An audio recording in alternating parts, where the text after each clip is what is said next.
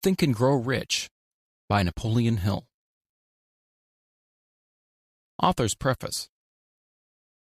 In every chapter of this book, mention has been made of the money-making secret, which has made fortunes for more than 500 exceedingly wealthy men whom I have carefully analyzed over a long period of years. The secret was brought to my attention by Andrew Carnegie more than a quarter of a century ago. The canny, lovable old Scotsman carelessly tossed it into my mind when I was but a boy. Then he sat back in his chair, with a merry twinkle in his eyes, and watched carefully to see if I had brains enough to understand the full significance of what he had said to me. When he saw that I had grasped the idea, he asked if I would be willing to spend 20 years or more preparing myself to take it to the world, to men and women who, without the secret, might go through life as failures. I said I would, and with Mr. Carnegie's cooperation, I've kept my promise. This book contains the secret, after having been put to the practical test by thousands of people in almost every walk of life. It was Mr. Carnegie's idea that the magic formula which gave him a stupendous fortune ought to be placed within reach of people who do not have time to investigate how men make money, and it was his hope that I might test and demonstrate the soundness of the formula through the experience of men and women in every calling. He believed the formula should be taught in all public schools and colleges, and expressed the opinion that if it were properly taught, it would so revolutionize the entire educational system that the time spent in school would be reduced to less than half. His experience with Charles M. Schwab and other young men of Mr. Schwab's type convinced Mr. Carnegie that much of which was taught in schools is of no value whatsoever in connection with the business of earning a living or accumulating riches. He had arrived at this decision because he had taken into his business one young man after another, many of them with but little schooling, and by coaching them in the use of this formula, developed in them rare leadership. Moreover, his coaching made fortunes for every one of them who followed his instructions. In the chapter on faith, you'll read the astounding story of the organization of the giant United States Steel Corporation, as it was conceived and carried out by one of the young men through whom Mr. Carnegie proved his formula will work for all who are ready for it. This single application of the secret by that young man, Charles M. Schwab, made him a huge fortune in both money and opportunity. Roughly speaking, this particular application of the formula was worth $600 million. These facts, and they are facts, well known to almost everyone who knew Mr. Carnegie, give you a fair idea of what the reading of this book may bring to you, provided you know what it is that you want. Even before it had undergone 20 years of practical testing, the secret was passed on to more than 100,000 men and women who have used it for their personal benefit, as Mr. Carnegie planned that they should. Some have made fortunes with it. Others have used it successfully in creating harmony in their homes. A clergyman used it so effectively that it brought him an income of upwards of $75,000 a year. Arthur Nash, a Cincinnati tailor, used his near-bankrupt business as a guinea pig on which to test the formula. The business came to life and made a fortune for its owners, and it's still thriving, though Mr. Nash is gone. The experiment was so unique that newspapers and magazines gave it more than $1 million worth of laudatory publicity. The secret was passed on to Stuart Austin Weir of Dallas, Texas. He was ready for it, so ready that he gave up his profession and studied law. Did he succeed? That story is told too. I gave the secret to Jennings Randolph the day he graduated from college, and he has used it so successfully that he is now serving his third term as a member of Congress with an excellent opportunity to keep on using it until it carries him to the White House. While serving as an advertising manager of the LaSalle Extension University, when it was little more than a name, I had the privilege of seeing J.G. Chaplin, president of the university, used the formula so effectively that he has since made the LaSalle one of the great extension schools of the country. The secret to which I refer has been mentioned no fewer than 100 times throughout this book. It has not been named directly, for it seems to work more successfully when it is merely uncovered and left in sight, where those who are ready and searching for it may pick it up. This is why Mr. Carnegie tossed it to me so quietly, without giving me its specific name. If you are ready to put it to use, you will recognize this secret at least once in every chapter. I wish I might feel privileged to tell you how you will know if you are ready, but that would deprive you of much of the benefit you will receive when you make the discovery in your own way. While this book was being written, my own son, who was then finishing the last year of his college work, picked up the manuscript of Chapter 2, read it, and discovered the secret himself. He used the information so effectively that he went directly into a responsible position at the beginning salary greater than the average man ever earns. His story has been briefly described in Chapter 2. When you read it, perhaps you'll dismiss any feeling you may have had at the beginning of the book that it promised too much. And, too, if you have ever been discouraged, if you have had difficulties to surmount which took the very soul out of you, if you have tried and failed, if you were ever handicapped by illness or physical affliction, this story of my son's discovery and the use of the Carnegie formula may prove to be the oasis in the desert of lost hope for which you have been searching. This secret has extensively been used by President Woodrow Wilson during the World War. It is passed on to every soldier who fought in the war, carefully wrapped in the training received before going to the front. President Wilson told me it was a strong factor in raising the funds needed for the war. More than 20 years ago, Honorable Manuel L. Quezon, then resident commissioner of the Philippine Islands, was inspired by the secret to gain freedom for his people. He has gained freedom for the Philippines and is the first president of the free state. A peculiar thing about the secret is that those who once acquire it and use it find themselves literally swept on to success with but little effort, and they never again submit to failure. If you doubt this, study the names of those who have used it, wherever they've been mentioned. Check their records for yourself and be convinced. There is no such thing as something for nothing. The secret to which I refer can be had without a price, although the price is far less than its value. It cannot be had at any price by those who are not intentionally searching for it. It cannot be given away. It cannot be purchased for money, for the reason that it comes in two parts. One part is already in possession of those who already are ready for it. The secret serves equally well all who are ready for it. Education has nothing to do with it. Long before I was born, the secret had found its way into the possession of Thomas Edison, and he used it so intelligently that he became the world's leading inventor, although he had but 3 months of schooling. The secret was passed on to a business associate of Mr. Edison. He used it so effectively that, although he was then making only $12,000 a year, he accumulated a great fortune, and retired from active business while still a young man. You'll find his story at the beginning of the first chapter. It should convince you that riches are not beyond your reach, that you can still be what you wish to be, that money, fame, recognition, and happiness can be had by all who are ready and determined to have these blessings. How do I know these things? You should have the answer before you finish this book. You may find it in the very first chapter or on the last page. While I was performing the 20-year task of research which I had undertaken at Mr. Carnegie's request, I analyzed hundreds of well-known men, many of whom admitted that they have accumulated their vast fortunes through the aid of the Carnegie secret.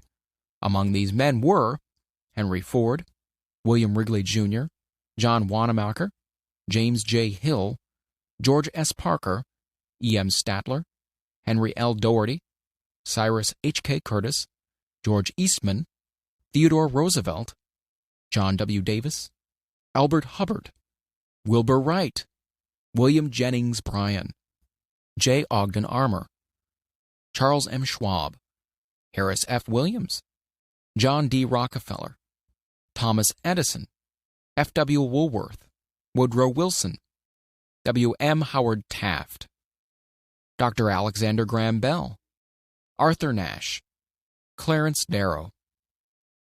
These names represent but a small fraction of the hundreds of well-known Americans whose achievements, financially and otherwise, prove that those who understand and apply the Carnegie secret reach high stations in life. I have never known anyone who was inspired to use the secret who did not achieve noteworthy success in his chosen calling. I have never known any person to distinguish himself or to accumulate riches of any consequence without possession of the secret. From these two facts, I draw the conclusion that the secret is more important as a part of the knowledge essential for self-determination than any which one receives through what is popularly known as education. What is education anyway? This has been answered in full detail. As far as schooling is concerned, many of these men had very little. John Wanamaker once told me that with what little schooling he had, he acquired very much the same manner as a modern locomotive takes on water, by scooping it up as it runs. Henry Ford never reached high school, let alone college.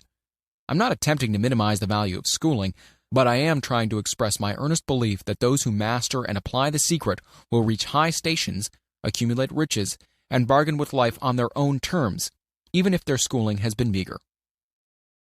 Somewhere, as you read, the secret to which I refer will jump from the page and stand boldly before you, if you're ready for it. When it appears, you'll recognize it.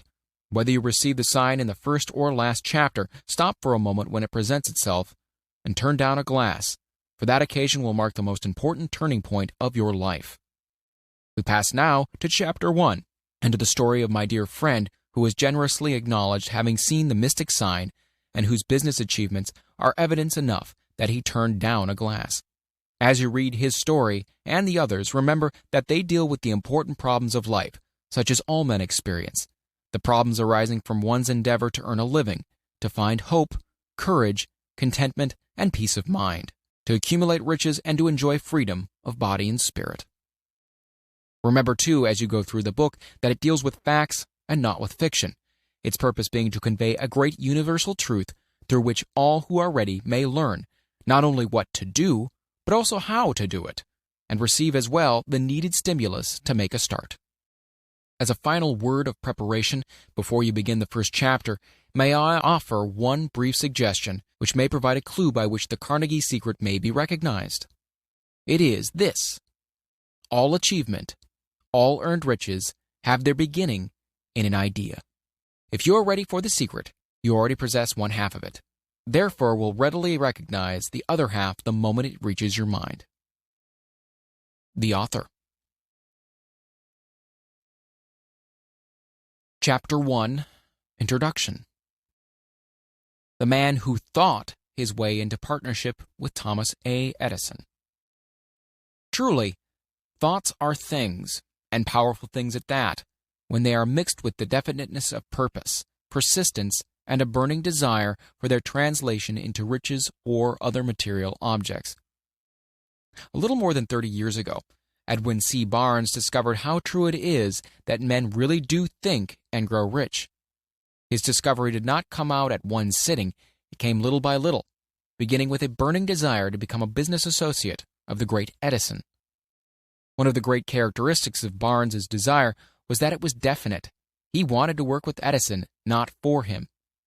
Observe carefully the description how he went about translating this desire into reality, and you'll have a better understanding of the 13 principles which lead to riches.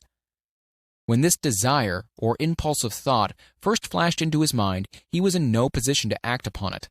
Two difficulties stood in his way. He didn't know Mr. Edison, and he did not have enough money to pay his railroad fare to Orange, New Jersey. These difficulties were sufficient to have discouraged the majority of men from making any attempt to carry out the desire.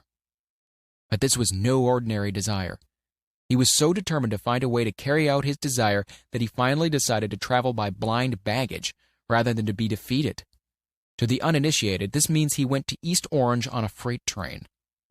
He presented himself at Mr. Edison's laboratory and announced he had come to go into business with the inventor.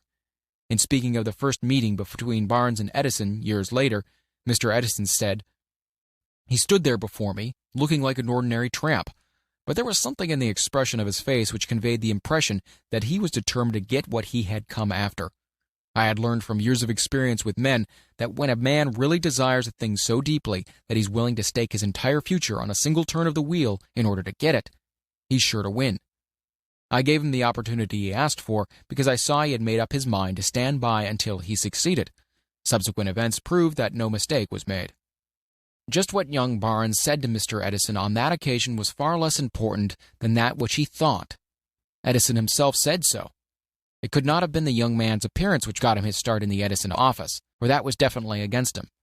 It was what he thought that counted. If the significance of this statement could be conveyed to every person who reads it, there would be no need for the remainder of this book. Barnes did not get his partnership with Edison on his first interview. He did get a chance to work in the Edison offices at a very nominal wage, doing work that was unimportant to Edison, but most important to Barnes, because it gave him an opportunity to display his merchandise, where his intended partner could see it.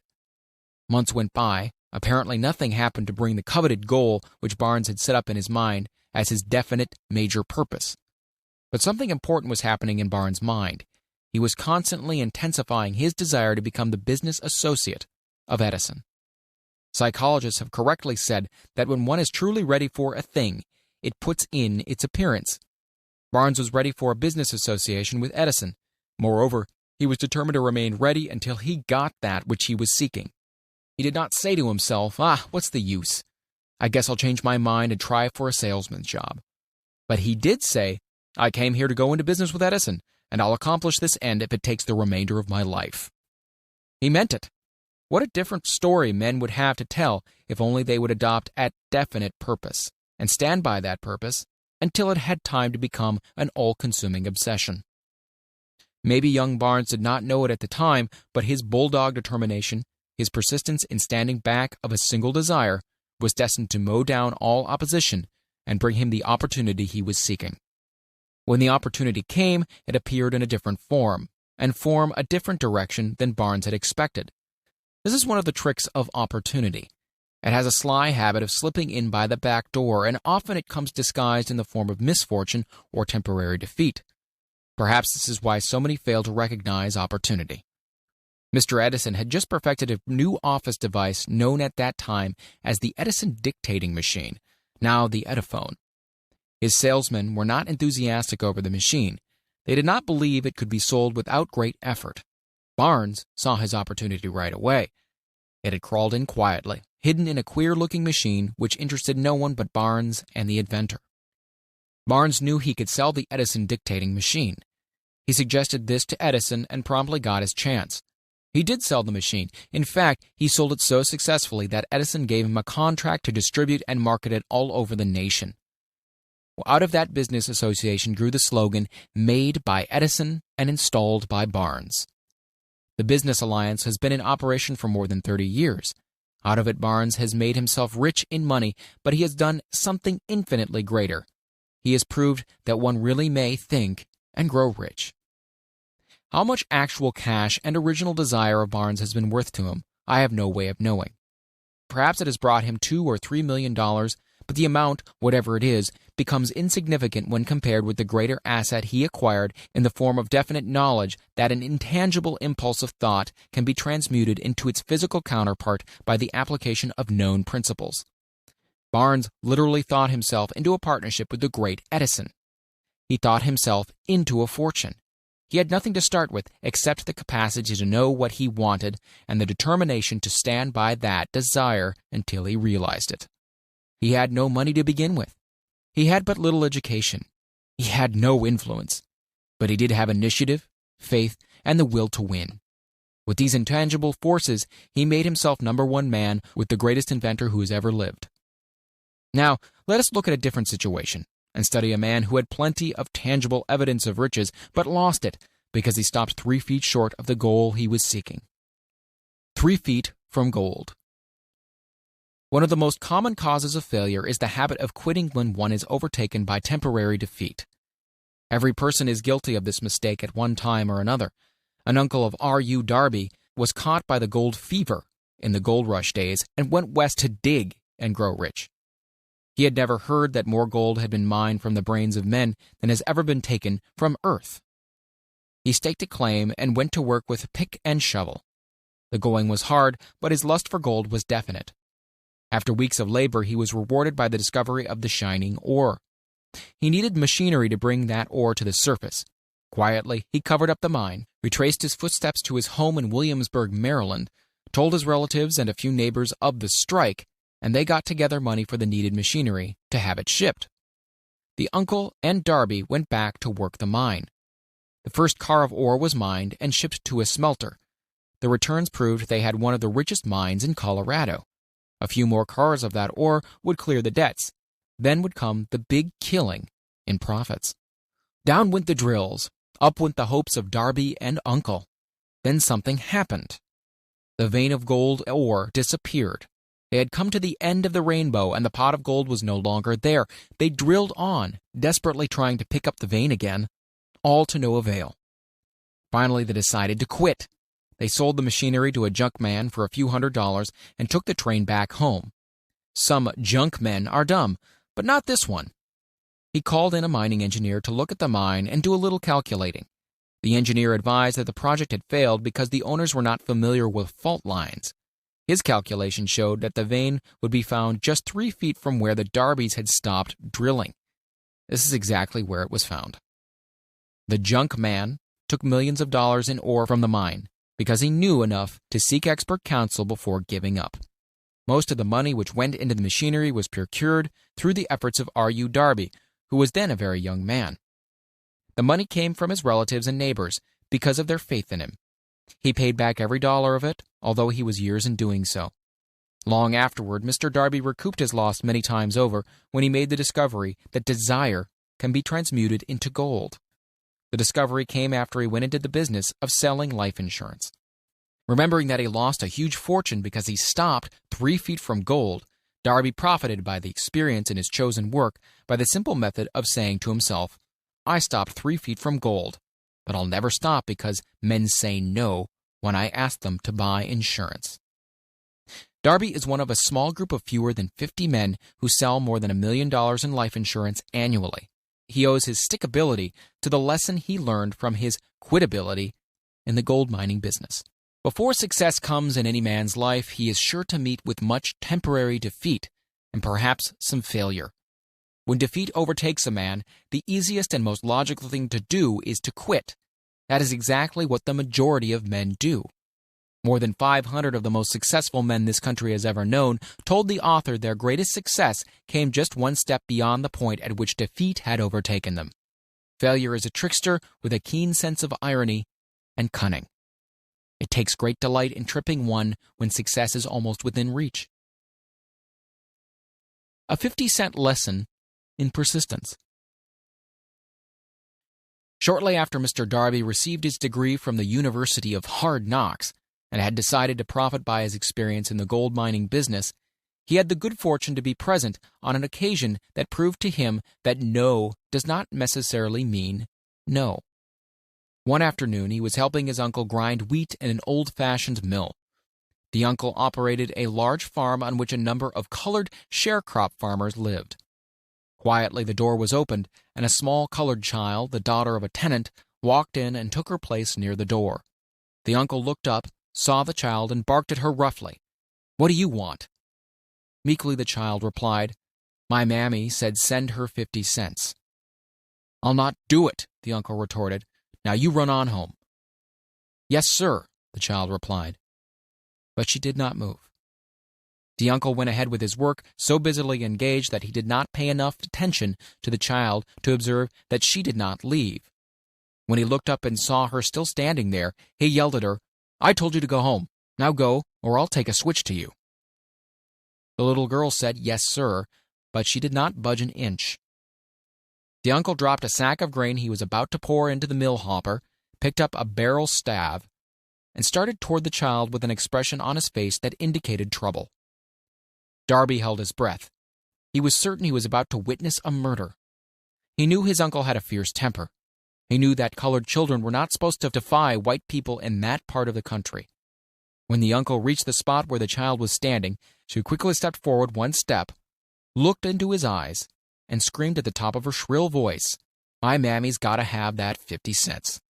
The uncle stopped, looked at her for a minute, then slowly laid the barrel staff down on the floor, put his hand in his pocket, took out $50 and gave it to her. The child took the money and slowly backed towards the door, never taking her eyes off the man whom she had just conquered.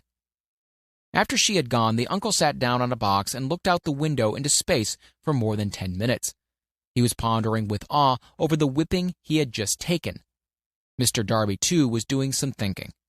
That was the first time in his experience that he had seen a colored child deliberately master an adult white person. How did she do it? What happened to his uncle that caused him to lose his fierceness and become as docile as a lamb? What strange power did this child use that made her master over her superior? These and other similar questions flashed into Darby's mind, but he did not find the answer until years later when he told me the story. Strangely, the story of this unusual experience was told to the author in the old mill on the very spot where the uncle took his whipping.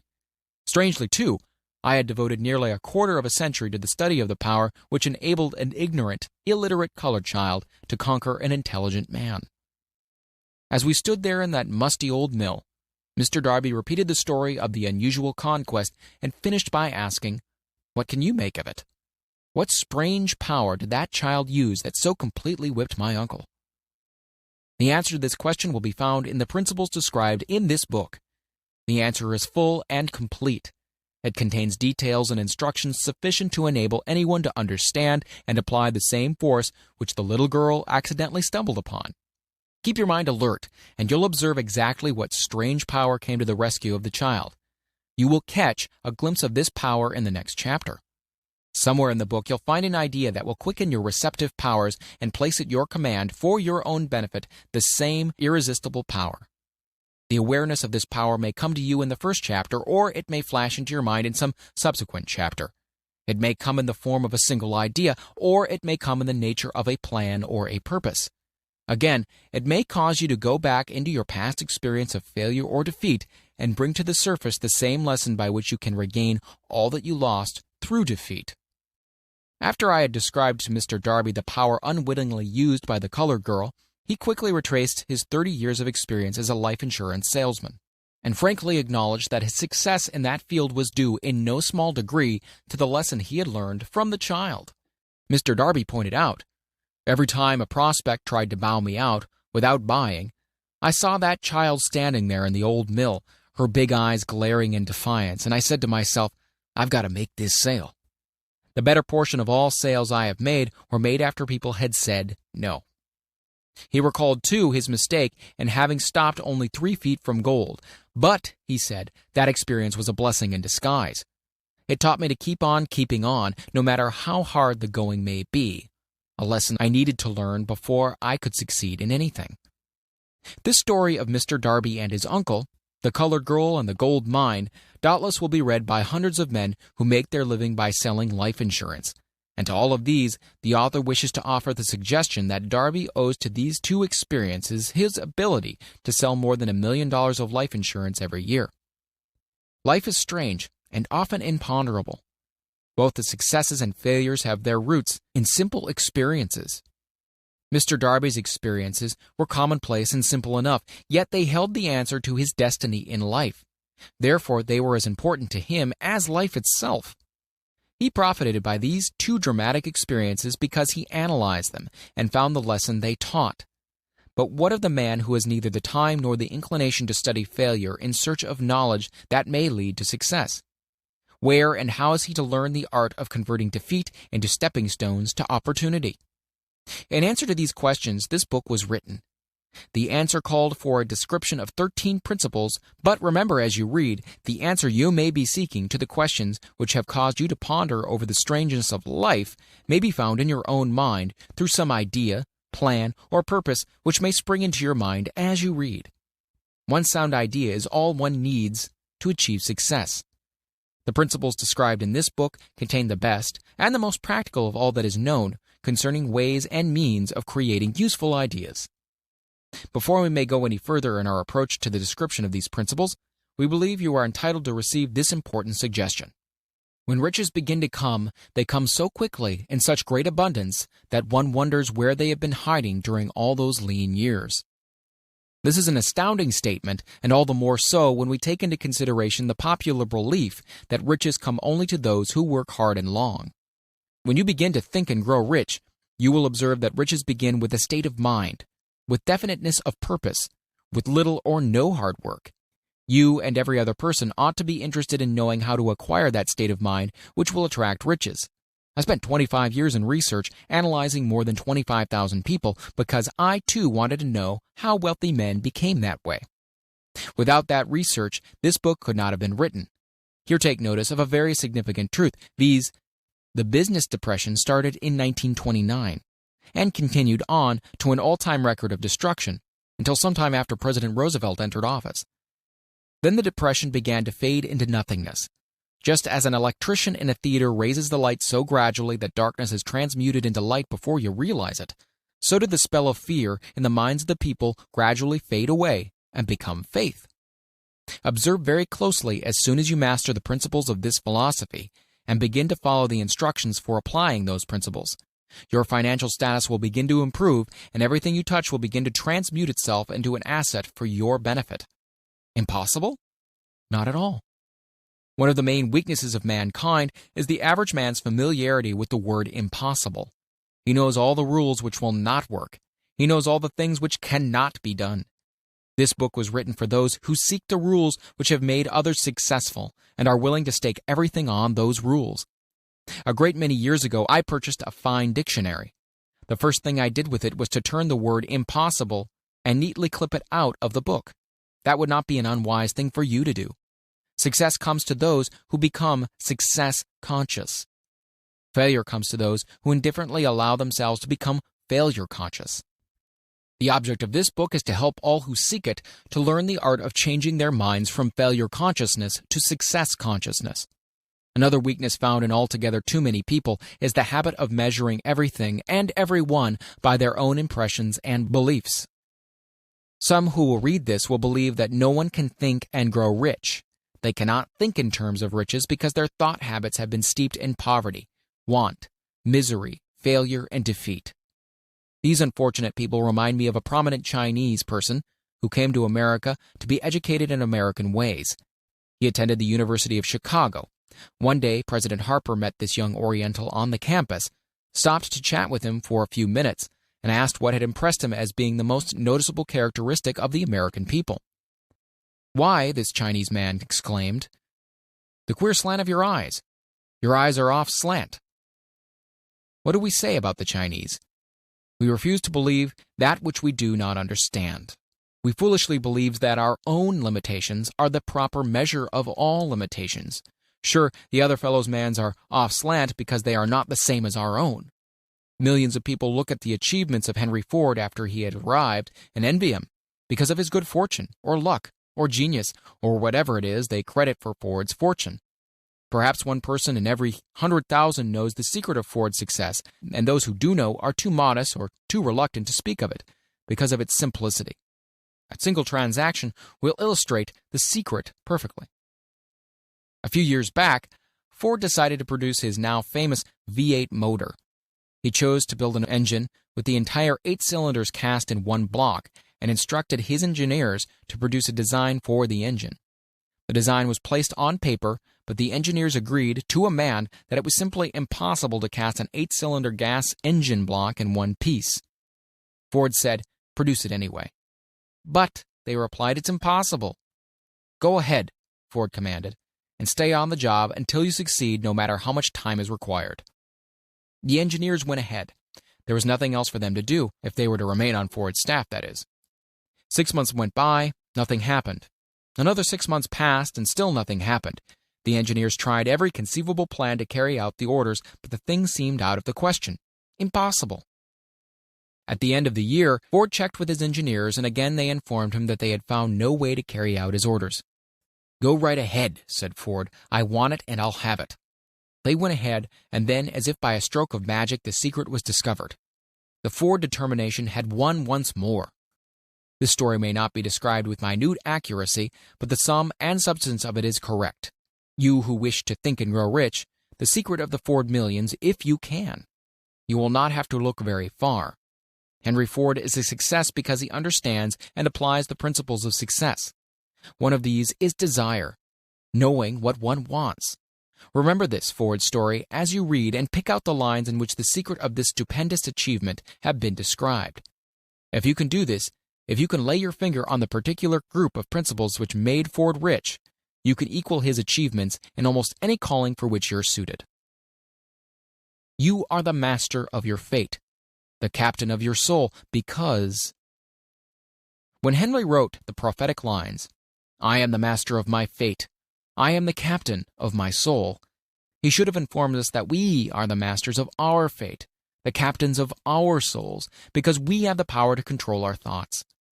He should have told us that the ether in which these little earths float, in which we move and have our being, is a form of energy moving at an inconceivably high rate of vibration, and that the ether is filled with a form of universal power which adapts itself to the nature of the thoughts we hold in our minds, and influences us in natural ways to transmute our thoughts into their physical equivalent. If the poet had told us of this great truth, we would know why it is that we are the masters of our fate, the captains of our souls. He should have told us, with great emphasis, that this power makes no attempt to discriminate between destructive thoughts and constructive thoughts, that it will urge us to translate into physical reality thoughts of poverty just as quickly as it will influence us to act upon thoughts of riches. He should have told us, too, that our brains become magnetized with the dominating thoughts which we hold in our minds, and by means with which no man is familiar, these magnets attract to us the forces, the people, the circumstances of life which harmonize with the nature of our dominating thoughts. He should have told us that before we can accumulate riches in great abundance, we must magnetize our minds with intense desire for riches, that we must become money conscious until the desire for money drives us to create definite plans for acquiring it. But, being a poet and not a philosopher, Henley contented himself by stating a great truth in poetic form, leaving those who followed him to interpret the philosophical meaning of his lines. Little by little, the truth has unfolded itself until it now appears certain that the principles described in this book hold the secret of mastery over our economic fate. We are now ready to examine the first of these principles. Maintain a spirit of open-mindedness, and remember as you read, they are the invention of no one man. The principles were gathered from the life experiences of more than 500 men who were actually accumulating riches in huge amounts, men who began in poverty and with but little education or influence. The principles worked for these men. You can put them to work for your own enduring benefit. You'll find it easy, not hard to do. Before you read the next chapter, I want you to know that it conveys factual information which might easily change your entire financial destiny, as it has so definitely brought changes of stupendous proportions to two people described. I want you to know also that the relationship between these men and myself is such that I could have taken no liberties with the facts, even if I had wished to do so. One of them has been my closest personal friend for almost 25 years, and the other is my own son. The unusual success of these two men, success which they generously accredit to the principle described in the next chapter, more than justifies this personal reference as a mean of emphasizing the far-flung power of this principle. Almost 15 years ago, I delivered the commencement address at Salem College in Salem, West Virginia. I emphasized the principle described in the next chapter with so much intensity that one of the members of the graduating class definitely appropriated it and made it a part of his own philosophy. The young man is now a member of Congress and an important factor in the present administration. Just before this book went to the publisher, he wrote me a letter in which he so clearly stated his opinion of the principle outlined in the next chapter that I have chosen to publish this letter as an introduction to that chapter. It gives you an idea of the rewards to come. My dear Napoleon, my service as a member of Congress having given me an insight into the problems of men and women, I am writing to offer a suggestion which may become helpful to thousands of worthy people. With apologies, I must state that the suggestion, if acted upon, will mean several years of labor and responsibility for you, but I am enheartened to make this suggestion because I know your great love for rendering useful service. In 1922, you delivered the commencement address at Salem College when I was a member of the graduating class.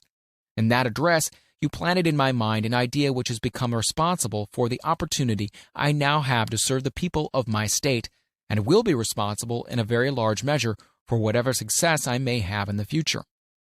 The suggestion I have in mind is that you put into a book the sum and substance of the address you delivered at Salem College, and in that way give the people of America an opportunity to profit by your many years of experience and association with the men who, by their greatness, have made America the richest nation on earth. I recall, as though it were yesterday, the marvelous description you gave of the method by which Henry Ford, with but little schooling, without a dollar, with no influential friends, rose to great heights. I made up my mind then, even before you had finished your speech, that I would make a place for myself no matter how many difficulties I had to surmount. Thousands of young people will finish their schooling this year, and within the next few years. Every one of them will be seeking just such a message of practical encouragement as the one I received from you. They will want to know where to turn, what to do to get started in life. You can tell them because you have helped to solve the problems of so many, many people. If there is any possible way that you can afford to render so great a service, may I offer the suggestion that you include with every book one of your personal analysis charts, in order that the purchaser of the book may have the benefit of a complete self-inventory, indicating, as you indicated to me years ago, exactly what is standing in the way of success. Such a service as this, providing the reader of your book with a complete, unbiased picture of their faults and their virtues, would mean to them the difference between success and failure. The service would be priceless. Millions of people are now facing the problems of staging a comeback because of the Depression. And I speak from personal experience when I say I know these earnest people would welcome the opportunity to tell you their problems and to receive your suggestions for the solution. You know the problems of those who face the necessity of beginning all over again. There are thousands of people in America today who would like to know how they can convert ideas into money. People who must start at scratch, without finances, and recoup their losses. If anyone can help them, you can. If you publish this book, I would like to own the first copy that comes from the press, personally autographed by you. With best wishes, believe me, cordially yours, Jennings Randolph. Chapter 2. Desire, the starting point of all achievement. The first step toward riches. When Edwin C. Barnes climbed down in Orange, New Jersey, more than 30 years ago, he may have resembled a tramp, but his thoughts were those of a king. As he made his way from the railroad tracks to Thomas A. Edison's office, his mind was at work. He saw himself standing in Edison's presence. He heard himself asking Mr. Edison for an opportunity to carry out that one consuming obsession of his life, a burning desire to become the business associate of the great inventor. Barnes' desire was not a hope. It was not a wish. It was a keen, pulsating desire which transcended everything else. It was definite. The desire was not new when he approached Edison. It had been Barnes' dominating desire for a long time. In the beginning, when the desire first appeared in his mind, it may have been, or probably was, only a wish, but it was no mere wish when he appeared before Edison with it. A few years later, Edwin C. Barnes again stood before Edison in the same office where he first met the inventor.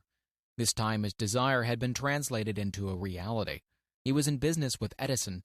The dominating dream of his life had become a reality. Today, people who know Barnes envy him because of the break life yielded him.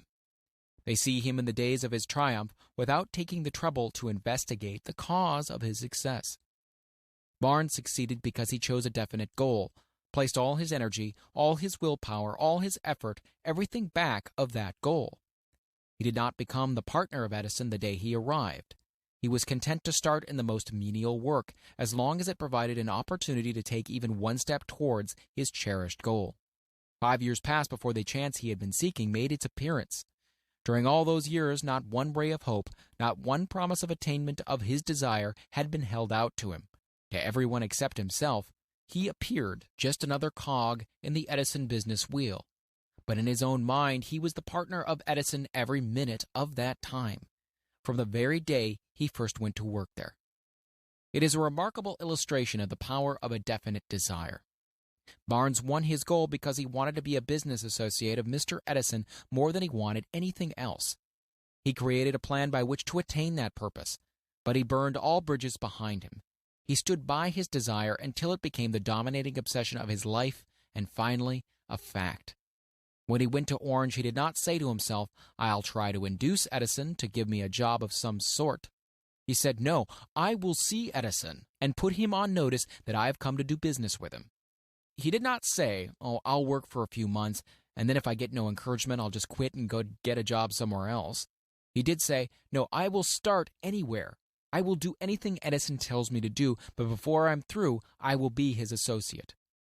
He did not say, "I will keep my eyes open for another opportunity in case I fail to get what I want in the Edison organization." No, he said, "There is but one thing in this world that I am determined to have, and that is a business association with Thomas Edison. I will burn all bridges behind me and stake my entire future on my ability to get what I want." He left himself no possible way of retreat. He had to win or perish. This is all there is to the Barnes story of success. A long while ago, a great warrior faced a situation which made it necessary for him to make a decision which ensured his success on the battlefield. He was about to send his armies against a powerful foe whose men outnumbered his own. He loaded his soldiers into boats, sailed to the enemy's country, unloaded soldiers and equipment, then gave the order to burn the ships that had carried them. Addressing his men before the first battle, he said, "You see the boats going up in smoke. That means that we cannot leave these shores alive unless we win. We now have no choice. We win or we perish." They won. Every person who wins in an undertaking must be willing to burn his ships and cut all sources of retreat. Only by doing so can one be sure of maintaining that state of mind known as a burning desire to win, which is essential to success. The morning after the Great Chicago Fire, a group of merchants stood on State Street, looking at the smoking remains of what had been their stores. They went into a conference to decide what if they could rebuild, or leave Chicago and start over in a more promising section of the country. They reached a decision, all except one, to leave Chicago. The merchant who decided to stay and rebuild pointed a finger at the remains of his store and said, "Gentlemen, on that very spot, I'm going to build the world's greatest store, no matter how many times it may burn down." This was more than 50 years ago. The store was built. It stands there today, a towering monument to the power of that state of mind known as a burning desire. The easy thing for Marshall Field to have done would have been exactly what his fellow merchants did. When the going was hard and the future looked dismal, they pulled up and went where the going seemed easier. Mark well this difference between Marshall Field and the other merchants, because it is the same difference which distinguishes Edwin C. Barnes from thousands of other young men who have worked in the Edison organization. It is the same difference which distinguishes practically all who succeed from those who fail. Every human being who reaches the age of understanding of the purpose of money wishes for it.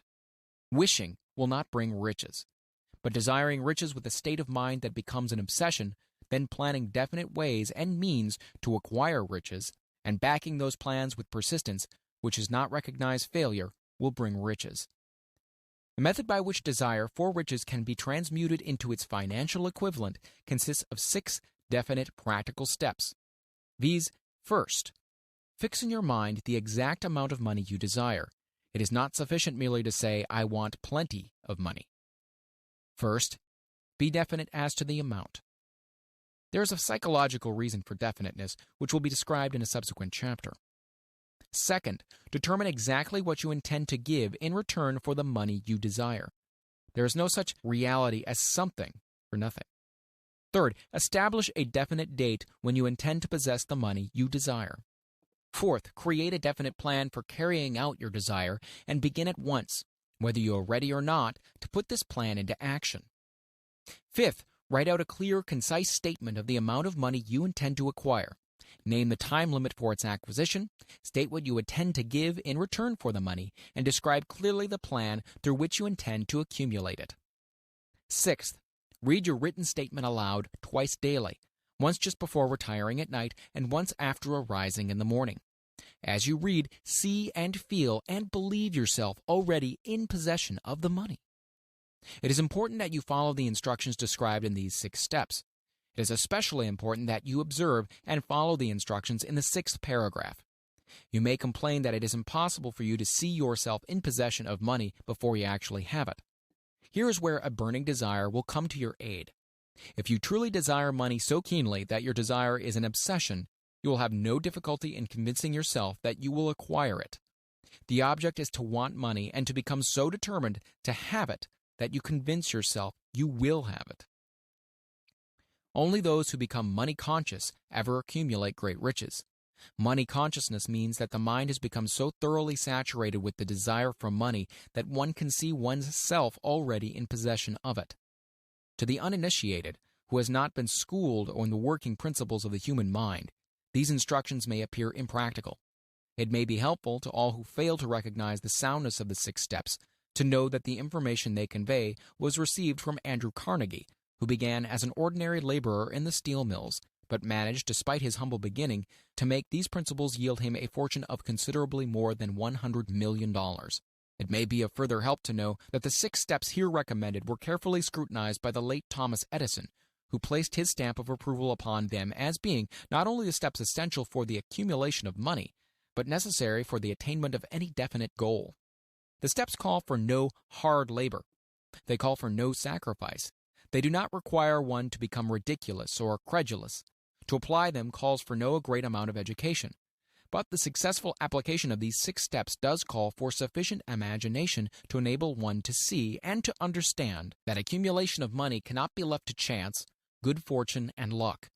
One must realize that all who have accumulated great fortunes first did a certain amount of dreaming, hoping, wishing, desiring, and planning before they acquired money. You may as well know right here that you can never have riches in great quantities unless you can work yourself into a white heat of desire for money and actually believe you will possess it. You may as well know also that every great leader, from the dawn of civilization down to the present, was a dreamer. Christianity is the greatest potential power in the world today because its founder was an intense dreamer who had the vision and the imagination to see realities in their mental and spiritual form before they had been transmuted into physical form. If you do not see great riches in your imagination, you will never see them in your bank balance. Never in the history of America has there been so great an opportunity for practical dreamers as now exists. The 6-year economic collapse has reduced all men, substantially, to the same level. A new race is about to be run. The stakes represent huge fortunes which will be accumulated within the next 10 years. The rules of the race have changed because we now live in a changed world, and that definitely favors the masses, those who had but little or no opportunity to win under the conditions existing during the Depression, when fear paralyzed growth and development. We who are in this race for riches should be encouraged to know that this changed world in which we live is demanding new ideas, new ways of doing things, new leaders, new inventions, new methods of teaching, new methods of marketing, new books, new literature, new features for the radio, new ideas for moving pictures. Back of all this demand for new and better things, there is one quality which one must possess to win, and that is definiteness of purpose. The knowledge of what one wants, and a burning desire to possess it. The business depression marked the death of one age and the birth of another. This changed world requires practical dreamers who can and will put their dreams into action. The practical dreamers have always been and always will be the pattern makers of civilization. We who desire to accumulate riches should remember the real leaders of the world always have been men who harnessed and put into practical use the intangible, unseen forces of unborn opportunity, and have converted those forces, or impulses of thought, into skyscrapers, cities, factories, airplanes, automobiles, and every form of convenience that makes life more pleasant. Tolerance and an open mind are practical necessities of the dreamer of today. Those who are afraid of new ideas are doomed before they start. Never has there been a time more favorable to pioneers than the present. True, there is no wild and woolly West to be conquered, as in the days of covered wagon, but there is a vast business, financial, and industrial world to be remolded and redirected along new and better lines. In planning to acquire your share of the riches, let no one influence you to scorn the dreamer. To win the big stakes in this changed world, you must catch the spirit of the great pioneers of the past, whose dreams have given to civilization all that it has of value, the spirit which serves as the lifeblood of your own country, your opportunities, and mine, to develop and market our talents. Let us not forget, Columbus dreamed of an unknown world, staked his life on the existence of such a world, and discovered it. Copernicus, the great astronomer, dreamed of a multiplicity of worlds and revealed them. No one denounced him as impractical after he had triumphed. Instead, the world worshipped at his shrine, thus proving once more that success requires no apologies. Failure permits no alibis. If the thing you wish to do is right, go ahead and do it. Put your dream across and never mind what they say if you meet with temporary defeat, or they perhaps do not know that every failure brings with it the seeds of an equivalent success. Henry Ford, poor and uneducated, dreamed of a horseless carriage, went to work with what tools he possessed without waiting for opportunity to favor him, and now evidence of his dream belts the entire earth. He has put more wheels into operation than any man who ever lived because he was not afraid to back his dreams. Thomas Edison dreamed of a lamp that could be operated by electricity, began where he stood to put his dream into action. Despite more than 10,000 failures, he stood by that dream until he made it a physical reality. Practical dreamers do not quit. Whelan dreamed of a chain of cigar stores, transformed his dream into action, and now the United Cigar Stores occupy the best corners in America. Lincoln dreamed of freedom for the black slaves, put his dream into action, and barely missed living to see a united North and South translate his dream into reality. The Wright brothers dreamed of a machine that would fly through the air. Now one may see evidence all over the world that they dreamed soundly. Marconi dreamed of a system for harnessing the intangible forces of the ether. Evidence that he did not dream in vain may be found in every wireless and radio in the world. Moreover, Marconi's dream brought the humblest cabin and the most stately manor house side by side. It made the people of every nation on earth backdoor neighbors. It gave the President of the United States a medium by which he may talk to all the people of America at one time and on short notice. It may interest you to know that Marconi's friends had him taken into custody and examined in a psychopathic hospital when he announced he had discovered a principle through which he could send messages through the air without the aid of wires or other direct physical means of communication. The dreamers of today fare better. The world has become accustomed to new discoveries. Nay, it has shown a willingness to reward the dreamer who gives the world a new idea. Quote, the greatest achievement was at first, and for a time, but a dream. The oak sleeps in the acorn. The bird waits in the egg. And in the highest vision of the soul, a waking angel stirs. Dreams are the seedlings of reality. Awake, arise, and assert yourself, you dreamers of the world. Your star is now in the ascendancy. The world of the Depression brought the opportunity you have been waiting for. It taught people humility, tolerance, and open-mindedness. The world is filled with an abundance of opportunity which the dreamers of the past never knew. A burning desire to be and to do is the starting point from which the dreamer must take off.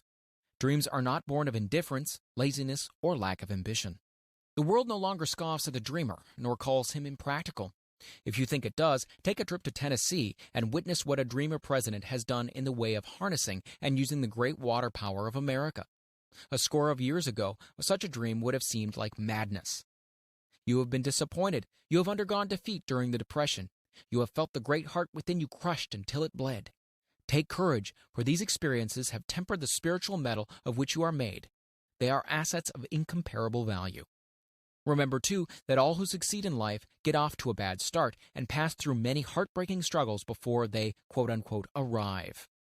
The turning point in the lives of those who succeed usually comes at a moment of some crisis, through which they are introduced to their other selves. John Bunyan wrote The Pilgrim's Progress, which is among the finest of all English literature, after he had been confined in prison and sorely punished because of his views on the subject of religion. O. Henry discovered the genius which slept within his brain after he had met with great misfortune and was confined in a prison cell in Columbus, Ohio.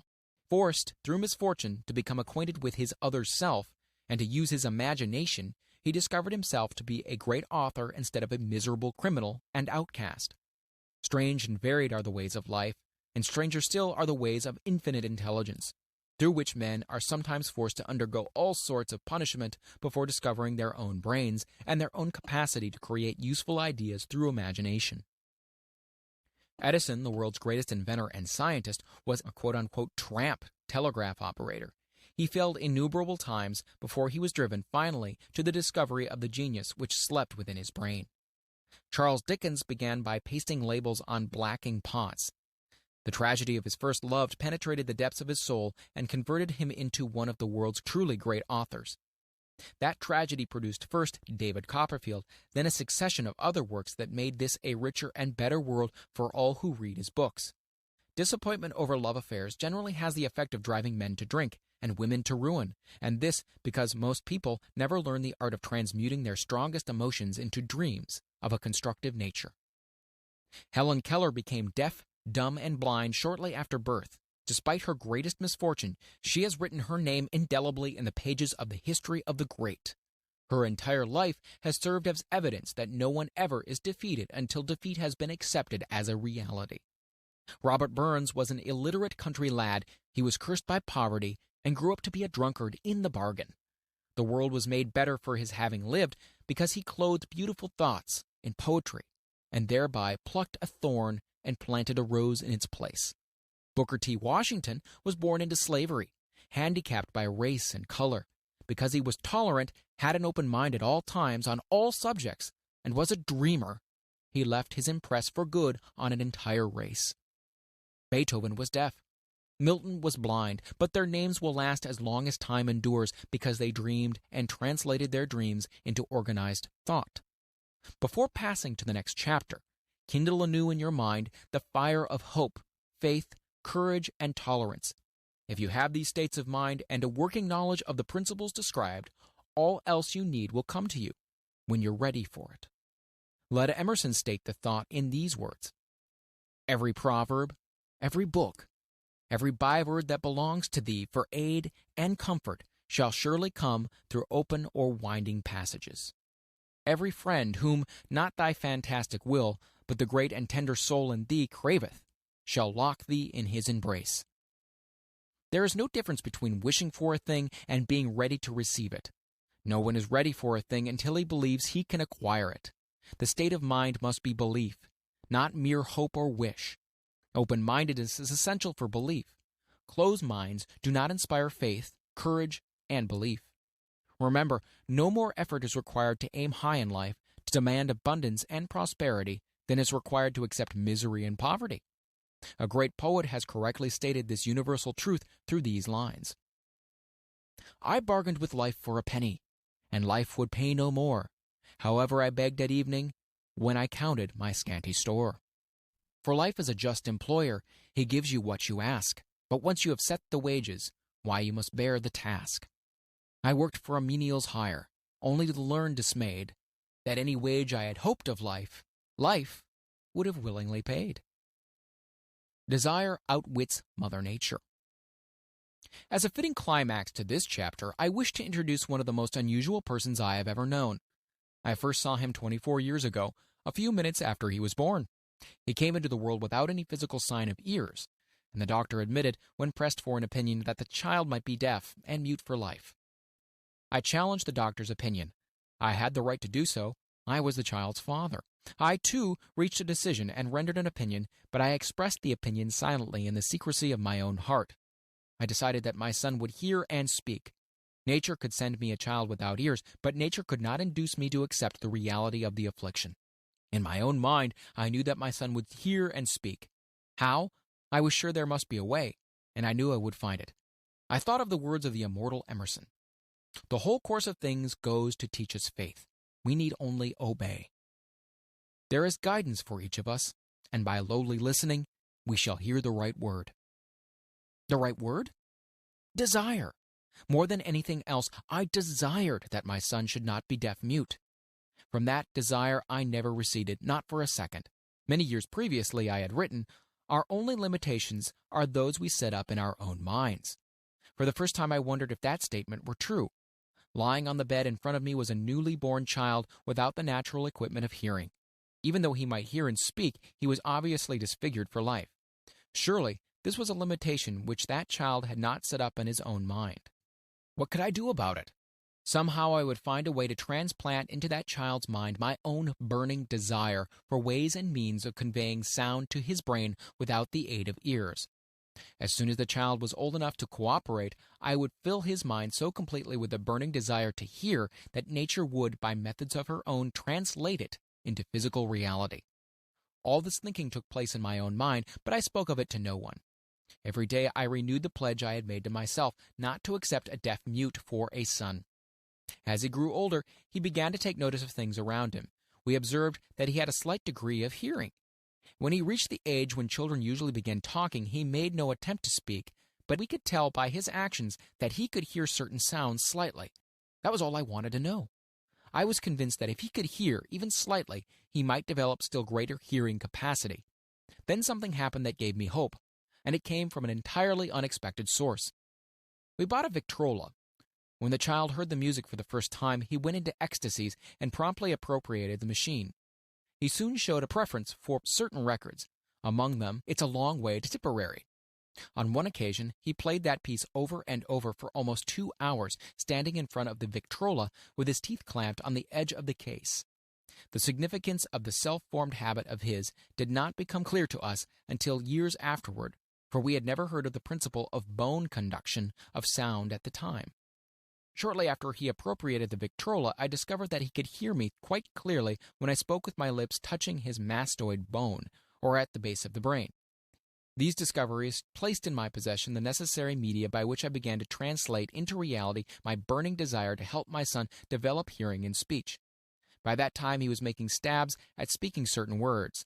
The outlook was far from encouraging, but desire, backed by faith, knows no such word as impossible. Having determined that he could hear the sound of my voice plainly, I began immediately to transfer to his mind the desire to speak and hear. I soon discovered that the child enjoyed bedtime stories, so I went to work creating stories designed to develop in him self-reliance, imagination, and a keen desire to hear and to be normal. There was one story in particular which I emphasized by giving it some new and dramatic coloring each time it was told. It was designed to plant in his mind the thought that his affliction was not a liability but an asset of great value. Despite the fact that all the philosophy I had examined clearly indicated that every adversity brings with it the seed of an equivalent advantage, I must confess that I had not the slightest idea how this affliction could ever become an asset. However, I continued my practice of wrapping that philosophy in bedtime stories, hoping the time would come when he would find some plan by which his handicap could be made to serve some useful purpose. Reason told me plainly that there was no adequate compensation for the lack of ears and natural hearing equipment. Desire, backed by faith, pushed reason aside and inspired me to carry on. As I analyze the experience in retrospect, I can see now that my son's faith in me had much to do with the astounding results. He did not question anything I told him. I sold him the idea that he had a distinct advantage over his older brother and that his advantage would reflect itself in many ways. For example, the teachers in school would observe that he had no ears, and because of this, they would show him special attention and treat him with extraordinary kindness. They always did. His mother saw to that by visiting the teachers and arranging with them to give the child the extra attention necessary. I sold him the idea, too, that when he became old enough to sell newspapers — his older brother had already become a newspaper merchant — he would have a big advantage over his brother for the reason that people would pay him extra money for his wares because they could see that he was a bright, industrious boy, despite the fact that he had no ears. We could notice that, gradually, the child's hearing was improving. Moreover, he had not the slightest tendency to become self-conscious because of his affliction. When he was about 7, he showed the first evidence that our method of servicing his mind was bearing fruit. For several months he begged for the privilege of selling newspapers, but his mother would not give her consent. She was afraid that his deafness might make it unsafe for him to go on the street alone. Finally, he took matters into his own hands. One afternoon, when he was left at home with the servants, he climbed through the kitchen window, shinnied down to the ground, and set out on his own. He borrowed 6 cents in capital from the neighborhood shoemaker, invested it in papers, sold out, reinvested, and kept repeating until late in the evening.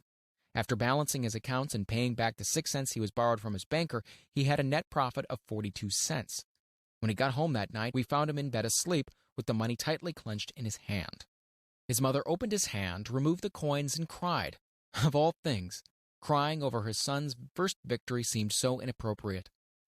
My reaction was the reverse. I laughed heartily, for I knew that my endeavor to plant in the child's mind an attitude of faith in himself had been successful.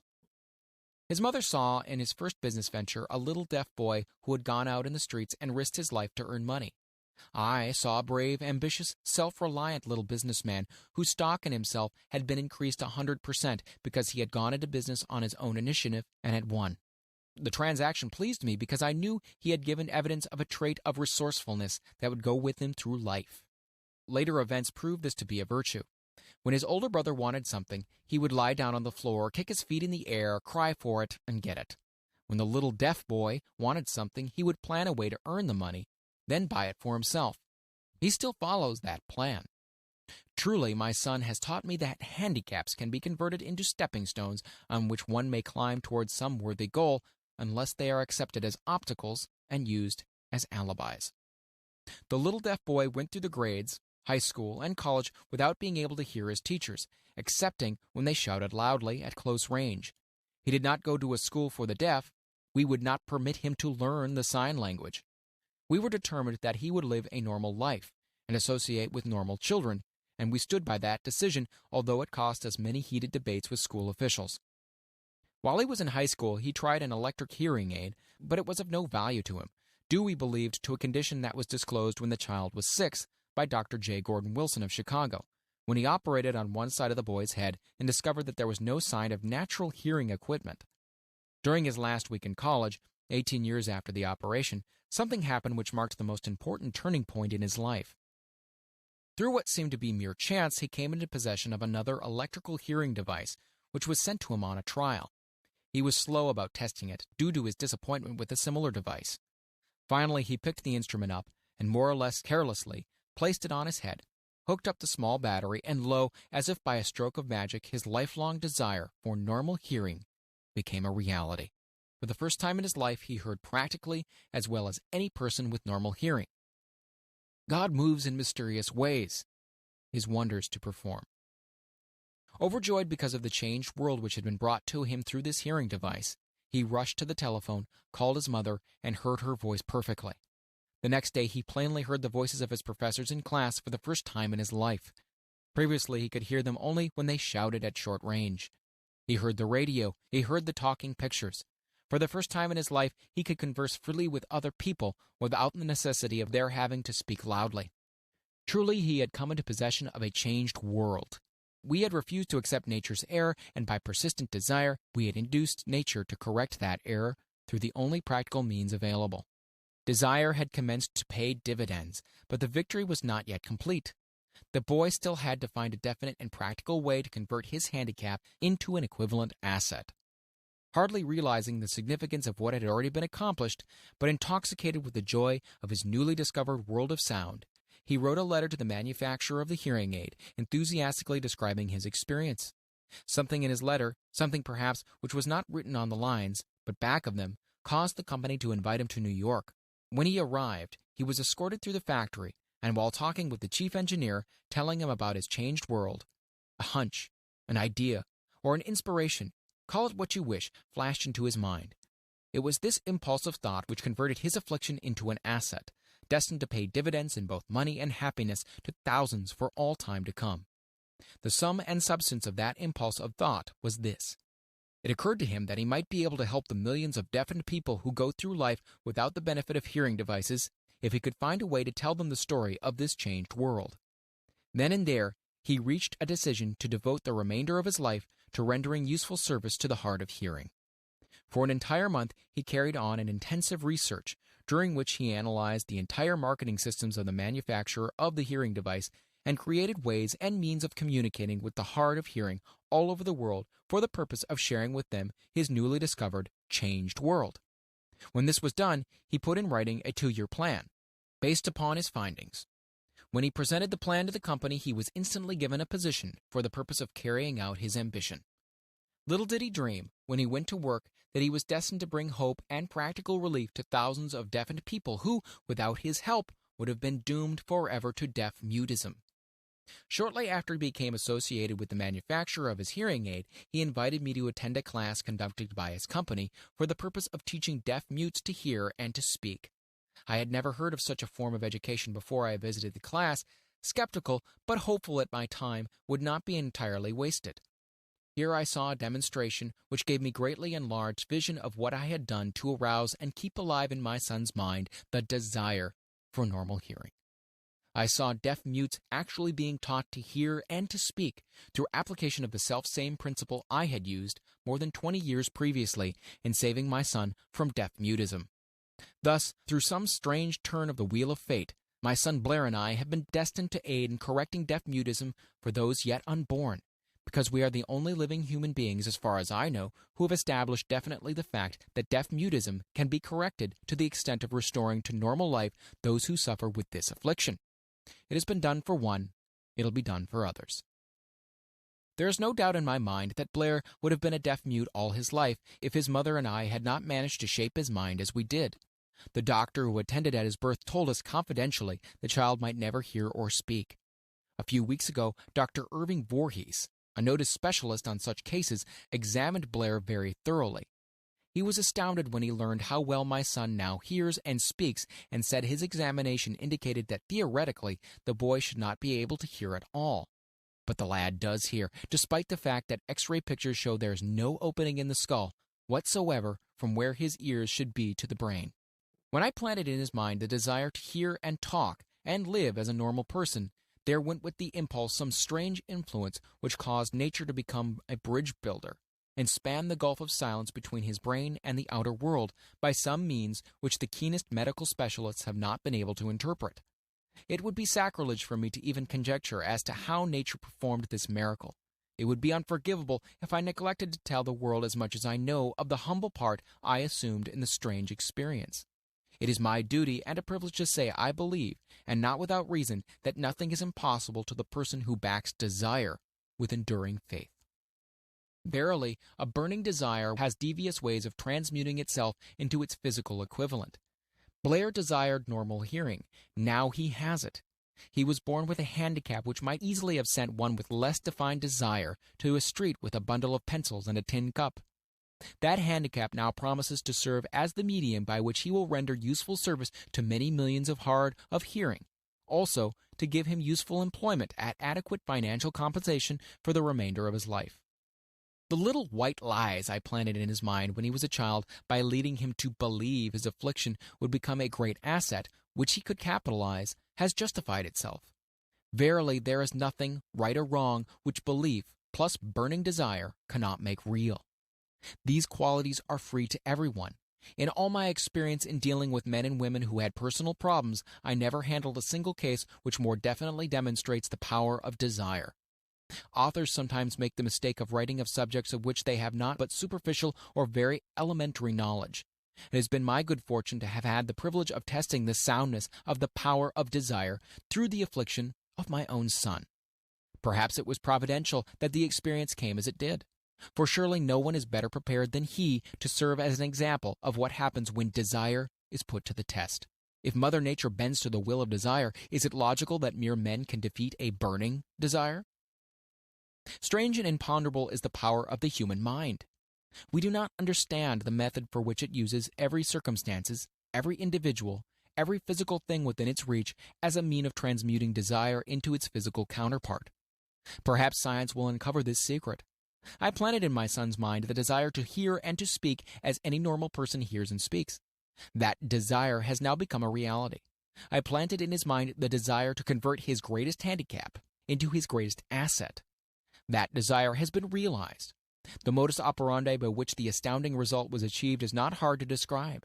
It consisted of three very definite facts. First, I mixed faith with the desire for normal hearing, which I passed on to my son. Second, I communicated my desire to him in every conceivable way available, through persistent, continuous effort over a period of years. Third, he believed me. As this chapter was being completed, news came of the death of Madame Schumann-Heink. One short paragraph of the news dispatch gives the clue to this unusual woman's stupendous success as a singer. I quote the paragraph because the clue it contains is none other than desire. Early in her career, Madame Schumann-Heink visited the director of the Vienna Court Opera to have him test her voice. But he did not test it. After taking one look at the awkward and poorly dressed girl, he exclaimed none too gently, "With such a face, and with no personality at all, how can you ever expect to succeed in opera? My good child, give up the idea. Buy a sewing machine and go to work. You can never be a singer." Never is a long time. The director of the Vienna Court Opera knew much about the technique of singing. He knew little about the power of desire when it assumes the proportion of an obsession. If he had known more of that power, he would have not made the mistake of condemning genius without giving it an opportunity. Several years ago, one of my business associates became ill. He became worse as time went on, and finally was taken to the hospital for an operation. Just before he was wheeled into the operating room, I took a look at him and wondered how anyone as thin and emaciated as he could possibly go through a major operation successfully. The doctor warned me that there was little of any chance of me ever seeing him alive again. But that was the doctor's opinion. It was not the opinion of the patient.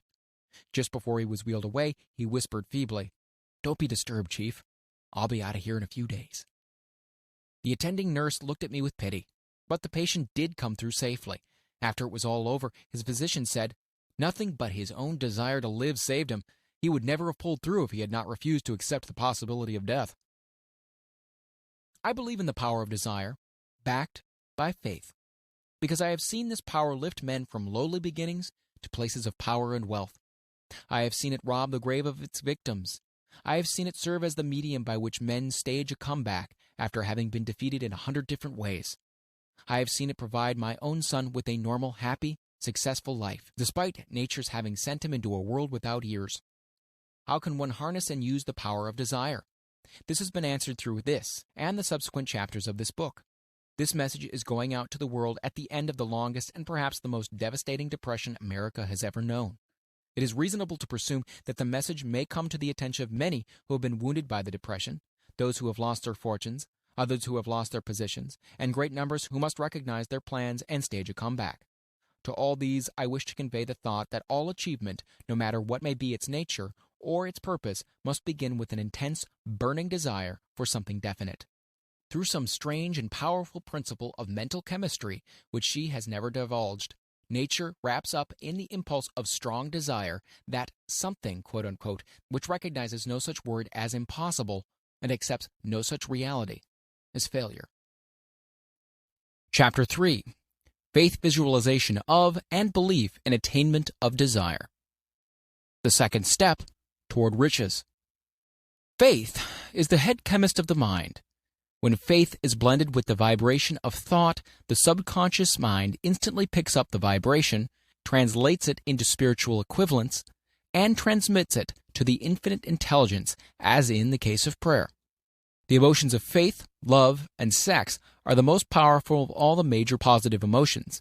When the three are blended, they have the effect of coloring the vibration of thought in such a way that it instantly reaches the subconscious mind, where it is changed into its spiritual equivalent, the only form that induces a response from the infinite intelligence. Love and faith are psychic, related to the spiritual side of man. Sex is purely biological and related only to the physical. The mixing or blending of these three emotions has the effect of opening a direct line of communication between the finite, thinking mind of man and infinite intelligence. How to develop faith. There comes now a statement which will give a bigger or better understanding of the importance the principle of autosuggestion assumes in the transmutation of desire into its physical or monetary equivalent. Namely, faith is a state of mind which may be induced or created by affirmation or repeated instructions to the subconscious mind through the principle of autosuggestion. As an illustration, consider the purpose for which you are presumably reading this book. The object is naturally to acquire the ability to transmute the intangible thought impulse of desire into its physical counterpart, money. By following the instructions laid down in the chapters on autosuggestion and the subconscious mind, as summarized in the chapter on autosuggestion, you may convince the subconscious mind that you believe you will receive that for which you ask, and it will act upon that belief, which your subconscious mind passes back to you in the form of faith, followed by definite plans for procuring that which you desire. The method by which one develops faith where it does not already exist is extremely difficult to describe, almost as difficult, in fact, as it would be to describe the color of red to a blind man who has never seen color and has nothing with which to compare what you describe to him. Faith is a state of mind which you may develop at will after you have mastered the 13 principles, because it is a state of mind which develops voluntarily through application and use of these principles. Repetition of affirmation of orders to your subconscious mind is the only known method of voluntary development of the emotion of faith. Perhaps the meaning may be made clearer through the following explanation as to the way men sometimes become criminals. Stated in the words of a famous criminologist, when men first come into contact with crime, they abhor it. If they remain in contact with crime for a time, they become accustomed to it and endure it. When they remain in contact with it for long enough, they finally embrace it and become influenced by it. This is the equivalent of saying that any impulse of thought which is repeatedly passed on to the subconscious mind is, finally, accepted and acted upon by the subconscious mind, which proceeds to translate that impulse into its physical equivalent by the most practical procedure available. In connection with this, consider again the statement, all thoughts which have been emotionalized, given feeling, and mixed with faith, begin immediately to translate themselves into their physical equivalent or counterpart. The emotions, or the feeling portion of thoughts, are the factors which give thoughts vitality, life, and action. The emotions of faith, love, and sex, when mixed with any thought impulse, give it greater action than any of these emotions can do singly. Not only thought impulses which have been mixed with faith, but those which have been mixed with any of the positive emotions or any of the negative emotions may reach and influence the subconscious mind. From this statement, you will understand that the subconscious mind will translate into its physical equivalent a thought impulse of a negative or destructive nature, just as readily as it will act upon the thought impulses of a positive or constructive nature. This accounts for the strange phenomenon so many millions of people experience, referred to as misfortune or bad luck. There are millions of people who believe themselves doomed to poverty and failure because of some strange force over which they believe they have no control. They are the creators of their own misfortunes because of this negative belief, which is picked up by the subconscious mind and translated into its physical equivalent. This is an appropriate place at which to suggest again that you may benefit by passing on to your subconscious mind any desire which you wish translated into its physical or monetary equivalent, in a state of expectancy or belief that transmutation will actually take place. Your belief or faith is the element which determines the action of your subconscious mind. There is nothing to hinder you from deceiving your subconscious mind when giving it instructions through autosuggestion, just as I deceived, quote-unquote, my son's subconscious mind. To make this deceit more realistic, conduct yourself just as you would if you were already in possession of the material thing which you are demanding when you call upon your subconscious mind. The subconscious mind will transmute into its physical equivalent by the most direct and practical media available any order which is given to it in a state of belief or faith that the order will be carried out. Surely, enough has been stated to give a starting point from which one may, through experiment and practice, acquire the ability to mix faith with any order given to the subconscious mind. Perfection will come through practice. It cannot come by merely reading instructions. If it be true that one may become a criminal by association with crime, and this is a known fact, it's equally true that one may develop faith by voluntarily suggesting to the subconscious mind that one has faith. The mind comes finally to take on the nature of the influences which dominate it. Understand this truth, and you will know why it is essential for you to encourage the positive emotions as dominating forces of your mind, and discourage and eliminate negative emotions. A mind dominated by positive emotions becomes a favorable abode for the state of mind known as faith. A mind so dominated may at will give the subconscious mind instructions, which it will accept and act upon immediately. Faith is a state of mind which may be induced by autosuggestion. All down the ages, religionists have admonished struggling humanity to have faith in this, that, and other dogma or creed, but they have failed to tell people how to have faith. They have not stated that faith is a state of mind and that it may be induced by self-suggestion. In language which any normal human being can understand, we will describe all that is known about the principle through which faith may be developed, where it does not already exist. Have faith in yourself, faith in the infinite. Before we begin, you should be reminded again that faith is the eternal elixir which gives life, power, and action to the impulse of thought. The foregoing sentence is worth reading a second time, and a third, and a fourth. It is worth reading aloud. Faith is the starting point of all accumulation of riches. Faith is the basis of all miracles and all mysteries which cannot be analyzed by the rules of science. Faith is the only known antidote for failure. Faith is the element, the chemical, which, when mixed with prayer, gives one direct communication with infinite intelligence. Faith is the element which transforms the ordinary vibration of thought created by the finite mind of man into the spiritual equivalent. Faith is the only agency through which the cosmic force of infinite intelligence can be harnessed and used by man. Every one of the foregoing statements is capable of proof. The proof is simple and easily demonstrated. It is wrapped up in the principle of autosuggestion. Let us center our attention, therefore, upon the subject of self-suggestion and find out what it is and what it is capable of achieving. It is a well-known fact that one comes finally to believe whatever one repeats to oneself, whether the statement be true or false. If a man repeats a lie over and over, he will eventually accept the lie as truth. Moreover, he will believe it to be the truth. Every man is what he is because of the dominating thoughts which he permits to occupy his mind. Thoughts which a man deliberately places in his own mind and encourages with sympathy, and with which he mixes any one or more of the emotions, constitute the motivating forces which direct and control his every movement, act, and deed. Comes now a very significant statement of truth. Thoughts, which are mixed with any of the feeling of emotions, constitute a magnetic force which attracts, from the vibrations of the ether, other similar or related thoughts. A thought thus magnetized with emotion may be compared to a seed which, when planted in fertile soil, germinates, grows, and multiplies itself over and over again until that which was originally one small seed becomes countless millions of seeds of the same brand. The ether is a great cosmic mass of eternal forces of vibration.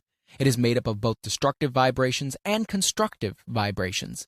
It carries at all times vibrations of fear, poverty, disease, failure, misery, and vibrations of prosperity, health, success, and happiness, just as surely as it carries the sound of hundreds of orchestrations of music and hundreds of human voices, all of which maintain their own individuality and means of identification through the medium of radio. From the great storehouse of the ether, the human mind is constantly attracting vibrations which harmonize with that which dominates the human mind. Any thought, idea, plan, or purpose which one holds in one's mind attracts, from the vibrations of the ether, a host of its relatives, adds these relatives to its own force, and grows until it becomes the dominating, motivating master of the individual in whose mind it has been housed. Now let us go back to the starting point and become informed as to how the original seed of an idea, plan, or purpose may be planted in the mind.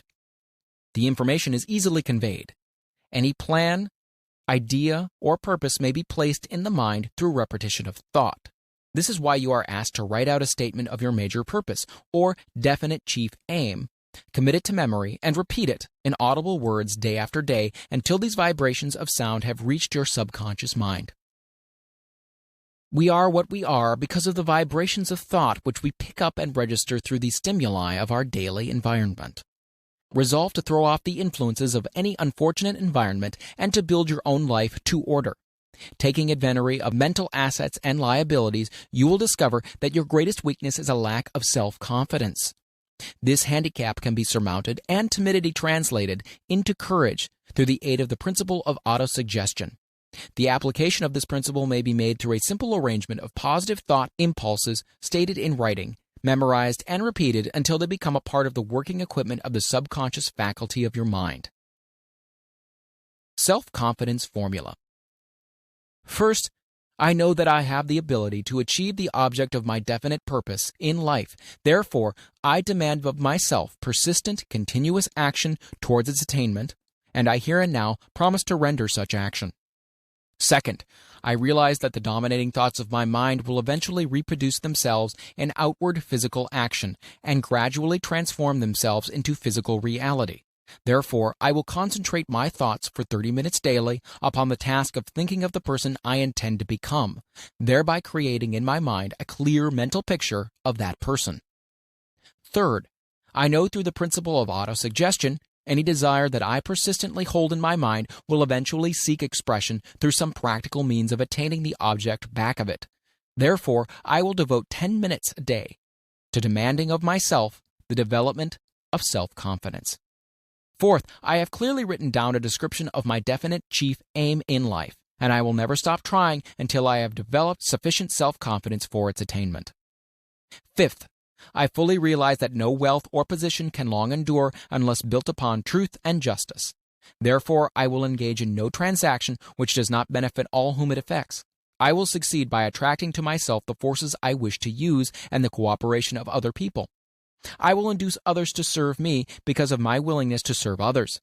I will eliminate hatred, envy, jealousy, selfishness, and cynicism by developing love for all humanity, because I know that a negative attitude towards others can never bring me success.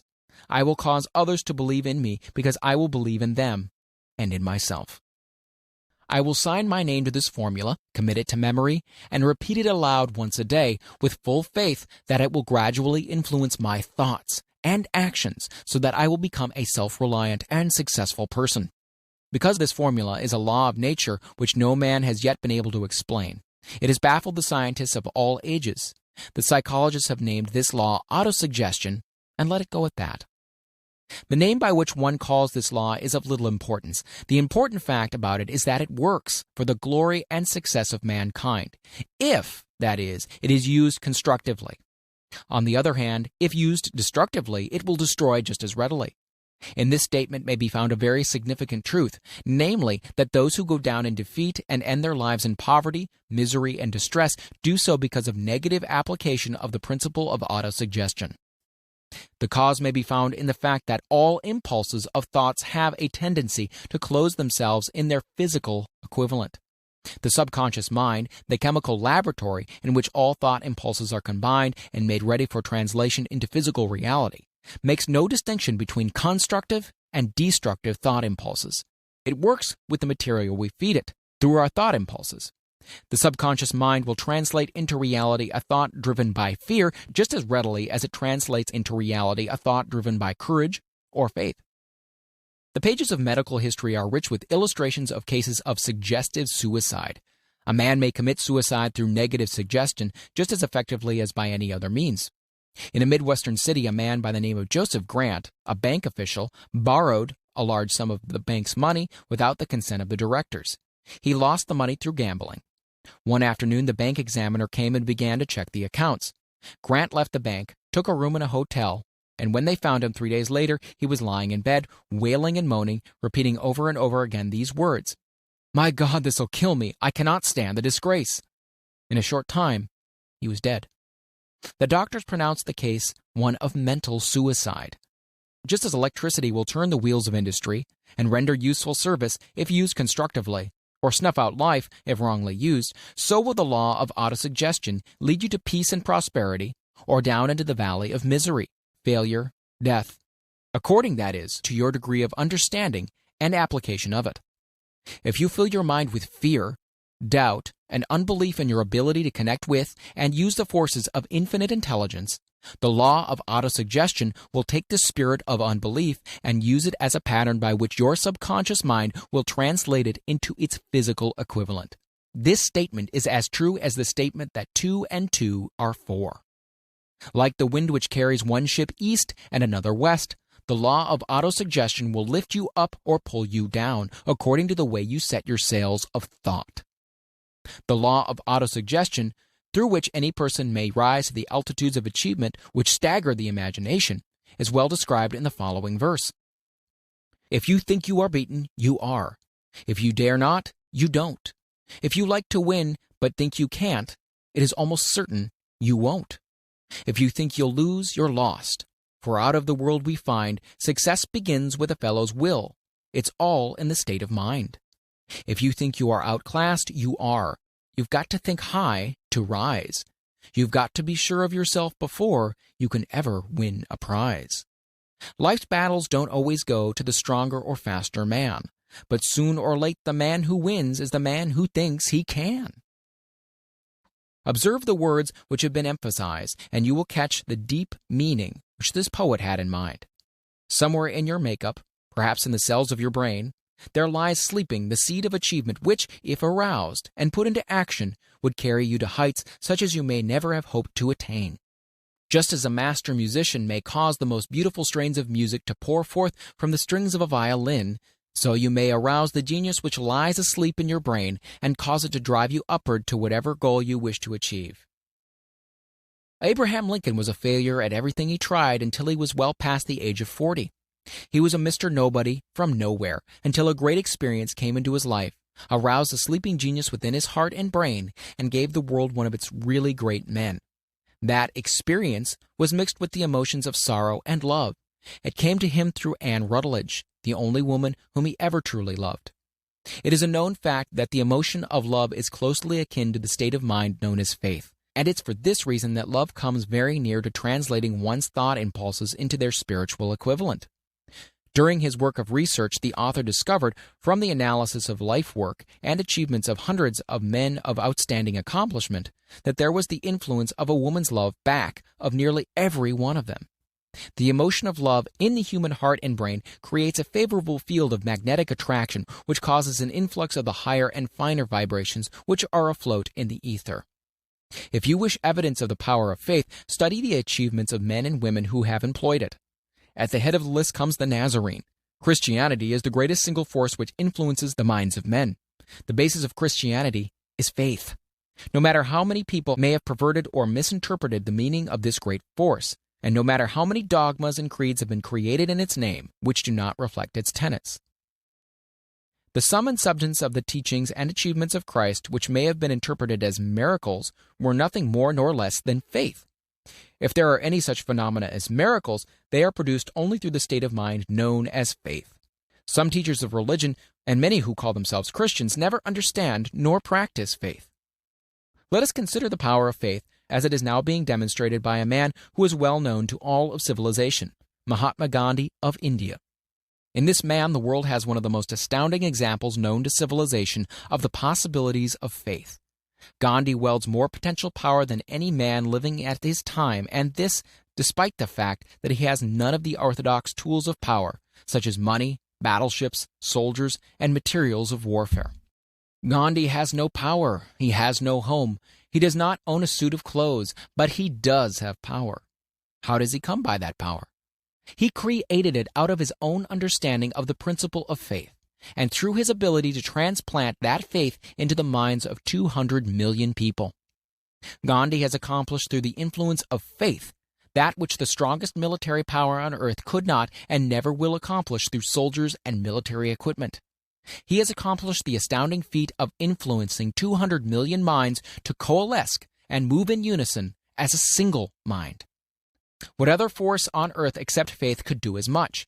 There will come a day when employees as well as employers will discover the possibilities of faith. The day is dawning. The whole world has had ample opportunity during the recent business depression to witness what the lack of faith will do to business. Surely civilization has produced a sufficient number of intelligent human beings to make use of this great lesson which the depression has taught the world. During this depression, the world had evidence in abundance that widespread fear will paralyze the wheels of industry and business. Out of this experience will arise leaders in business and industry who will profit by the example which Gandhi has set for the world, and they will apply to business the same tactics which he has used in building the greatest following known in the history of the world. These leaders will come from the rank and file of the unknown men who now labor in the steel plants, the coal mines, and automobile factories, and in small towns and cities of America. Business is due for a reform. Make no mistake about this. The methods of the past, based upon economic combinations of force and fear, will be supplanted by the better principles of faith and cooperation. Men who labor will receive more than daily wages. They will receive dividends from business, the same as others who supply the capital for business. But first, they must give more to their employers and stop this bickering and bargaining by force at the expense of the public. They must earn the right to dividends. Moreover, and this is the most important thing of all, they will be led by leaders who will understand and apply the principles employed by Mahatma Gandhi. Only in this way may leaders get from their followers the spirit of full cooperation which constitutes power in its highest and most enduring form. This stupendous machine age in which we live and from which we are just emerging has taken the soul out of men. Its leaders have driven men as though they were pieces of cold machinery. They were forced to do so by the employers who have bargained at the expense of all concerned to get and not to give. The watchword of the future will be human happiness and contentment, and when this state of mind shall have been attained, the production will take care of itself more effectively than anything that has been accomplished where men did not and could not mix faith and individual interest with their labor. Because of the need of faith and cooperation in operating business and industry, it will be both interesting and profitable to analyze an event which provides an excellent understanding of the method by which industrialists and businessmen accumulate great fortunes, by giving before they try to get. The event chosen for this illustration dates back to 1900, when the United States Steel Corporation was first being formed. As you read the story, keep in mind these fundamental facts, and you will understand how ideas have been converted into huge fortunes. First, the huge United States Steel Corporation was born in the mind of Charles M. Schwab in the form of an idea he created through his imagination. Second, he mixed faith with this idea.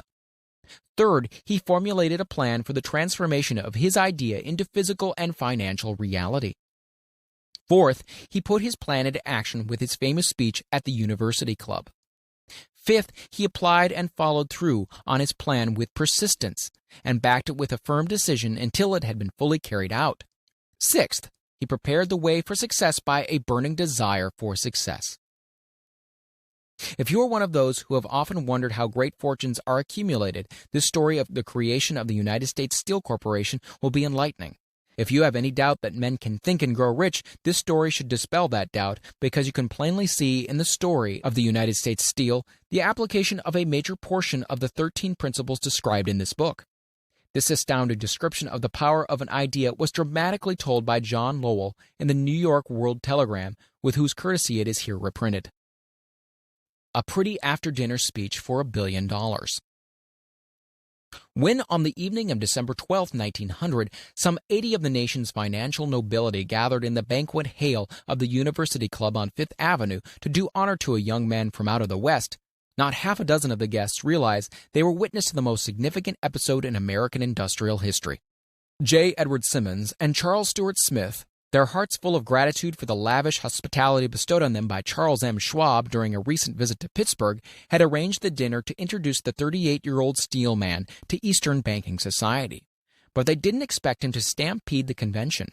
They warned him, in fact, that the bosoms within New York's stuffed shirts would not be so responsive to oratory, and that, if he didn't want to bore the Stilhanens and the Harrimans and the Vanderbilts, he had better limit himself to 15 or 20 minutes of polite vaporings and let it go at that. Even John Pierpont Morgan, sitting on the right hand of Schwab, as became his imperial dignity, intended to grace the banquet table with his presence only briefly. And so far as the press and public were concerned, the whole affair was of so little moment that no mention of it found its way into print the next day. So the two hosts and their distinguished guests ate their way through the usual 7 or 8 courses. There was little conversation, and what there was of it was restrained. Few of the bankers and brokers had met Schwab, whose career had flowered along the banks of the Monongahela, and none knew him well. But before the evening was over, they, and with them Money Master Morgan, were to be swept off their feet, and $1 million baby, the United States Steel Corporation, was to be conceived. It is perhaps unfortunate, for the sake of history, that no record of Charlie Schwab's speech at the dinner was ever made. He repeated some parts of it at a later dinner during a similar meeting of Chicago bankers. And still later, when the government brought suit to dissolve the Steel Trust, he gave his own version, from the witness stand, of the remarks that stimulated Morgan into a frenzy of financial activity. It is probable, however, that it was a homely speech, somewhat ungrammatical, for the niceties of language never bothered Schwab, full of epigram and threaded with wit. But aside from that, it had a galvanic force and effect upon the 5 billions of estimated capital that was represented by the diners. After it was over and the gathering was still under its spell, although Schwab had talked for 90 minutes, Morgan led the orator to a recessed window where, dangling their legs from the high, uncomfortable seat, they talked for an hour more. The magic of the Schwab personality had been turned on full force, but what was more important and lasting was the full-fledged, clear-cut program he laid down for the aggrandizement of steel. Many other men had tried to interest Morgan in slapping together a steel trust after the pattern of the biscuit, wire and hoop, sugar, rubber, whiskey, oil, or chewing gum combinations. John W. Gates, the gambler, had urged it, but Morgan distrusted him. The Moore boys, Bill and Jim, Chicago stock jobbers who had glued together a match trust and a cracker corporation, had urged it and failed. Albert H. Gary, the sanctimonious country lawyer, wanted to foster it, but he wasn't big enough to be impressive. Until Schwab's eloquence took J.P. Morgan to the heights from which he could visualize the solid results of the most daring financial undertaking ever conceived, the project was regarded as a delirious dream of easy money crackpots. The financial magnetism that began a generation ago to attract thousands of small and sometimes inefficiently managed companies into large and competition-crushing combinations had become operative in the steel world through the devices of that jovial business pirate, John W. Gates. Gates already had formed the American Steel and Wire Company out of a chain of small concerns, and together with Morgan had created the Federal Steel Company. The National Tube and American Bridge Companies were 2 more Morgan concerns, and the Moore brothers had forsaken the match and cookie business to form the American Group: Tin Plate, Steel Hoop, Sheet Steel, and National Steel Company. But by the side of Andrew Carnegie's gigantic vertical trust, a trust owned and operated by 53 partners, those other combinations were picayune. They might combine to their heart's content, but the whole lot of them couldn't make a dent in Carnegie's organization, and Morgan knew it. The eccentric old Scot knew it too. From the magnificent heights of Skibo Castle, he had viewed, first with amusement and then with resentment, the attempts of Morgan's smaller companies to cut into his business. When the attempts became too bold, Carnegie's temper was translated into anger and retaliation. He decided to duplicate every mill owned by his rivals. Hitherto, he hadn't been interested in wire, pipe, hoops, or sheet. Instead, he was content to sell such companies the raw steel and let them work it into whatever shape they wanted. Now, with Schwab as his chief and able lieutenant, he planned to drive his enemies to the wall. So it was that in the speech of Charles M. Schwab, Morgan saw the answer to his problem of combination. A trust without Carnegie, giant of them all, would be no trust at all. A plum pudding, as one writer said, without the plums. Schwab's speech on the night of December 12, 1900, undoubtedly carried the influence, though not the pledge, that the vast Carnegie enterprise could be brought under the Morgan tent. He talked of the world future for steel, of reorganization for efficiency, of specialization, of the scrapping of unsuccessful meals and concentration of effort on the flourishing properties, of economies in the ore traffic, of economies in overhead and administrative departments, of capturing foreign markets. More than that, he told the buccaneers among them wherein lay the errors of their customary piracy. Their purposes, he inferred, had been to create monopolies, raise prices, and pay themselves fat dividends out of privilege. Schwab condemned this system in his heartiest manner. The short-sightedness of such policy, he told his hearers, lay in the fact that it restricted the market in an era when everything carried for expansion. By cheapening the cost of steel, he argued, an ever-expanding market would be created. More uses for steel would be devised, and a goodly portion of the world trade could be captured. Actually, though he did not know it, Schwab was an apostle of modern mass production. So the dinner at the University Club came to an end. Morgan went home to think about Schwab's rosy predictions. Schwab went back to Pittsburgh to run the steel business, while Gary and the rest went back to their stock tickers to fiddle around in anticipation of the next move. It was not long coming. It took Morgan about 1 week to digest the feast of reason Schwab had placed before him. When he had assured himself that no financial indigestion was to result, he sent for Schwab and found that young man rather coy. Mr. Carnegie, Schwab indicated, might not like it if he found his trust company president had been flirting with the Emperor of Wall Street, the street upon which Carnegie had resolved never to tread. Then it was suggested by John W. Gates, the go-between, that if Schwab happened to be in the Bellevue Hotel in Philadelphia, J.P. Morgan might also happen to be there. When Schwab arrived, however, Morgan was inconveniently ill at his New York home, and so, on the elder man's pressing invitation, Schwab went to New York and presented himself at the door of the financier's library. Now, certain economic historians have professed the belief that from the beginning to the end of the drama, the stage was set by Andrew Carnegie, that the dinner to Schwab, the famous speech, the Sunday night conferences between Schwab and the Money King were events arranged by the canny Scot. The truth is exactly the opposite.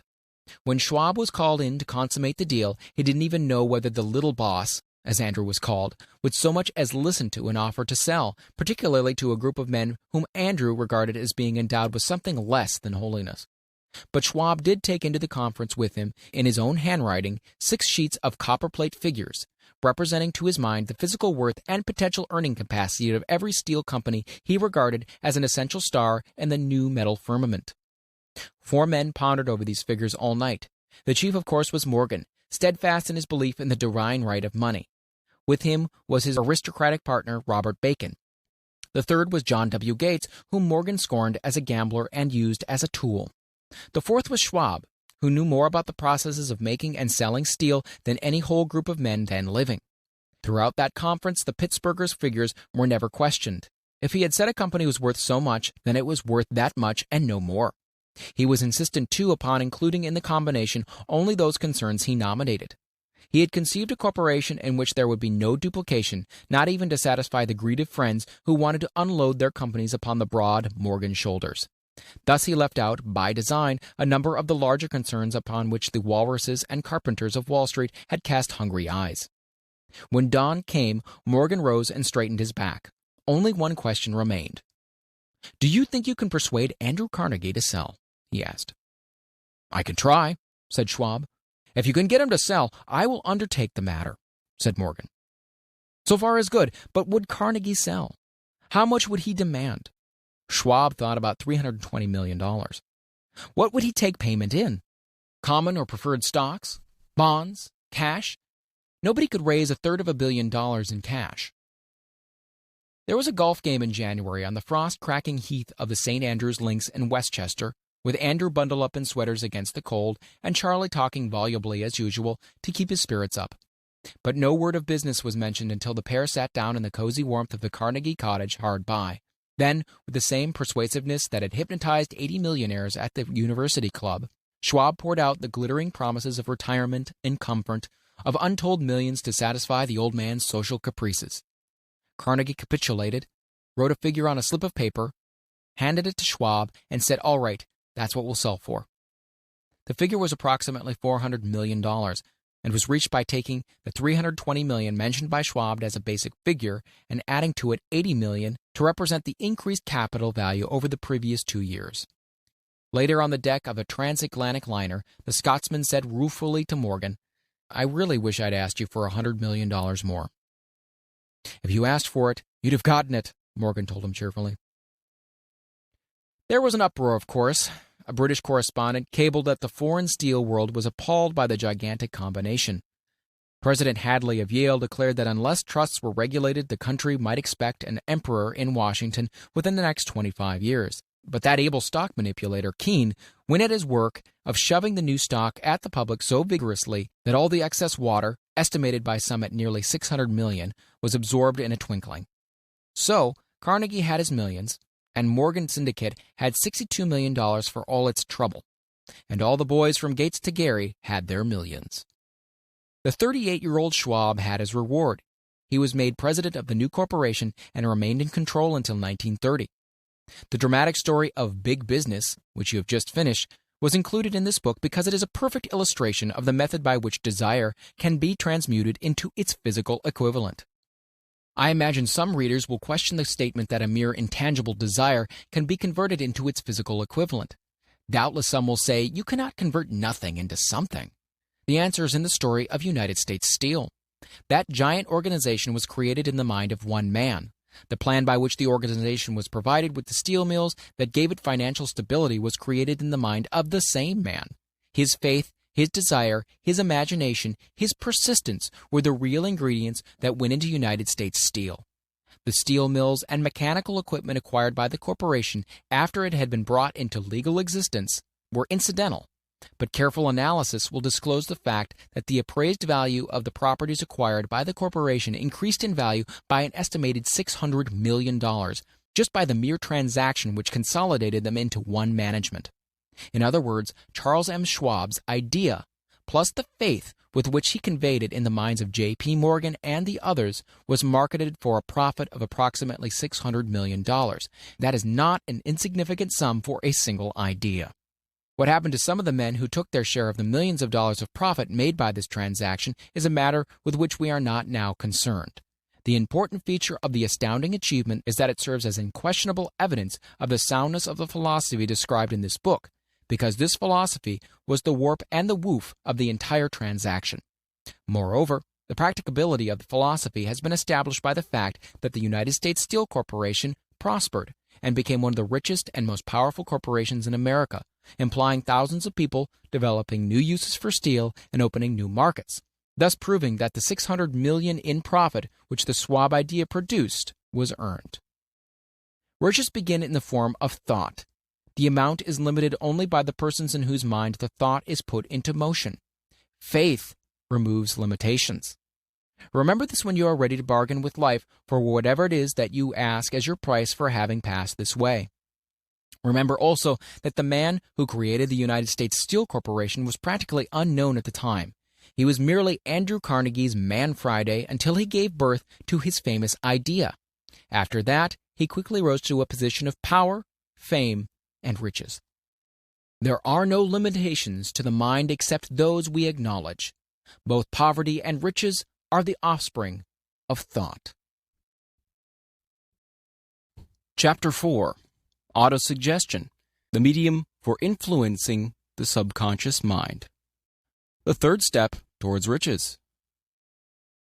Autosuggestion is a term which applies to all suggestions and all self-administered stimuli which reach one's mind through the five senses.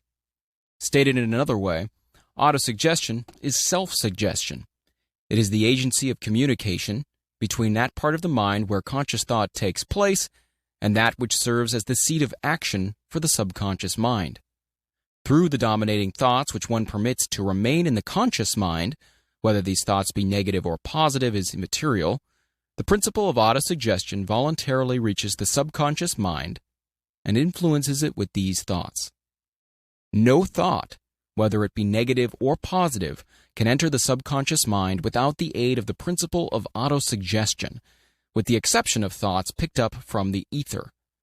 Stated differently, all sense impressions, which are perceived through the five senses, are stopped by the conscious thinking mind, and may be either passed on to the subconscious mind or rejected at will. The conscious faculty serves, therefore, as an outer guard to the approach of the subconscious. Nature has so built man that he has absolute control over the material which reaches his subconscious mind through his five senses, although this is not meant to be construed as a statement that man always exercises this control. In the great majority of instances, he does not exercise it, which explains why so many people go through life in poverty. Recall what has been said about the subconscious mind resembling a fertile garden spot, in which weeds will grow in abundance if the seeds of more desirable crops are not sown therein. Autosuggestion is the agency of control through which an individual may voluntarily feed his subconscious mind on thoughts of a creative nature, or, by neglect, permit thoughts of a destructive nature to find their way into the rich garden of the mind. You were instructed in the last of the 6 steps described in the chapter on desire to read aloud twice daily the written statement of your desire for money, and to see and feel yourself already in possession of the money. By following these instructions, you communicate the object of your desire directly to your subconscious mind in a spirit of absolute faith. Through repetition of this procedure, you voluntarily create thought habits which are favorable to your efforts to transmute desire into its monetary equivalent. Go back to these 6 steps described in Chapter 2 and read them again very carefully before you proceed further. Then, when you come to it, read very carefully the 4 instructions for the organization of your master mind group, described in the chapter on organized planning. By comparing these 2 sets of instructions with that which has been stated on autosuggestion, you, of course, will see that the instructions involve the application of the principle of autosuggestion. Remember, therefore, when reading aloud the statement of your desire, through which you are endeavoring to develop a money consciousness, that the mere reading of the words is of no consequence unless you mix emotion or feeling with your words. If you repeat 1,000,000 times the famous Emile Coué formula, day by day and every way I'm getting better and better, without mixing emotion and faith with your words, you will experience no desirable results. Your subconscious mind recognizes and acts upon only thoughts which have been well mixed with the emotion or feeling. This is a fact of such importance as to warrant repetition in practically every chapter, because the lack of understanding of this is the main reason the majority of people who try to apply the principle of autosuggestion get no desirable results. Plain, unemotional words do not influence the subconscious mind. You will get no appreciable results until you learn to reach your subconscious mind with thoughts or spoken words which have been well emblazoned with belief. Do not be discouraged if you cannot control and direct your emotions the first time you try to do so. Remember, there is no such possibility as something for nothing. Ability to reach and influence your subconscious mind has its price, and you must pay that price. You cannot cheat, even if you desire to do so. The price of ability to influence your subconscious mind is everlasting persistence in applying the principles described here. You cannot develop the desired ability for a lower price. You and you alone must decide whether or not the reward for which you are striving, the money consciousness, is worth the price you must pay for it in effort. Wisdom and cleverness alone will not attract and retain money except in very rare instances where the law of averages favors the attraction of money through these sources. The method of attracting money described here does not depend upon the law of averages. Moreover, the method plays no favorites. It will work for one person as effectively as it will for another. Where failure is experienced, it is the individual, not the method, which has failed. If you try and fail, make another effort and still another until you succeed. Your ability to use the principle of autosuggestion will depend very largely upon your capacity to concentrate upon a given desire until the desire becomes a burning obsession. When you begin to carry out the instructions in connection with the 6 steps described in the 2nd chapter, it will be necessary for you to make use of the principle of concentration. Let us here offer suggestions for the effective use of concentration.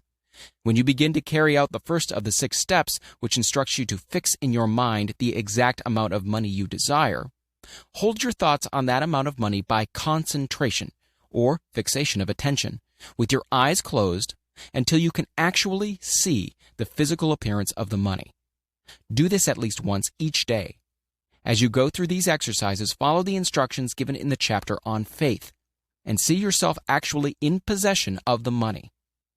Here is the most significant fact.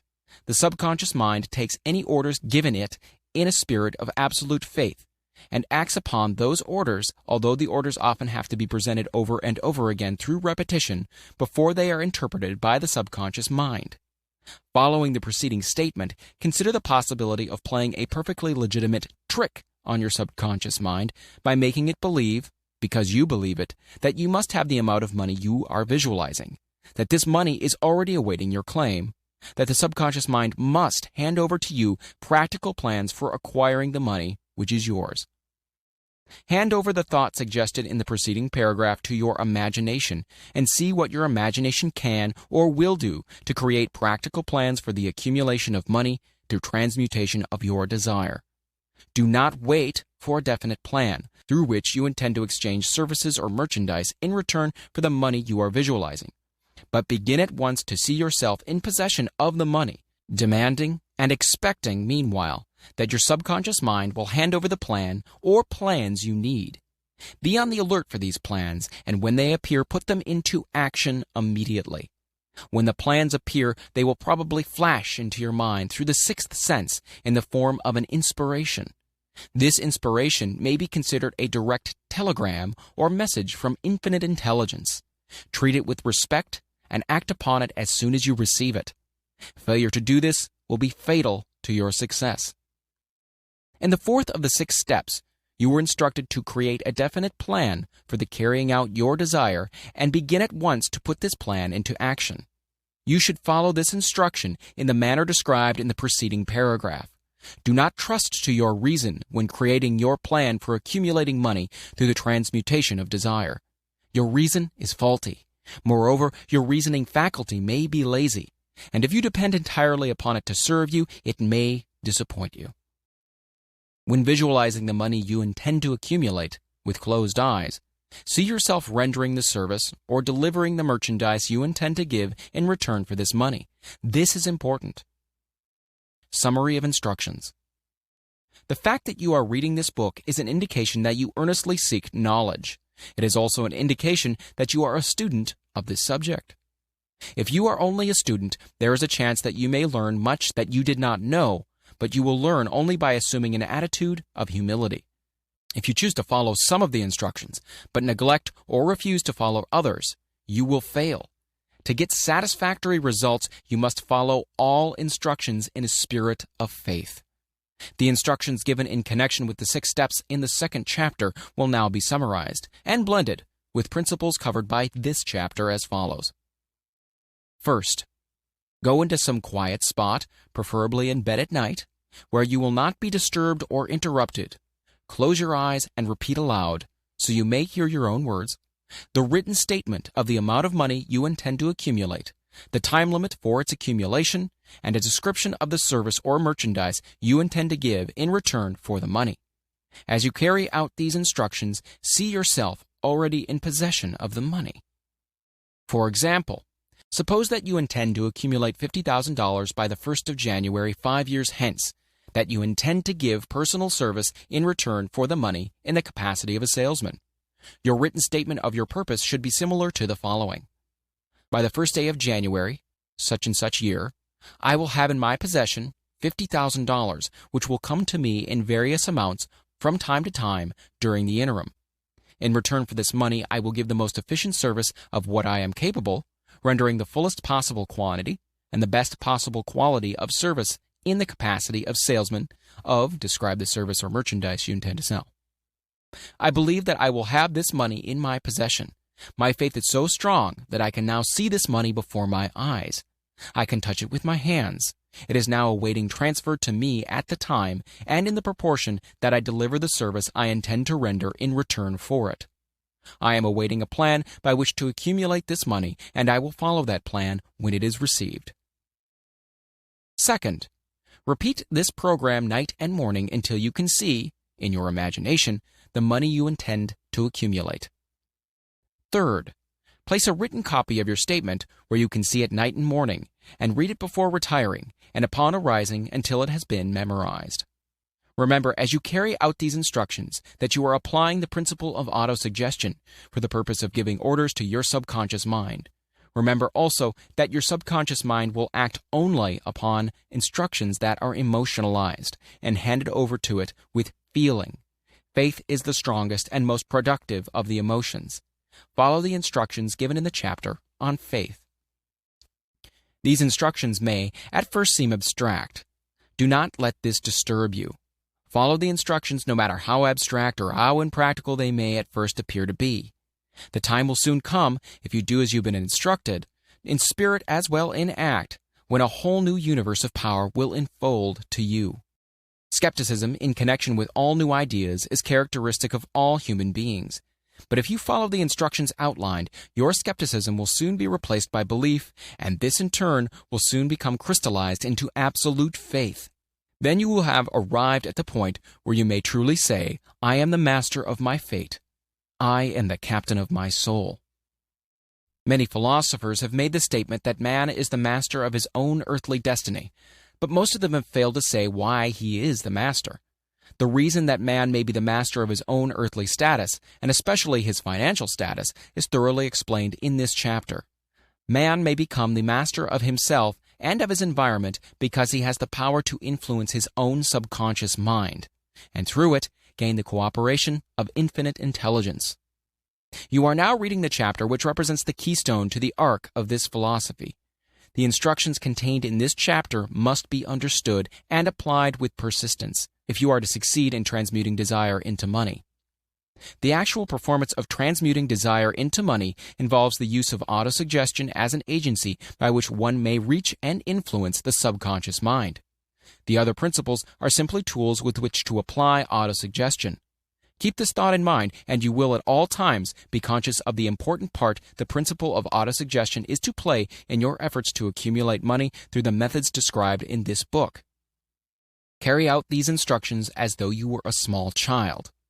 Inject into your efforts something of the faith of a child. The author has been most careful to see that no impractical instructions were included because of his sincere desire to be helpful. After you have read the entire book, come back to this chapter and follow in spirit and in action this instruction. Read the entire chapter aloud once every night until you become thoroughly convinced that the principle of autosuggestion is sound, that it will accomplish for you all that has been claimed for it. As you read, underscore with a pencil every sentence which impresses you favorably. Follow the foregoing instruction to the letter, and it will open the way for complete understanding and mastery of the principles of success. Chapter 5. Specialized knowledge, personal experience or observations. The fourth step toward riches. There are two kinds of knowledge. One is general, the other specialized. General knowledge, no matter how great in quantity or variety it may be, is of but little use in the accumulation of money. The faculties of the great universities possess, in aggregate, practically every form of general knowledge known to civilization. Most of the professors have but little or no money. They specialize on teaching knowledge, but they do not specialize on the organization or the use of knowledge. Knowledge will not attract money unless it is organized and intelligently directed through practical plans of action to the definite end of accumulation of money. Lack of understanding of this fact has been the source of confusion to millions of people who falsely believe that knowledge is power. It is nothing of the sort. Knowledge is only potential power. It becomes power only when, and if, it is organized into definite plans of action and directed to a definite end. This missing link in all systems of education known to civilization today may be found in the failure of educational institutions to teach their students how to organize and use knowledge after they acquire it. Many people make the mistake of assuming that because Henry Ford had but little schooling, he is not a man of education. Those who make this mistake do not know Henry Ford, nor do they understand the real meaning of the word educate. That word is derived from the Latin word educo, meaning to educe, to draw out, to develop from within. An educated man is not necessarily one who has an abundance of general or specialized knowledge. An educated man is one who has so developed the faculties of his mind that he may acquire anything he wants, or its equivalent, without violating the rights of others. Henry Ford comes well within the meaning of this definition. During the World War, a Chicago newspaper published certain editorials in which, among other statements, Henry Ford was called an ignorant pacifist. Mr. Ford objected to the statements and brought suit against the paper for libeling him. When the suit was tried in the courts, the attorneys for the paper pleaded justification and placed Mr. Ford himself on the witness stand for the purpose of proving to the jury that he was ignorant. The attorneys asked Mr. Ford a great variety of questions, all of them intended to prove, by his own evidence, that while he might possess considerable specialized knowledge pertaining to the manufacture of automobiles, he was in the main ignorant. Mr. Ford was plied with such questions as the following. Who was Benedict Arnold? And how many soldiers did the British send over to America to put down the rebellion of 1776? In answer to the last question, Mr. Ford replied, I do not know the exact number of soldiers the British sent over, but I have heard that it was a considerably larger number than ever went back. Finally, Mr. Ford became tired of this line of questioning, and in reply to a particularly offensive question, he leaned over, pointed his finger at the lawyer who asked the question, and said, If I should really want to answer the foolish question you have just asked, or any of the other questions you have just been asking me, let me remind you that I have a row of electric push buttons on my desk, and by pushing the right button, I can summon to my aid men who can answer any question I desire to ask concerning the business to which I am devoting most of my efforts. Now, will you kindly tell me, why should I clutter up my mind with general knowledge for the purpose of being able to answer questions when I have men around me who can supply any knowledge I require? There certainly was good logic to that reply. That answer floored the lawyer. Every person in the courtroom realized it was the answer, not of an ignorant man, but of a man of education. Any man is educated who knows where to get knowledge when he needs it, and how to organize that knowledge into definite plans of action. Through the assistance of his mastermind group, Henry Ford had at his command all the specialized knowledge he needed to enable him to become one of the wealthiest men in America. It was not essential that he have this knowledge in his own mind. Surely no person who has sufficient inclination and intelligence to read a book of this nature can possibly miss the significance of this illustration. Before you can be sure of your ability to transmute desire into its monetary equivalent, you will require specialized knowledge of the service, merchandise, or profession which you intend to offer in return for fortune. Perhaps you may need more specialized knowledge than you have the ability or the inclination to acquire, and if this should be true, you may bridge your weakness through the aid of your mastermind group. Andrew Carnegie stated that he personally knew nothing about the technical end of the steel business. Moreover, he did not particularly care to know anything about it. The specialized knowledge which he required for the manufacture and marketing of steel, he found available through the individual units of his mastermind group. The accumulation of great fortunes calls for power, and power is acquired through highly organized and intelligently directed specialized knowledge, but that knowledge does not necessarily have to be in the possession of the man who accumulates the fortune. The preceding paragraph should give hope and encouragement to the man with ambition to accumulate a fortune who has not possessed himself of the necessary education to supply such specialized knowledge as he may require. Men sometimes go through life suffering from inferiority complexes because they are not men of education. The man who can organize and direct a mastermind group of men who possess knowledge useful in the accumulation of money is just as much a man of education as any man in the group. Remember this if you suffer from a feeling of inferiority because your schooling has been limited. Thomas A. Edison had only 3 months of schooling during his entire life. He did not lack education, neither did he die poor. Henry Ford had less than a 6th grade schooling, but he has managed to do pretty well by himself financially. Specialized knowledge is among the most plentiful and the cheapest forms of service which may be had. If you doubt this, consult the payroll of any university. pays to know how to purchase knowledge. First of all, decide the sort of specialized knowledge you require and the purpose for which it is needed. To a large extent, your major purpose in life, the goal toward which you are working, will help determine what knowledge you need. With this question settled, your next move requires that you have accurate information concerning dependable sources of knowledge. The more important of these are: A. One's own experience and education. B. Experience and education available through cooperation of others, the Mastermind Alliance. C. Colleges and universities. D. Public libraries, through books and periodicals in which may be found all the knowledge organized by civilization. E. Special training courses, through night schools and home study schools in particular. As knowledge is acquired, it must be organized and put into use for a definite purpose through practical plans. Knowledge has no value except that which can be gained from its application toward some worthy end. This is one reason why college degrees are not valued more highly. They represent nothing but miscellaneous knowledge. If you contemplate taking additional schooling, first determine the purpose for which you want the knowledge you are seeking, then learn where this particular sort of knowledge can be obtained from reliable sources. Successful men in all callings never stop acquiring specialized knowledge related to their major purpose, business, or profession. Those who are not successful usually make the mistake of believing that the knowledge acquiring period ends when one finishes school. The truth is that schooling does but little more than to put one in the way of learning how to acquire practical knowledge. With this changed world, which began at the end of the economic collapse, came also astounding changes in educational requirements. The order of the day is specialization. This truth was emphasized by Robert P. Moore, Secretary of Appointments of Columbia University. Specialists most sought after. Particularly sought after by employing companies are candidates who have specialized in some field business school, graduates with training in accounting and statistics, engineers of all varieties, journalists, architects, chemists, and also outstanding leaders and activity men of the senior class. The man who has been active on the campus, whose personality is such that he gets along with all kinds of people and who has done an adequate job with his studies, has a most decided edge over the strictly academic student. Some of these, because of their all-around qualifications, have received several offers of positions, a few of them as many as 6.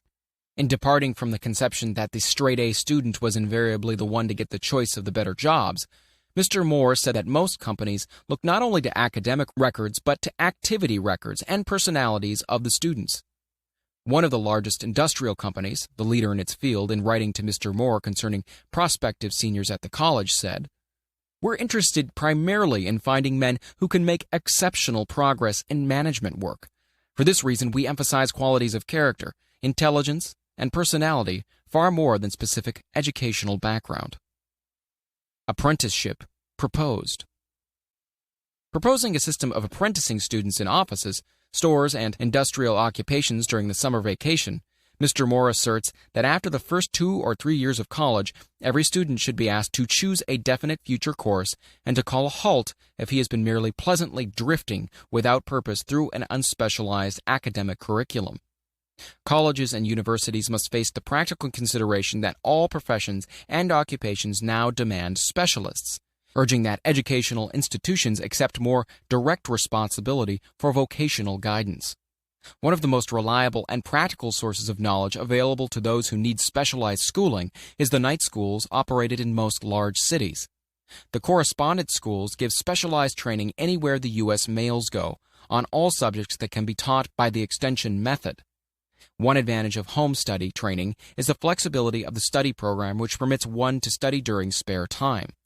Another stupendous advantage of home study training, if the school is carefully chosen, is the fact that most courses afforded by home study schools carry with them generous privileges of consultation, which can be of priceless value to those needing specialized knowledge. No matter where you live, you can share the benefits.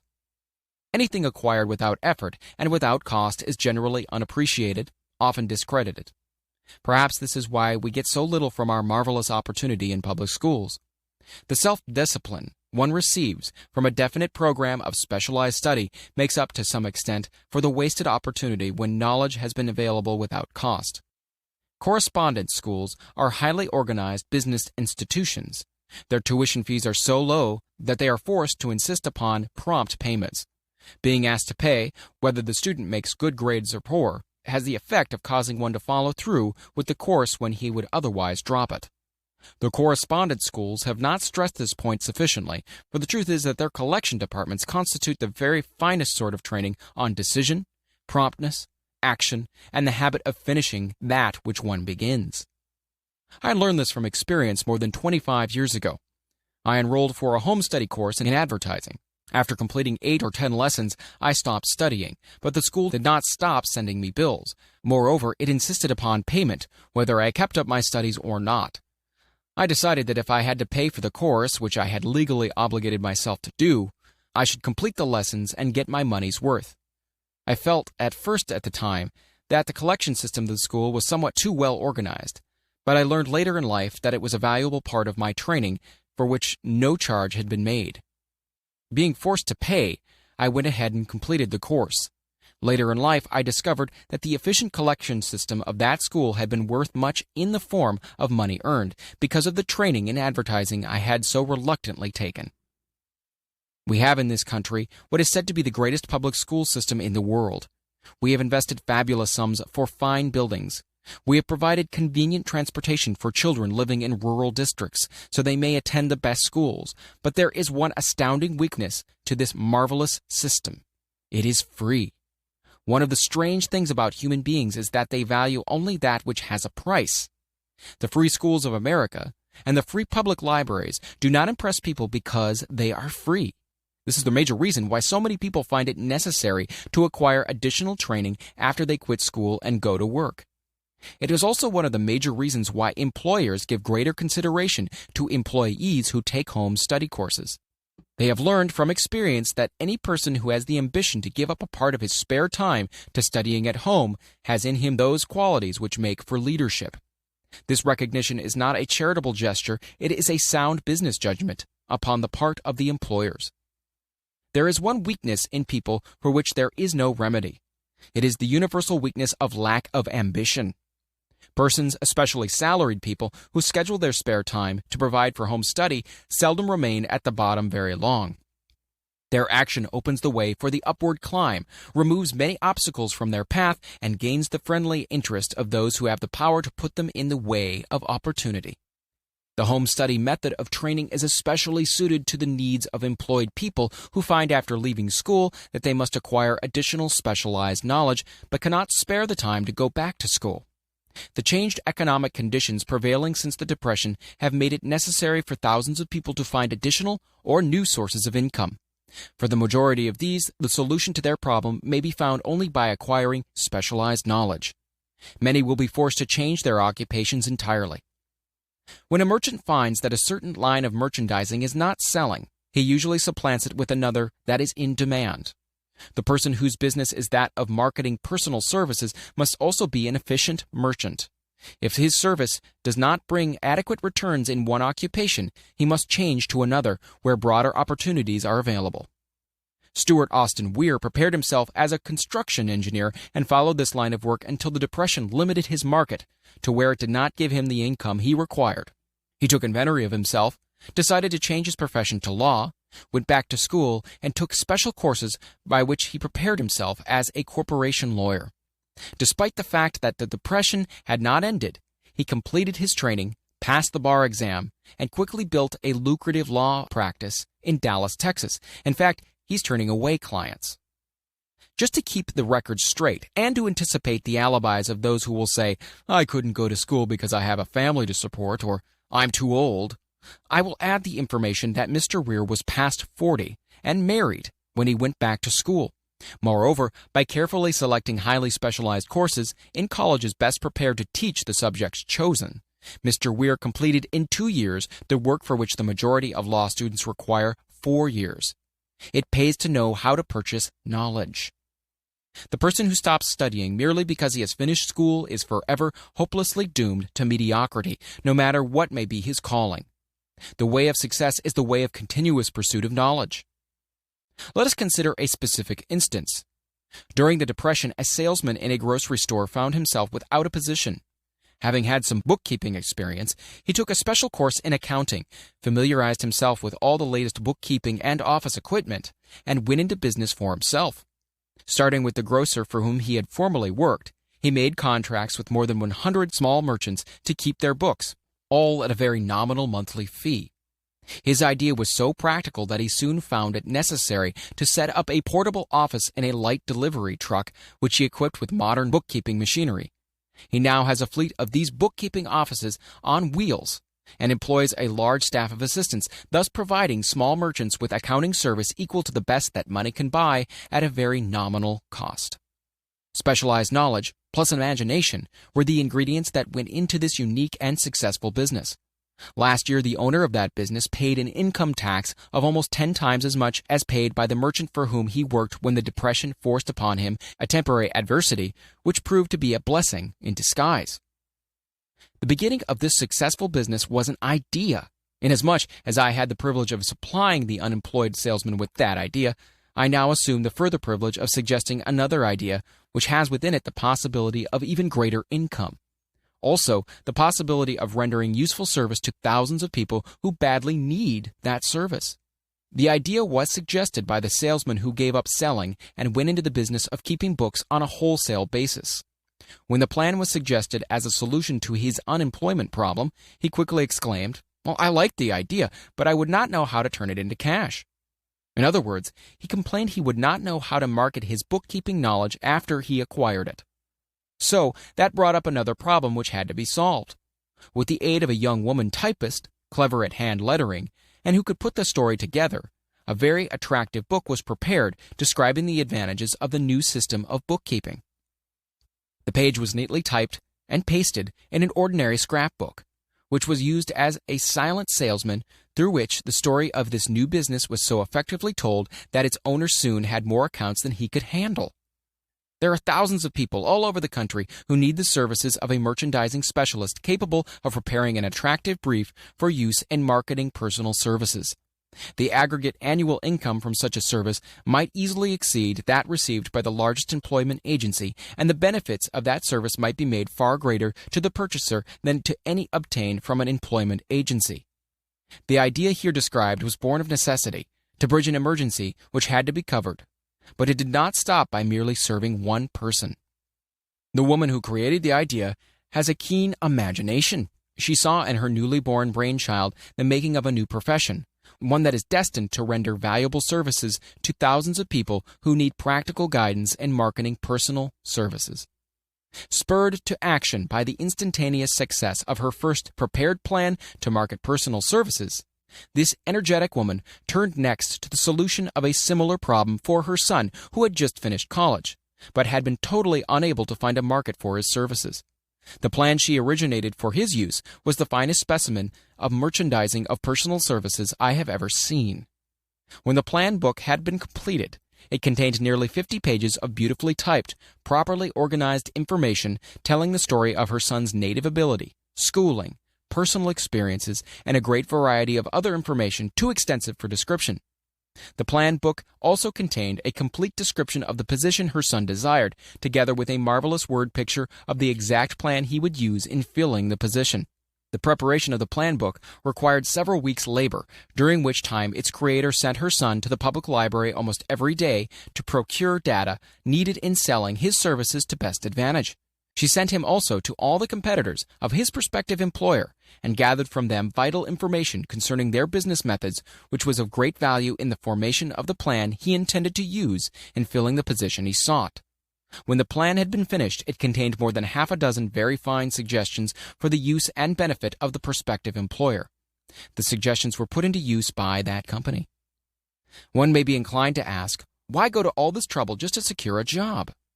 The answer is straight and to the point. Also, it is dramatic because it deals with a subject which assumes the proportion of a tragedy with millions of men and women whose sole source of income is personal services. The answer is, doing a thing well never is trouble. The plan prepared by this woman for the benefit of her son helped him get the job for which he applied at the first interview, at a salary fixed by himself. Moreover, and this too is important, the position did not require the young man to start at the bottom. He began as a junior executive at an executive's salary. Why go to all this trouble, do you ask? Well, for one thing, the planned presentation of this young man's application for a position clipped off no less than 10 years of time he would have required to get where he began had he started at the bottom and worked his way up. This idea of starting at the bottom and working one's way up may appear to be sound, but the major objection to it is this. Too many of those who begin at the bottom never manage to lift their heads high enough to be seen by opportunity, so they remain at the bottom. It should be remembered also that the outlook from the bottom is not so very bright or encouraging. It has a tendency to kill off ambition. We call it getting into a rut, which means that we accept our fate because we form the habit of daily routine, a habit that finally becomes so strong we cease to throw it off. And that is another reason why it pays to start 1 or 2 steps above the bottom.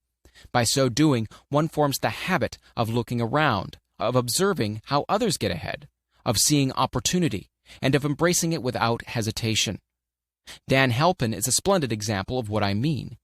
During his college days, he was the manager of a famous 1930 national championship Notre Dame football team, when it was under the direction of the late Knute Rockne.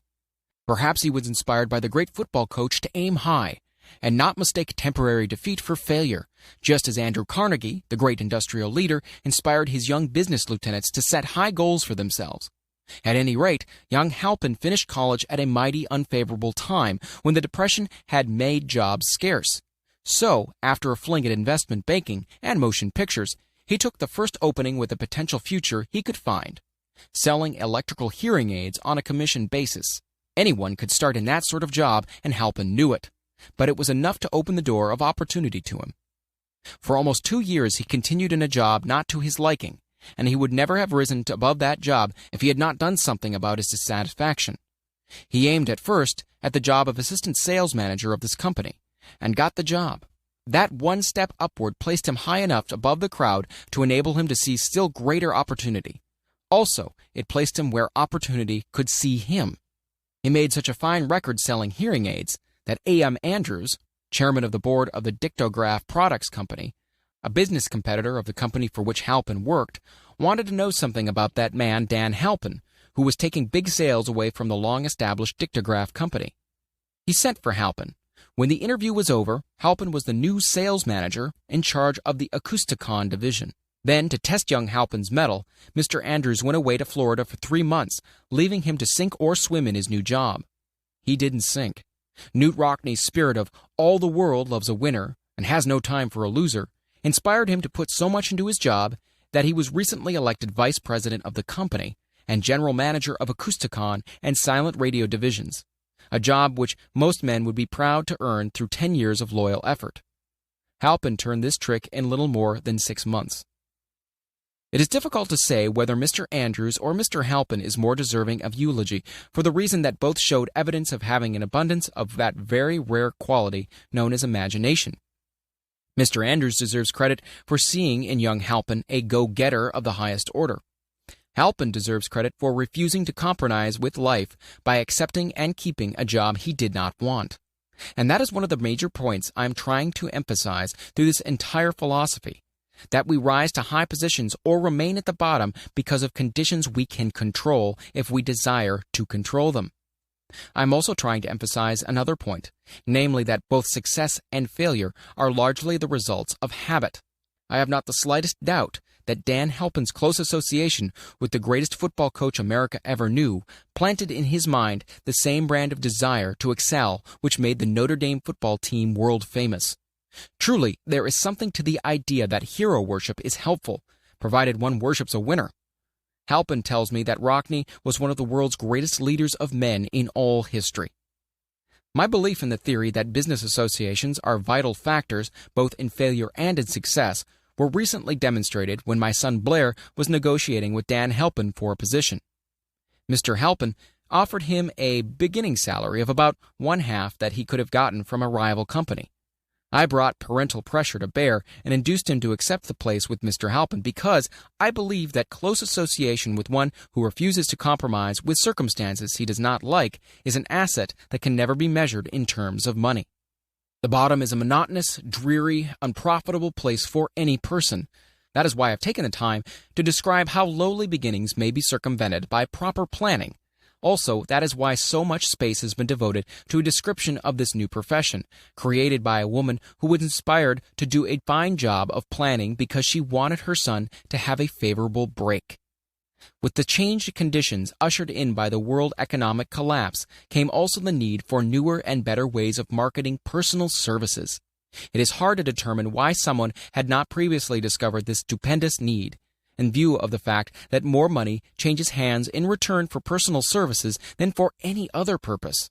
The same paid out monthly to people who work for wages and salaries is so huge that it runs into hundreds of millions, and the annual distribution amounts to billions.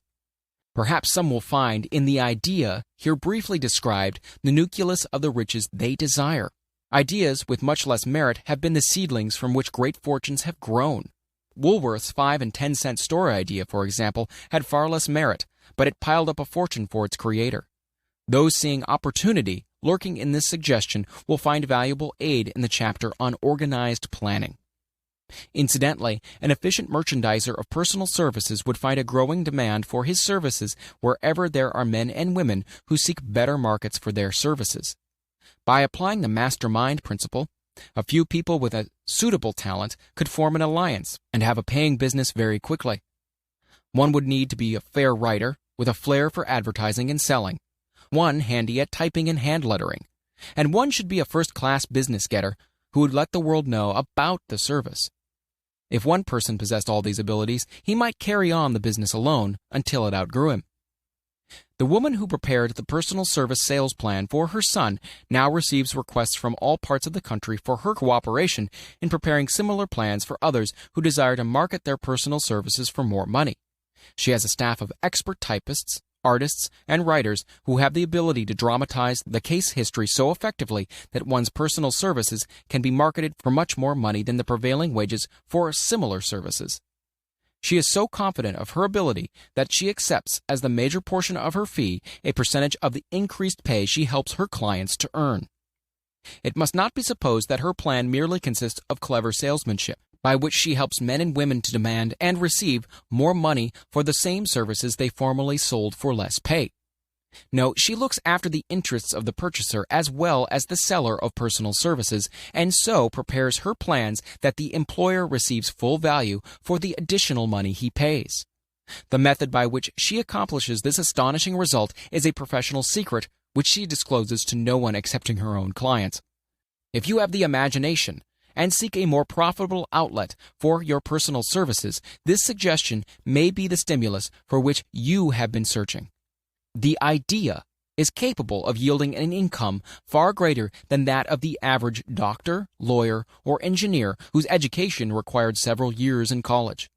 The idea is saleable to those seeking new positions, in practically all positions calling for managerial or executive ability, and those desiring rearrangement of incomes in their present positions. There is no fixed price for sound ideas. Back of all ideas is specialized knowledge. Unfortunately, for those who do not find riches in abundance, specialized knowledge is more abundant and more easily acquired than ideas. Because of this very truth, there is a universal demand and an ever-increasing opportunity for the person capable of helping men and women to sell their personal services advantageously. Capability means imagination, and one quality needed to combine specialized knowledge with ideas is the form of organized plans designed to yield riches. If you have imagination, this chapter may present you with an idea sufficient to serve as the beginning of the riches you desire. Remember, the idea is the main thing. Specialized knowledge may be found just around the corner. Any corner. Chapter 6. Imagination, the workshop of the mind. The fifth step toward riches. The imagination is literally the workshop wherein are fashioned all plans created by man. The impulse, the desire, is given shape, form, and action through the aid of the imaginative faculty of the mind. It has been said that man can create anything which he can imagine.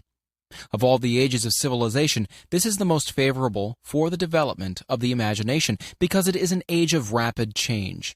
On every hand, one may contact stimuli which develop the imagination. Through the aid of his imaginative faculty, man has discovered and harnessed more of nature's forces during the past 50 years than during the entire history of the human race previous to that time. He has conquered the air so completely that the birds are a poor match for him in flying. He has harnessed the ether and made it serve as a means of instantaneous communication with any part of the world. He has analyzed and weighed the sun at a distance of millions of miles, and has determined through the aid of imagination the elements of which it consists. He has discovered that his own brain is both a broadcasting and a receiving station for the vibration of thought, and he is beginning now to learn how to make practical use of this discovery. He has increased the speed of locomotion until he may now travel at a speed of more than 300 miles an hour. The time will soon come when a man may breakfast in New York and lunch in San Francisco. Man's only limitation, within reason, lies in his development and use of his imagination. He has not yet reached the apex of development in the use of his imaginative faculty. He has merely discovered that he has an imagination and has commenced to use it in a very elementary way. Two forms of imagination. The imaginative faculty functions in two forms. One is known as synthetic imagination, and the other as creative imagination. Synthetic imagination. Through this faculty, one may arrange old concepts, ideas, or plans into new combinations. The faculty creates nothing. It merely works with the material of experience, education, and observation with which it is fed. It is the faculty used most by the inventor, with the exception of those who draw upon the creative imagination when he cannot solve his problem through synthetic imagination. Creative imagination. Through the faculty of creative imagination, the finite mind of man has direct communication with infinite intelligence. It is the faculty through which hunches and inspirations are received. It is by this faculty that all basic or new ideas are handed over to man. It is through this faculty that thought vibrations from the minds of others are received. It is through this faculty that one individual may tune in or communicate with the subconscious mind of other men. The creative imagination works automatically in the manner described in subsequent pages. This faculty functions only when the conscious mind is vibrating at an exceedingly rapid rate, as for example, when the conscious mind is stimulated through the emotion of a strong desire. The creative faculty becomes more alert, more receptive to vibrations from the sources mentioned in proportion to its development through use. This statement is significant. Ponder over it before passing on. Keep in mind as you follow these principles that the entire story of how one may convert desire into money cannot be told in one statement. The story will be complete only when one has mastered, assimilated, and begun to make use of all the principles. The great leaders of business, industry, finance, and the great artists, musicians, poets, and writers became great because they developed the faculty of creative imagination. Both the synthetic and creative faculties of imagination become more alert with use, just as any muscle or organ of the body develops through use. Desire is only a thought, an impulse. It is nebulous and ephemeral. It is abstract and of no value until it has been transformed into its physical counterpart. While the synthetic imagination is the one which will be used more frequently, in the process of transforming the impulse of desire into money, you must keep in mind the fact that you may face circumstances and situations which demand use of the creative imagination as well. Your imaginative quality may have become weak through inaction. It can be revived and made alert through use. This faculty does not die, though it may become quiescent through lack of use. Center your attention for the time being on the development of the synthetic imagination, because this is the faculty which you will use more often in the process of converting desire into money. Transformation of the intangible impulse of desire into the tangible reality of money calls for the use of a plan or plans. These plans must be formed with the aid of the imagination, and mainly with the synthetic faculty. Read the entire book through, then come back to this chapter and begin at once to put your imagination to work on the building of a plan or plans for the transformation of your desire into money. Detailed instructions for the building of plans has been given in almost every chapter. Carry out the instructions best suited to your needs. Reduce your plan to writing if you have not already done so. The moment you complete this, you will have definitely given concrete form to the intangible desire. Read the preceding sentence once more. Read it aloud, very slowly, as you do so. Remember that the moment you reduce the statement of your power and a plan for its realization to writing, you have actually taken the first of a series of steps which will enable you to convert the thought into its physical counterpart. The earth on which you live, you yourself, and every other material thing are the result of evolutionary change, through which microscopic bits of matter have been organized and arranged in an orderly fashion. Moreover, and this statement is of stupendous importance, this earth, every one of the billions of individual cells of your bodies, and every atom of matter began as an intangible form of energy. Desire is thought impulse. Thought impulses are forms of energy. When you begin with the thought impulse, desire, to accumulate money, you are drafting into your service the same stuff that nature used in creating this earth and in every material form in the universe, including the body and brain in which the thought impulses function. As far as science has been able to determine, the entire universe consists of but two elements, matter and energy. Through the combination of energy and matter has been created everything perceptible to man, from the largest star which floats in the heavens down to and including himself. You are now engaged in the task of trying to profit by nature's method. You are sincerely and earnestly, we hope, trying to adapt yourself to nature's laws by endeavoring to convert desire into its physical or monetary equivalent. You can do it. It has been done before. You can build a fortune through the aid of laws which are immutable, but first you must become familiar with these laws and learn to use them. Through the repetition and by approaching the description of these principles from every conceivable angle, the author hopes to reveal to you the secret through which every great fortune has been accumulated. Strange and paradoxical as it may seem, the secret is not a secret. Nature herself advertises it in the earth on which we live, the stars, the planets suspended within our view, in the elements above and around us, in every blade of grass, and every form of life within our vision. Nature advertises this secret in terms of biology, in the conversion of a tiny cell so small that it may be lost on the point of a pin, into the human being now reading this line. The conversion of desire into its physical equivalent is certainly no more miraculous. Do not become discouraged if you do not fully comprehend all that has been stated. Unless you have long been a student of the mind, it is not to be expected that you will assimilate all that is in this chapter upon a first reading. But you will in time make good progress. The principles which follow will open the way for understanding of imagination. Assimilate that which you understand as you read this philosophy for the first time. Then, when you reread and study it, you will discover that something has happened to clarify it and give you a broader understanding of the whole. Above all, do not stop, nor hesitate in your study of these principles until you have read the book at least 3 times, for then you'll not want to stop. How to make practical use of imagination. Ideas are the beginning points of all fortunes. Ideas are products of the imagination. Let us examine a few well-known ideas which have yielded huge fortunes, with the hope that these illustrations will convey definite information concerning the method by which imagination may be used in accumulating riches. The enchanted kettle. 50 years ago, an old country doctor drove to town, hitched his horse, quietly slipped into a drugstore by the back door, and began dickering with the young drug clerk.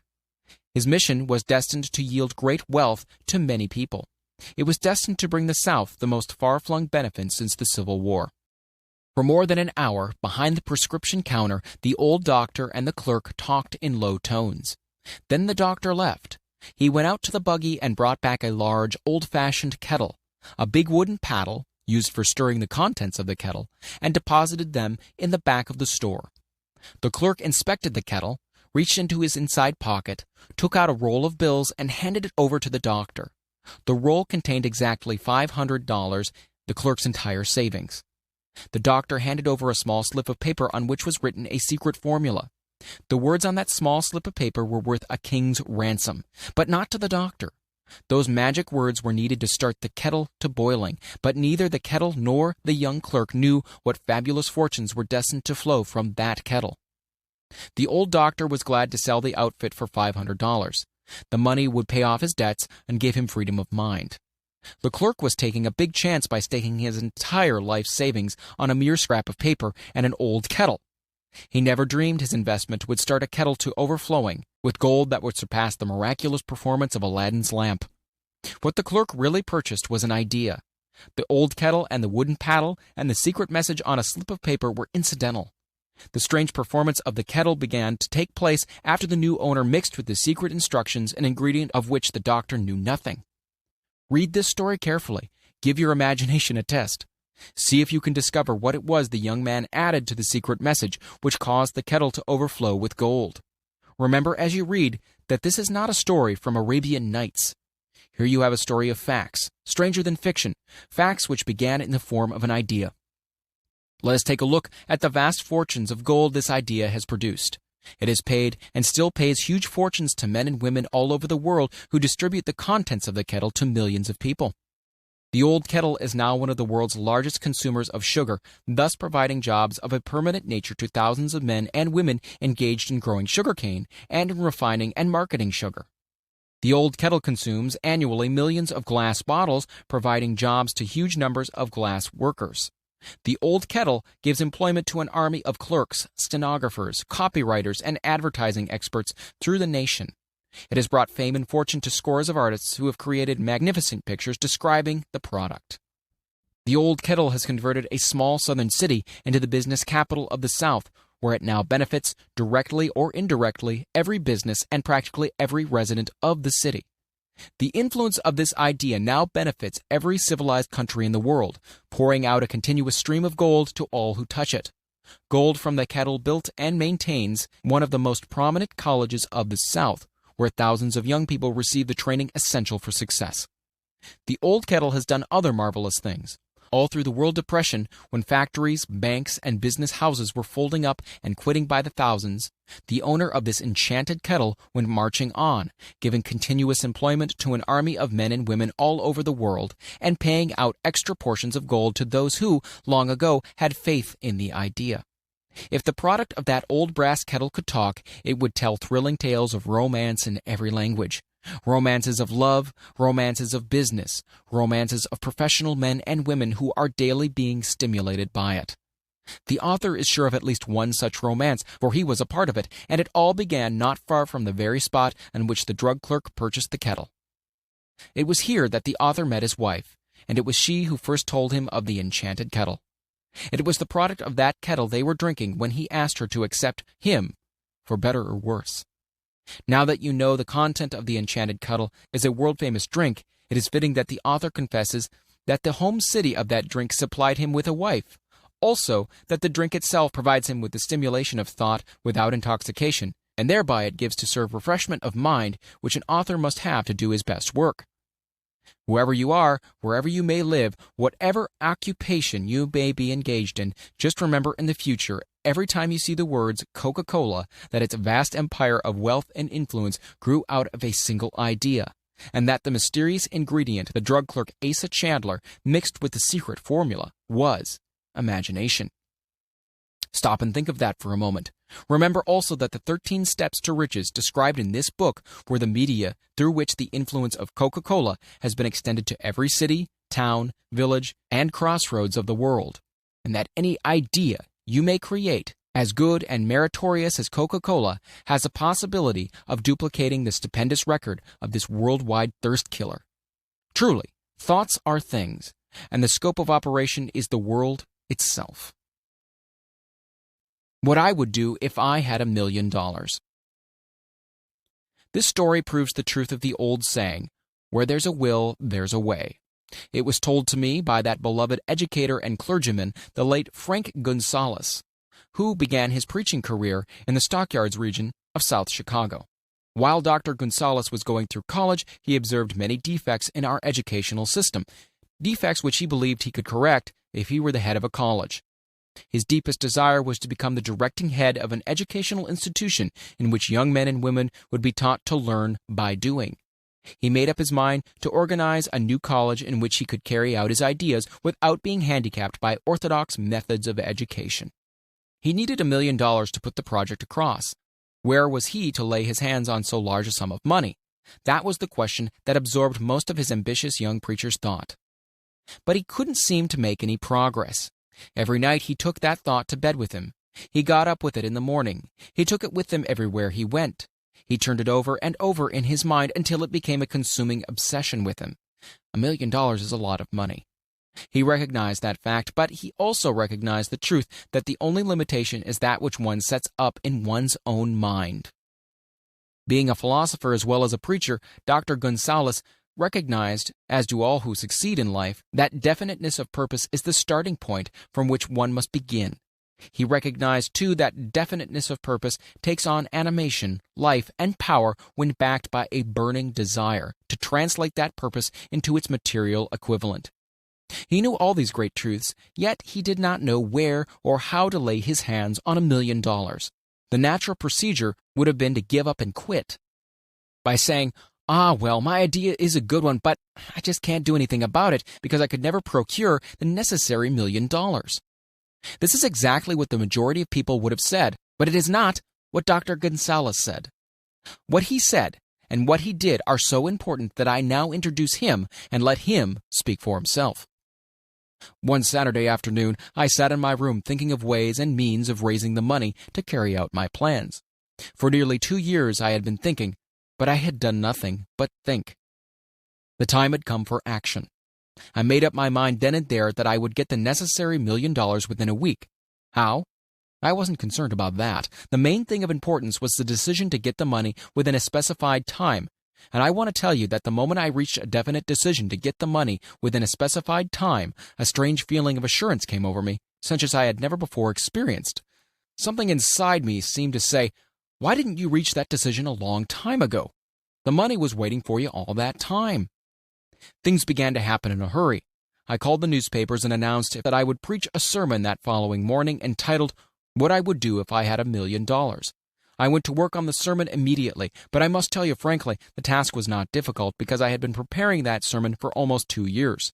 The spirit back of it was a part of me. Long before midnight, I had finished writing the sermon. I went to bed and slept with a feeling of confidence, for I could already see myself already in possession of the $1 million. Next morning, I arose early, went into the bathroom, read the sermon, then knelt on my knees and asked that my sermon might come to the attention of someone who could supply the needed money. While I was praying, I again had that feeling of assurance that the money would be forthcoming. In my excitement, I walked out without my sermon and did not discover the oversight until I was in my pulpit and about ready to begin delivering it. It was too late to go back for my notes, and what a blessing that I couldn't go back. Instead, my own subconscious mind yielded the material I needed. When I arose to begin my sermon, I closed my eyes and spoke with all my heart and soul of my dreams. I had not only talked to my audience, but I fancy I also talked to God. I told what I would do with $1 million if that amount were placed in my hands. I described the plan I had in mind for organizing a great educational institution where young people could learn to do practical things and at the same time develop their minds. When I had finished and sat down, a man slowly arose from his seat, about 3 rows from the rear, and made his way towards the pulpit. I wondered what he was going to do. He came into the pulpit, extended his hand, and said, "Reverend, I liked your sermon. I believe you can do everything you said you would if you had $1 million. To prove that I believe in you and your sermon, if you will come to my office tomorrow morning, I will give you the $1 million. My name is Philip D. Armour." Young Gonzalez went to Mr. Armour's office, and the $1 million was presented to him. With the money, he founded the Armour Institute of Technology. That is more money than the majority of preachers ever see in an entire lifetime, yet the thought impulse back of the money was created in the young preacher's mind in a fraction of a minute. The necessary $1 million came as a result of an idea. Back of the idea was a desire which young Gonzalez had been nursing in his mind almost 2 years. Observe this important fact. He got the money within the 36 hours after he reached a definite decision in his mind to get it, and decided upon a definite plan for getting it. There was nothing new or unique about Gonzalez's vague thinking about $1 million and weakly hoping for it. Others before him, and many since his time, have had similar thoughts. But there was something very unique and different about the decision he reached on that memorable Saturday when he put vagueness into the background and definitely said, "I will get that money within a week." God seems to throw himself on the side of the man who knows exactly what he wants, if he is determined to get just that. Moreover, the principle through which Mr. Gonzalez got his $1 million is still alive. It is available to you. This universal law is as workable today as it was when the young preacher made use of it so successfully. This book describes, step by step, the 13 elements of this great law and suggests how they can be put to use. Observe that Asa Chandler and Dr. Frank Gonzalez had one characteristic in common. Both knew the astounding truth that ideas can be transmuted into cash through the power of definite purpose, plus definite plans. If you are one of those who believe that hard work and honesty alone will bring riches, perish the thought. It is not true. Riches, when they come in huge quantities, are never the result of hard work. Riches come, if they come at all, in response to definite plans, based upon the application of definite principles, and not by chance or luck. Generally speaking, an idea is an impulse of thought that impels action, by an appeal to the imagination. All master salesmen know that ideas can be sold where merchandise cannot. Ordinary salesmen do not know this. That is why they're ordinary. A publisher of books, which sell for a nickel, made a discovery that should be worth much to publishers generally. He learned that many people buy titles and not contents of books. By merely changing the name of one book that was not moving, his sales on the book jumped upward more than 1 million copies. The inside of the book was not changed in any way. He merely ripped off the cover bearing the title that did not sell and put on a new cover with a title that had box office value. That, as simple as it may seem, was an idea. It was imagination. There is no standard price on ideas. The creator of ideas makes his own price, and if he is smart, gets it. The moving picture industry created a whole flock of millionaires. Most of them were men who couldn't create ideas, but they had the imagination to recognize ideas when they saw them. The next flock of millionaires will probably grow out of the radio business, which is new and not overburdened with men of keen imagination. The money will be made by those who discover or create new and more meritorious radio programs and have the imagination to recognize merit, and to give the radio listeners a chance to profit by it. The sponsor, that unfortunate victim who now pays the cost of all radio entertainment, soon will become idea-conscious and demand something for his money. The man who beats the sponsor to the draw and supplies programs that render useful service is the man who will become rich in this new industry. Crooners and light chatter artists who now pollute the air with wisecracks and silly giggles will go the way of light timbers, and their places will be taken by real artists who interpret carefully planned programs which have been designed to service the minds of men as well as provide entertainment. Here is a wide-open field of opportunity screaming its protest at the way it is being butchered because of lack of imagination and begging for rescue at any price. Above all, the thing that radio needs is new ideas. If this new field of opportunity intrigues you, perhaps you might profit by the suggestion that the successful radio programs of the future will give more attention to creating buyer audiences and less attention to listener audiences. Stated more plainly, the builder of radio programs who succeeds in the future must find practical ways to convert listeners into buyers. Moreover, the successful producer of radio programs in the future must key his features so that he can definitely show its effect upon the audience. Sponsors are becoming a bit wary of buying glib, selling talks based upon statements grabbed out of thin air.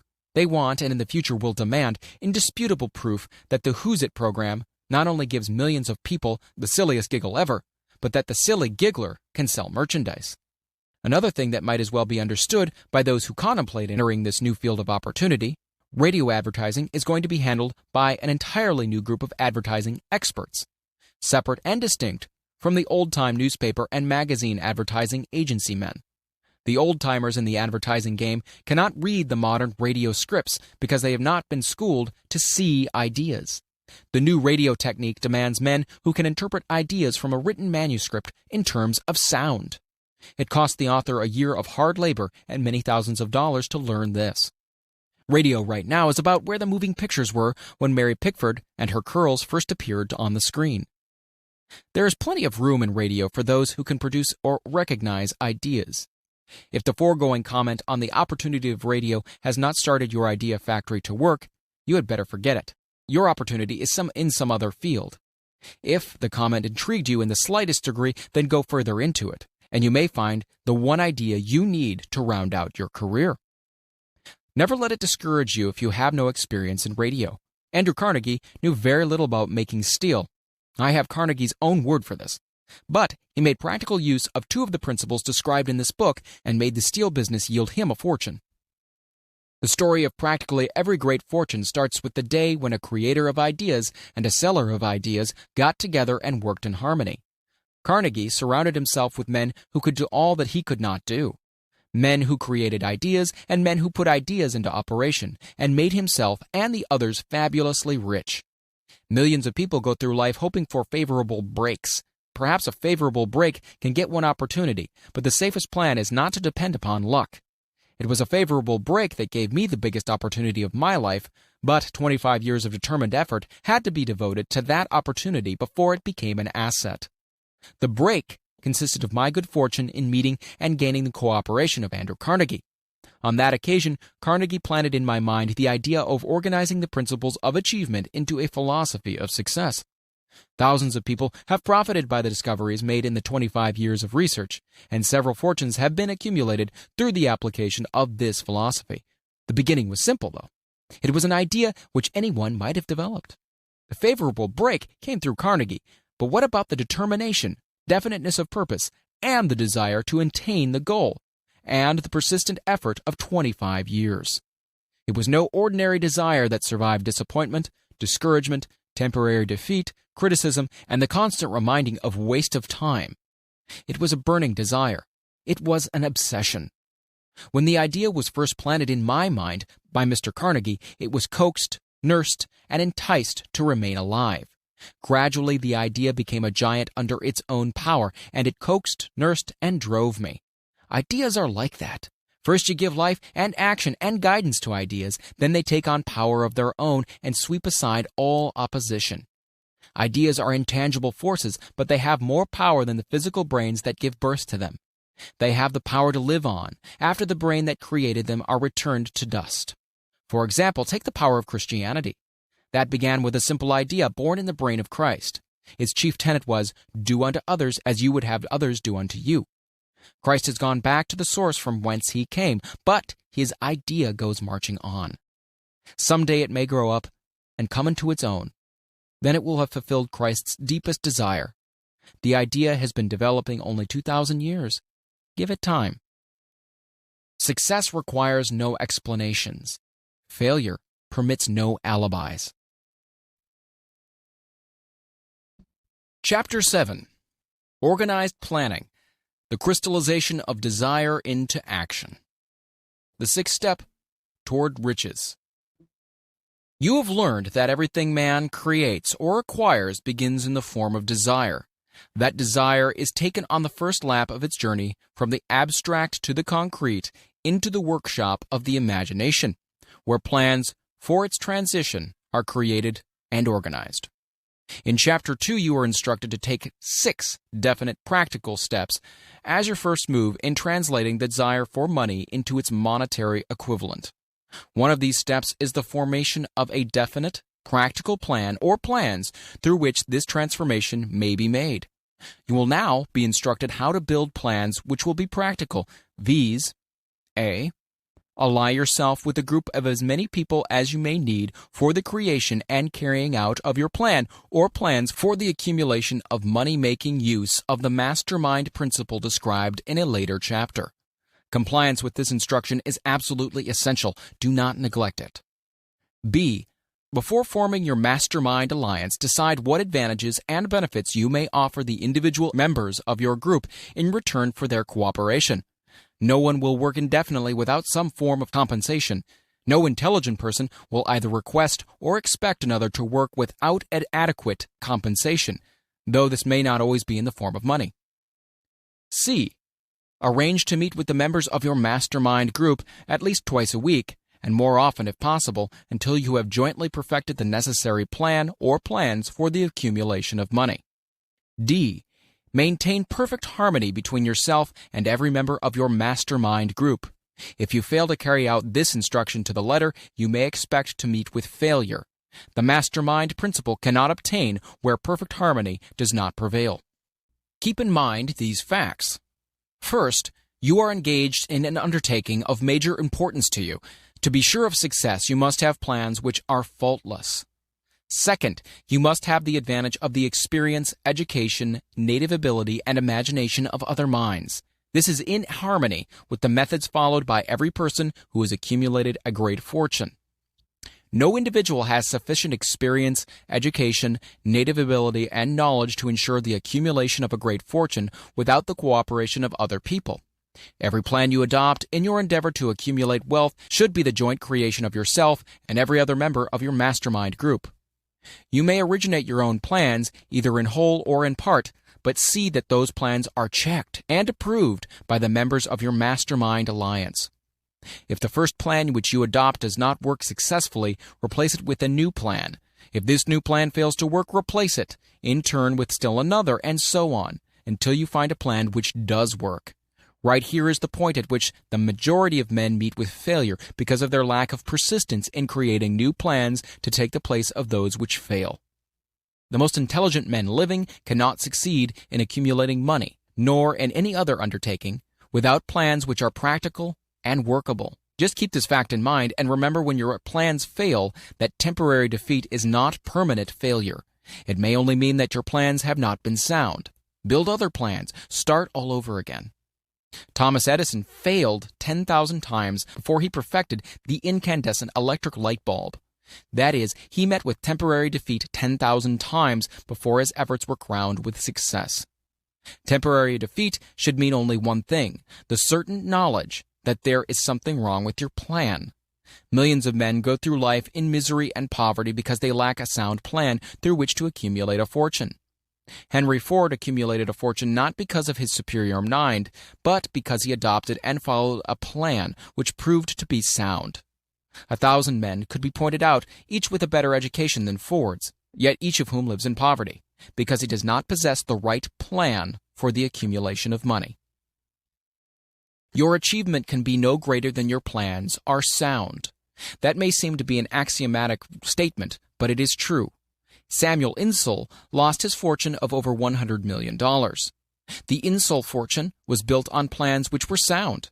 The business depression forced Mr. Insull to change his plans, and the change brought temporary defeat because his new plans were not sound. Mr. Insull is now an old man. He may consequently accept failure instead of temporary defeat, but if his experience turns out to be a failure, it will be for the reason that he lacks the fire of persistence to rebuild his plans. No man is ever whipped until he quits in his own mind. This fact will be repeated many times because it is so easy to take the count at the first sign of defeat. James J. Hill met with temporary defeat when he first endeavored to raise the necessary capital to build a railroad from east to west, but he too turned defeat into victory through new plans. Henry Ford met with temporary defeat not only at the beginning of his automobile career, but after he had gone far towards the top. He created new plans and went marching on to financial victory. We see men who have accumulated great fortunes, but we often recognize only their triumph, overlooking the temporary defeats which they had to surmount before arriving. No follower of this philosophy can reasonably expect to accumulate a fortune without experiencing temporary defeat.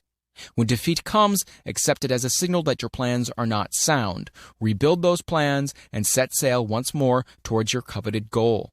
If you give up before your goal has been reached, you're a quitter. A quitter never wins, and a winner never quits. Lift this sentence out, write it on a piece of paper in letters an inch high, and place it where you will see it every night before you go to sleep, and every morning before you go to work. When you begin to select members of your mastermind group, endeavor to select those who do not take defeat seriously. Some people foolishly believe that only money can make money. That's not true. Desire, transmuted into its monetary equivalent through the principles laid down here, is the agency through which money is made.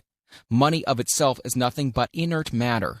It cannot move, think, or talk, but it can hear when a man who desires it calls it to come. Planning the sale of services. The remainder of this chapter has been given over to a description of ways and means of marketing personal services. The information here covered will be of practical help to any person having any form of personal services to market, but it will be of priceless benefit to those who aspire to leadership in their chosen occupations. Intelligent planning is essential for success in any undertaking designed to accumulate riches.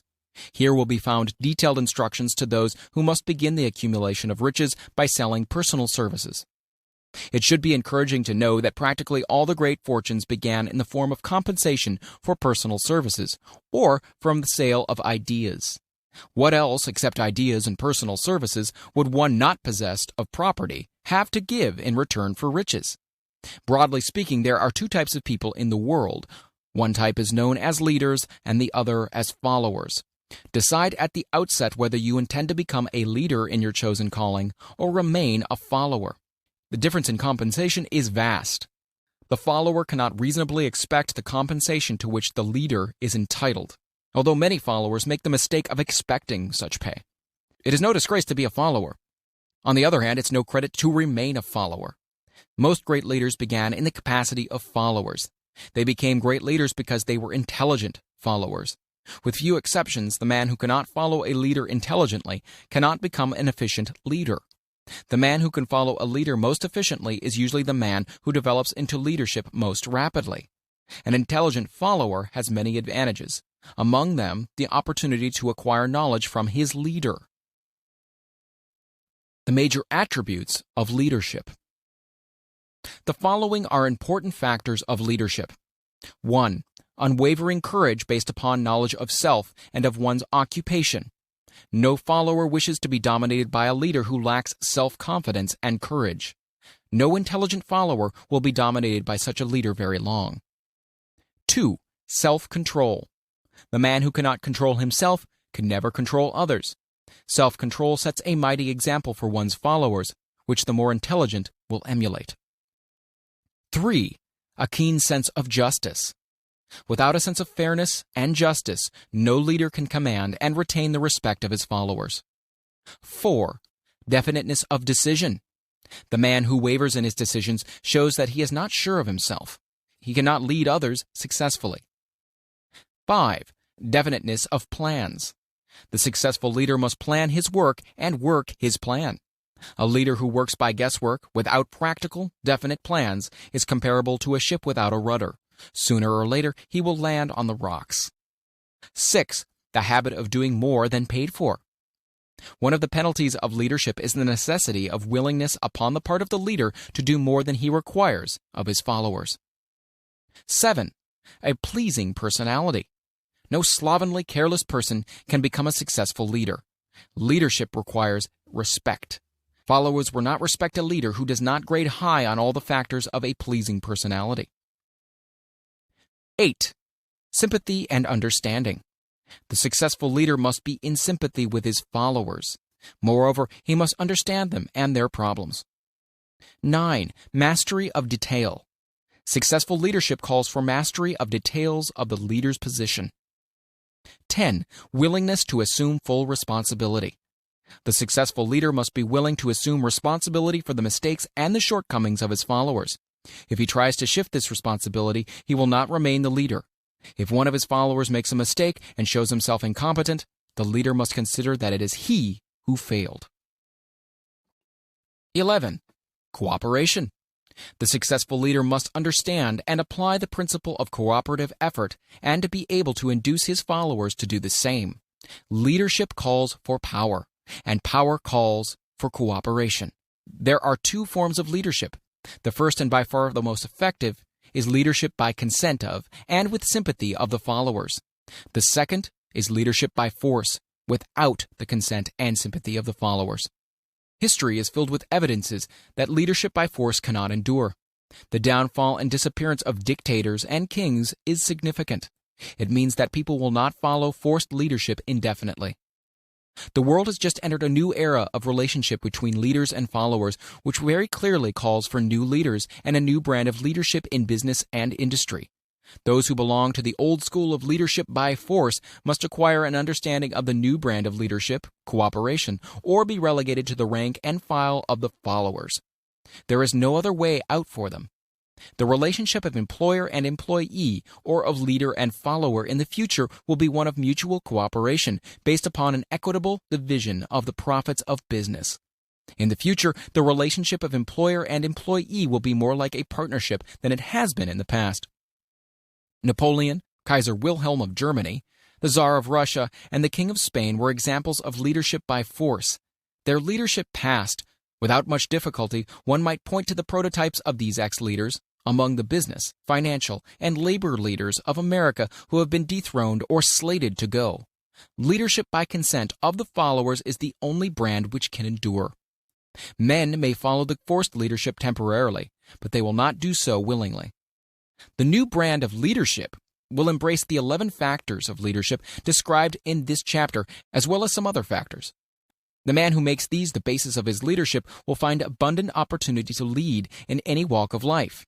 The Depression has prolonged, largely because the world lacked leadership of the new brand. At the end of the Depression, the demand for leaders who are competent to apply the new methods of leadership has greatly exceeded the supply. Some of the old type of leaders will reform and adapt themselves to the new brand of leadership, but, generally speaking, the world will have to look for a new timber for its leadership. This necessity may be your opportunity. The 10 major causes of failure in leadership. We come now to the major faults of leaders who fail, because it is just as essential to know what not to do as it is to know what to do. 1. Inability to organize details. Efficient leadership calls for ability to organize and master details. No genuine leader is ever too busy to do anything which may be required of him in his capacity as leader. When a man, whether he is a leader or a follower, admits that he is too busy to change his plans or to give attention to any emergency, he admits his inefficiency. The successful leader must be the master of all details connected with his position. That means, of course, that he must acquire the habit of relegating details to capable lieutenants. 2. Unwillingness to render humble service. Truly great leaders are willing, when occasion demands, to perform any sort of labor which they would ask another to perform. The greatest among ye shall be the servant of all, is a truth which all able leaders observe and respect. 3. Expectation of pay for what they know instead of what they do with that which they know. The world does not pay men for that which they know. It pays them for what they do or induce others to do. 4. Fear of competition from followers. The leader who fears that one of his followers may take his position is practically sure to realize that fear sooner or later. The able leader trains understudies to whom he may delegate at will any of the details of his position. Only in this way may a leader multiply himself and prepare himself to be at many places and give attention to many things at one time. It is an eternal truth that men receive more money for their ability to get others to perform than they could possibly earn by their own efforts. An efficient leader may, through his knowledge of his job and the magnetism of his personality, greatly increase the efficiency of others and induce them to render more service and better service than they could render without his aid. 5. Lack of imagination. Without imagination, the leader is incapable of meeting emergencies and of creating plans by which to guide his followers efficiently. 6. Selfishness. The leader who claims all the honor for the work of his followers is sure to be met by resentment. The really great leader claims none of the honors. He is contented to see the honors, when there are any, to go to his followers, because he knows that most men will work harder for commendation and recognition than they will for money alone. 7. Intemperance.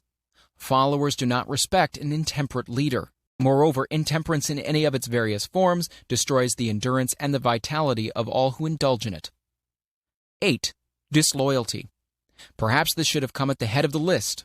The leader who is not loyal to his trust and to his associates, those above him, and those below him, cannot long maintain his leadership.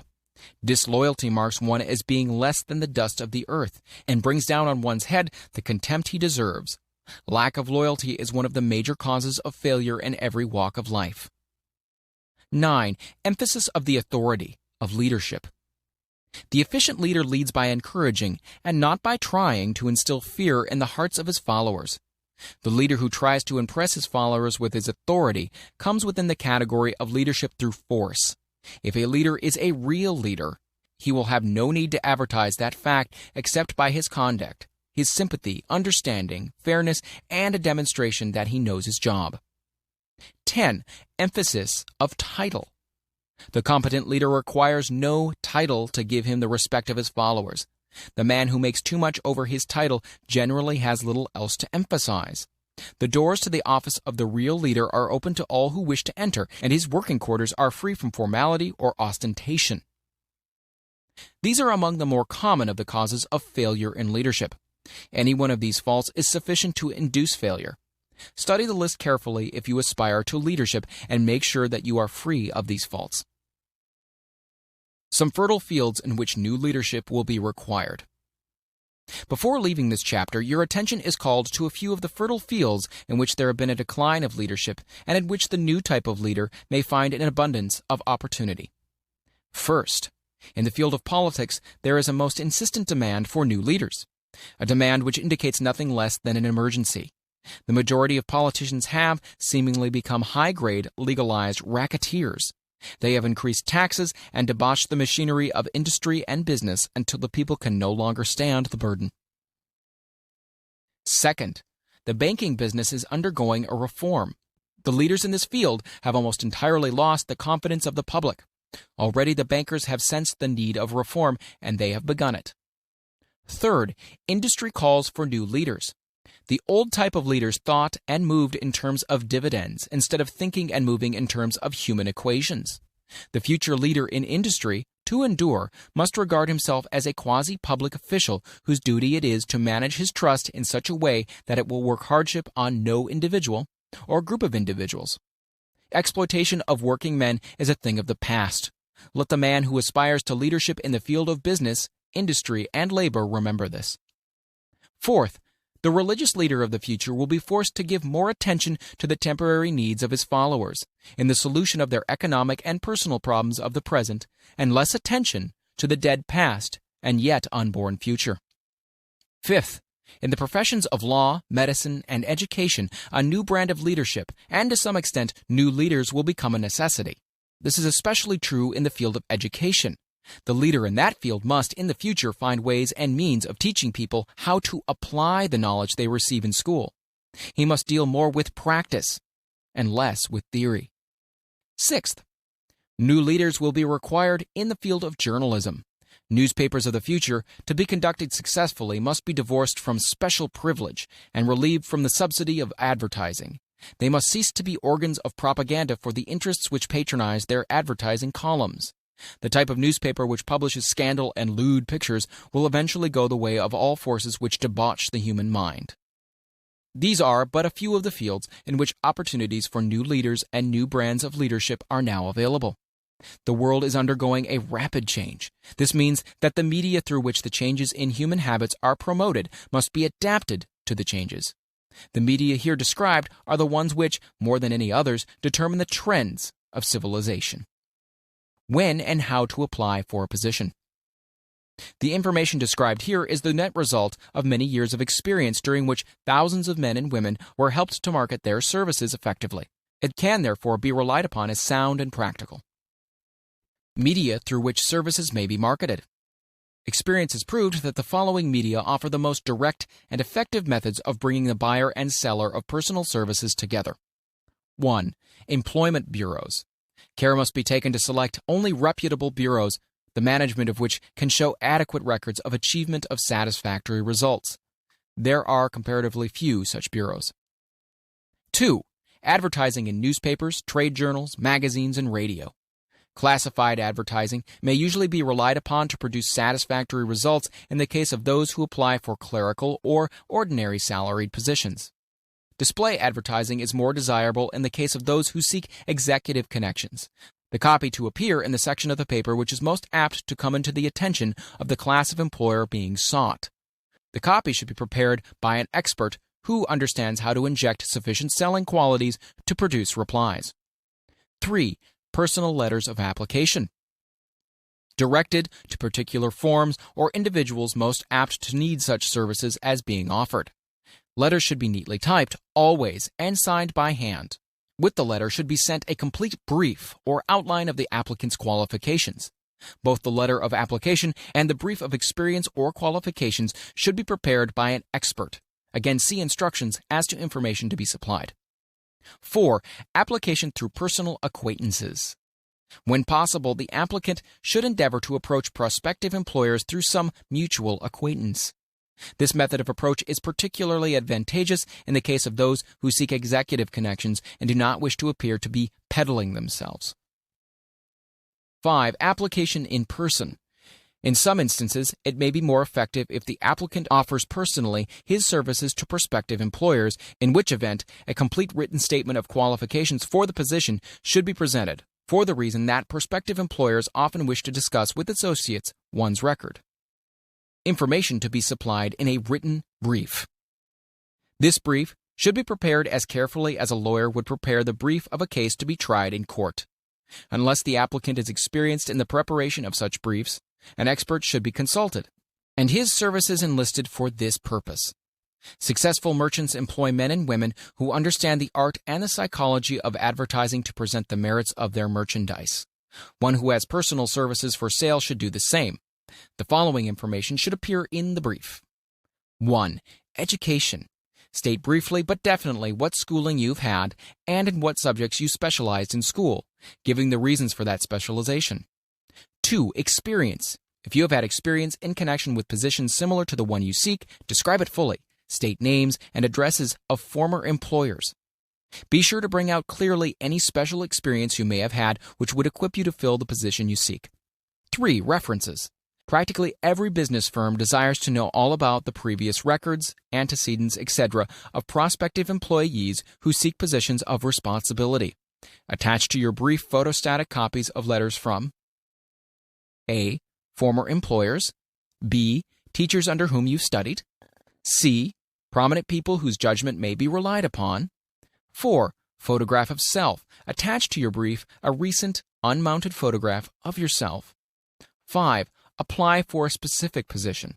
Avoid application for a position without describing exactly what particular position you seek. Never apply for just a position. That indicates you lack specialized qualifications. 6. State your qualifications for the particular position for which you apply. Give full details as to the reasons you believe you are qualified for the particular position you seek. This is the application. It will determine more than anything else what consideration you receive. 7. Offer to go to work on probation. In the majority of instances, if you are determined to have the position for which you apply, it will be most effective if you offer to work for a week or a month, or for sufficient length of time to enable your prospective employer to judge your value without pay. This may appear to be a radical suggestion, but experience has proved that it seldom fails to win at least a trial. If you are sure of your qualifications, a trial is all you need. Incidentally, such an offer indicates that you have confidence in your ability to fill the position you seek. It is most convincing. If your offer is accepted and you make good, more than likely you'll be paid for your probation period. Make clear the fact that your offer is based upon A. Your confidence in your ability to fill the position, B. Your confidence in your prospective employer's decision to employ you after trial, C. Your determination to have the position you seek. 8. Knowledge of your prospective employer's business. Before applying for a position, do sufficient research in connection with the business to familiarize yourself thoroughly with that business, and indicate in your brief the knowledge you have acquired in this field. This will be impressive, as it will indicate that you have imagination and a real interest in the position you seek. Remember that it is not the lawyer who knows the most law, but the one who best prepares his case who wins. If your case is properly prepared and presented, your victory will have been more than half won at the outset. Do not be afraid of making your brief too long. Employers are just as much interested in purchasing the services of well-qualified applicants as you are in securing employment. In fact, the success of most successful employers is due, in the main, to their ability to select well-qualified lieutenants. They want all the information available. Remember another thing. Neatness in the preparation of your brief will indicate that you are a painstaking person. I have helped prepare briefs for clients which are so striking and out of the ordinary that they have resulted in the employment of the applicant without a personal interview. When your brief has been completed, have it neatly bound by an experienced binder and lettered by an artist or printer similar to the following. Brief of the qualifications of Robert K. Smith, applying for the position of private secretary to the president of the blank company incorporated. Of course, change names each time brief is shown. This personal touch is sure to command attention. Have your brief neatly typed or mimeographed on the finest paper you can obtain, and bound with a heavy paper of the book cover variety, the binder to be changed, and the proper firm name to be inserted if it is to be shown to more than one company. Your photograph should be pasted on one of the pages of your brief. Follow these instructions to the letter, improving upon them wherever your imagination suggests. Successful salesmen groom themselves with care. They understand that a first impression is everything. Your brief is your salesman. Give it a good suit of clothes so that it'll stand out in bold contrast to anything your prospective employers ever saw in the way of an application for a position.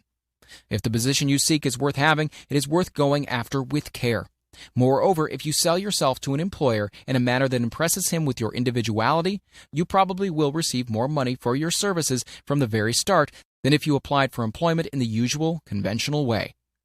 If you seek employment through an advertising agency or an employment agency, have the agent use copies of your brief in marketing your services. This will help to gain preference for you, both with the agent and the prospective employers.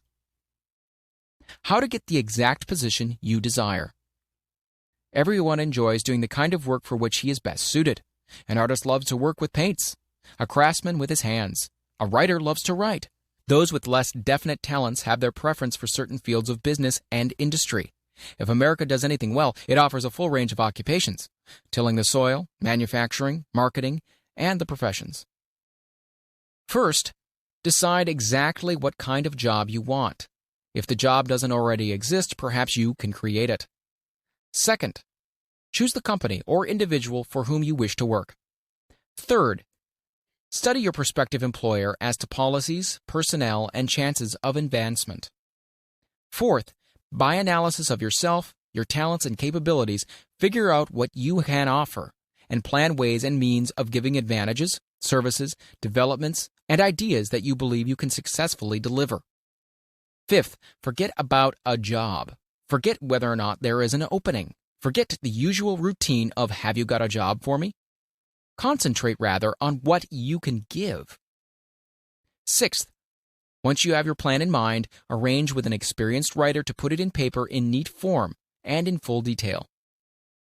Seventh, present it to the proper person with authority, and he will do the rest. Every company is looking for men who can give something of value, whether it be ideas, services, or connections. Every company has room for the man who has a definite plan of action, which is to the advantage of that company. This line of procedure may take a few days or weeks of extra time, but the difference in income, in advancement, in gaining recognition will save years of hard work at small pay. It has many advantages, the main one being that it will often save from 1 to 5 years of time in reaching a chosen goal. Every person who starts or gets in halfway up the ladder does so by deliberate and careful planning, excepting, of course, the boss's son. The new way of marketing services jobs are now partnerships. Men and women who market their services to best advantage in the future must recognize the stupendous change which has taken place in connection with the relationship between employer and employee. In the future, the golden rule, and not the rule of gold, will be the dominating factor in marketing of merchandise as well as personal services. The future relationship between employers and their employees will be more in the nature of a partnership consisting of A. The employer, B. The employee, C. The public they serve. This new way of marketing personal services is called new for many reasons. First, both the employer and the employee of the future will be considered as fellow employees whose business it will be to serve the public efficiently. In times past, employers and employees have bartered among themselves, driving the best bargains they could with one another, not considering that in the final analysis they were in reality bargaining at the expense of the third party, the public they served. The Depression served as a mighty protest from an injured public whose rights have been trampled upon in every direction by those who are clamoring for individual advantages and profits. When the debris of the Depression shall have cleared away and business shall have been once again restored to balance, both employers and employees will recognize that they are no longer privileged to drive bargains at the expense of those whom they serve. The real employer of the future will be the public. This should be kept uppermost in mind by every person seeking to market personal services effectively. Nearly every railroad in America is in financial difficulty. Who does not remember the day when, if a citizen inquired at the ticket office the time of departure of a train, he was abruptly referred to the bulletin board instead of being politely given the information? The streetcar companies have experienced a change of times also. There was a time not so long ago when streetcar conductors took pride in giving argument to passengers. Many of the streetcar tracks have been removed and passengers ride on a bus, whose driver is the last word in politeness. All over the country, streetcar tracks are rusting from abandonment or have been taken up. Wherever streetcars are still in operation, passengers may now ride without argument, and one may even hail the car in the middle of the block, and the motorman will obligingly pick him up. How times have changed. That is just the point I am trying to emphasize. Times have changed. Moreover, the change is reflected not merely in railroad offices and on streetcars, but in other walks of life as well. The public be damned policy is now passé. It has been supplanted by the we are obligingly at your service, sir policy. The bankers have learned a thing or two during this rapid change which has taken place during the past few years. Impoliteness on the part of a bank official or bank employee today is as rare as it was conspicuous a dozen years ago. In the years past, some bankers, not all of them of course, carried an atmosphere of austerity which gave every would-be borrower a chill when he even thought of approaching his banker for a loan. The thousands of bank failures during the Depression had the effect of removing the mahogany doors behind which bankers formerly barricaded themselves. They now sit at desks in the open, where they may be seen and approached at will by any depositor or by anyone who wishes to see them, and the whole atmosphere of the bank is one of courtesy and understanding.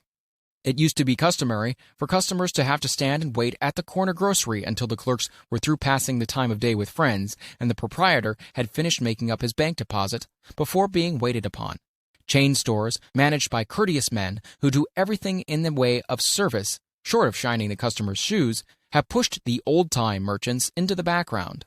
Time marches on. Courtesy and service are the watchwords of merchandising today and apply to the person who is marketing personal services even more directly than to the employer whom he serves, because, in the final analysis, both the employer and his employee are employed by the public they serve. If they fail to serve well, they pay by the loss of their privilege of serving. We can all remember the time when the gas meter reader pounded on the door hard enough to break the panels. When the door was opened, he pushed his way in, uninvited, with a scowl on his face, which plainly said, "What the hell did you keep me waiting for?" All that has undergone a change. The meter man now conducts himself as a gentleman who is delighted to be at your service, sir.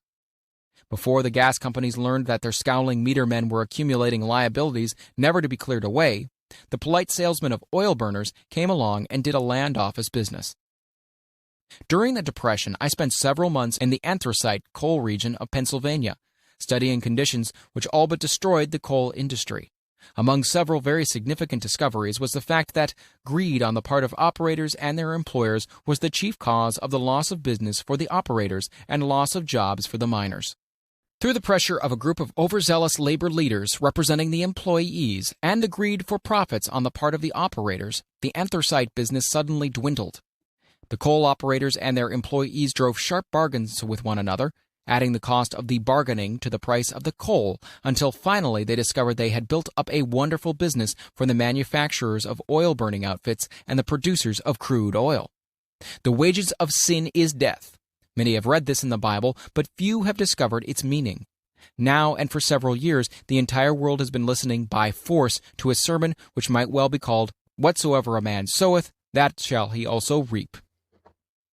Nothing as widespread and effective as the Depression could possibly be just a coincidence. Behind the Depression was a cause. Nothing ever happens without a cause. In the main, the cause of the Depression is traceable directly to the worldwide habit of trying to reap without sowing. This should not be mistaken to mean that the Depression represents a crop which the world is being forced to reap without having sown. The trouble is that the world sowed the wrong sort of seed. Any farmer knows he cannot sow the seed of thistles and reap a harvest of grain. Beginning at the outbreak of the World War, the people of the world began to sow the seed of service inadequate in both quality and quantity. Nearly everyone was engaged in the pastime of trying to get without giving.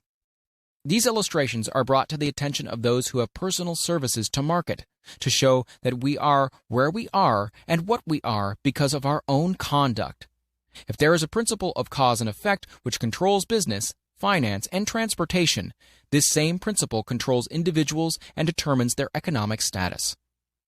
What is your QQS rating? The cause of success in marketing services effectively and permanently have been clearly described. Unless those causes are studied, analyzed, understood, and applied, no man can market his services effectively and permanently.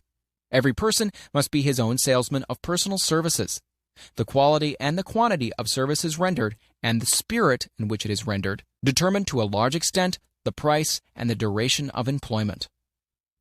To market personal services effectively, which means a permanent market at a satisfactory price under pleasant conditions, one must adopt and follow the QQS formula, which means the quality plus quantity plus the proper spirit of cooperation, which equals perfect salesmanship of service. Remember the QQS formula, but do more. Apply it as a habit. Let us analyze the formula to make sure we understand exactly what it means. 1. Quality of service shall be construed to mean the performance of every detail in connection with your position in the most efficient manner possible, with the object of greater efficiency always in mind. 2. Quantity of service shall be understood to mean the habit of rendering all the service of which you are capable at all times with the purpose of increasing the amount of service rendered as greater skill is developed through practice and experience. Emphasis is again placed on the word habit. Spirit of service shall be construed to mean the habit of agreeable, harmonious conduct, which will induce cooperation from associates and fellow employees. Adequacy of quality and quantity of service is not sufficient to maintain a permanent market for your services.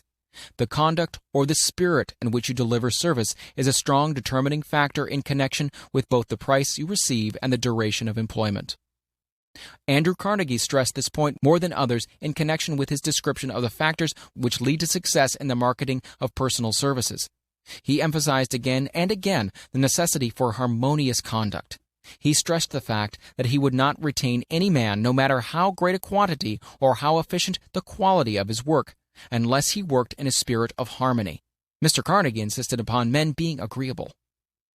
To prove that he placed a high value upon this quality, he permitted many men who conformed to his standards to become very wealthy.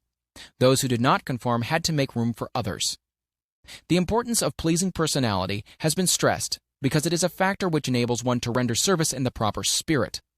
If one has a personality which pleases and renders service in a spirit of harmony, these assets often make up for deficiencies in both the quality and the quantity of services one renders. Nothing, however, can be successfully substituted for pleasing conduct. The capital value of your services. The person whose income is derived entirely from the sale of personal services is no less a merchant than the man who sells commodities. And it might well be added, such a person is subject to exactly the same rules of conduct as the merchant who sells merchandise. This has been emphasized because the majority of people who live by the sale of personal services make the mistake of considering themselves free from the rules of conduct and the responsibilities attached to those who are engaged in marketing commodities. The new way of marketing services has practically forced both employer and employee into partnership alliances, through which both take into consideration the rights of the third party, the public they serve. The day of the go-getter has passed. He has been supplanted by the go-giver. High-pressure methods in business finally blew the lid off. There will never be the need to put the lid back on because in the future, business will be conducted by methods that will require no pressure. The actual capital value of your brains may be determined by the amount of income you can produce by marketing your services. A fair estimate of the capital value of your services may be made by multiplying your annual income by 16 2/3, as it is reasonable to estimate that your annual income represents 6% of your capital value. Money rents for 6% per annum. Money is worth no more than brains. It is often worth much less. Competent brains, if effectively marketed, represent a much more desirable form of capital than that which is required to conduct a business dealing in commodities, because brains are a form of capital which cannot be permanently depreciated through depressions, nor can this form of capital be stolen or spent. Moreover, the money which is essential for the conduct of business is as worthless as a sand dune until it has been mixed with efficient brains. The 30 major causes of failure. How many of these are holding you back? Life's greatest tragedy consists of men and women who earnestly try and fail. The tragedy lies in the overwhelmingly large majority of people who fail as compared to the few who succeed. I've had the privilege of analyzing several thousand men and women, 98% of whom were classed as failures. There is something radically wrong with a civilization and a system of education which permit 98% of the people to go through life as failures. But I did not write this book for the purpose of moralizing on the rights and wrongs of the world. That would require a book of 100 times the size of this one. My analysis work proved that there are 30 major reasons for failure, and 13 major principles through which people accumulate fortunes. In this chapter, a description of the 30 major causes of failure will be given. As you go over the list, check yourself by it, point by point, for the purpose of discovering how many of these causes of failure stand between you and success. 1. Unfavorable hereditary background. There is but little, if anything, which can be done for people who are born with a deficiency in brain power. This philosophy offers but one method of bridging this weakness, through the aid of the master mind. Observe with profit, however, that this is the only one of the 30 causes of failure which may not be easily corrected by any individual. 2. Lack of a well-defined purpose in life. There is no hope of success for the person who does not have a central purpose or definite goal at which to aim. 98 out of every 100 of those whom I have analyzed had no such aim. 3. Lack of ambition to aim above mediocrity. We offer no hope for the person who is so indifferent as not to want to get ahead in life and who is not willing to pay the price. 4. Insufficient education. This is a handicap which may be overcome with comparative ease. Experience has proven that the best educated people are often those who are known as self-made or self-educated. It takes more than a college degree to make one a person of education. Any person who is educated is one who has learned to get whatever he wants in life without violating the rights of others. Education consists not so much of knowledge, but of knowledge effectively and persistently applied. Men are paid not merely for what they know, but more particularly for what they do with that which they know. 5. Lack of self-discipline. Discipline comes through self-control. This means that one must control all negative qualities. Before you can control conditions, you must control yourself first. Self-mastery is the hardest job you will ever tackle. If you do not conquer self, you will be conquered by self. You may see at one and the same time both your best friend and your greatest enemy by stepping in front of the mirror. 6. Ill health. No person may enjoy outstanding success without good health. Many of the causes of ill health are subject to mastery and control. These in the main are: A. Overeating of foods not conducive to health. B. Wrong habits of thought giving expression to negatives. C. Wrong use of and overindulgence in sex. D. Lack of proper physical exercise. E. An inadequate supply of fresh air due to improper breathing. 7. Unfavorable environmental influences during childhood. As the twig is bent, so shall the tree grow. Most people who have criminal tendencies acquire them as a result of a bad environment and improper associates during childhood. 8. Procrastination. This is one of the most common causes of failure. Old man procrastination stands within the shadow of every human being, waiting his opportunity to spoil one's chances of success. Most of us go through life as failures because we are waiting for the time to be right, to start doing something worthwhile. Don't wait. The time will never be just right. Start where you stand and work with whatever tools you may have at your command, and better tools will be found as you go along. 9. Lack of persistence. Most of us are good starters but poor finishers of everything we begin. Moreover, people are prone to give up at the first signs of defeat. There is no substitute for persistence. The person who makes persistence his watchword discovers that old man failure, finally becomes tired, and makes his departure. Failure cannot cope with persistence. 10. Negative personality. There is no hope of success for the person who repels power through a negative personality.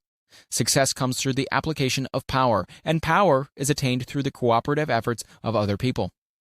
A negative personality will not indulge cooperation. 11. Lack of controlled sexual urge. Sex energy is the most powerful of all the stimuli which move people into action. Because it is the most powerful of the emotions, it must be controlled through transmutation and converted into other channels. 12. Uncontrolled desire for something for nothing. The gambling instinct drives millions of people to failure. Evidence may be found for this in a study of the Wall Street crash of '29, during which millions of people tried to make money by gambling on stock margins. 13. Lack of a well-defined power of decision. Men who succeed reach decisions promptly and change them, if at all, very slowly. Men who fail reach decisions, if at all, very slowly and change them frequently and quickly. Indecision and procrastination are twin brothers. Where one is found, the other usually will be found also. Kill off this pair before they completely hog-tie you to the treadmill of failure. 14. One or more of the 6 basic fears.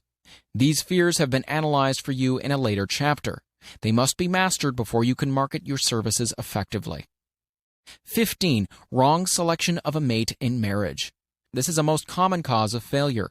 The relationship of marriage brings people intimately into contact. Unless this relationship is harmonious, failure is likely to follow.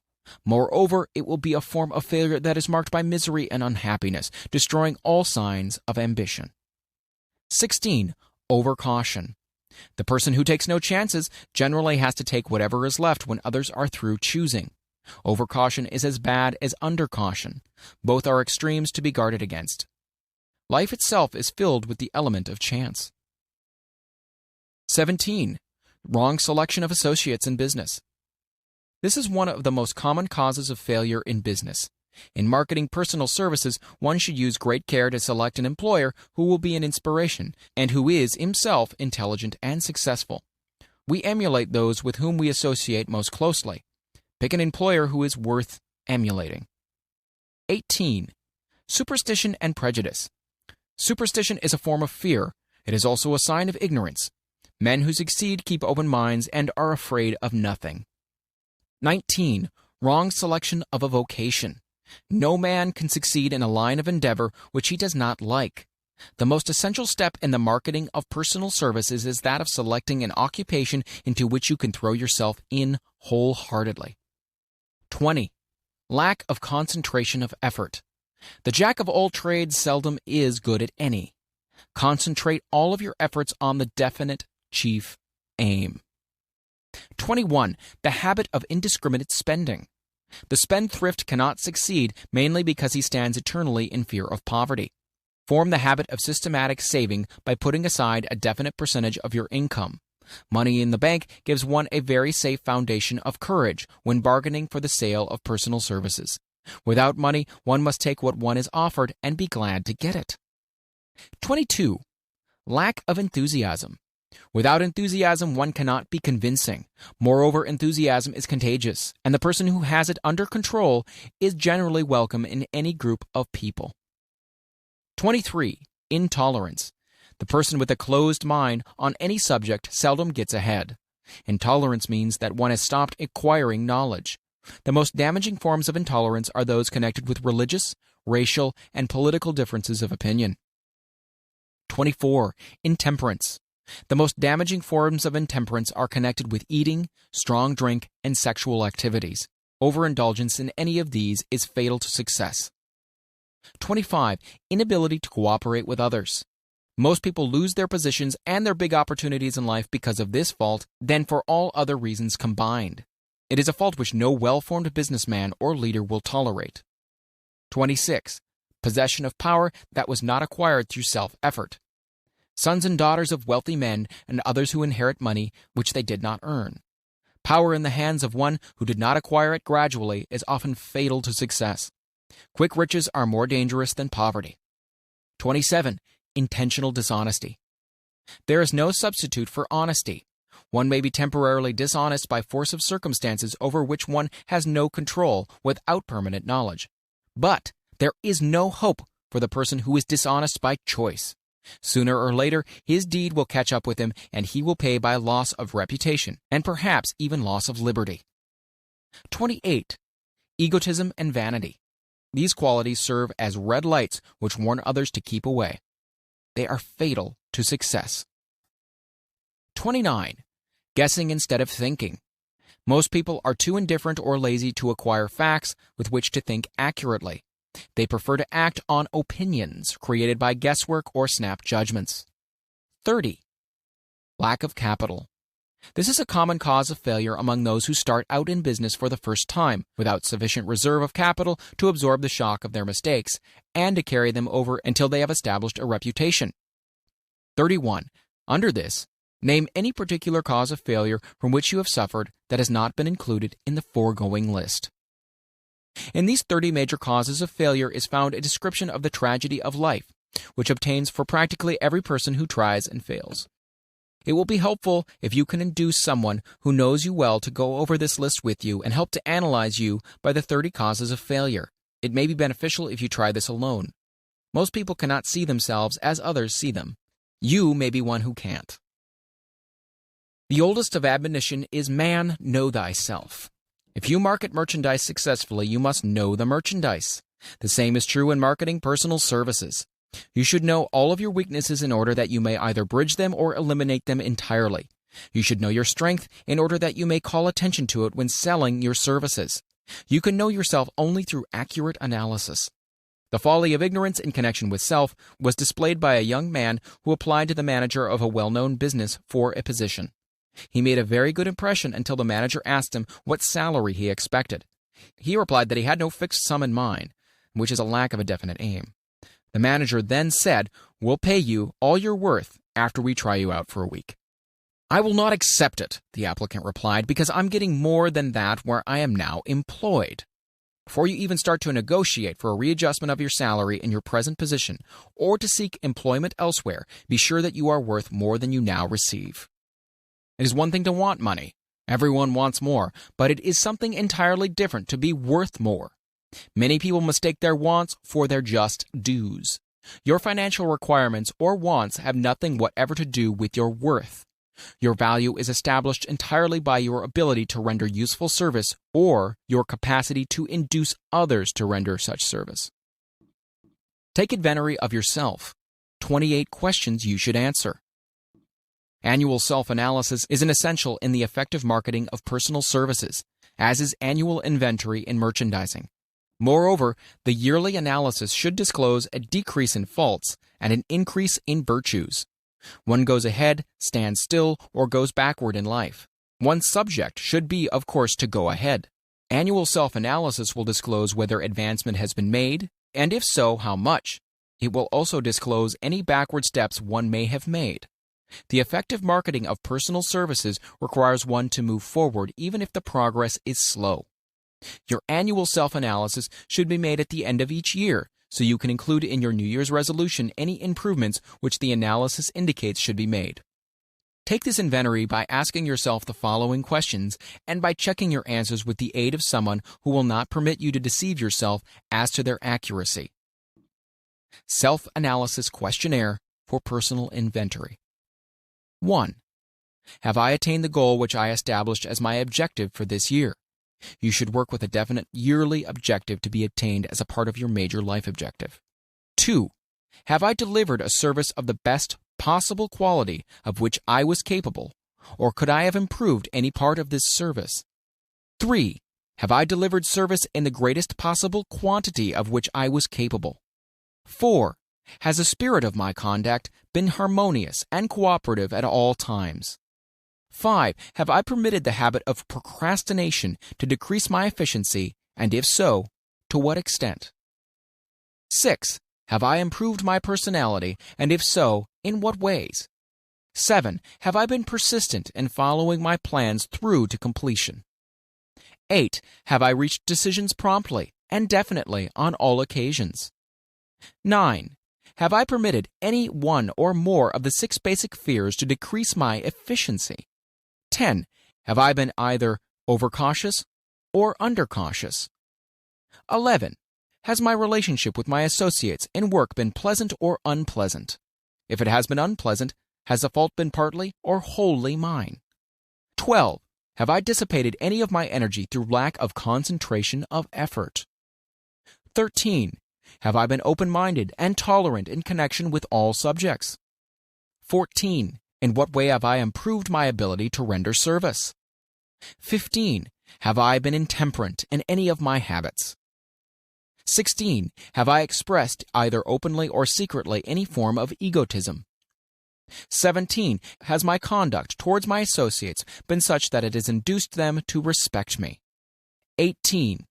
Have my opinions and decisions been based upon guesswork or accuracy of analysis and thought? 19. Have I followed the habit of budgeting my time, my expenses, and my income, and have I been conservative in these budgets? 20. How much time have I devoted to unprofitable effort, which I might have used to better advantage? 21.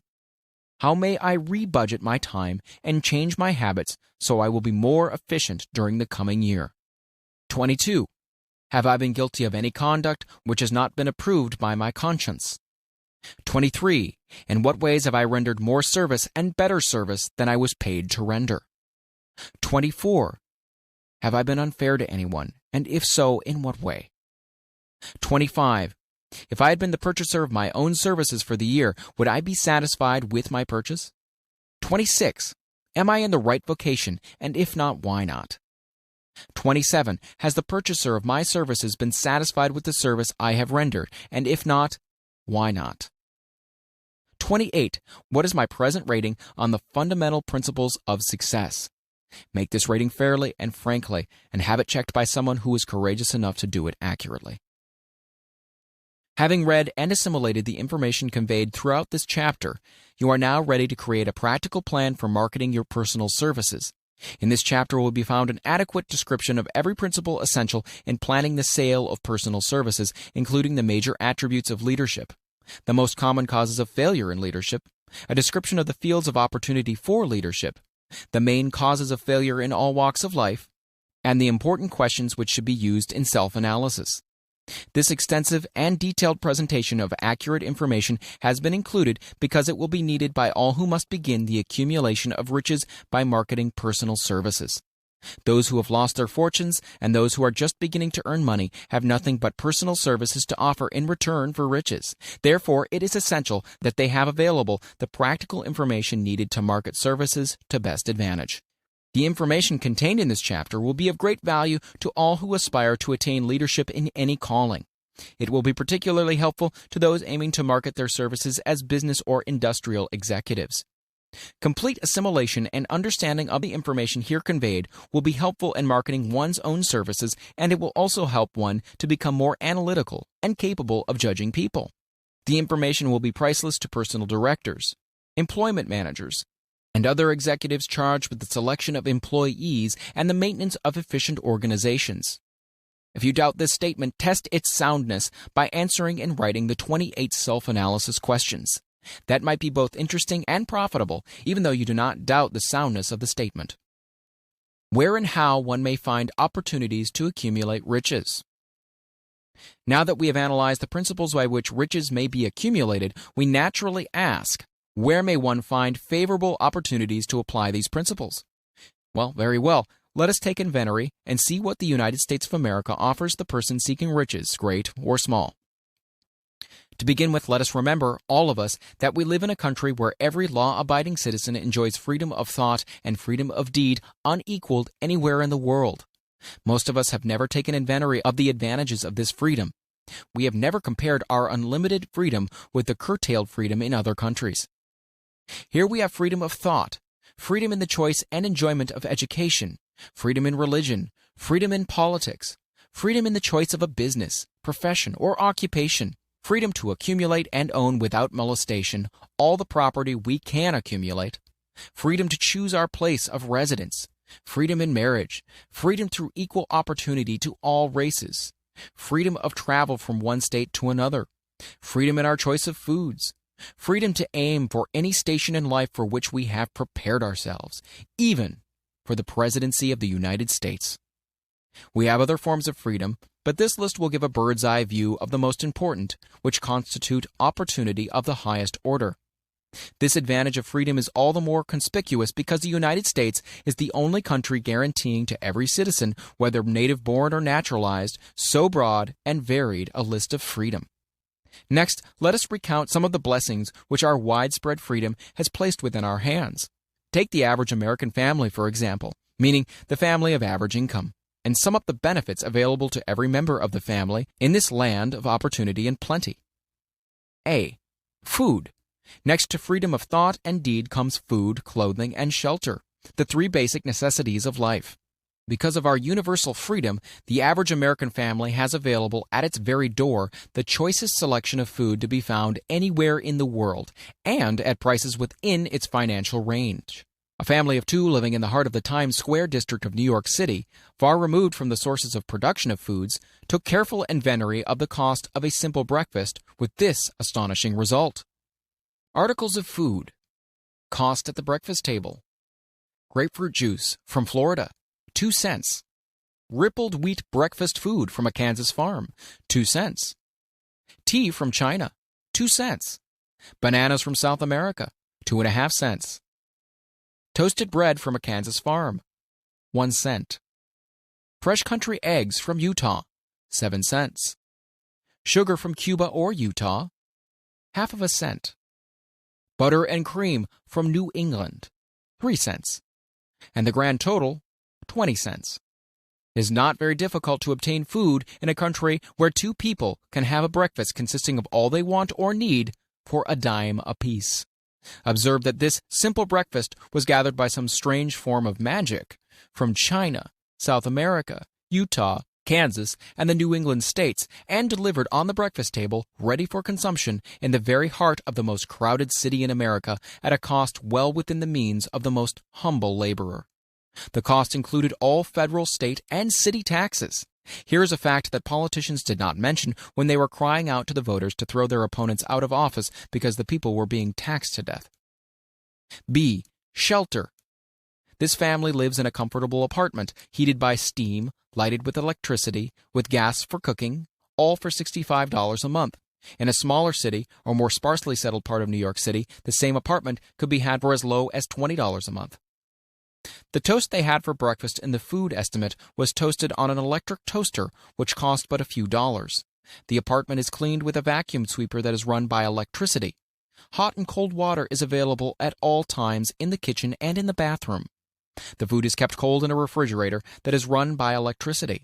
The wife curls her hair, washes her clothes, and irons them with easily operated electrical equipment on power obtained by sticking a plug in the wall. The husband shaves with an electric shaver, and they receive entertainment from all over the world, 24 hours a day, if they want it, without cost, by merely turning the dial of their radio. There are other conveniences in this apartment, but the foregoing list will give a fair idea of some of the concrete evidences of the freedom we of America enjoy. And this is neither political nor economic propaganda. C. Clothing. Anywhere in the United States, the woman of average clothing requirements can dress very comfortably and neatly for less than $200 a year, and the average man can dress for the same or less. Only the three basic necessities of food, clothing, and shelter have been mentioned. The average American citizen has other privileges and advantages available in return for modest effort, not exceeding 8 hours per day of labor. Among those is the privilege of automobile transportation, with which one can go and come at will at very small cost. The average American has security of property rights not found in any other country in the world. He can place his surplus money in a bank with the assurance that his government will protect it and make good to him if the bank fails. If an American citizen wants to travel from one state to another, he needs no passport, no one's permission. He may go when he pleases and return at will. Moreover, he may travel by train, private automobile, bus, airplane, or ship as his pocketbook permits. In Germany, Russia, Italy, and most of the other European and Oriental countries, the people cannot travel with so much freedom and at so little cost. The miracle that has provided these blessings. We often hear politicians proclaiming the freedom of America when they solicit votes, but seldom do they take the time to devote sufficient effort to the analysis of the source or nature of this freedom. Having no axe to grind, no grudge to express, no ulterior motives to be carried out, I have the privilege of going into a frank analysis of that mysterious, abstract, greatly misunderstood something which gives to every citizen of America more blessings, more opportunities to accumulate wealth, more freedom of any nature than may be found in any other country. I have the right to analyze the source and nature of this unseen power because I know and have known for more than a quarter of a century many of the men who organized that power and many who are now responsible for its maintenance. The name of this mysterious benefactor of mankind is capital.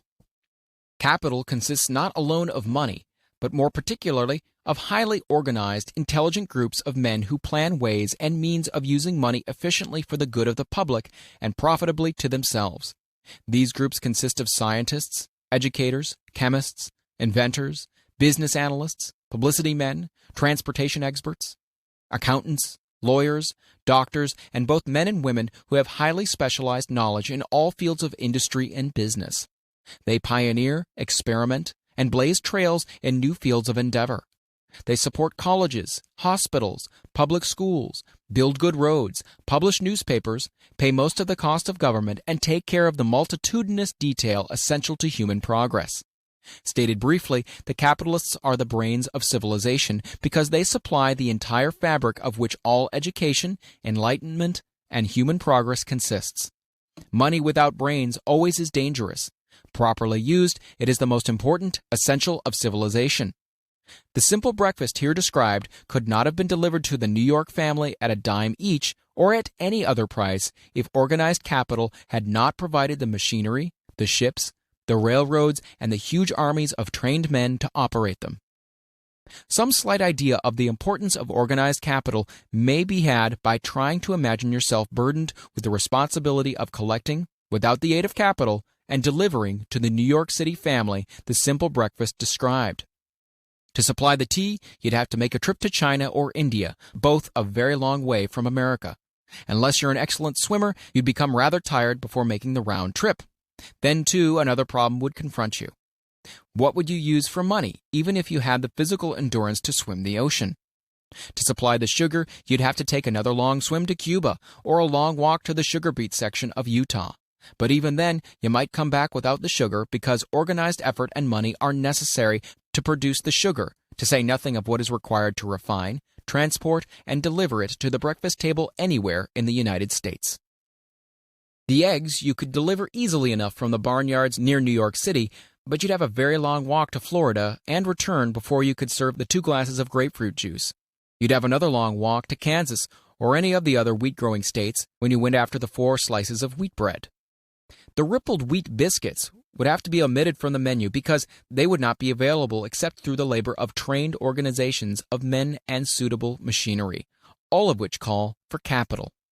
While resting, you could take off for another little swim down to South America, where you would pick up a couple of bananas, and on your return, you could take a short walk to the nearest farm having a dairy and pick up some butter and cream. Then your New York City family would be ready to sit down and enjoy breakfast, and you could collect 2 dimes for your labor. Seems absurd, doesn't it? Well, the procedure described would be the only possible way these simple items of food could be delivered to the heart of New York City if we had no capitalistic system.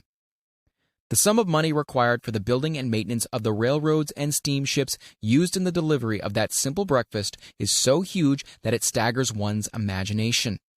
It runs into hundreds of millions of dollars, not to mention the armies of trained employees required to man the ships and trains. But transportation is only a part of the requirement of modern civilization in capitalistic America. Before there can be anything to haul, something must be grown from the ground, or manufactured and prepared for market. This calls for millions of dollars of equipment, machinery, boxing, marketing, and for the wages of millions of men and women. Steamships and railroads do not spring up from the earth and function automatically. They come in response to the call of civilization, through the labor and ingenuity and organizing ability of men who have imagination, faith, enthusiasm, decision, persistence. These men are known as capitalists. They are motivated by the desire to build, construct, achieve, render useful service, earn profits, and accumulate riches. And because they render service without which there would be no civilization, they put themselves in the way of great riches. Just to keep the record simple and understandable, I will add that these capitalists are the selfsame men of whom most of us have heard soapbox orators speak. They are the same men to whom radicals, racketeers, dishonest politicians, and grafting labor leaders refer to as predatory interests, or Wall Street. I'm not attempting to present a brief for or against any group of men or any system of economics. I'm not attempting to condemn the collective bargaining when I refer to the grafting labor leaders, nor do I aim to give a clean bill of health to all individuals known as capitalists. The purpose of this book, a purpose to which I have faithfully devoted over a quarter of a century, is to present to all who want the knowledge the most dependable philosophy through which individuals may accumulate riches in whatever amounts they desire. I have here analyzed the economic advantages of the capitalistic system for the twofold purpose of showing, 1, that all who seek riches must recognize and adapt themselves to the system that controls all approaches to fortunes, large or small, and 2, to present the side of the picture opposite to that being shown by politicians and demagogues who deliberately becloud the issues they bring up by referring to organized capital as if it were something poisonous. This is a capitalistic country. It was developed through the use of capital, and we who claim the right to partake of the blessings of freedom and opportunity, we who seek to accumulate riches here, may as well know that neither riches nor opportunity would be available to us if organized capital had not provided these benefits. For more than 20 years, it has been a somewhat popular and growing pastime for radicals, self-seeking politicians, racketeers, crooked labor leaders, and on occasion religious leaders to take potshots at Wall Street, the money changers, and big business. The practice became so general that we witnessed during the business depression the unbelievable sight of high government officials lining up with the cheap politicians and labor leaders with the openly avowed purpose of throttling the system which had made industrial America the richest country on earth. The lineup was so general and so well organized that it prolonged the worst depression America has ever known. It cost millions of men their jobs because those jobs were inseparably a part of the industrial and capitalistic system which form the very backbone of the nation. During this unusual alliance of government officials and self-seeking individuals who were endeavoring to profit by declaring open season on the American system of industry, a certain type of labor leader joined forces with the politicians and offered to deliver voters in return for legislation designed to permit men to take riches away from industry by organized force of numbers, instead of the better method of giving a fair day's work for a fair day's pay. Millions of men and women throughout the nation are still engaged in this popular pastime of trying to get without giving. Some of them are lined up with labor unions, where they demand shorter hours and more pay. Others do not take the trouble to work at all. They demand government relief and are getting it. Their idea of their rights of freedom was demonstrated in New York City, where a violent complaint was registered with the postmaster by a group of relief beneficiaries, so-called, because the postman awakened them at 7:30 a.m. to deliver government relief checks. They demanded that the time of delivery be set up to 10 o'clock. If you are one of those who believe that riches can be accumulated by the mere act of men who organize themselves into groups and demand more pay for less service, if you are one of those who demand government relief without early morning disturbance when the money is delivered to you, if you are one of those who believe in trading their votes to politicians in return for the passing of laws which permit the raiding of the public treasury, you may rest securely on your belief with certain knowledge that no one will disturb you, because this is a free country, where every man may think as he pleases, where nearly everyone can live with but little effort, where many may live well without doing any work whatsoever. However, you should know the full truth concerning this freedom, of which so many people boast and so few understand. As great as it is, as far as it reaches, as many privileges as it provides, it does not and cannot bring riches without effort. There is but one dependable method of accumulating and legally holding riches, and that is by rendering useful service. No system has ever been created by which men can legally acquire riches through mere force of numbers or without giving in return an equivalent value of one form or another. This is the principle known as the law of economics. This is more than a theory. It is a law no man can beat.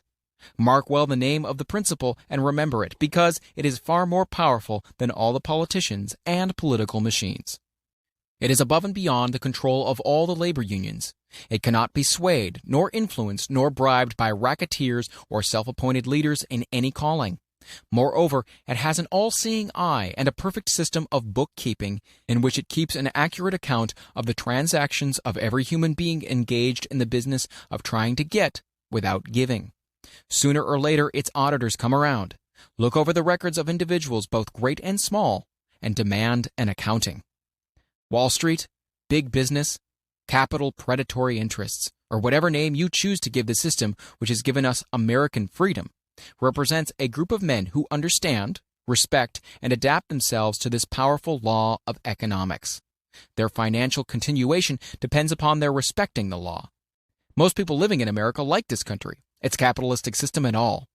I must confess I know of no better country where one may find greater opportunities to accumulate riches. Judging by their acts and deeds, there are some in this country who don't like it. That, of course, is their privilege. If they don't like this country, its capitalistic system, its boundless opportunities, they have the privilege of clearing out. Always there are other countries, such as Germany, Russia, and Italy, where one may try one's hand at enjoying freedom and accumulating riches, providing one is not too particular. America provides all the freedom and all the opportunity to accumulate riches that any honest person may require. When one goes hunting for game, one selects hunting grounds where game is plentiful. When seeking riches, the same rules would naturally obtain. If it is riches you're seeking, do not overlook the possibilities of a country whose citizens are so rich that women alone spend over $200 million annually for lipsticks, rouge, and cosmetics. Think twice, you who are seeking riches, before trying to destroy the capitalistic system of a country whose citizens spend over $50 million a year for greeting cards, with which to express their appreciation of their freedom. If it is money you are seeking, consider carefully a country that spends hundreds of millions of dollars annually for cigarettes, the bulk of the income from which goes to only 4 major companies engaged in supplying this national builder of nonchalance and quiet nerves. By all means, give plenty of consideration to a country whose people spend annually more than $15 million for the privilege of seeing moving pictures, and toss in a few additional millions for liquor, narcotics, and other less potent soft drinks and giggle waters.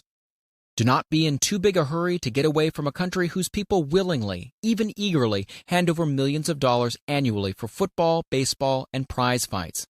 And by all means, stick by a country whose inhabitants give up more than $1 million a year for chewing gum and another $1 million for safety razor blades. Remember also that this is but the beginning of the available resources for the accumulation of wealth. Only a few of the luxuries and non-essentials have been mentioned, but remember that the business of producing, transporting, and marketing these few items of merchandise gives regular employment to many millions of men and women, who receive for their services many millions of dollars monthly, and spend it freely for both the luxuries and the necessities. Especially remember that back of all this exchange of merchandise and personal services may be found an abundance of opportunity to accumulate riches. Here our American freedom comes to one's aid.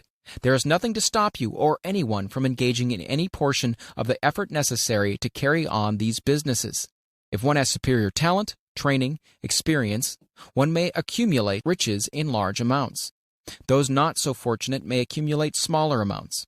Anyone may earn a living in return for a very nominal amount of labor. So there you are.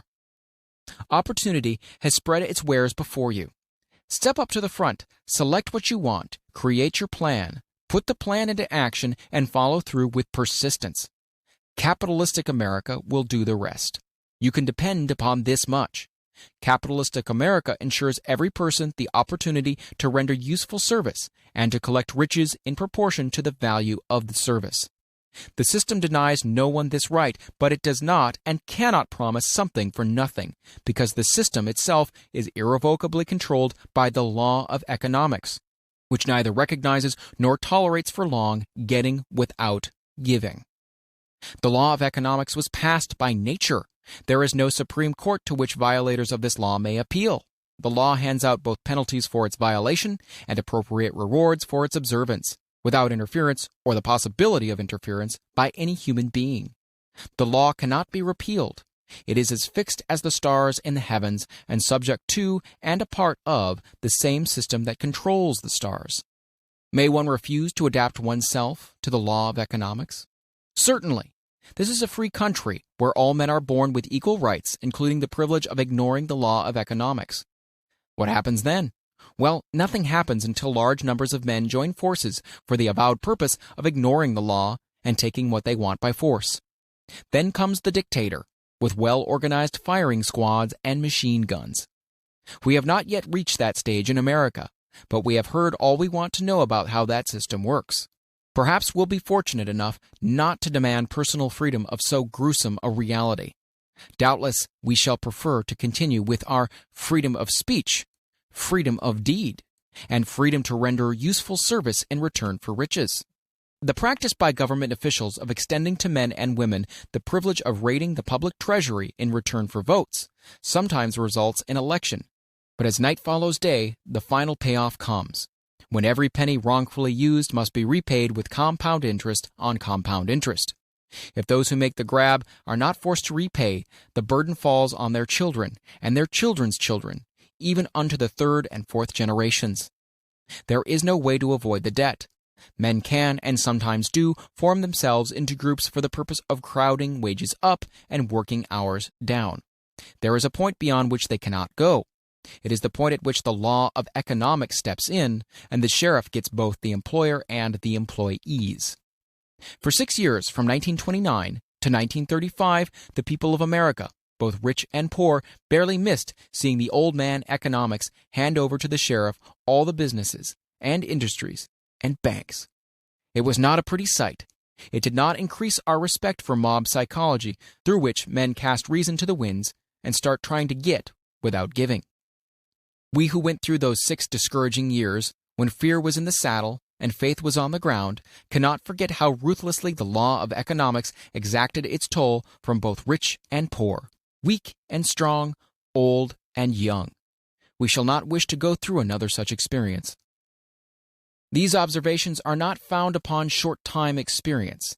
They are the result of 25 years of careful analysis of the methods of both the most successful and the most unsuccessful men America has known. Chapter 8. Decision, the Mastery of Procrastination. The 7th step toward riches. Accurate analysis of over 25,000 men and women who had experienced failure disclosed the fact that lack of decision was near the head of the list of the 30 major causes of failure. This is no mere statement of theory, it is a fact. Procrastination, the opposite of decision, is a common enemy which practically every man must conquer. You'll have an opportunity to test your capacity to reach quick and definite decisions when you finish reading this book and are ready to begin putting into action the principles which it describes. Analysis of several hundred people who had accumulated fortunes well beyond the $1 million mark disclosed the fact that every one of them had the habit of reaching decisions promptly and of changing these decisions slowly, if and when they were changed. People who fail to accumulate money, without exception, have the habit of reaching decisions, if at all, very slowly, and of changing these decisions quickly and often. One of Henry Ford's most outstanding qualities is his habit of reaching decisions quickly and definitely and changing them slowly. This quality is so pronounced in Mr. Ford that it has given him the reputation of being obstinate.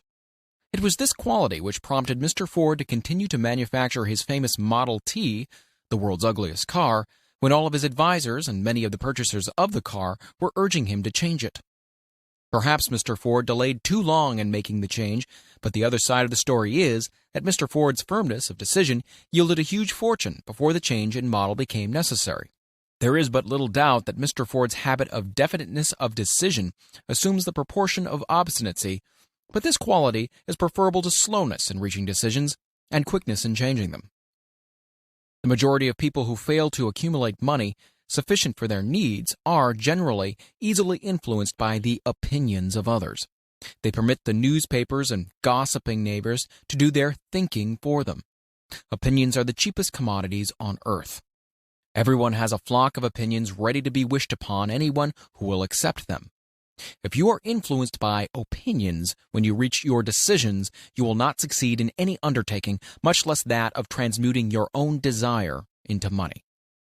If you are influenced by the opinions of others, you will have no desire of your own. Keep your own counsel when you begin to put into practice the principles described here by reaching your own decisions and following them. Take no one into your confidence except the members of your mastermind group, and be very sure in your selection of this group that you choose only those who will be in complete sympathy and harmony with your purpose. Close friends and relatives, while not meaning to do so, often handicap one through opinions and sometimes through ridicule, which is meant to be humorous.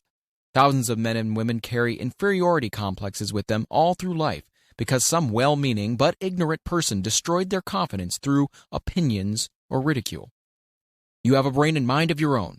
Use it and reach your own decisions. If you need facts or information from other people to enable you to reach decisions, as you probably will in many instances, acquire these facts or secure the information you need quietly without disclosing your purpose. It is characteristic of people who have but a smattering or a veneer of knowledge to try to give the impression that they have much knowledge. Such people generally do too much talking and too little listening. Keep your eyes and ears wide open and your mouth closed if you wish to acquire the habit of prompt decision. Those who talk too much do little else. If you talk more than you listen, you not only deprive yourself of many opportunities to accumulate useful knowledge, but you also disclose your plans and purposes to people who will take great delight in defeating you, because they envy you. Remember also that every time you open your mouth in the presence of a person who has an abundance of knowledge, you display to that person your exact stock of knowledge, or your lack of it. Genuine wisdom is usually conspicuous through modesty and silence. Keep in mind the fact that every person with whom you associate is like yourself, seeking the opportunity to accumulate money. If you talk about your plans too freely, you may be surprised when you learn that some other person has beaten you to your goal by putting into action ahead of you the plans of which you talked unwisely. Let one of your first decisions be to keep a closed mouth and open ears and eyes. As a reminder to yourself, follow this advice. It will be helpful if you copy the following epigram in large letters and place it where you will see it daily. Tell the world what you intend to do, but first show it. This is the equivalent of saying that deeds and not words are what count most. Freedom or death on a decision. The value of decisions depends upon the courage required to render them. The great decisions, which served as the foundation of civilization, were reached by assuming great risks, which often meant the possibility of death. Lincoln's decision to issue his famous Proclamation of Emancipation, which gave freedom to the colored people of America, was rendered with full understanding that this act would turn thousands of friends and political supporters against him. He knew, too, that the carrying out of this proclamation would mean death to thousands of men on the battlefield. In the end, it cost Lincoln his life. That required courage. Socrates' decision to drink the cup of poison rather than compromise in his personal belief was a decision of courage. It turned time ahead 1,000 years and gave to people then unborn the right to freedom of thought and of speech. The decision of General Robert E. Lee when he came to the parting of the way with the Union and took up the cause of the South was a decision of courage, for he well knew that it might cost him his own life, that it would surely cost the lives of others. But the greatest decision of all time, as far as any American citizen is concerned, was reached in Philadelphia on July 4, 1776, when 56 men signed their names to a document which they well knew would bring freedom to all Americans or leave every one of those 56 hanging from the gallows. You have heard of this famous document, but you may not have drawn from it the great lesson in personal achievement it so plainly taught. We all remember the date of this momentous decision, but few of us realize what courage that decision required. We remember our history as it was taught. We remember dates and the names of the men who fought. We remember Valley Forge and Yorktown. We remember George Washington and Lord Cornwallis. But we know little of the real forces back of these names, dates, and places. We know still less of the intangible power which ensured us freedom long before Washington's armies reached Yorktown. We read the history of the Revolution and falsely imagine that George Washington was the father of our country, that it was he who won our freedom, while the truth is, Washington was only an accessory after the fact. because victory for his armies had been ensured long before Lord Cornwallis surrendered. This is not intended to rob Washington of any of the glory he so richly merited. Its purpose, rather, is to give greater attention to the astounding power that was the real cause of his victory. It's nothing short of a tragedy that the writers of history have missed entirely even the slightest reference to the irresistible power which gave birth and freedom to the nation destined to set up new standards of independence for all the peoples of the earth. I say it is a tragedy because it is the self-same power which must be used by every individual who surmounts the difficulties of life and forces life to pay the price asked. Let us briefly review the events which gave birth to this power. The story begins with an incident in Boston on March 5, 1770. British soldiers were patrolling the streets, openly threatening the citizens. The colonists resented armed men marching in their midst. They began to express their resentment openly, hurling stones as well as epithets at the marching soldiers until the commanding officer gave orders, fix bayonets, and charge. The battle was on. It resulted in the death and injury of many. The incident aroused such resentment that the Provincial Assembly, made up of prominent colonists, called a meeting for the purpose of taking definite action. Two of the members of this assembly were John Hancock and Samuel Adams. Long live their names. They spoke up courageously and declared that a move must be made to eject all British soldiers from Boston. Remember this. A decision in the minds of two men might properly be called the beginning of the freedom which we of the United States now enjoy. Remember, too, that the decision of these two men called for faith and courage, because it was dangerous. Before the assembly adjourned, Samuel Adams was appointed to call on the governor of the province, Hutchinson, and demand the withdrawal of the British troops. The request was granted, the troops were removed from Boston, but the incident was not closed. It had caused a situation destined to change the entire trend of civilization. Strange, is it not, how the great changes, such as the American Revolution and the World War, often have their beginnings in circumstances which seem unimportant. It is interesting also to observe that these important changes usually begin in the form of a definite decision in the minds of a relatively small number of people. Few of us know the history of our country well enough to realize that John Hancock, Samuel Adams, and Richard Henry Lee of the province of Virginia were the real fathers of our country. Richard Henry Lee became an important factor in this story by reason of the fact that he and Samuel Adams communicated frequently by correspondence, sharing freely their fears and their hopes concerning the welfare of the people of their provinces. From this practice, Adams conceived the idea that a mutual exchange of letters between the 13 colonies might help to bring about the coordination of efforts so badly needed in connection with the solution of their problems. 2 years after the clash with the soldiers in Boston of March of '72, Adams presented the idea to the Assembly in the form of a motion that a correspondence committee be established among the colonies, with definitely appointed correspondents in each colony, for the purpose, quote, of friendly cooperation for the betterment of the colonies of British America. Mark well this incident. It was the beginning of the organization of the far-flung power destined to give freedom to you and me.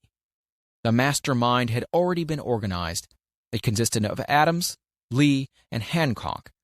Quote, I tell you further that if two of you agree upon the earth concerning anything for which you ask, it will come to you from my Father, who is in heaven. The Committee of Correspondence was organized. Observe that this move provided the way for increasing the power of the mastermind by adding to it men from all the colonies. Take notice that this procedure constituted the first organized planning of the disgruntled colonists. In union, there is strength. The citizens of the colonies had been waging disorganized warfare against the British soldiers through incidents similar to the Boston riot, but nothing of benefit had been accomplished. Their individual grievances had not been consolidated under one master mind. No group of individuals had put their minds, souls, and hearts and bodies together in one definite decision to settle their difficulty with the British once and for all, until Adams, Hancock, and Lee got together. Meanwhile, the British were not idle. They too were doing some planning and masterminding on their own account, with the advantage of having back of them money and organized soldiery. The Crown appointed Gage to supplant Hutchinson as the governor of Massachusetts. One of the new governor's first acts was to send a messenger to call on Samuel Adams for the purpose of endeavoring to stop his opposition by fear. We can best understand the spirit of what happened by quoting the conversation between Colonel Fenton, the messenger sent by Gage, and Adams. Colonel Fenton: I have been authorized by Governor Gage to assure you, Mr. Adams, that the governor has been empowered to confer upon you such benefits as would be satisfactory, endeavoring to win Adams by a promise of a bribe, upon the condition that you engage to cease in your opposition to the measures of the government. It is the governor's advice to you, sir, not to incur the further displeasure of his majesty. Your conduct has been such as makes you liable to penalties of an amount of Henry VIII, by which persons can be sent to England for trial for treason or misprision of treason, at the discretion of a governor of a province. But, by changing your political course, you will not only receive great personal advantages, but you'll also make your peace with the king. Samuel Adams had the choice of two decisions here. He could cease his opposition and receive personal bribes, or he could continue and run the risk of being hanged. Clearly, the time had come when Adams was forced to reach instantly a decision which could have cost him his life. The majority of men would have found it difficult to reach such a decision. The majority would have sent back an evasive reply, but not Adams. He insisted upon Colonel Fenton's word of honor that the colonel would deliver to the governor the answer exactly as Adams would give it to him. Adams's answer was, "Then you tell Governor Gage that I trust I have long since made my peace with the King of Kings. No personal consideration shall induce me to abandon the righteous cause of my country. And tell Governor Gage it is the advice of Samuel Adams to him no longer to insult the feelings of an exasperated people." Comment as to the character of this man seems unnecessary. It must be obvious to all who read this astounding message that its sender possessed loyalty of the highest order. This is important. Racketeers and dishonest politicians have prostituted the honor for which such men as Adams died. When Governor Gage received Adams's caustic reply, he flew into a rage and issued a proclamation which read, "I do hereby, in His Majesty's name, offer and promise His most gracious pardon to all persons who shall forthwith lay down their arms and return to the duties of peaceful subjects, accepting only the benefit of such pardon: Samuel Adams and John Hancock, whose offenses are of too flagitious a nature to admit of any other consideration but that of condign punishment." As one might say in modern slang, Adams and Hancock were on the spot. The threat of the irate governor forced the two men to reach another decision, equally as dangerous. They hurriedly called a secret meeting of their staunchest followers. Here the mastermind began to take on a momentum. After the meeting had been called to order, Adams locked the door, placed the key in his pocket, and informed all present that it was imperative that a Congress of the colonists be organized, and that no man should leave the room until the decision for such a Congress had been reached. Great excitement followed. Some weighed the possible consequences of such radicalism, old man fear. Some expressed grave doubts as to the wisdom of so definite a decision in defiance of the crown. Locked in that room were two men immune to fear, blind to the possibility of failure: Hancock and Adams. Through the influence of their minds, the others were induced to agree that, through the Correspondence Committee, arrangements should be made for a meeting of the First Continental Congress to be held in Philadelphia on September 5, 1774. Remember this date. It is more important than July 4, 76. If there had been no decision to hold a Continental Congress, there could have been no signing of the Declaration of Independence. Before the first meeting of the new Congress, another leader in a different section of the country was deep in the throes of publishing a summary view of the rights of British America. He was Thomas Jefferson of the province of Virginia, whose relationship to Lord Dunmore, representative of the Crown in Virginia, was as strained as that of Hancock and Adams with their governor. Shortly after his famous Summary of Rights was published, Jefferson was informed that he was subject to prosecution for high treason against His Majesty's government. Inspired by the threat, one of Jefferson's colleagues, Patrick Henry, boldly spoke his mind, concluding his remarks with a sentence which shall remain forever a classic: "If this be treason, then make the most of it." It was such men as these who, without power, without authority, without military strength, without money, sat in solemn consideration of the destiny of the colonies. Beginning at the opening of the First Continental Congress, and continuing at intervals for 2 years until on July 7, 1776, Richard Henry Lee arose, addressed the chair, and to the startled assembly made this motion: "Gentlemen, I make the motion that these united colonies are, and of right, ought to be free and independent states, that they be absolved from all allegiance to the British Crown, and that all political connection between them and the state of Great Britain is, and ought to be, totally dissolved. Lee's astounding motion was discussed fervently and at such length that he began to lose patience. Finally, after days of argument, he again took the floor and declared in a clear, firm voice, "Mr. President, we have discussed this issue for days. It is the only course for us to follow. Why, then, sir, do we longer delay? Why still deliberate? Let this happy day give birth to an American republic. Let her arise, not to devastate and to conquer, but to reestablish the reign of peace and of law. The eyes of Europe are fixed on us.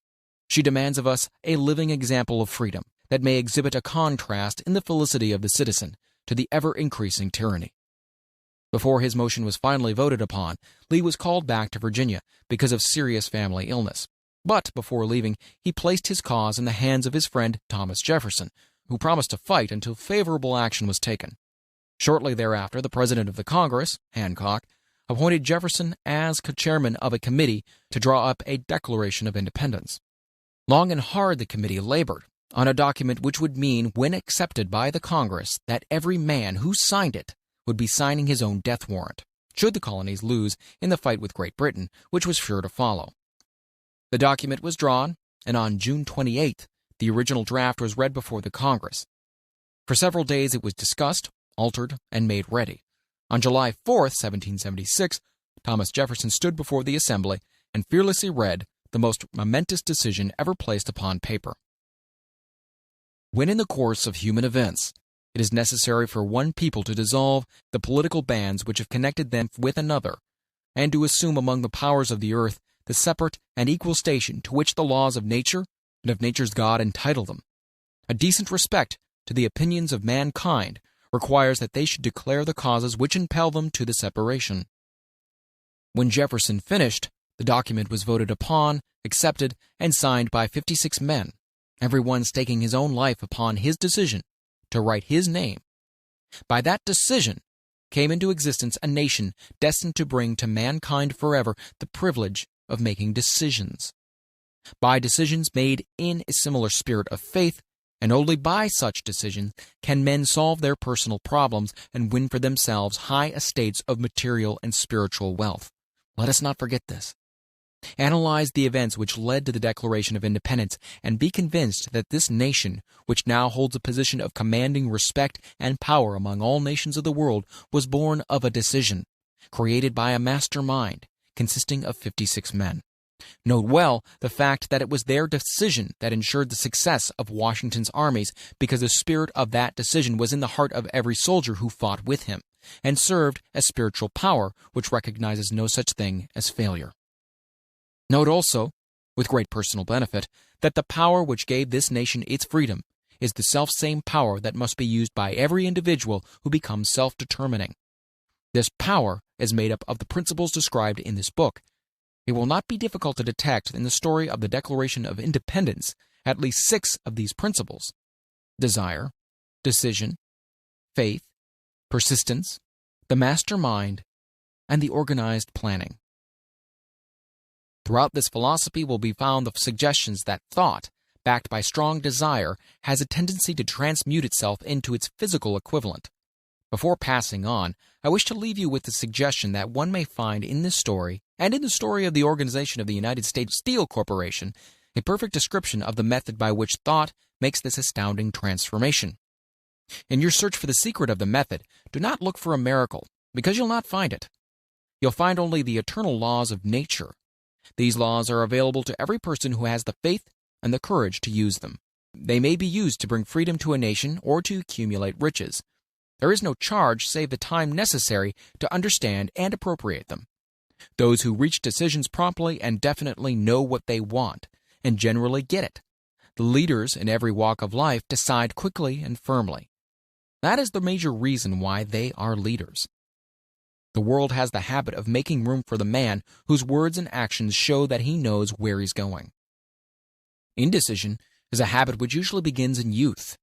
The habit takes on a permanency as the youth goes through graded school, high school, and even through college, without definiteness of purpose. The major weakness of all educational systems is that they neither teach nor encourage the habit of definite decision. It would be beneficial if no college would permit the enrollment of any student unless and until the student declared his major purpose in matriculating. It would be of still greater benefit if every student who enters the graded schools were compelled to accept training in the habit of decision and forced to pass a satisfactory examination on this subject before being permitted to advance in the grades. The habit of indecision acquired because of the deficiencies of our school system goes with the student into the occupation he chooses, if, in fact, he chooses an occupation. Generally, the youth just out of school seeks any job that can be found. He takes the first place he finds because he has fallen into the habit of indecision. 98 out of every 100 people working for wages today are in the positions they hold because they lacked the definiteness of decision to plan a definite position and the knowledge of how to choose an employer. Definiteness of decision always requires courage, sometimes very great courage. The 56 men who signed the Declaration of Independence staked their lives on the decision to affix their signatures to that document. The person who reaches a definite decision to procure the particular job and make life pay the price he asks does not stake his life on that decision. He stakes his economic freedom. Financial independence, riches, desirable business, and professional positions are not within reach of the person who neglects or refuses to expect, plan, and demand these things. The person who desires riches in the same spirit that Samuel Adams desired freedom for the colonies is sure to accumulate wealth. In the chapter on organized planning, you'll find complete instructions for marketing every type of personal service. You'll also find detailed information on how to choose the employer you prefer and the particular job you desire. These instructions will be of no value to you unless you definitely decide to organize them into a plan of action.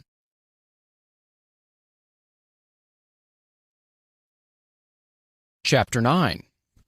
Persistence, the sustained effort necessary to induce faith. The 8th step toward riches. Persistence is an essential factor in the procedure of transmuting desire into its monetary equivalent. The basis of persistence is the power of will. Willpower and desire, when properly combined, make an irresistible pair. Men who accumulate great fortunes are generally known as cold-blooded and sometimes ruthless. Often they are misunderstood. What they have is willpower, which they mix with persistence and place back of their desires to ensure the attainment of their objectives. Henry Ford has been generally misunderstood to be ruthless and cold-blooded. This misconception grew out of Ford's habit of following through in all of his plans with persistence. The majority of people are ready to throw their aims and purposes overboard and give up at the first sign of opposition or misfortune. A few carry on, despite all opposition, until they attain their goal. These few are the Fords, Carnegies, Rockefellers, and Edisons. There may be no heroic connotation to the word persistence, but the quality is to the character of man what carbon is to steel. The building of a fortune generally involves the application of the entire 13 factors of this philosophy. These principles must be understood. They must be applied with persistence by all who accumulate money. If you are following this book with the intention of applying the knowledge it contains, your first test is to your persistence. Your first test as to your persistence will come when you begin to follow the 6 steps described in the 2nd chapter. Unless you are one of the 2 out of every 100 who already have a definite goal at which you are aiming and a definite plan for its attainment, you may read the instructions and then pass on with your daily routine and never comply with those instructions. The author is checking you up at this point because lack of persistence is one of the major causes of failure. Moreover, experience with thousands of people has proved that lack of persistence is a weakness common to the majority of men. It is a weakness which may be overcome by effort. The ease with which lack of persistence may be conquered will depend entirely upon the intensity of one's desire. The starting point of all achievement is desire. Keep this constantly in mind. Weak desires bring weak results, just as a small amount of fire makes a small amount of heat. If you find yourself lacking in persistence, this weakness may be remedied by building a stronger fire under your desires. Continue to read through to the end, then go back to Chapter 2 and start immediately to carry out the instructions given in connection with the 6 steps. The eagerness with which you follow these instructions will indicate clearly how much or how little you'd really desire to accumulate money. If you find that you are indifferent, you may be sure that you have not yet acquired the money consciousness which you must possess before you can be sure of accumulating a fortune. Fortunes gravitate to men whose minds have been prepared to attract them, just as surely as water gravitates to the ocean. In this book may be found all the stimuli necessary to attune any normal mind to the vibrations which will attract the object of one's desires. If you find you're weak in persistence, center your attention upon the instructions contained in the chapter on power. Surround yourself with a mastermind group, and through the cooperative efforts of the members of this group, you can develop persistence. You will find additional instructions for the development of persistence in the chapters on autosuggestion and on the subconscious mind. Follow the instructions outlined in these chapters until your habit nature hands over to your subconscious mind a clear picture of the object of your desire. From that point on, you will not be handicapped by a lack of persistence. Your subconscious mind works continuously while you're awake and while you're asleep. Spasmodic or occasional effort to apply the rules will be of no value to you. To get results, you must apply all of the rules until their application becomes a fixed habit with you. In no other way can you develop the necessary money consciousness. Poverty is attracted to the one whose mind is favorable to it, as money is attracted to him whose mind has been deliberately prepared to attract it, and through the same laws. Poverty consciousness will voluntarily seize the mind which is not occupied with the money consciousness. A poverty consciousness develops without conscious application of habits favorable to it. The money consciousness must be created to order, unless one is born with such a consciousness. Catch the full significance of the statements in the preceding paragraph, and you will understand the importance of persistence in the accumulation of a fortune. Without persistence, you will be defeated, even before you start. With persistence, you will win. If you have ever experienced a nightmare, you'll realize the value of persistence. You're lying in bed, half awake, with a feeling that you're about to smother. You're unable to turn over or to move a muscle. You realize that you must begin to regain control over your muscles. Through persistent effort of willpower, you finally manage to move the fingers of one hand. By continuing to move your fingers, you extend your control to the muscles of one arm until you can lift it. Then you gain control of the other arm in the same manner. You finally gain control over the muscles of one leg and then extend it to the other leg. Then, with one supreme effort of will, you regain complete control over your muscular system and snap out of your nightmare. The trick has been turned step by step. You may find it necessary to snap out of your mental inertia through a similar procedure, moving slowly at first, then increasing your speed until you gain complete control over your will. Be persistent no matter how slowly you may at first have to move. With persistence will come success. If you select your mastermind group with care, you'll have in it at least one person who will aid you in the development of persistence. Some men who have accumulated great fortunes did so because of necessity. They developed the habit of persistence because they were so closely driven by circumstances that they had to become persistent. There's no substitute for persistence. It cannot be supplanted by any other quality. Remember this, and it will hearten you in the beginning, when the going may seem difficult and slow. Those who have cultivated the habit of persistence seem to enjoy insurance against failure. No matter how many times they're defeated, they finally arrive up toward the top of the ladder. Sometimes it appears that there is a hidden guide whose duty is to test men through all sorts of discouraging experiences. Those who pick themselves up after defeat and keep on trying arrive, and the world cries, "Bravo, I knew you could do it." The hidden guide lets no one enjoy great achievement without passing the persistence test. Those who can't take it simply can't make the grade. Those who can take it are bountifully rewarded for their persistence. They receive as their compensation whatever goal they're pursuing. This is not all. They receive something infinitely more important than material compensation, the knowledge that every failure brings with it the seed of an equivalent advantage. There are exceptions to this rule. A few people know from experience the soundness of persistence. They are the ones who have not accepted defeat as being anything more than temporary. They are the ones whose desires are so persistently applied that defeat is finally changed into victory. We who stand on the sidelines of life see the overwhelmingly large number who go down in defeat, never to rise again. We see the few who take the punishment of defeat as an urge to greater effort. These fortunately never learn to accept life's reverse gear. But what we do not see, what most of us never suspect of existing, is the silent but irresistible power which comes to the rescue of those who fight on in the face of discouragement. If we speak of this power at all, we call it persistence, and let it go at that. One thing we all know, if one does not possess persistence, one does not achieve noteworthy success in any calling. As these lines are being written, I look up from my work and see before me, less than a block away, the great mysterious Broadway, the graveyard of dead hopes, and the front porch of opportunity. From all over the world, people have come to Broadway, seeking fame, fortune, power, love, or whatever it is that human beings call success. Once in a great while, someone steps out from the long procession of seekers, and the world hears that another person has mastered Broadway. But Broadway is not easily nor quickly conquered. She acknowledges talent, recognizes genius, pays off in money only after one has refused to quit. Then we know he has discovered the secret of how to conquer Broadway. The secret is always inseparably attached to one word: persistence. The secret is told in the struggle of Fannie Hurst, whose persistence conquered the Great White Way.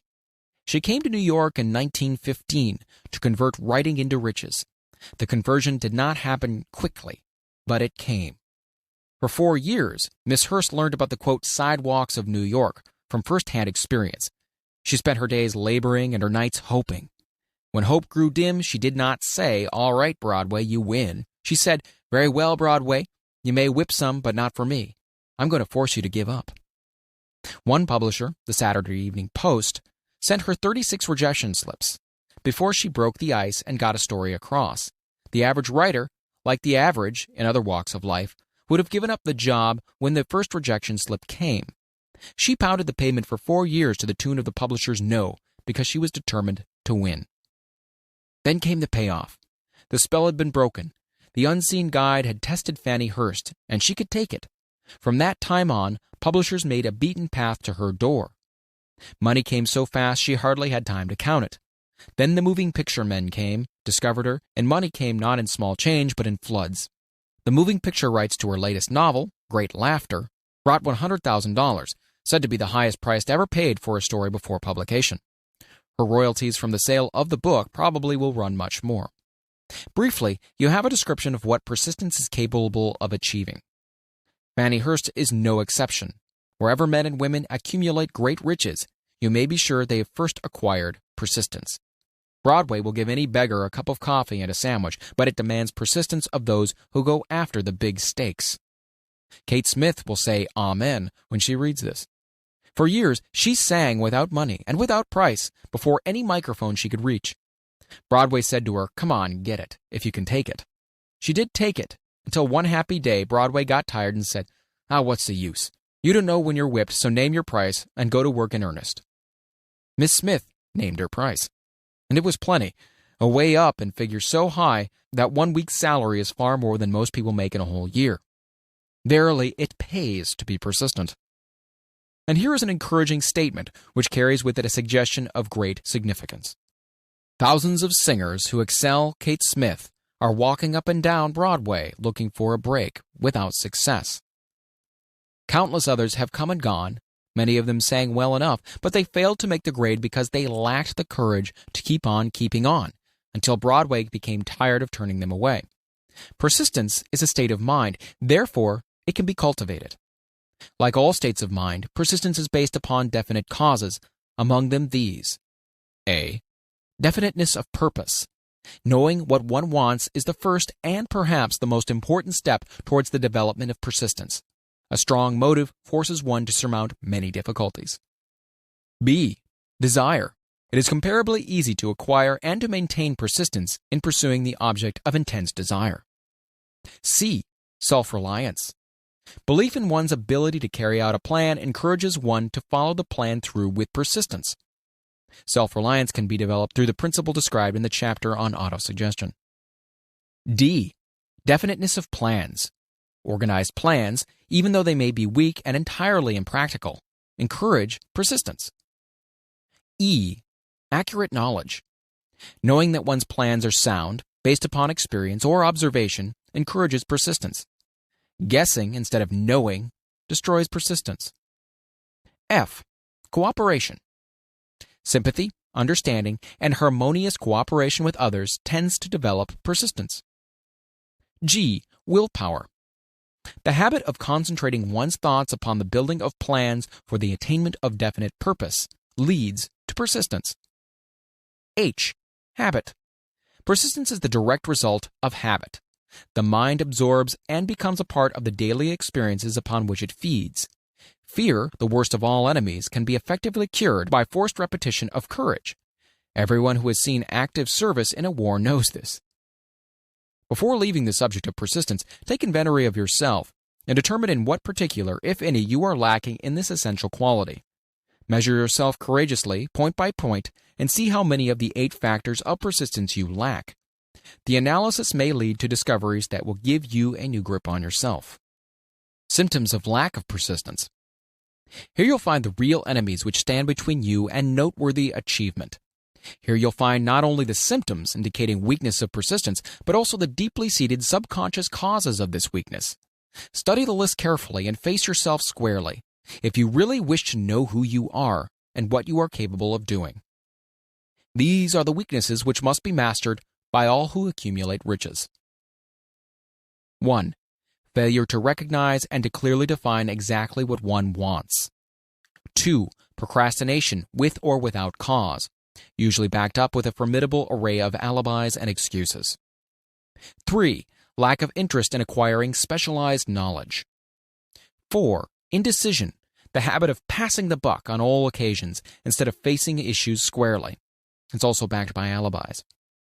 5. The habit of relying upon alibis instead of creating definite plans for the solution of problems. 6.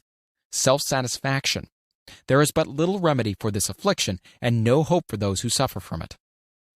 7. Indifference, usually reflected in one's readiness to compromise on all occasions rather than meet opposition and fight it. 8. The habit of blaming others for one's mistakes and accepting unfavorable circumstances as being unavoidable. 9. Weakness of desire, due to neglect in the choice of motives that impel action. 10. Willingness, even eagerness, to quit at the first sign of defeat, based upon one or more of the 6 basic fears. 11. Lack of organized plans, placed in writing where they may be analyzed. 12. The habit of neglecting to move on ideas or to grasp opportunity when it presents itself. 13. Wishing instead of willing. 14. The habit of compromising with poverty instead of aiming at riches, generally absence of ambition to be, to do, and to own. 15. Searching for all the shortcuts to riches, trying to get without giving, a fair equivalent. Usually reflected in the habit of gambling, endeavoring to drive sharp bargains. 16. Fear of criticism. Failure to create plans and to put them into action because of what other people will think, do, or say. This enemy belongs at the head of the list because it generally exists in one's subconscious mind, where its presence is not easily recognized. See the 6 basic fears in a later chapter. Let us examine some of the symptoms of the fear of criticism.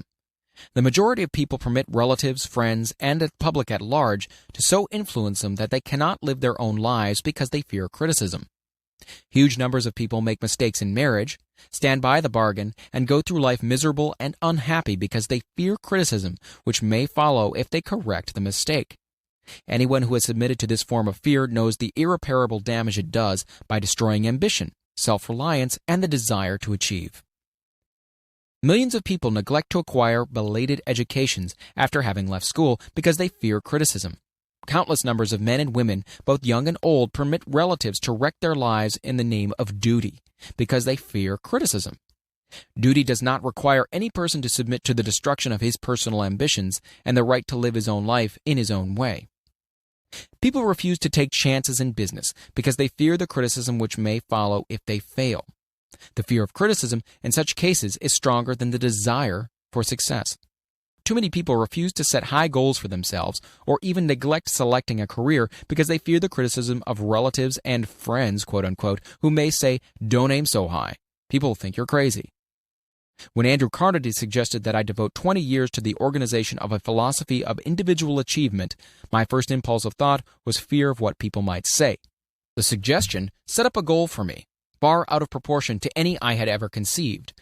As quick as a flash, my mind began to create alibis and excuses, all of them traceable to the inherent fear of criticism. Something inside of me said, "You can't do it. The job is too big and requires too much time. What will your relatives think of you? How you will earn a living? No one has ever organized a philosophy of success. What right have you to believe you can do it? Who are you, anyway, to aim so high? Remember your humble birth. What do you know about philosophy? People will think you're crazy," and they did. Why hasn't some other person done this before now?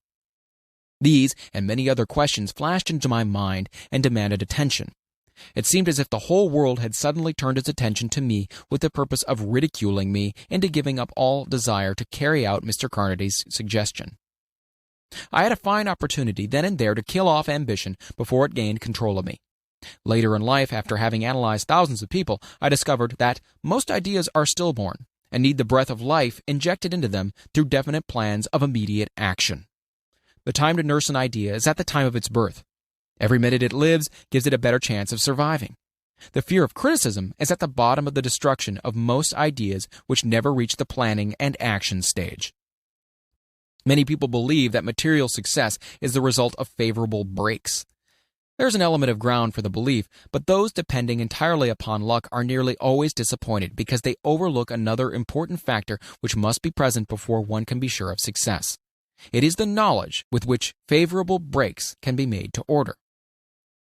During the Depression, W.C. Fields, the comedian, lost all of his money and found himself without income, without a job, and his means of earning a living, vaudeville, which no longer existed. Moreover, he was past 60 when many men considered themselves old. He was so eager to stage a comeback that he offered to work without pay in a new field, movies. In addition to his other troubles, he fell and injured his neck. To many that would have been the place to give up and quit. But Fields was persistent. He knew that if he carried on, he would get the breaks sooner or later. And he did get them, but not by chance.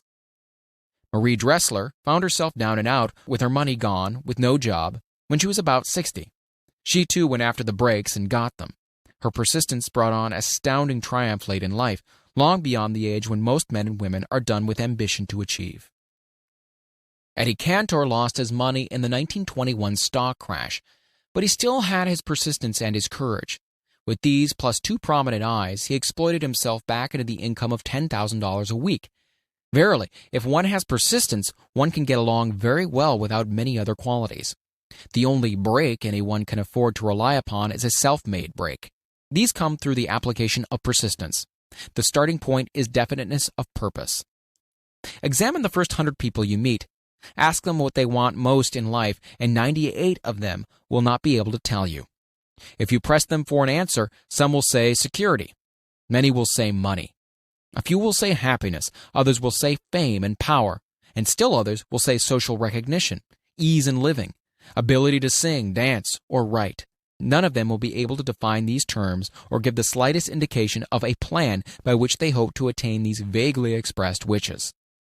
Riches do not respond to wishes. They respond only to definite plans, backed by definite desires through constant persistence. How to develop persistence? There are 4 simple steps which lead to the habit of persistence. They call for no great amount of intelligence, no particular amount of education, and but little time or effort. The necessary steps are: 1. A definite purpose backed by a burning desire for its fulfillment. 2. A definite plan expressed in continuous action. 3. A mind closed tightly against all negative and discouraging influence, including negative suggestions of relatives, friends, and acquaintances. 4. A friendly alliance with one or more persons who will encourage one to follow through with both plan and purpose. These 4 steps are essential for success in all walks of life.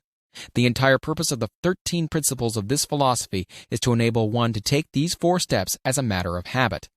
These are the steps by which one may control one's economic destiny. They are the steps that lead to freedom and independence of thought.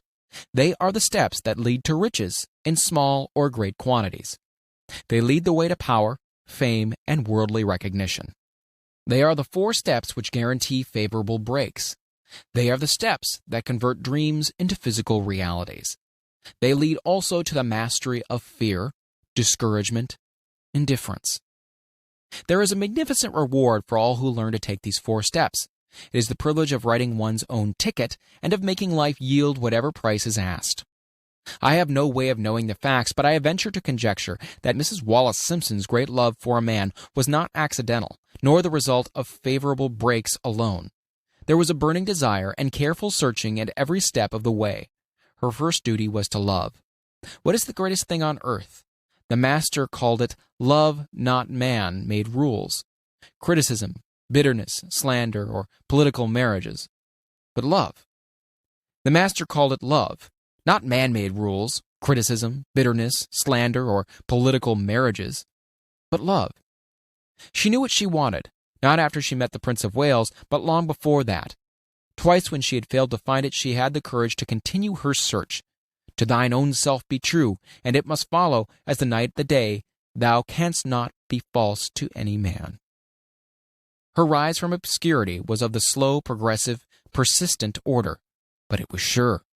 She triumphed over unbelievably long odds, and no matter who you are or what you may think of Wallace Simpson or the king who gave up his crown for her love, she is an astounding example of applied persistence, an instructor on the rules of self-determination from whom the entire world might profitably take lessons. When you think of Wallace Simpson, think of one who knew what she wanted and shook the greatest empire on earth to get it.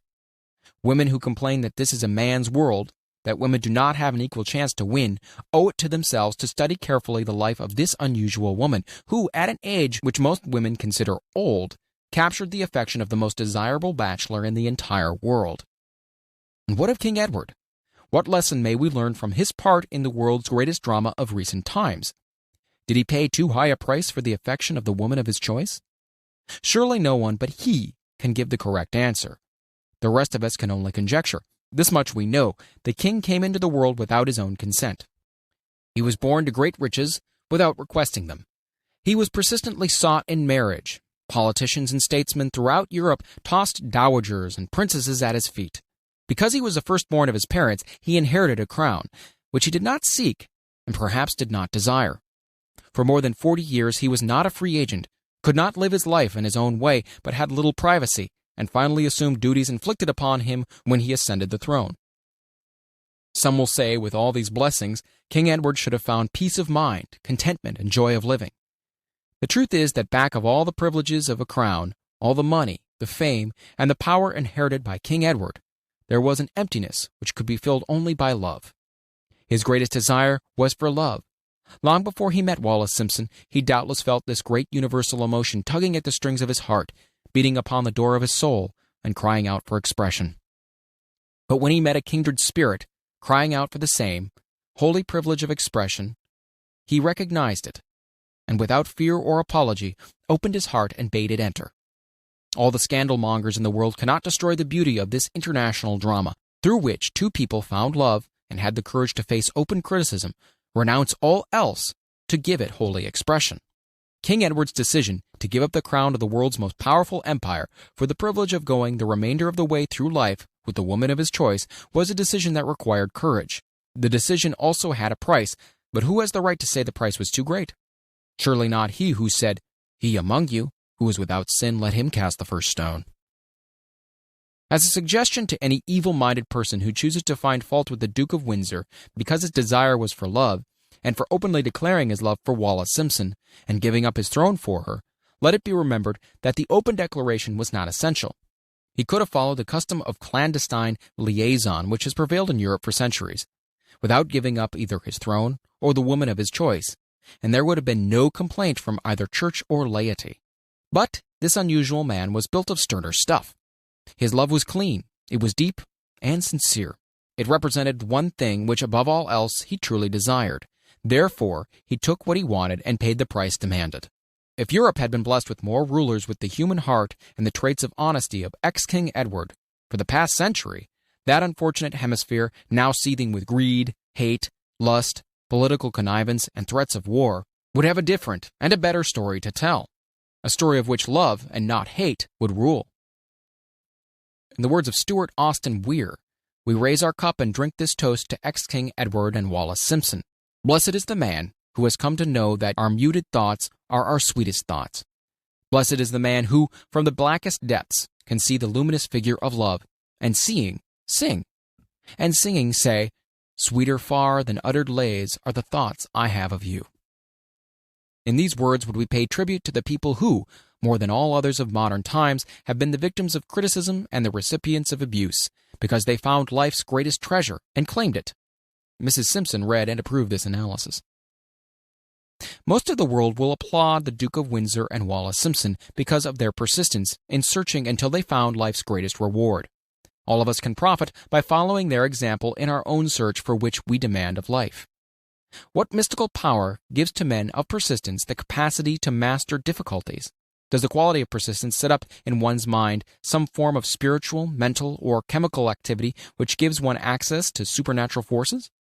Does infinite intelligence throw itself on the side of the person who still fights on after the battle has been lost, with the whole world on the opposing side? These and many other similar questions have arisen in my mind as I observed men like Henry Ford, who started at scratch and built an industrial empire of huge proportions, with little else in the way of a beginning but persistence. Or Thomas Edison, who, with less than 3 months of schooling, became the world's leading inventor and converted persistence into the talking machine, the moving picture machine, and the incandescent light, to say nothing of 100 or other useful inventions. I had the happy privilege of analyzing both Mr. Edison and Mr. Ford year by year over a long period of years, and therefore the opportunity to study them at close range. So I speak from actual knowledge when I say I find no quality save persistence in either of them that even remotely suggested the major source of their stupendous achievements. As one makes an impartial study of the prophets, philosophers, miracle men, and religious leaders of the past, one is drawn to the inevitable conclusion that persistence, concentration of effort, and definiteness of purpose were the major sources of their achievements. Consider, for example, the strange and fascinating story of Muhammad. Analyze his life, compare him with the men of achievement in his modern age of industry and finance, and observe how they have one outstanding trait in common: persistence.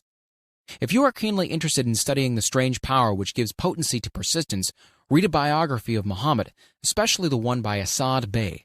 This brief review of that book by Thomas Sugrow in the Herald Tribune will provide a preview of the rare treat in store for those who take the time to read the entire story of one of the most astounding examples of the power of persistence known to civilization. The Last Great Prophet, reviewed by Thomas Sugrow. Muhammad was a prophet, but he never performed a miracle. He was not a mystic. He had no formal schooling. He did not begin his mission until he was 40. When he announced that he was the messenger of God bringing word of the true religion, he was ridiculed and labeled a lunatic. Children tripped him and women threw filth upon him. He was banished from his native city, Mecca, and his followers were stripped of all their worldly goods and sent into the desert after him. When he had been preaching 10 years, he had nothing to show for it but banishment, poverty, and ridicule. Yet before another 10 years had passed, he was a dictator of all Arabia, ruler of Mecca, and the head of a new world religion, which was to sweep to the Danube and the Pyrenees before exhausting the impetus he gave it. That impetus was threefold: the power of words, the efficacy of prayer, and man's kinship with God. His career never made sense. Muhammad was born to impoverished members of a leading family of Mecca. Because Mecca, the crossroads of the world, home of the magic stone called the Kaaba, great city of trade and the center of trade routes, was unsanitary, its children were sent to be raised in the desert by Bedouins. Muhammad was thus nurtured, drawing strength and health from the milk of nomad, vicarious mothers. He tended sheep and soon hired out to a rich widow as leader of her caravans. He traveled to all parts of the Eastern world, talked with many men of diverse beliefs, and observed the decline of Christianity into warring sects. When he was 28, Khadijah, the widow, looked upon him with favor and married him. Her father would have objected to such a marriage, so she got him drunk and held him up while he gave paternal blessing. For the next 12 years, Muhammad lived as a rich and respected and very shrewd trader. Then he took to wandering in the desert, and one day he returned with the first verse of the Quran and told Khadijah that the archangel Gabriel had appeared to him and said he was the messenger of God. The Quran, the revealed word of God, was the closest thing to a miracle in Muhammad's life. He had not been a poet, he had no gift of words. Yet the verses of the Quran, as he received them and recited them to the faithful, were better than any verses which the professional poets of the tribes could produce. This to the Arabs was a miracle. To them the gift of words was the greatest gift. The poet was all wonderful. In addition, the Quran said that all men were equal before God, that the world should be a democratic state, Islam. It was this political heresy, plus Muhammad's desire to destroy all the 360 idols in the courtyard of the Kaaba, which brought about his banishment. The idols brought the desert tribes to Mecca, and that meant trade. So the businessmen of Mecca, the capitalists, of which he had been one, set upon Muhammad. Then he retreated to the desert and demanded sovereignty over the world. The rise of Islam began. Out of the desert came a flame which would not be extinguished, a democratic army fighting as a unit and prepared to die without wincing. Muhammad had invited the Jews and Christians to join him, for he was not building a new religion. He was calling all who believed in one God to join in one single faith. If the Jews and Christians had accepted his invitation, Islam would have conquered the world. They didn't. They would not even accept Muhammad's innovation of humane warfare. When the armies of the Prophet entered Jerusalem, not a single person was killed because of his faith. When the Crusaders entered the city centuries later, not a Muslim man, woman, or child was spared. But the Christians did accept one Muslim idea, the place of learning, the university. Chapter 10. Power of the Mastermind, the Driving Force. The ninth step toward riches. Power is essential for success in the accumulation of money. Plans are inert and useless without sufficient power to translate them into action. This chapter will describe the method by which an individual may attain and apply power. Power may be defined as organized and intelligently directed knowledge. Power, as the term is here used, refers to organized effort, sufficient to enable an individual to transmute desire into its monetary equivalent. Organized effort is produced through the coordination of effort of two people or more who work toward a definite end in the spirit of harmony. Power is required for the accumulation of money. Power is necessary for the retention of money after it has been accumulated. Let us ascertain how power may be acquired. If power is organized knowledge, let us examine the sources of knowledge. A. Infinite intelligence. This source of knowledge may be contacted through the procedure described in another chapter with the aid of creative imagination. B. Accumulated experience. The accumulated experience of man, or that portion of which it has been organized and recorded, may be found in any well-equipped public library. An important part of this accumulated experience is taught in public schools and colleges where it has been classified and organized. C. Experiment and research. In the field of science, and in practically every other walk of life, men are gathering, classifying, and organizing new facts daily. This is the source of which one must turn when knowledge is not available through accumulated experience. Here, too, the creative imagination must often be used. Knowledge may be acquired from any of the foregoing sources. It may be converted into power by organizing it into definite plans and by expressing those plans in terms of action. Examination of the three major sources of knowledge will readily disclose the difficulty an individual would have if he depended upon his efforts alone in assembling knowledge and expressing it through definite plans in terms of action. If his plans are comprehensive, and if they contemplate large proportions, he must generally induce others to cooperate with him before he can inject into them the necessary element of power. Gaining power through the master mind. The master mind may be defined as coordination of knowledge and effort in a spirit of harmony between two or more people for the attainment of a definite purpose. No individual may have great power without availing himself of the master mind. In a preceding chapter, instructions were given for the creation of plans for the purpose of translating desire into its monetary equivalent. If you carry out these instructions with persistence, and intelligence and use discrimination in the selection of your mastermind group, your objective will have been halfway reached even before you begin to recognize it.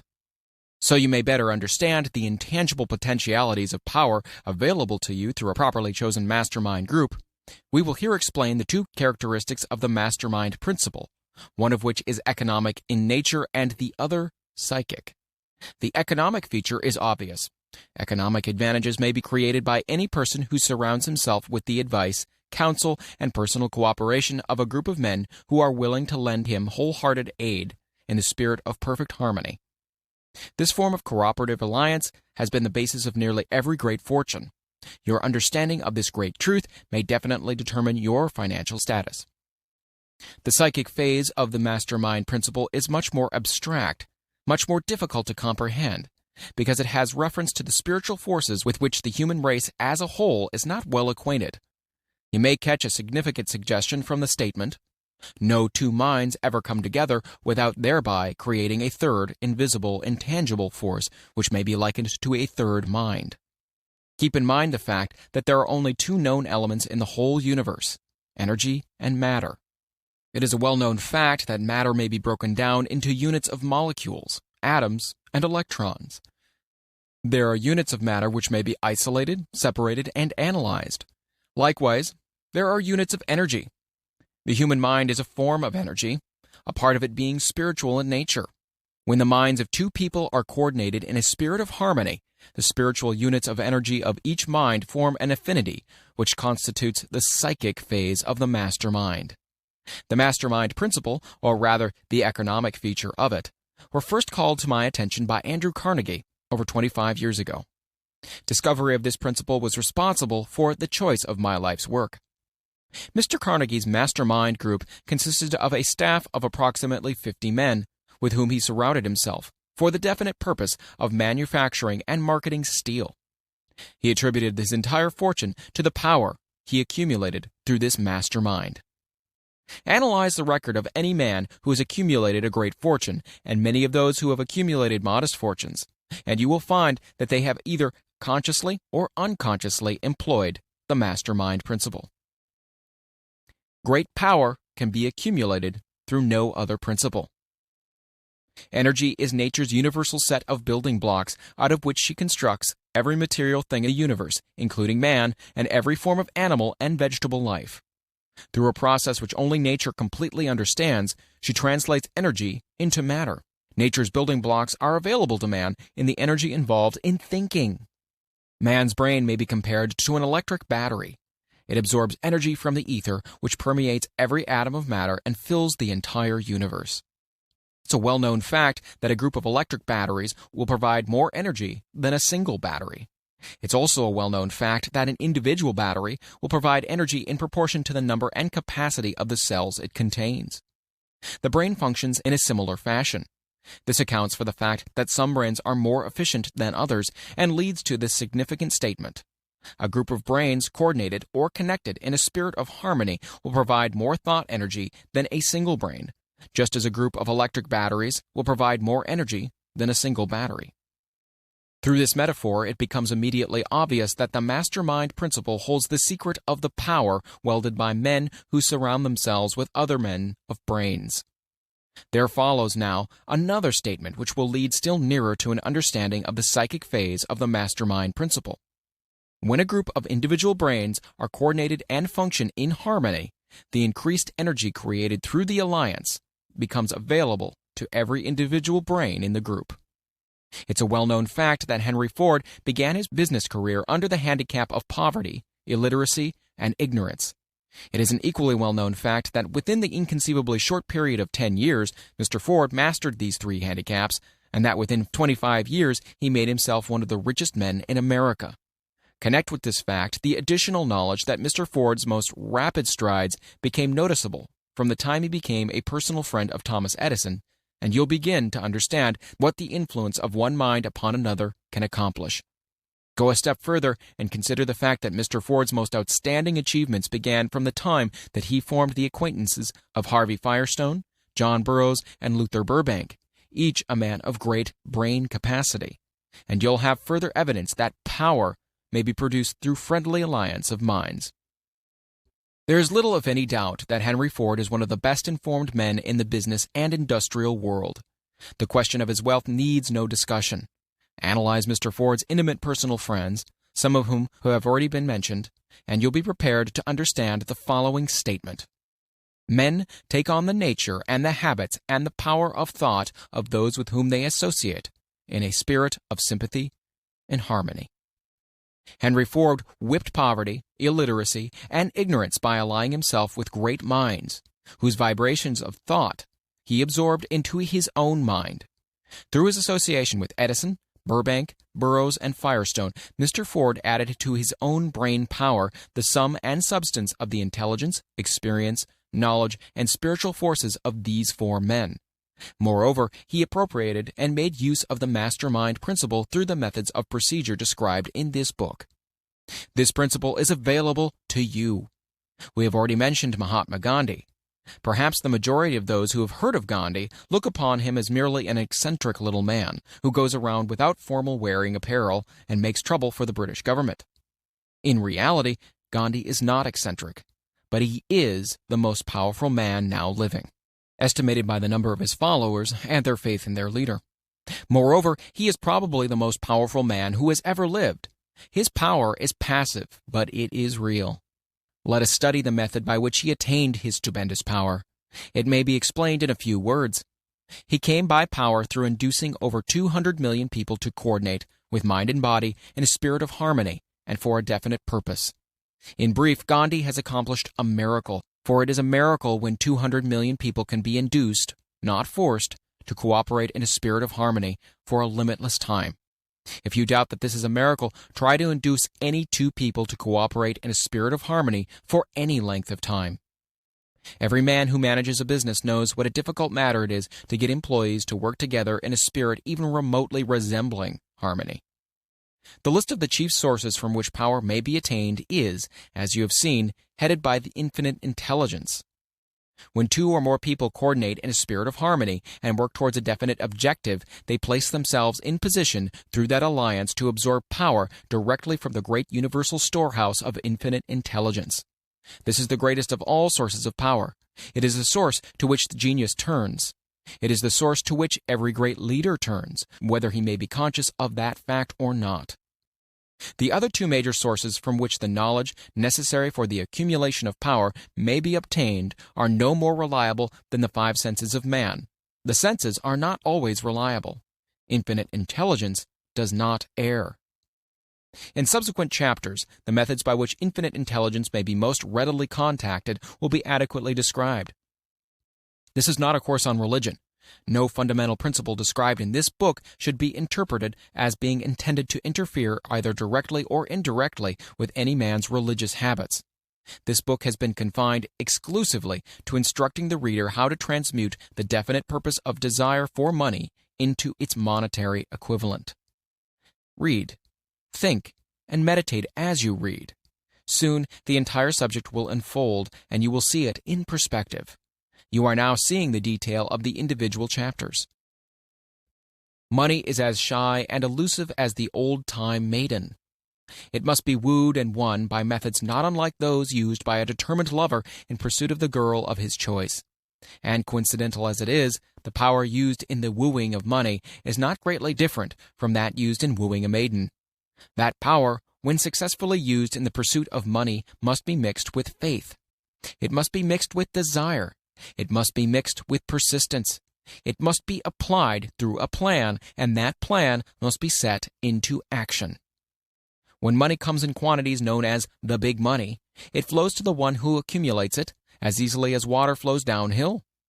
There exists a great unseen stream of power, which may be compared to a river, except that one side flows in one direction, carrying all who get into that side of the stream onward and upward to wealth, and the other side flows in the opposite direction, carrying all who are unfortunate enough to get into it, and not able to extricate themselves from it, downward, to misery and poverty. Every man who has accumulated a great fortune has recognized the existence of this stream of life. It consists of one's thinking process. The positive emotions of thought form the side of the stream which carries one to fortune. The negative emotions form the side which carries one down to poverty.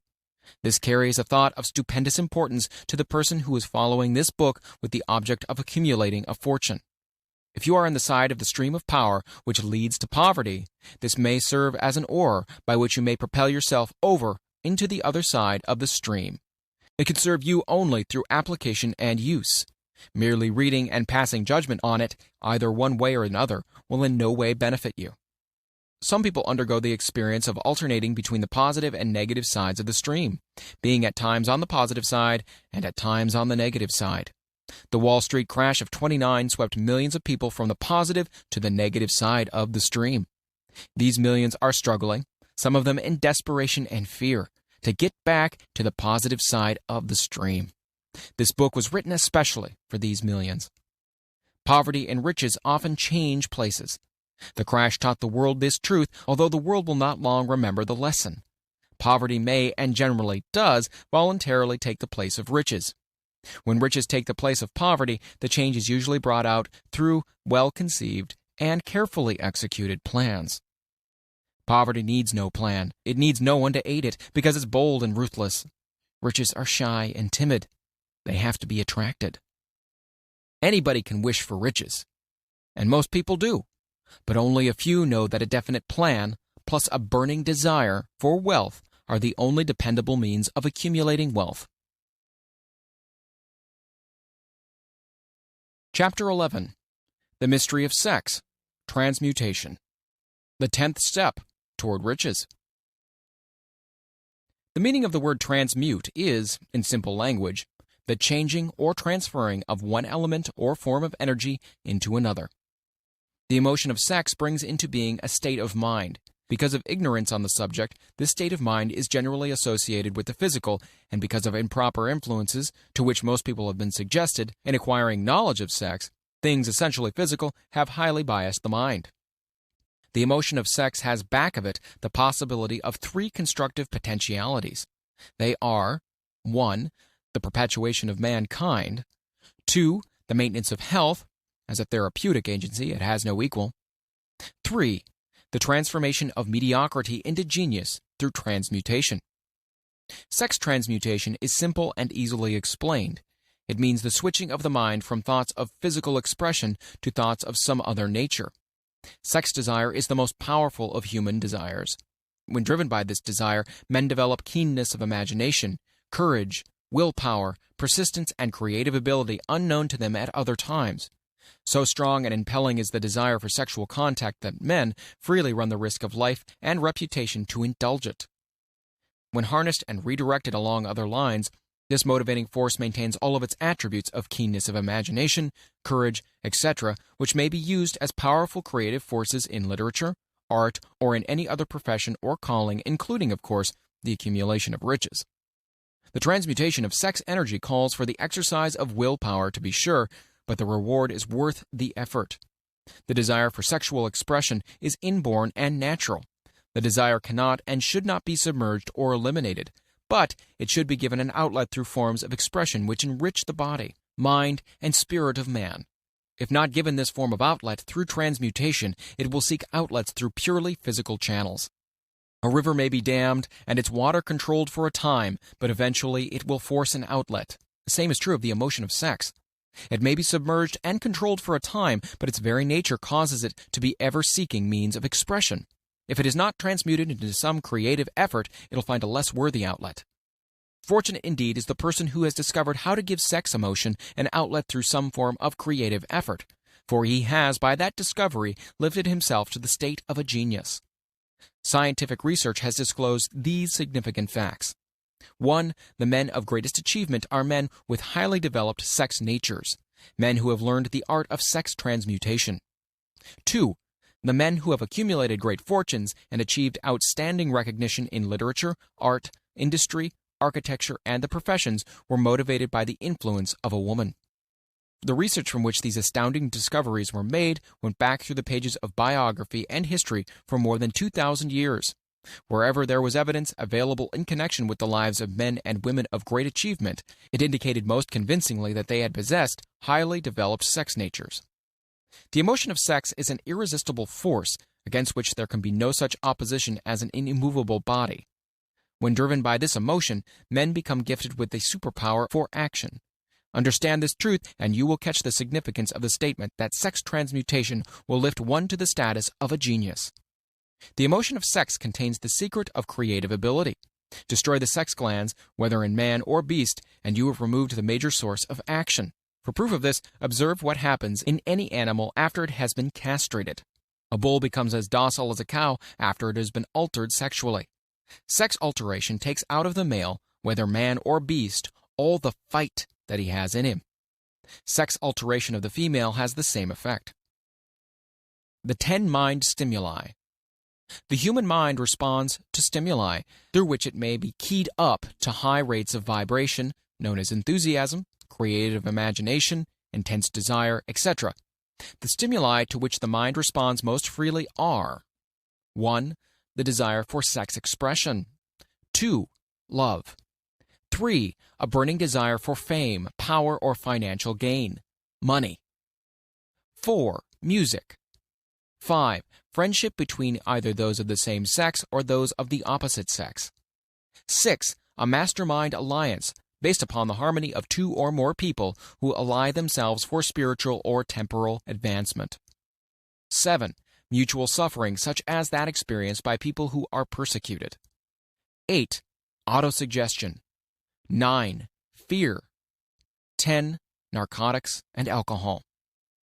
The desire for sex expression comes at the head of the list of stimuli, which most effectively step up the vibrations of the mind and start the wheels of physical action.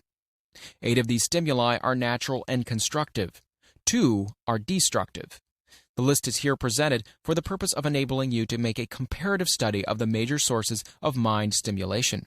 From this study, it will be readily seen that the emotion of sex is, by great odds, the most intense and powerful of all mind stimuli. This comparison is necessary as a foundation for proof of the statement that transmutation of sex energy may lift one to the status of a genius. Let us find out what constitutes a genius.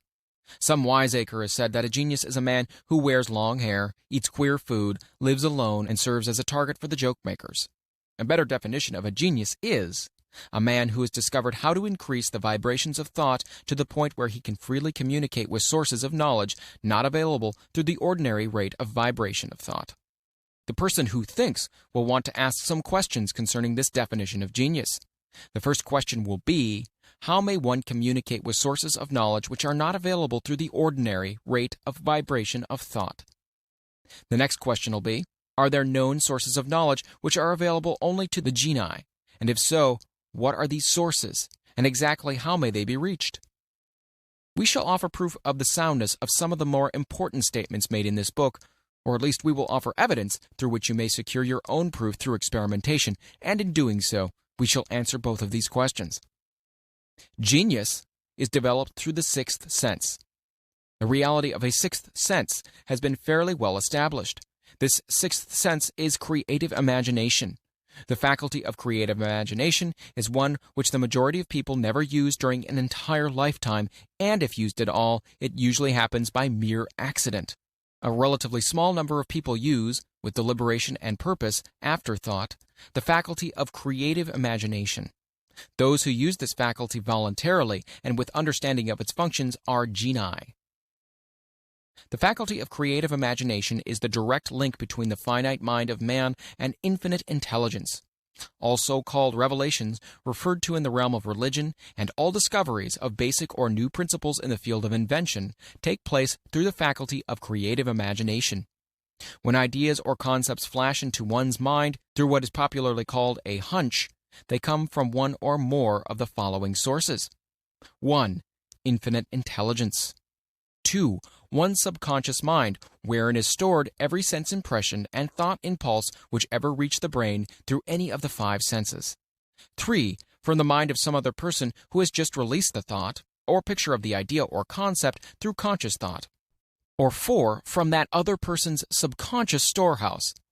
There are no other known sources for which inspired ideas or hunches may be received. The creative imagination functions best when the mind is vibrating due to some form of mind stimulation at an exceedingly high rate. That is, when the mind is functioning at a rate of vibration higher than that of ordinary, normal thought. When brain action has been stimulated through one or more of the 10 mind stimulants, it has the effect of lifting the individual far above the horizon of ordinary thought and permits him to envision distance, scope, and quality of thoughts not available on the lower plane, such as that occupied while one is engaged in the solution of the problems of business and professional routine.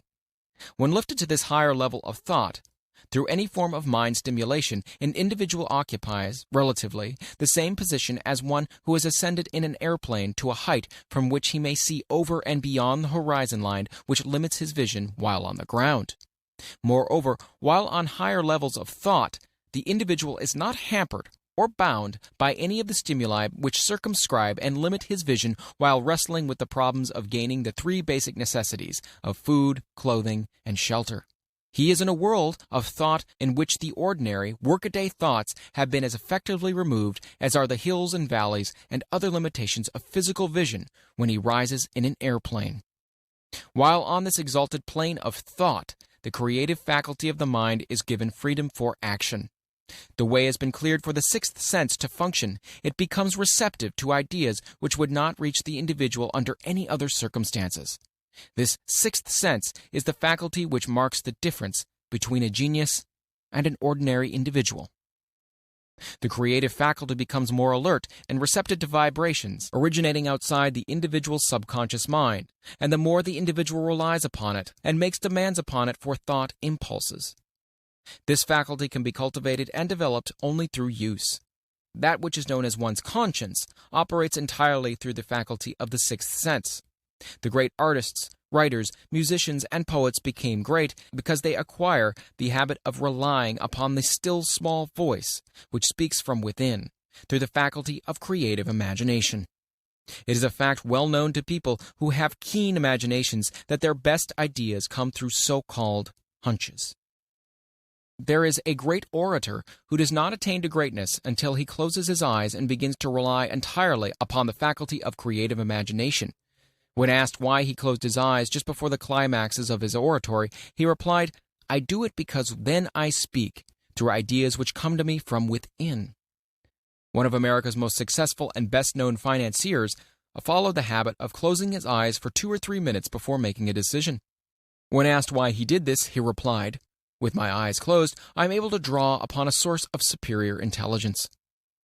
The late Dr. Elmer R. Gates of Chevy Chase, Maryland, created more than 200 useful patents, many of them basic, through the process of cultivating and using the creative faculty. His method is both significant and interesting to one interested in attaining the status of genius, in which category Dr. Gates unquestionably belonged.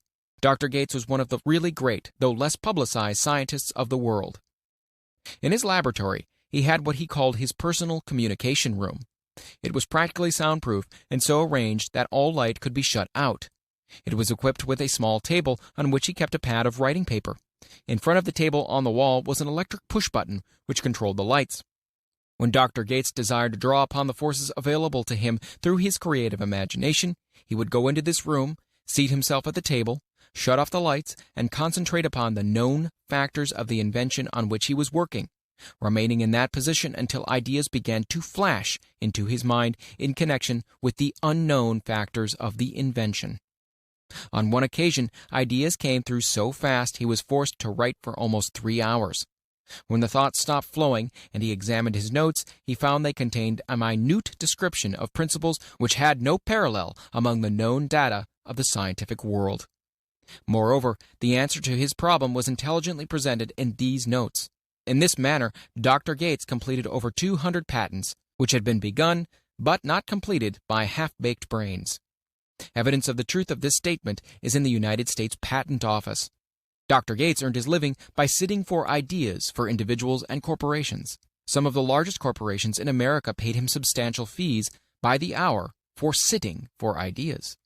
The reasoning faculty is often faulty because it is largely guided by one's accumulated experience. Not all knowledge which one accumulates through experience is accurate. Ideas received through the creative faculty are much more reliable for the reason that they come from sources more reliable than any which are available to the reasoning faculty of the mind. The major difference between the genius and the ordinary crank inventor may be found in the fact that the genius works through this faculty of creative imagination, while the crank knows nothing of this faculty. The scientific inventor, such as Mr. Edison or Dr. Gates, makes use of both the synthetic and the creative faculties of imagination.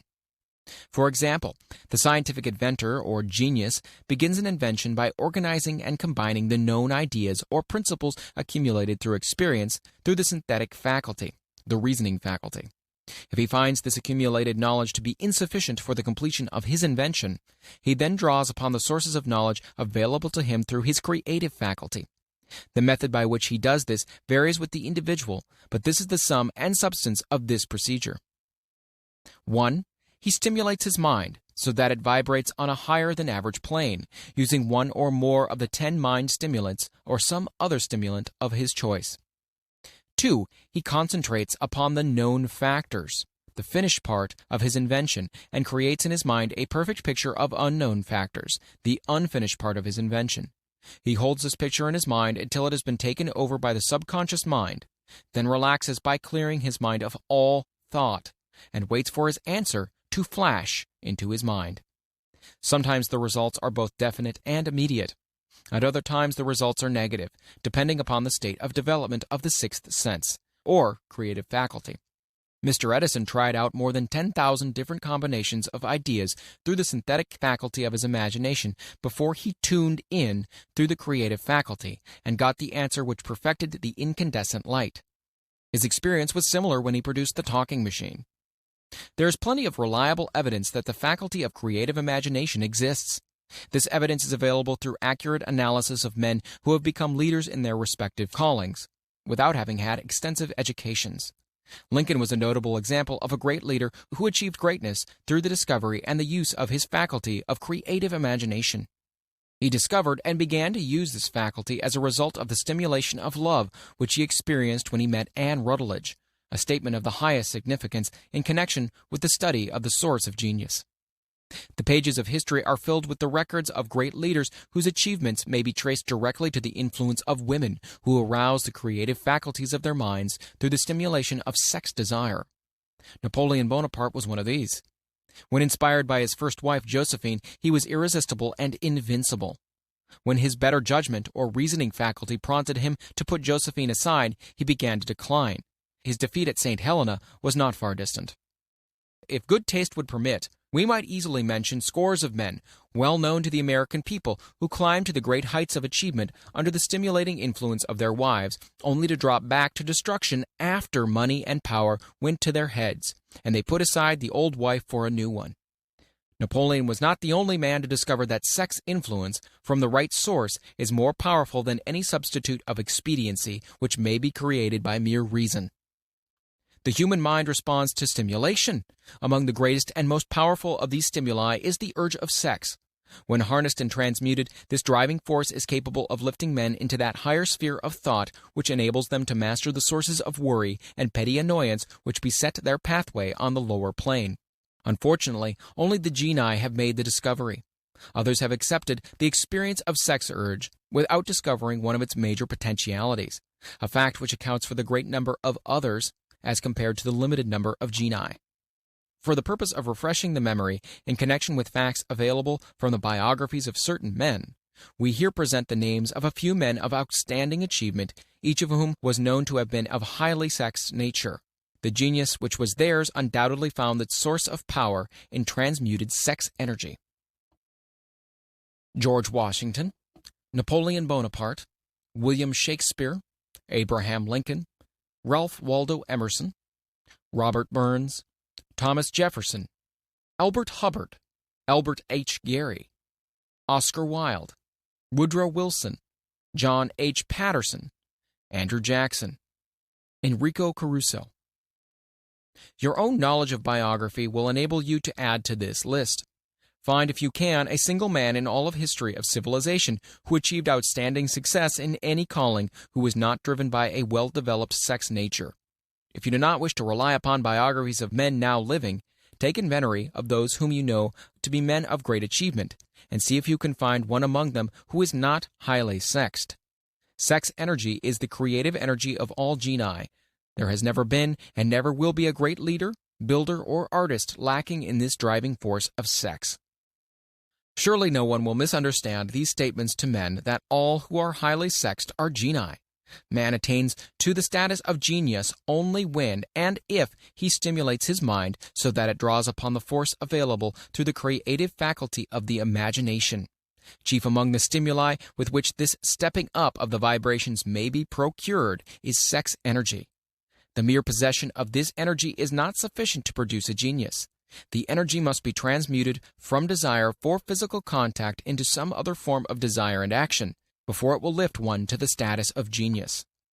Far from becoming genii because of the great sex desires, the majority of men lower themselves through the misunderstanding and misuse of this great force to the status of the lower animals. Why men seldom succeed before 40. I discovered from the analysis of over 25,000 people that men who succeed in an outstanding way seldom do so before the age of 40, and more often they do not strike their real place until they are well beyond the age of 50. This fact was so astounding that it prompted me to go into the study of its cause most carefully, carrying the investigation over a period of more than 12 years. This study disclosed the fact that the major reason why the majority of men who succeed do not begin to do so before the age of 40 or 50 is their tendency to dissipate their energies through overindulgence in physical expression of the emotion of sex. The majority of men never learn that the urge of sex has other possibilities, which far transcend in importance that of mere physical expression. The majority of those who make this discovery do so after having wasted many years at a period when the sex energy is at its height, prior to the age of 45 to 50. This usually is followed by noteworthy achievement. The lives of many men up to and sometimes well past the age of 40 reflect continued dissipation of energies which could have been more profitably turned into better channels. Their finer and more powerful emotions are sown wildly to the four winds. Out of this habit of the male grew the term sowing his wild oats. The desire for sexual expression is by far the strongest and most impelling of all the human emotions, and for this very reason, this desire, when harnessed and transmuted into action other than that of physical expression, may raise one to the status of genius. One of America's most able businessmen frankly admitted that his attractive secretary was responsible for most of the plans he created. He admitted that her presence lifted him to the heights of creative imagination, such as he could experience under no other stimulus. One of the most successful men in America owes most of his success to the influence of a very charming young woman who has served as his source of inspiration for more than 12 years. Everyone knows that man to whom this reference is made, but not everyone knows the real source of his achievements. History is not lacking in examples of men who attained the status of genii as a result of the use of artificial mind stimulus in the form of alcohol and narcotics. Edgar Allan Poe wrote The Raven while under the influence of liquor, dreaming dreams that mortal never dared to dream before. James Whitcomb Riley did his best writing while under the influence of alcohol. Perhaps it was thus he saw the ordered intermingling of the real and the dream, the mill above the river and the mist above the stream. But let it be remembered that many such men have destroyed themselves in the end. Nature has prepared her own potions with which men may safely stimulate their minds so they vibrate on a plane that enables them to tune in to fine and rare thoughts which come from no one knows where. No satisfactory substitute for nature's stimulants has ever been found. It is a fact well known to psychologists that there is a very close relationship between sex desires and spiritual urges, a fact which accounts for the peculiar behavior of people who participate in orgies known as religious revivals, common among the primitive types. The world is ruled and the destiny of civilization is established by the human emotions. People are influenced in their actions not by reason so much as by feelings. The creative faculty of the mind is set into action entirely by emotions, and not by cold reason. The most powerful of all human emotions is that of sex. There are other mind stimulants, some of which have been listed, but no one of them, nor all of them combined, can equal the driving power of sex. A mind stimulant is any influence which will either temporarily or permanently increase the vibrations of thought. The 10 major stimulants described are those most commonly resorted to. Through these sources, one may commune with infinite intelligence or enter, at will, the storehouse of the subconscious mind, either one's own or that of another person, a procedure which is all there is of genius. A teacher who has trained and directed the efforts of more than 30,000 salespeople made the astounding discovery that highly sexed men are the most efficient salesmen. The explanation is that the factor of personality, known as personal magnetism, is nothing more or less than sex energy. Highly sexed people always have a plentiful supply of magnetism. Through cultivation and understanding, this vital force may be drawn upon and used to great advantage in the relationships between people. This energy may be communicated to others through the following media. 1. The handshake. The touch of the hand indicates instantly the presence of magnetism or lack of it. 2. The tone of voice. Magnetism or sex energy is the factor with which the voice may be colored or made musical and charming. 3. Posture and carriage of body. Highly sexed people move briskly and with grace and ease. 4. The vibrations of thought. Highly sexed people mix the emotion of sex with their thoughts, or may do so at will, and in that way may influence those around them. 5. Body adornment. People who are highly sexed are usually very careful about their personal appearance. They usually select clothing of a style becoming to their personality, physique, complexion, etc. When employing salesmen, the more capable sales manager looks for the quality of personal magnetism as the first requirement of a salesman. People who lack sex energy will never become enthusiastic or inspire others, and enthusiasm is one of the most important requisites in salesmanship, no matter what one is selling. The public speaker, orator, preacher, lawyer, or salesman who is lacking in sex energy is a flop as far as being able to influence others is concerned. Couple this with the fact that most people can be influenced only through an appeal to their emotions, and you will understand the importance of sex energy as a part of the salesman's native ability. Master salesmen attain the status of mastery in selling because they, either consciously or unconsciously, transmute the energy of sex into sales enthusiasm. In this statement may be found a very practical suggestion as to the actual meaning of sex transmutation. The salesman who knows how to take his mind off the subject of sex and direct it in sales effort with as much enthusiasm and determination as he would apply to its original purpose has acquired the art of sex transmutation, whether he knows it or not. The majority of salesmen who transmute their sex energy do so without being in the least aware of what they are doing or how they're doing it. Transmutation of sex energy calls for more willpower than the average person cares to use for this purpose. Those who find it difficult to summon willpower sufficient for transmutation may gradually acquire this ability. Though this requires willpower, the reward for the practice is more than worth the effort. The entire subject of sex is one with which the majority of people appear to be unpardonably ignorant. The urge of sex has been grossly misunderstood, slandered, and burlesqued by the ignorant and evil-minded for so long that the very word sex is seldom used in polite society. Men and women who are now known to be blessed, yes blessed, with highly sexed natures are usually looked upon as being people who will bear watching. Instead of being called blessed, they're usually called cursed. Millions of people, even in this age of enlightenment, have inferiority complexes which they developed because of this false belief that a highly sexed nature is a curse. These statements of the virtue of sex energy should not be construed as justification for the libertine. The emotion of sex is a virtue only when used intelligently and with discrimination. It may be misused and often is to such an extent that it debases instead of enriches both body and mind. The better use of this power is the burden of this chapter. It seemed quite significant to the author when he made the discovery that practically every great leader whom he had the privilege of analyzing was a man whose achievements were largely inspired by a woman. In many instances, the woman in the case was a modest, self-denying wife of whom the public had heard but little or nothing. In a few instances, the source of inspiration has been traced to the other woman. Perhaps such cases may not be entirely unknown to you. Intemperance in sex habits is just as detrimental as intemperance in habits of drinking and eating. In this age in which we live, an age which began with the World War, intemperance in habits of sex is common. This orgy of indulgence may account for the shortage of great leaders. No man can avail himself of the forces of his creative imagination while dissipating them. Man is the only creature on earth which violates nature's purpose in this connection. Every other animal indulges its sex nature in moderation and with purpose which harmonizes with the laws of nature. Every other animal responds to the call of sex only in season. Man's inclination is to declare open season. Every intelligent person knows that stimulation in excess through alcoholic, drink, and narcotics is a form of intemperance which destroys the vital organs of the body, including the brain. Not every person knows, however, that overindulgence in sex expression may become a habit as destructive and as detrimental to creative effort as narcotics or liquor. A sex-mad man is not essentially different than a dope-mad man. Both have lost control over their faculties of reason and willpower. Sexual overindulgence may not only destroy reason and willpower, but it may also lead to either temporary or permanent insanity.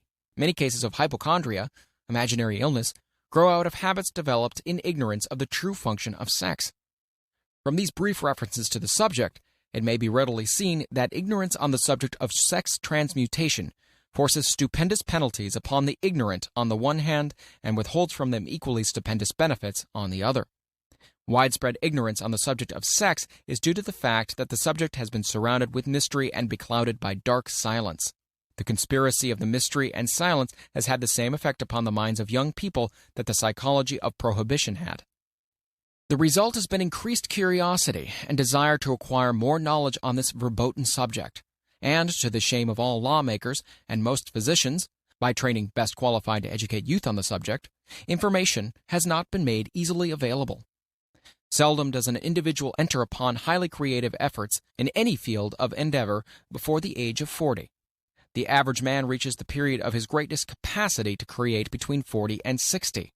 These statements are based upon analysis of thousands of men and women who have been carefully observed. They should be encouraging to those who fail to arrive before the age of 40, and to those who become frightened at the encroachment of old age around the 40-year mark. The years between 40 and 50 are, as a rule, the most fruitful.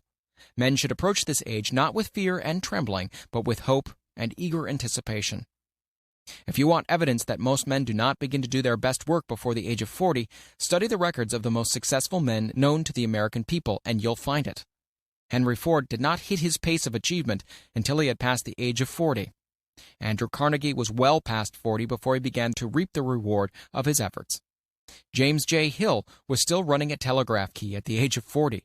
His stupendous achievements took place after that age. Biographies of American industrialists and financiers are filled with evidence that the period from 40 to 60 is the most productive age of man. Between the ages of 30 and 40, man begins to learn, if he ever learns, the art of sex transmutation. This discovery is generally accidental, and more often than otherwise, the man who makes it is totally unconscious of this discovery. He may observe that his powers of achievement have increased around the age of 35 to 40, but in most cases he isn't familiar with the cause of this change. That nature begins to harmonize the emotions of love and sex in the individual between the ages of 30 and 40, so that he may draw upon these great forces and apply them jointly as stimuli to action. Sex alone is a mighty urge to action, but its forces are like cyclones. They are often uncontrollable. When the emotion of love begins to mix itself with the emotion of sex, the result is calmness of purpose, poise, accuracy of judgment, and balance.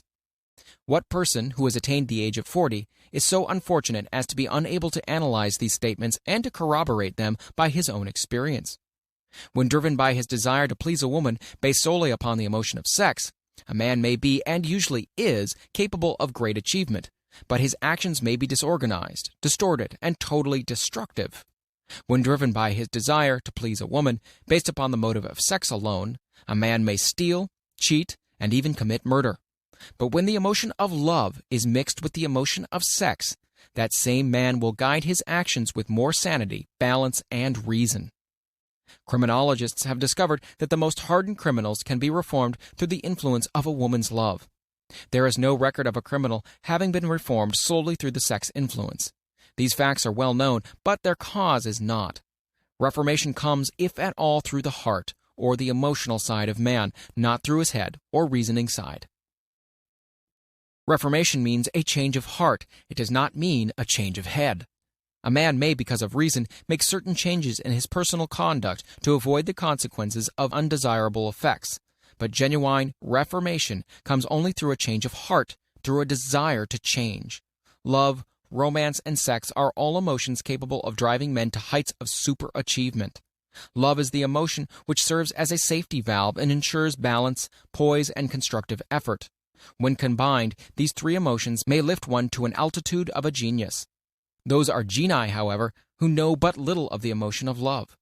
Most of them may be found engaged in some form of action which is destructive, or at least not based upon justice and fairness towards others.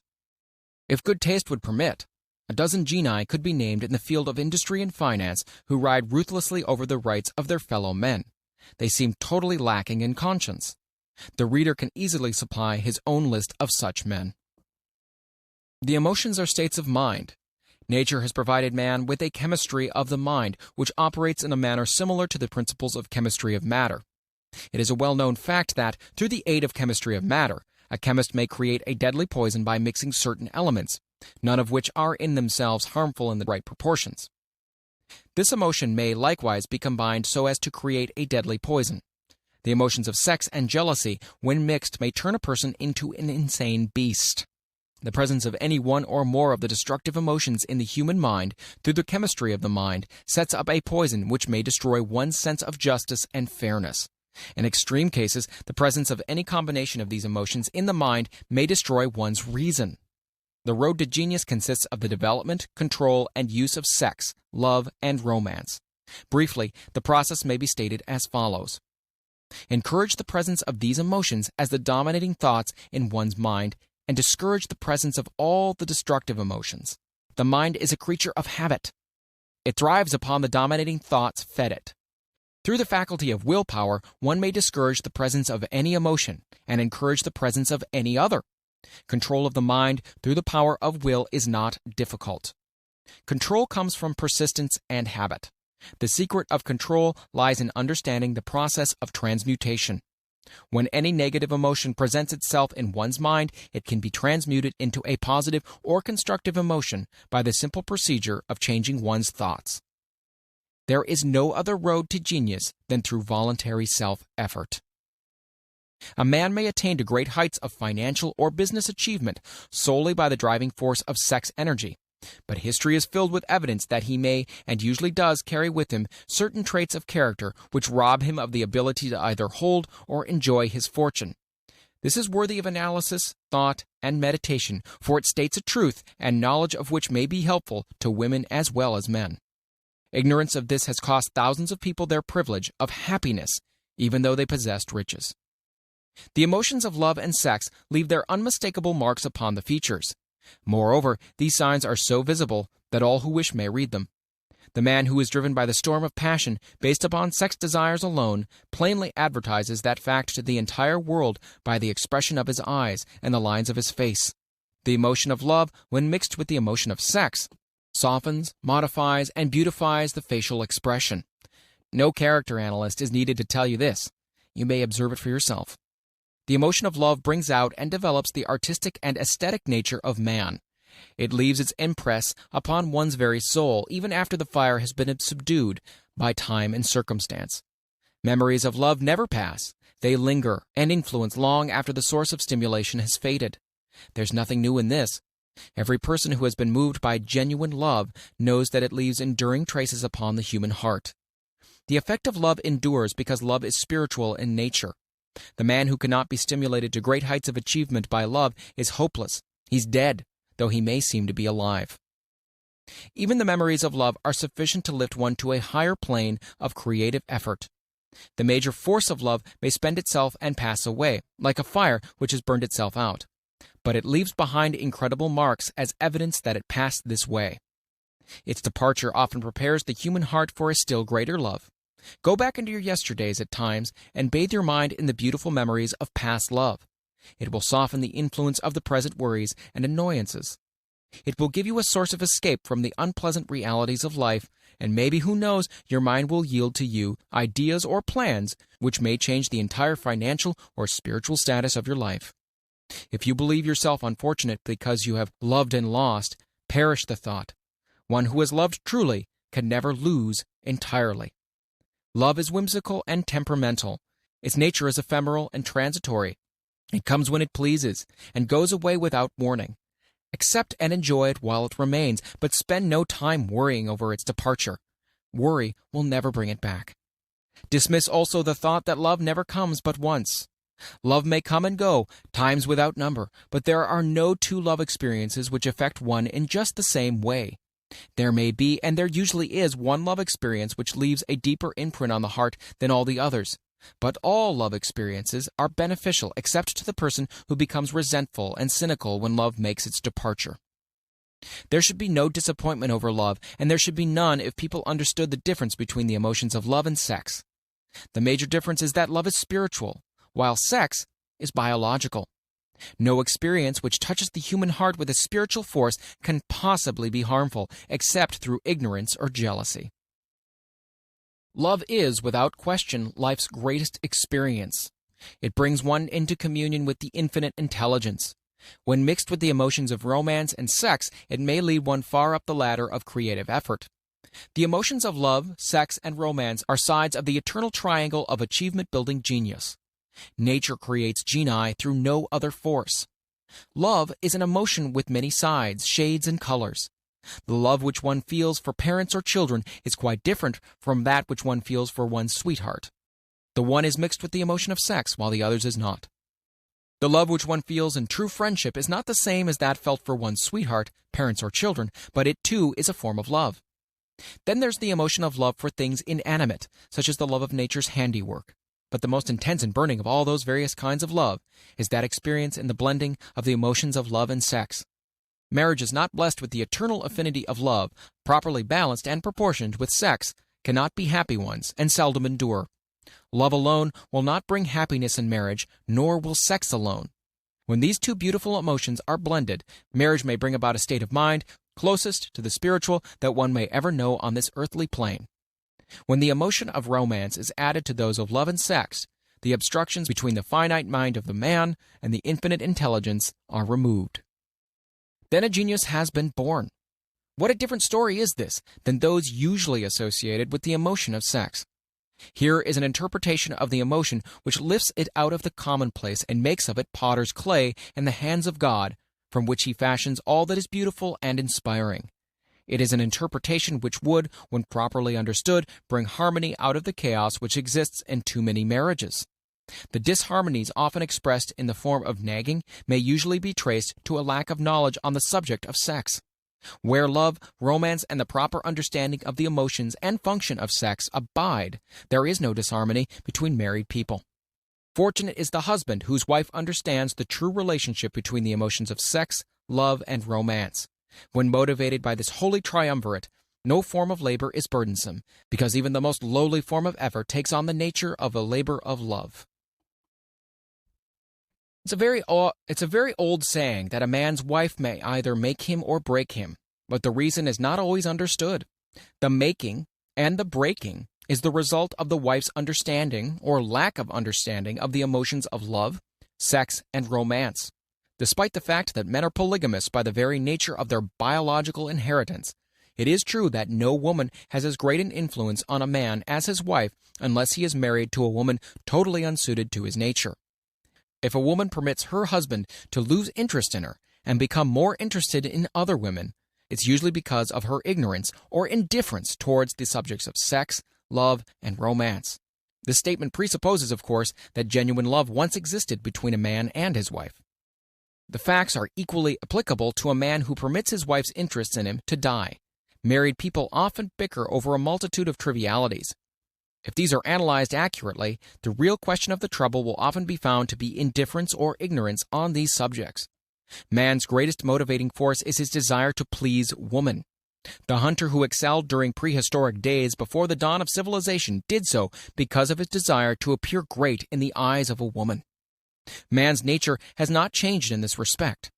The hunter of today brings home no skins of wild animals, but he indicates his desire for her favor by supplying fine clothes, motor cars, and wealth. Man has the same desire to please woman that he had before the dawn of civilization. The only thing that has changed is his method of pleasing. Men who accumulate large fortunes and attain to great heights of power and fame do so mainly to satisfy their desire to please women. Take women out of their lives, and great wealth would be useless to most men. It is the inherent desire of man to please woman, which gives woman the power to make or break a man. The woman who understands man's nature and tactfully caters to it need no fear of competition from other women. Men may be giants with indomitable willpower when dealing with other men, but they are easily managed by the woman of their choice. Most men will not admit that they are easily influenced by the women they prefer because it is in the nature of the male to want to be recognized as the stronger of the species. Moreover, the intelligent woman recognizes this manly trait and very wisely makes no issue of it. Some men know that they are being influenced by the woman of their choice, their wives, sweethearts, mothers, or sisters, but they tactfully refrain from rebelling against the influence because they are intelligent enough to know no man is happy or complete without the modifying influence of the right woman. The man who does not recognize this important truth deprives himself of the power which has done more to help men achieve success than all other forces combined.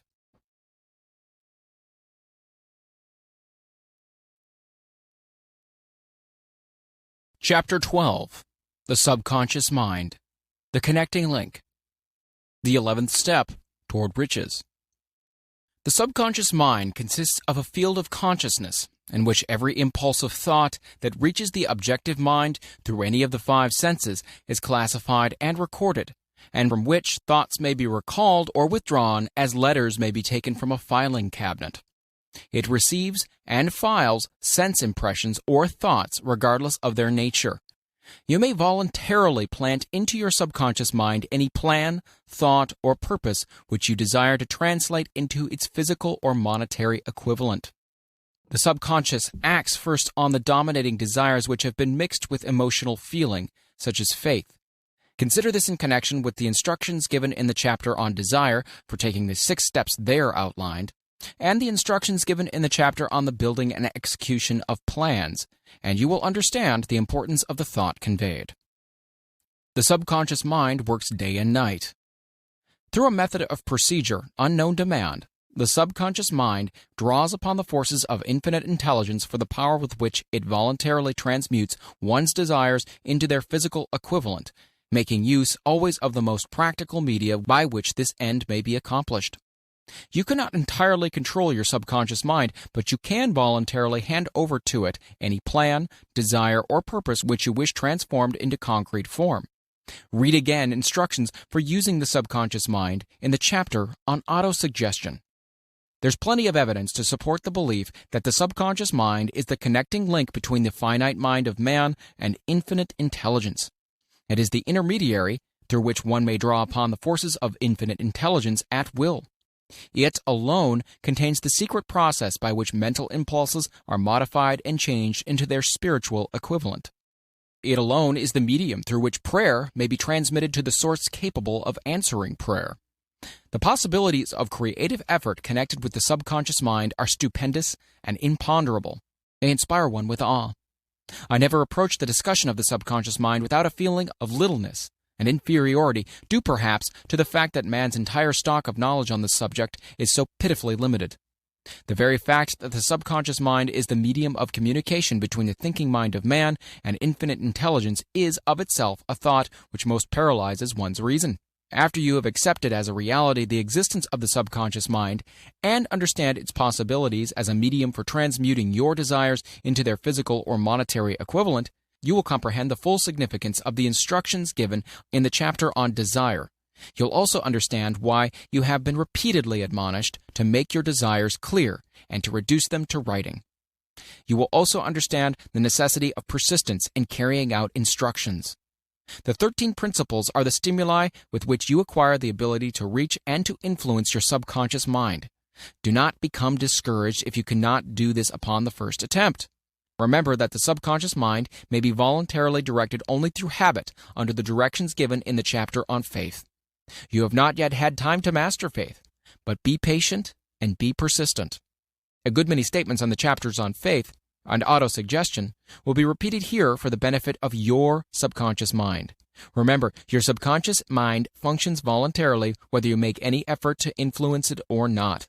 This naturally suggests to you that thoughts of fear and poverty and all native thoughts serve as stimuli to your subconscious mind unless you master these impulses and give it more desirable food upon which it may feed. The subconscious mind will not remain idle. If you fail to plant desires in your subconscious mind, it will feed upon the thoughts which reach it as a result of your neglect. We have already explained that thought impulses, both negative and positive, are reaching the subconscious mind continuously from the four sources which were mentioned in the chapter on sex transmutation. For the present, it's sufficient if you remember that you are living daily in the midst of all manner of thought impulses which are reaching your subconscious mind without your knowledge. Some of these impulses are negative and some are positive.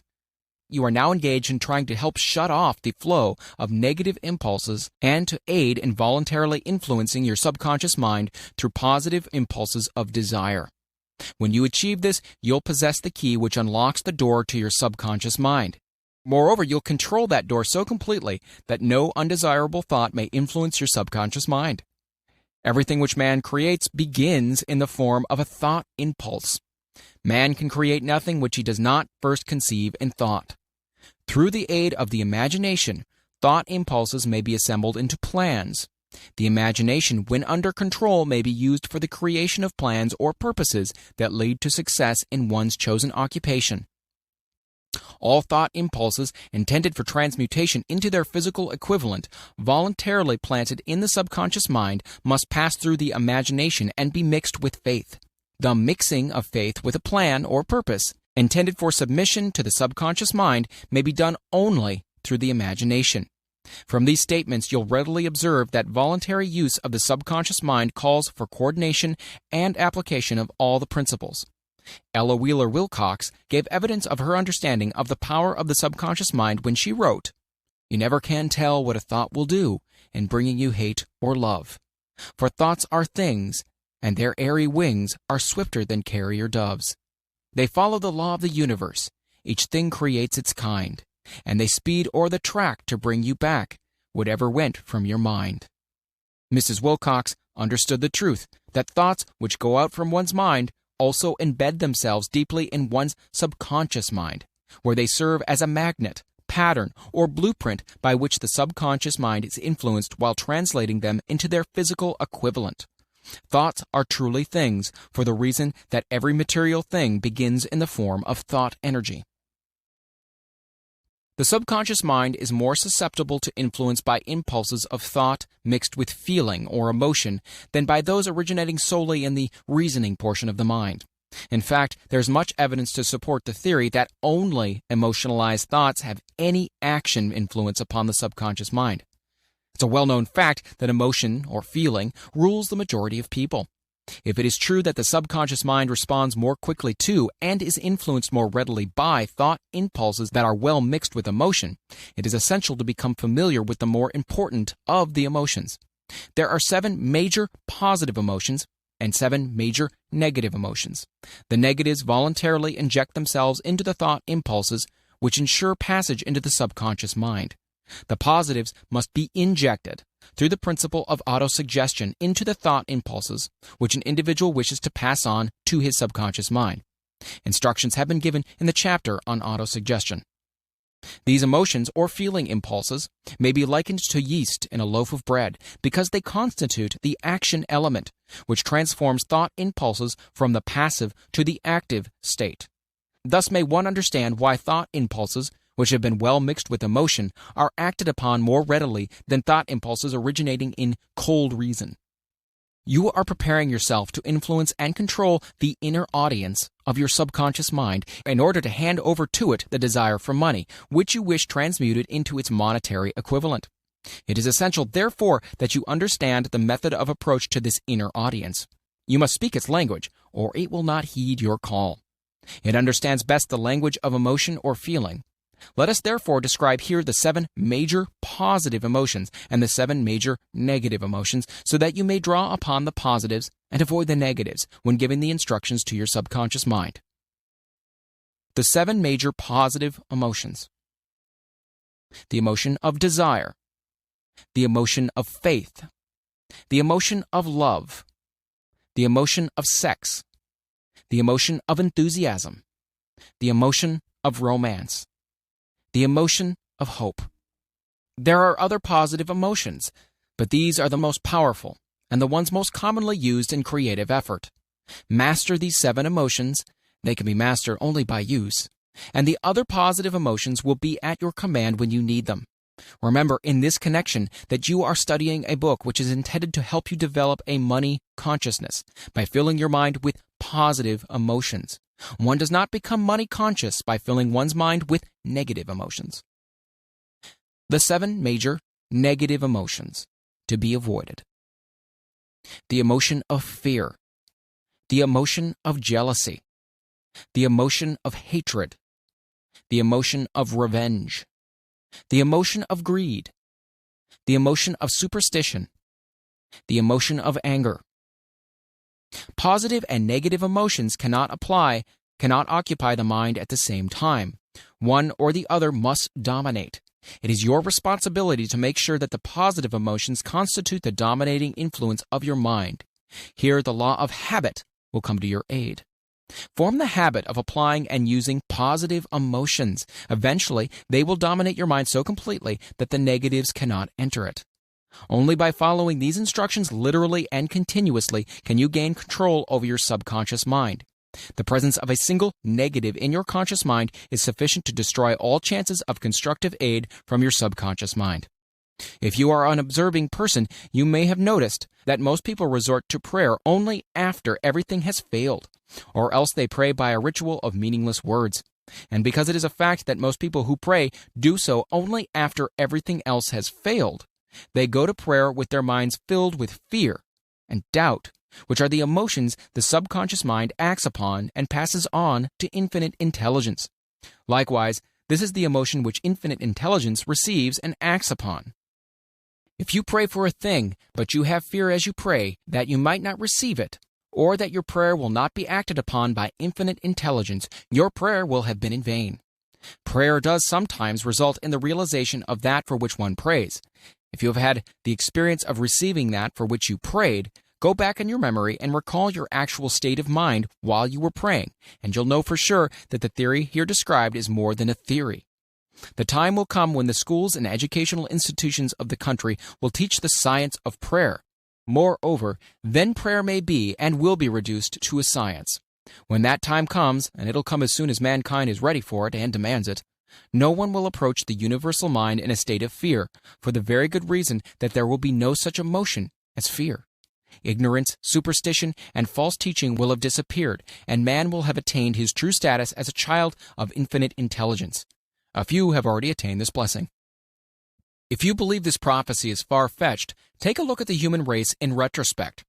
Less than 100 years ago, men believed the lightning to be evidence of the wrath of God and feared it. Now, thanks to the power of faith, men have harnessed the lightning and made it turn the wheels of industry.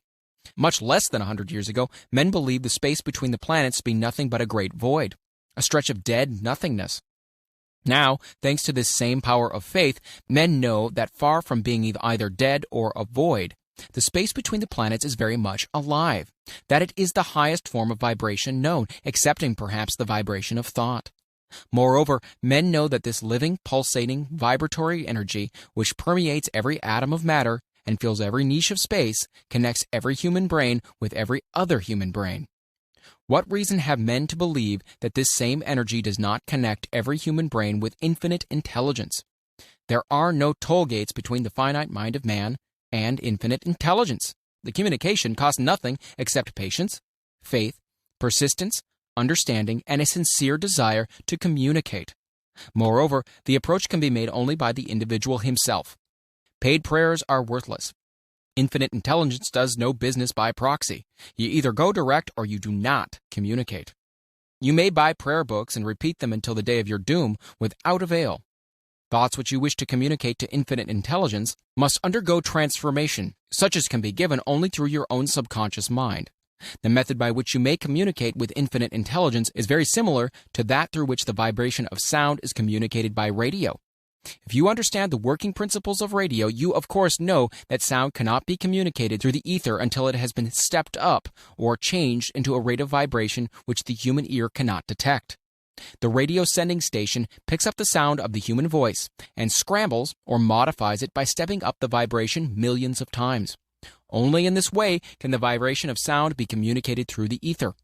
After this transformation has taken place, The ether picks up the energy, which was originally in the forms of vibrations of sound, carries that energy to radio receiving stations, and these receiving sets step that energy back down to its original rate of vibration so it is recognized as sound.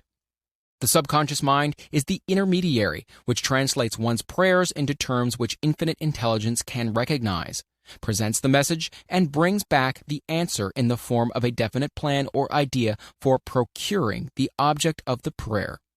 Understand this principle, and you will know why mere words read from a prayer book cannot and will never serve as an agency of communication between the mind of man and infinite intelligence. Before your prayer will reach infinite intelligence, a statement of the author's theory only, it probably is transformed from its original thought vibration into terms of spiritual vibration. Faith is the only known agency which will give your thoughts a spiritual nature. Faith and fear make poor bedfellows. Where one is found, the other cannot exist.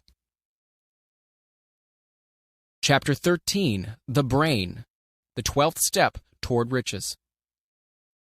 More than 20 years ago, the author, working in conjunction with the late Dr. Alexander Graham Bell and Dr. Elmer R. Gates, observed that every human brain is both a broadcasting and a receiving station for the vibration of thought.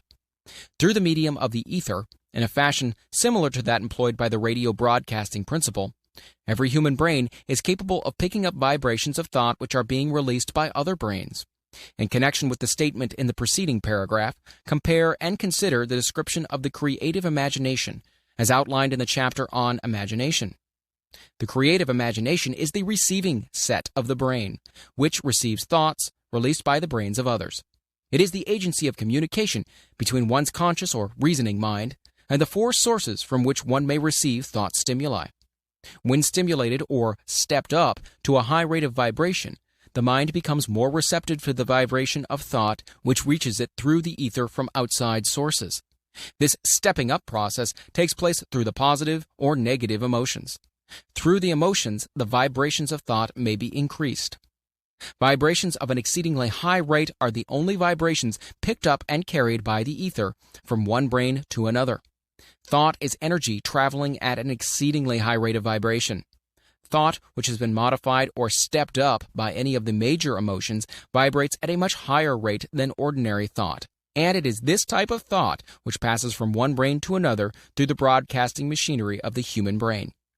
The emotion of sex stands at the head of human emotions as far as intensity and driving force are concerned. The brain which has been stimulated by the emotion of sex vibrates at a much more rapid rate than it does when that emotion is quiescent or absent. The result of sex transmutation is the increase of the rate of vibration of thoughts to such a pitch that the creative imagination becomes highly receptive to ideas which it picks up from the ether. On the other hand, when the brain is vibrating at a rapid rate, it not only attracts thoughts and ideas released by other brains through the medium of the ether, but it gives to one's own thoughts that feeling, which is essential before those thoughts will be picked up and acted upon by one's subconscious mind. Thus you'll see that the broadcasting principle is the factor through which you mix feeling or emotion with your thoughts and pass them on to your subconscious mind. The subconscious mind is the sending station of the brain, through which vibrations of thought are broadcast. The creative imagination is the receiving set, through which the vibrations of thought are picked up from the ether. Along with the important factors of the subconscious mind and the faculty of the creative imagination, which constitutes the sending and receiving sets of your mental broadcasting machinery, consider now the principle of autosuggestion, which is the medium by which you may put into operation your broadcasting station. Through the instructions described in the chapter on autosuggestion, you were definitely informed of the method by which desire may be transmuted into its monetary equivalent. Operation of your mental broadcasting station is a comparatively simple procedure. You have but three principles to bear in mind and to apply when you wish to use your broadcasting station: the subconscious mind, creative imagination, and autosuggestion. The stimuli through which you put these three principles into action have been described. The procedure begins with desire. The greatest forces are intangible. The Depression brought the world to the very borderline of understanding the forces which are intangible and unseen. Through the ages which have passed, man has depended too much upon his physical senses, and has limited his knowledge to physical things which he could see, touch, weigh, and measure. We are now entering the most marvelous of all ages, an age which will teach us something of the intangible forces of the world about us. Perhaps we shall learn as we pass through this age that the other self is more powerful than the physical self we see when we look into a mirror. Sometimes men speak lightly of the intangibles, the things that they cannot perceive through any of their five senses, and when we hear them, it should remind us that all of us are controlled by forces which are unseen and intangible. The whole of mankind has not the power to cope with nor to control the intangible force wrapped up in the rolling waves of the oceans. Man has not the capacity to understand the intangible force of gravity which keeps his little earth suspended into mid-air and keeps man from falling from it, much less the power to control that force. Man is entirely subservient to the intangible force which comes with a thunderstorm, and he is just as helpless in the presence of the intangible force of electricity. Nay, he does not even know what electricity is, where it comes from, or what its purpose is. Nor is this by any means the end of man's ignorance in connection with things unseen and intangible. He does not understand the intangible force and intelligence wrapped up in the soil of the earth, the force which provides him with every morsel of food he eats, every article of clothing he wears, and every dollar he carries in his pockets. The dramatic story of the brain. Last but not least, man, with all of his boasted culture and education, understands little or nothing of the intangible force, the greatest of all the intangibles, of thought. He knows but little concerning the physical brain and its vast network of intricate machinery through which the power of thought is translated into its material equivalent. But he is now entering an age which shall yield enlightenment on the subject. Already men of science have begun to turn their attention to the study of this stupendous thing called a brain, and while they are still in the kindergarten stage of their studies, they have uncovered enough knowledge to know that the central switchboard of the human brain, the number of lines which connect the brain cells one with the other, equal the figure 1, followed by 15 million ciphers. "The figure is so stupendous," said Dr. C. Judson Herrick of the University of Chicago, "that astronomical figures dealing with hundreds of millions of light years become insignificant by comparison." It has been determined that there are 10 billion to 14 billion nerve cells in the human cerebral cortex, and we know that these are arranged in definite patterns. These arrangements are not haphazard, they are orderly. Recently developed methods of electrophysiology draw off action currents from very precisely located cells or fibers with microelectrodes, amplify them with radio tubes, and record potential differences to the millionth of a volt. It is inconceivable that such a network of intricate machinery should be in existence for the sole purpose of carrying on the physical functions incidental to growth and maintenance of the physical body. Is it not likely that the same system which gives billions of brain cells the media of communication one with another provides also the means of communication with other intangible forces? After this book had been written, just before the manuscript went to the publisher, there appeared in the New York Times an editorial showing that at least one great university and one intelligent investigator in the field of mental phenomena are carrying out an organized research through which conclusions have been reached that parallel many of these described in this and the following chapter. The editorial briefly analyzed the work carried on by Dr. Rhine and his associates at Duke University, viz., what is telepathy? Quote, "A month ago, we cited on this page some of the remarkable results achieved by Professor Rind and his associates in Duke University from more than 100,000 tests to determine the existence of telepathy and clairvoyance. These results were summarized in the first 2 articles in Harper's Magazine. In the second, which has now appeared, the author E.H. Wright attempts to summarize what has been learned, or what it seems reasonable to infer regarding the exact nature of these extrasensory modes of perception. The actual existence of telepathy and clairvoyance now seems to some scientists enormously probable as a result of Rhine's experiments. Various percipients were asked to name as many cards in a special pack as they could without looking at them and without their sensory access to them. About a score of men and women were discovered who could regularly name so many of the cards correctly that there was not one chance in many million of their having done their feats by luck or accident. But how did they do them? These powers, assuming that they exist, do not seem to be sensory. There is no known organ for them.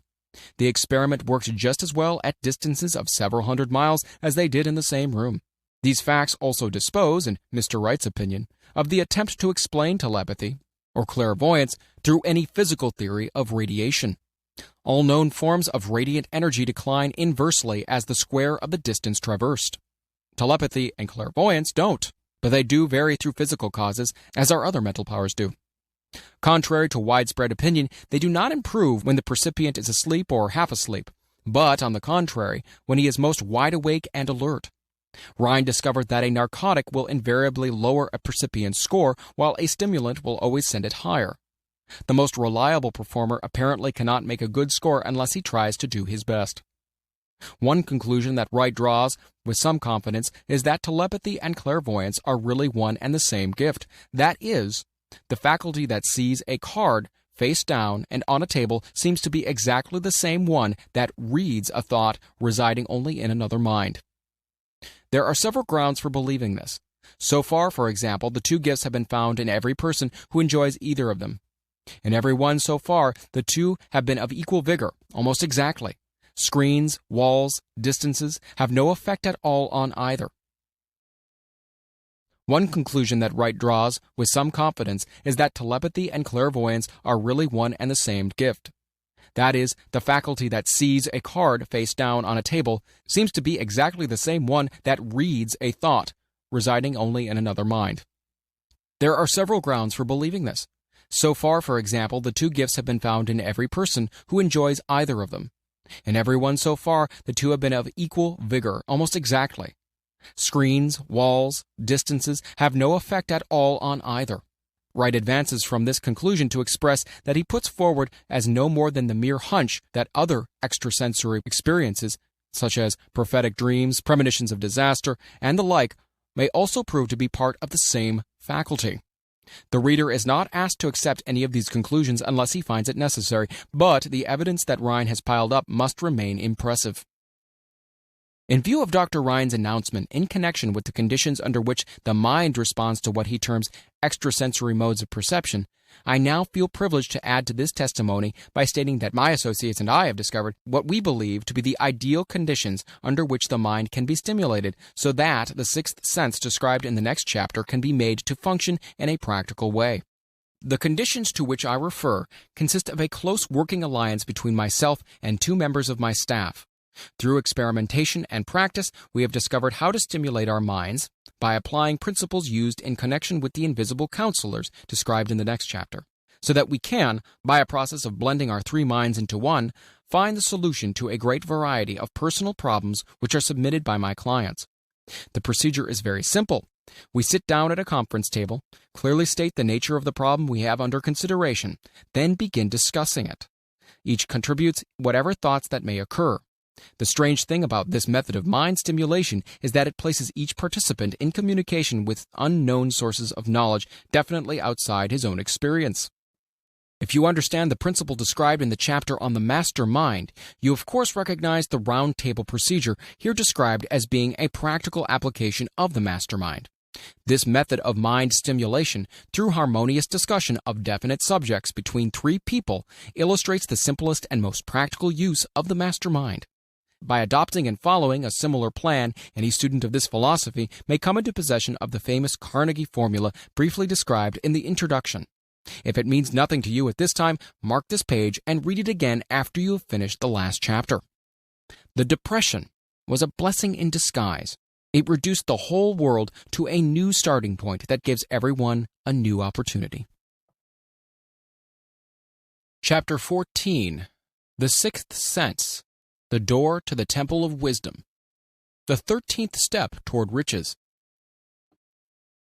The 13th principle is known as the sixth sense, through which infinite intelligence may and will communicate voluntarily without any effort from or demands by the individual. This principle is the apex of the philosophy. It can be assimilated, understood, and applied only by first mastering the other 12 principles. The sixth sense is that portion of the subconscious mind which has been referred to as the creative imagination. It has also been referred to as the receiving set through which ideas, plans, and thoughts flash into the mind. The flashes are sometimes called hunches or inspirations. The sixth sense defies description. It cannot be described to a man who has not mastered the other principles of this philosophy, because such a person has no knowledge and no experience with which the sixth sense may be compared. Understanding of the sixth sense comes only by meditation through mind development from within.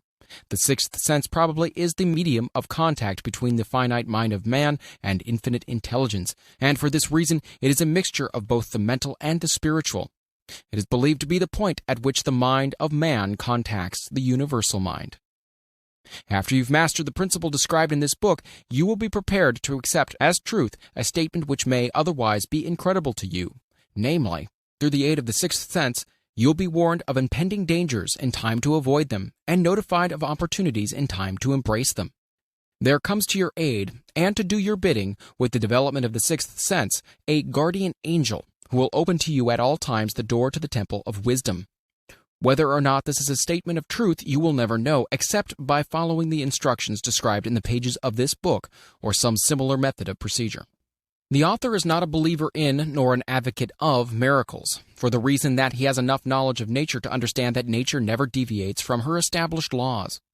Some of her laws are so incomprehensible that they produce what appear to be miracles. The sixth sense comes as near to being a miracle as anything I have ever experienced, and it appears so only because I do not understand the method by which this principle is operated. This much the author does know, that there is a power or a first cause, or an intelligence which permeates every atom of matter, and embraces every unit of energy perceptible to man, that this infinite intelligence converts acorns into oak trees, causes water to flow downhill in response to the law of gravity, follows night with day and winter with summer, each maintaining its proper place and relationship to the other. This intelligence may, through the principles of this philosophy, be induced to aid in transmuting desires into concrete or material form. The author has this knowledge because he has experimented with it and has experienced it. Step by step, through the preceding chapters, you have been led to this, the first principle. If you have mastered each of the preceding principles, you are now prepared to accept, without being skeptical, the stupendous claims made here. If you have not mastered the other principles, you must do so before you may determine definitely whether or not the claims made in this chapter are fact or fiction. While I was passing through the age of hero worship, I found myself trying to imitate with those whom I admired. Moreover, I discovered that the element of faith with which I endeavored to imitate my idols gave me great capacity to do so quite successfully. I have never entirely divested myself of this habit of hero worship, although I have passed the age commonly given over to such. My experience has taught me that the next best thing to being truly great is to emulate the great, by feeling and action as nearly as possible. Long before I had ever written a line for publication, or endeavored to deliver a speech in public, I followed the habit of reshaping my own character by trying to imitate the 9 men whose lives and life works have been most important to me. These 9 men were Emerson, Paine, Edison, Darwin, Lincoln, Burbank, Napoleon, Ford, and Carnegie. Every night, over a long period of years, I held an imaginary council meeting with this group whom I called my invisible counselors. The procedure was this. Just before going to sleep at night, I would shut my eyes and see in my imagination this group of men seated with me around my council table. Here, I had not only an opportunity to sit among these men, whom I considered to be great, but I actually dominated the group by serving as the chairman.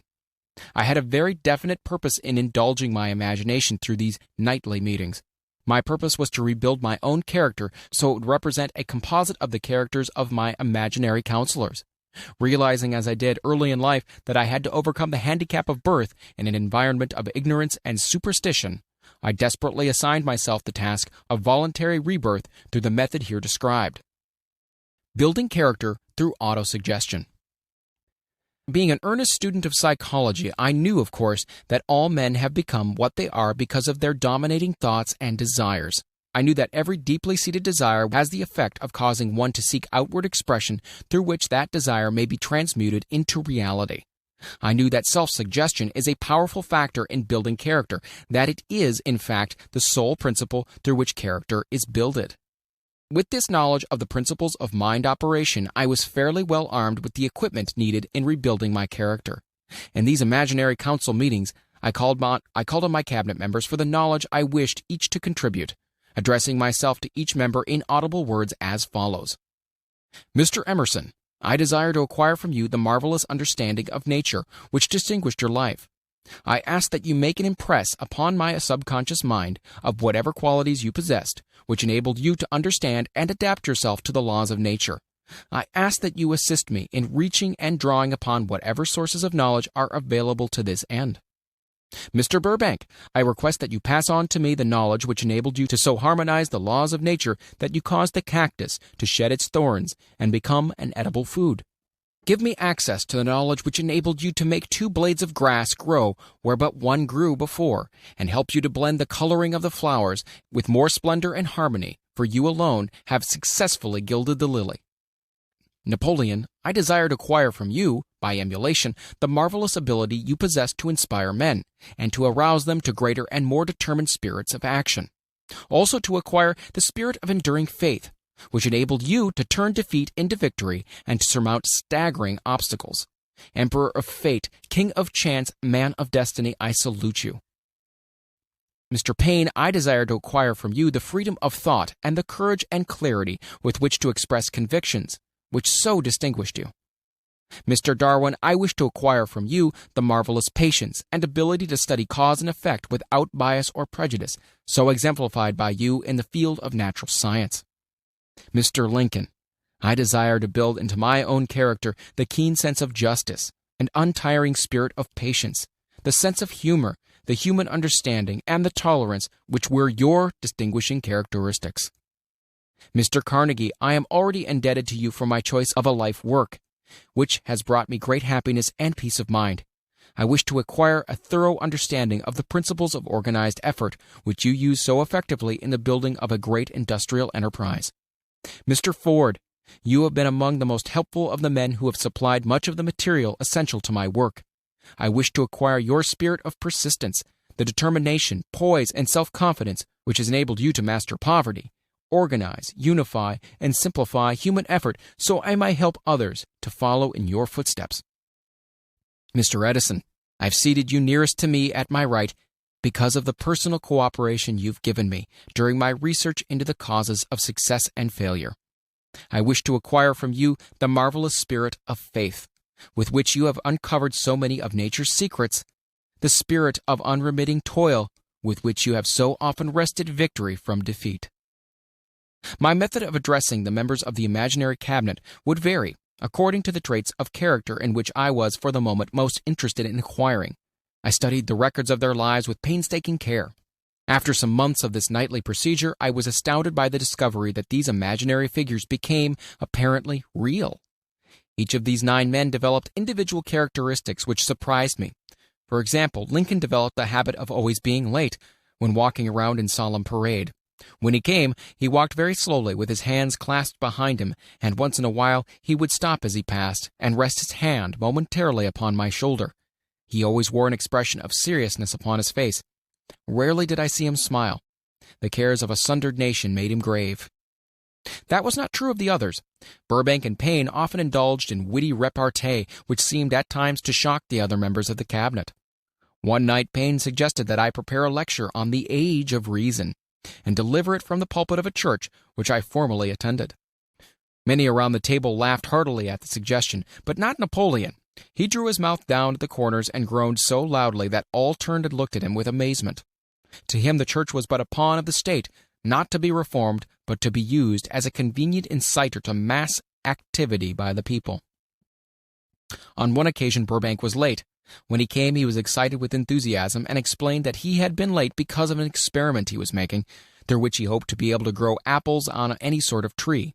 Payne chided him by reminding him that it was an apple which started all the trouble between man and woman. Darwin chuckled heartily as he suggested that Payne should watch out for little serpents when he went into the forest to gather apples, as they had the habit of growing into big snakes. Emerson observed, "No serpents, no apples," and Napoleon remarked, "No apples, no state." Lincoln developed the habit of always being the last one to leave the table after each meeting. On one occasion he leaned across the end of the table, his arms folded, and remained in that position for many minutes. I made no attempt to disturb him. Finally, he lifted his head slowly, got up and walked to the door, then turned around, came back, and laid his hand on my shoulder and said, "My boy, you will need much courage if you remain steadfast in carrying out your purpose in life. But remember, when difficulties overtake you, the common people have common sense. Adversity will develop it. One evening, Edison arrived ahead of all the others. He walked over and seated himself at my left, where Emerson was accustomed to sit, and said, "You are destined to witness the discovery of the secret of life. When the time comes, you will observe that life consists of great swarms of energy, or entities, each as intelligent as human beings think themselves to be. These units have differences of opinion, the same as human beings, and often fight among themselves. These meetings which you are conducting will be very helpful to you. They will bring to your rescue some of the same units of life which serve the members of your cabinet during their lives. These units are eternal. They never die. Your own thoughts and desires serve as the magnet which attracts units of life from the great ocean of life that is out there. Only the friendly units are attracted, the ones which harmonize with the nature of your desires." The other members of the cabinet began to enter the room. Edison got up and slowly walked around to his own seat. Edison was still living when this happened. It impressed me so greatly that I went to see him and told him about the experience. He smiled broadly and said, "Your dream has more a reality than you may have imagined it to have been." He added no further explanation to this statement. These meetings became so realistic that I became fearful of their consequences and discontinued them for several months. The experiences were so uncanny, I was afraid if I continued them, I would lose sight of the fact that the meetings were purely experiences of my imagination. Some 6 months after I had discontinued the practice, I was awakened one night, or thought I was, when I saw Lincoln standing at my bedside. He said, "The world will soon need your services. It's about to undergo a period of chaos which will cause men and women to lose faith and become panic-stricken. Go ahead with your work and complete your philosophy. That is your mission in life. If you neglect it for any cause whatsoever, you will be reduced to a primal state and be compelled to retrace the cycles through which you have passed during thousands of years." I was unable to tell the following morning whether I had dreamed this or had actually been awake, and I have never found out which it was, but I do know that the dream, if it was a dream, was so vivid in my mind the next day that I resumed my meetings the following night. At our next meeting, the members of my cabinet all filed into the room together and stood at their accustomed places at the council table, while Lincoln raised a glass and said, "Gentlemen, let us drink a toast to a friend who has returned to the fold." After that, I began to add new members to my cabinet, until now it consists of more than 50, among them Christ, St. Paul, Galileo, Copernicus, Aristotle, Plato, Socrates, Homer, Voltaire, Bruno, Spinoza, Drummond, Kant, Schopenhauer, Newton, Confucius, Albert Hubbard, Braun, Ingersoll, Wilson, and William James. This is the first time that I have had the courage to mention this. Heretofore, I have remained quiet on the subject because I knew from my own attitude in connection with such matters that I would be misunderstood if I described my unusual experience. I have been emboldened now to reduce my experience to the printed page because I'm now less concerned about what they say than I was in the years that have passed. One of the blessings of maturity is that it sometimes brings one greater courage to be truthful, regardless of what those who do not understand may think or say. Lest I be misunderstood, I wish here to state more emphatically that I still regard my cabinet meetings as being purely imaginary, but I feel entitled to suggest that while the members of my cabinet may be purely fictional, and the meetings existent only in my own imagination, they have led me into glorious paths of adventure, rekindled an appreciation of true greatness, encouraged creative endeavor, and emboldened the expression of honest thought. Somewhere in the cell structure of the brain is located an organ which receives vibrations of thought ordinarily called hunches. So far, science has not discovered where this organ of the sixth sense is located, but it is not important at this point. The fact remains that human beings do receive accurate knowledge through sources other than the physical senses. Such knowledge generally is received when the mind is under the influence of extraordinary stimulation. Any emergency which arouses the emotions and causes the heart to beat more rapidly than normal may, and generally does, bring the sixth sense into action. Anyone who has experienced a near accident while driving knows that on such occasions the sixth sense often comes to one's rescue and aids by split seconds in avoiding the accident. These facts are mentioned preliminary to a statement of fact which I shall now make, namely, that during my meetings with the invisible counselors, I find my mind more receptive to ideas, thoughts, and knowledge, which reach me through the sixth sense. I can truthfully say that I owe entirely to my invisible counselors full credit for such ideas, facts, or knowledge as I received through inspiration.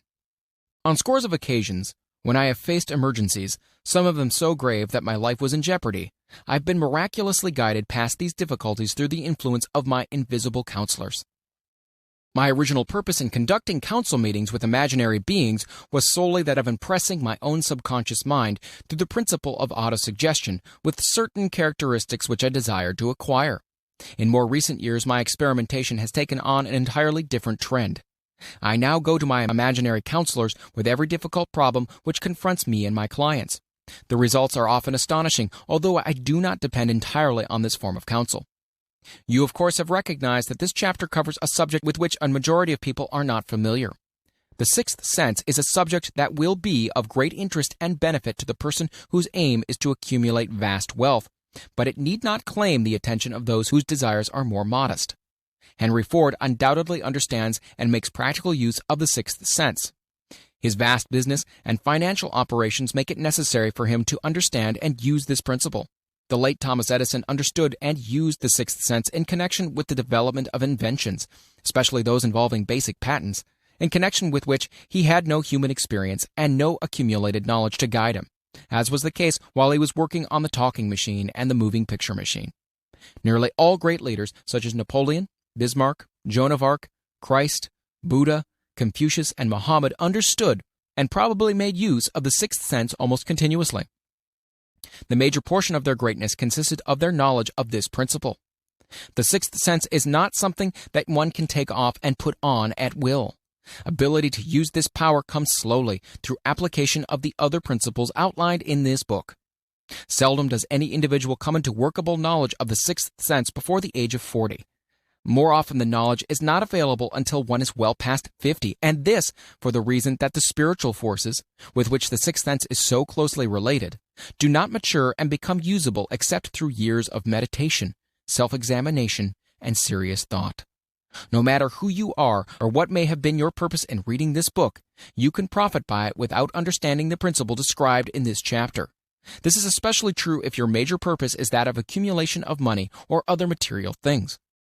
The chapter on the sixth sense was included because the book is designed for the purpose of presenting a complete philosophy by which individuals may unerringly guide themselves in attaining whatever they ask of life. The starting point of all achievement is desire. The finishing point is that brand of knowledge which leads to understanding.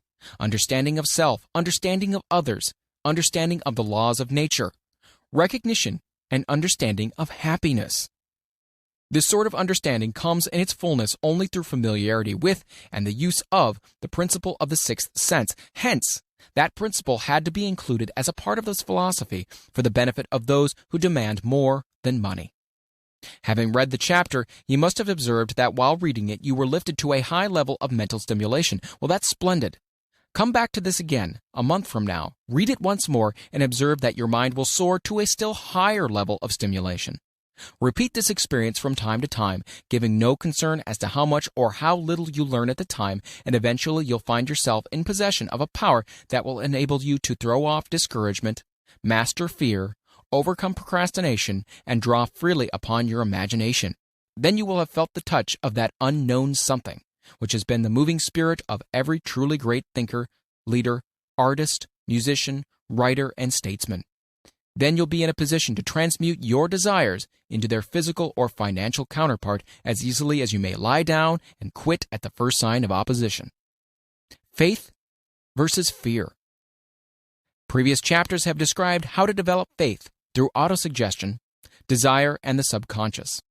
The next chapter presents detailed instructions for the mastery of fear. Here will be found a full description of the 6 fears which are the cause of all discouragement, timidity, procrastination, indifference, indecision, and the lack of ambition, self-reliance, initiative, self-control, and enthusiasm. Search yourself carefully as you study these 6 enemies, as they may exist only in your subconscious mind, where their presence will be hard to detect. Remember, too, as you analyze the 6 ghosts of fear, that they are nothing but ghosts, because they exist only in one's mind. Remember also that ghost creations of uncontrolled imagination have caused most of the damage people have done to their own minds. Therefore, ghosts can be as dangerous as if they lived and walked on the earth in physical bodies. The ghost of the fear of poverty, which seized the minds of millions of people in 1929, was so real that it caused the worst business depression this country has ever known. Moreover, this particular ghost still frightens some of us out of our wits. Chapter 15. How to Outwit the 6 Ghosts of Fear. Take inventory of yourself as you read this closing chapter and find out how many of the ghosts are standing in your way. Before you can put any portion of this philosophy into successful use, your mind must be prepared to receive it. The preparation is not difficult. It begins with study, analysis, and understanding of 3 enemies which you shall have to clear out. These are indecision, doubt, and fear. The 6th sense will never function while these 3 negatives, or any of them, remain in your mind. The members of this unholy trio are closely related. Where one is found, the other 2 are close at hand. Indecision is the seedling of fear. Remember this as you read. Indecision crystallizes into doubt. The 2 blend and become fear. The blending process is often slow. This is one reason why these 3 enemies are so dangerous. They germinate and grow without their presence being observed. The remainder of this chapter describes an end which must be attained before the philosophy as a whole can be put into practical use. It also analyzes a condition which has but lately reduced huge numbers of people to poverty, and it states a truth which must be understood by all who accumulate riches, whether measured in terms of money or a state of mind of far greater value than money. The purpose of this chapter is to turn the spotlight of attention upon the cause and the cure and of the 6 basic fears. Before we can master an enemy, we must know its name, its habits, and its place of abode. As you read, analyze yourself carefully and determine which, if any, of the 6 common fears have attached themselves to you. Do not be deceived by the habits of these subtle enemies. Sometimes they remain hidden in the subconscious mind where they are difficult to locate, and still more difficult to eliminate. The 6 basic fears. There are 6 basic fears with some combination of which every human suffers at one time or another. Most people are fortunate if they do not suffer from the entire 6. Named in the order of the most common appearance, they are the fear of poverty, the fear of criticism, the fear of ill health, these last 2 most people worry about most of all, the fear of the loss of love of someone, the fear of old age, the fear of death. All other fears are of minor importance. They can be grouped under these 6 headings. The prevalence of these fears as a curse to the world runs in cycles. For almost 6 years, while the Depression was on, we floundered in the cycle of fear of poverty. During the World War, we were in the cycle of fear of death. Just following the war, we were in the cycle of the fear of ill health, as evidenced by the epidemic of disease which spread itself all over the world. Fears are nothing more than states of mind. One state of mind is subject to control and direction.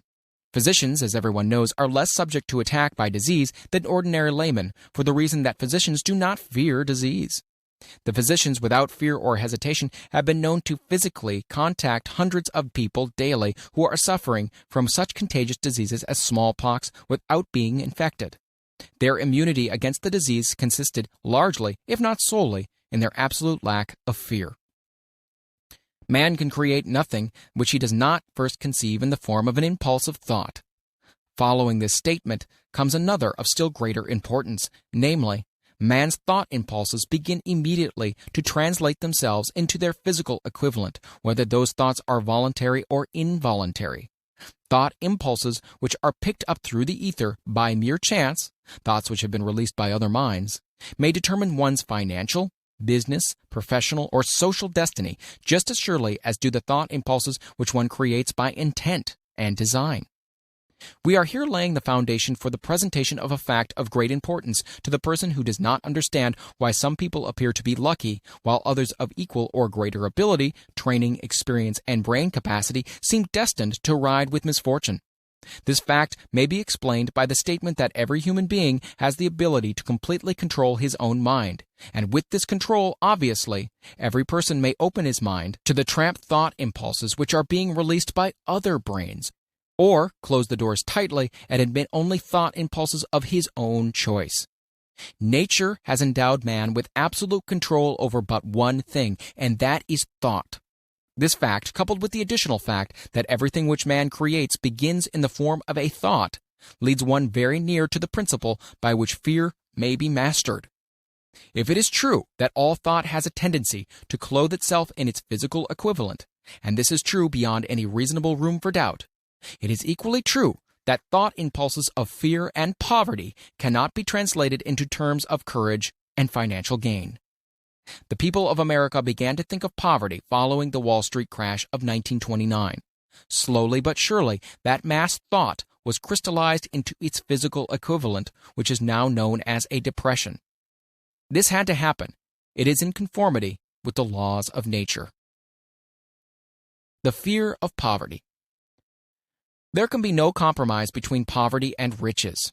The two roads that lead to poverty and riches travel in opposite directions. If you want riches, you must refuse to accept any circumstances that lead toward poverty. The word riches is here used in its broadest sense, meaning financial, spiritual, mental, and material estates. The starting point of the path that leads to riches is desire. In Chapter 1, you received full instructions for the proper use of desire. In this chapter on fear, you have complete instructions for preparing your mind to make practical use of desire. Here, then, is the place to give yourself a challenge which will definitely determine how much of this philosophy you have absorbed. Here is the point at which you can turn prophet and foretell accurately what the future holds in store for you. If, after reading this chapter, you are willing to accept poverty, you may as well make up your mind to receive poverty. This is one decision you cannot avoid. If you demand riches, determine what form and how much will be required to satisfy you. You know the road that leads to riches. You have been given a road map which, if followed, will keep you on that road. If you neglect to make the start or stop before you arrive, no one will be to blame but you. This responsibility is yours. No alibi will save you from accepting the responsibility if you now fail or refuse to demand riches of life, because the acceptance calls for but one thing. Incidentally, the only thing you can control, and that is a state of mind. A state of mind is something that one assumes. It cannot be purchased, it must be created. Fear of poverty is a state of mind, nothing else, but it is sufficient to destroy one's chances of achievement in any undertaking, a truth which became painfully evident during this depression. This fear paralyzes the faculty of reason, destroys the faculty of imagination, kills off self-reliance, undermines enthusiasm, discourages initiative, leads to uncertainty of purpose, encourages procrastination, wipes out enthusiasm, and makes self-control an impossibility. It takes the charm from one's personality, destroys the possibility of accurate thinking, diverts concentration of effort. It masters persistence, turns the willpower into nothingness, destroys ambition, beclouds memory, and invites failure in every conceivable form. It kills love and assassinates the finer emotions of the heart, discourages friendship and invites disaster in 100 forms, leads to sleeplessness, misery, and unhappiness, and all this despite the obvious truth that we live in a world of overabundance of everything the heart could desire, with nothing standing between us and our desires except the lack of a definite purpose. The fear of poverty is, without a doubt, the most destructive of the 6 basic fears. It has been placed at the head of the list because it is the most difficult to master.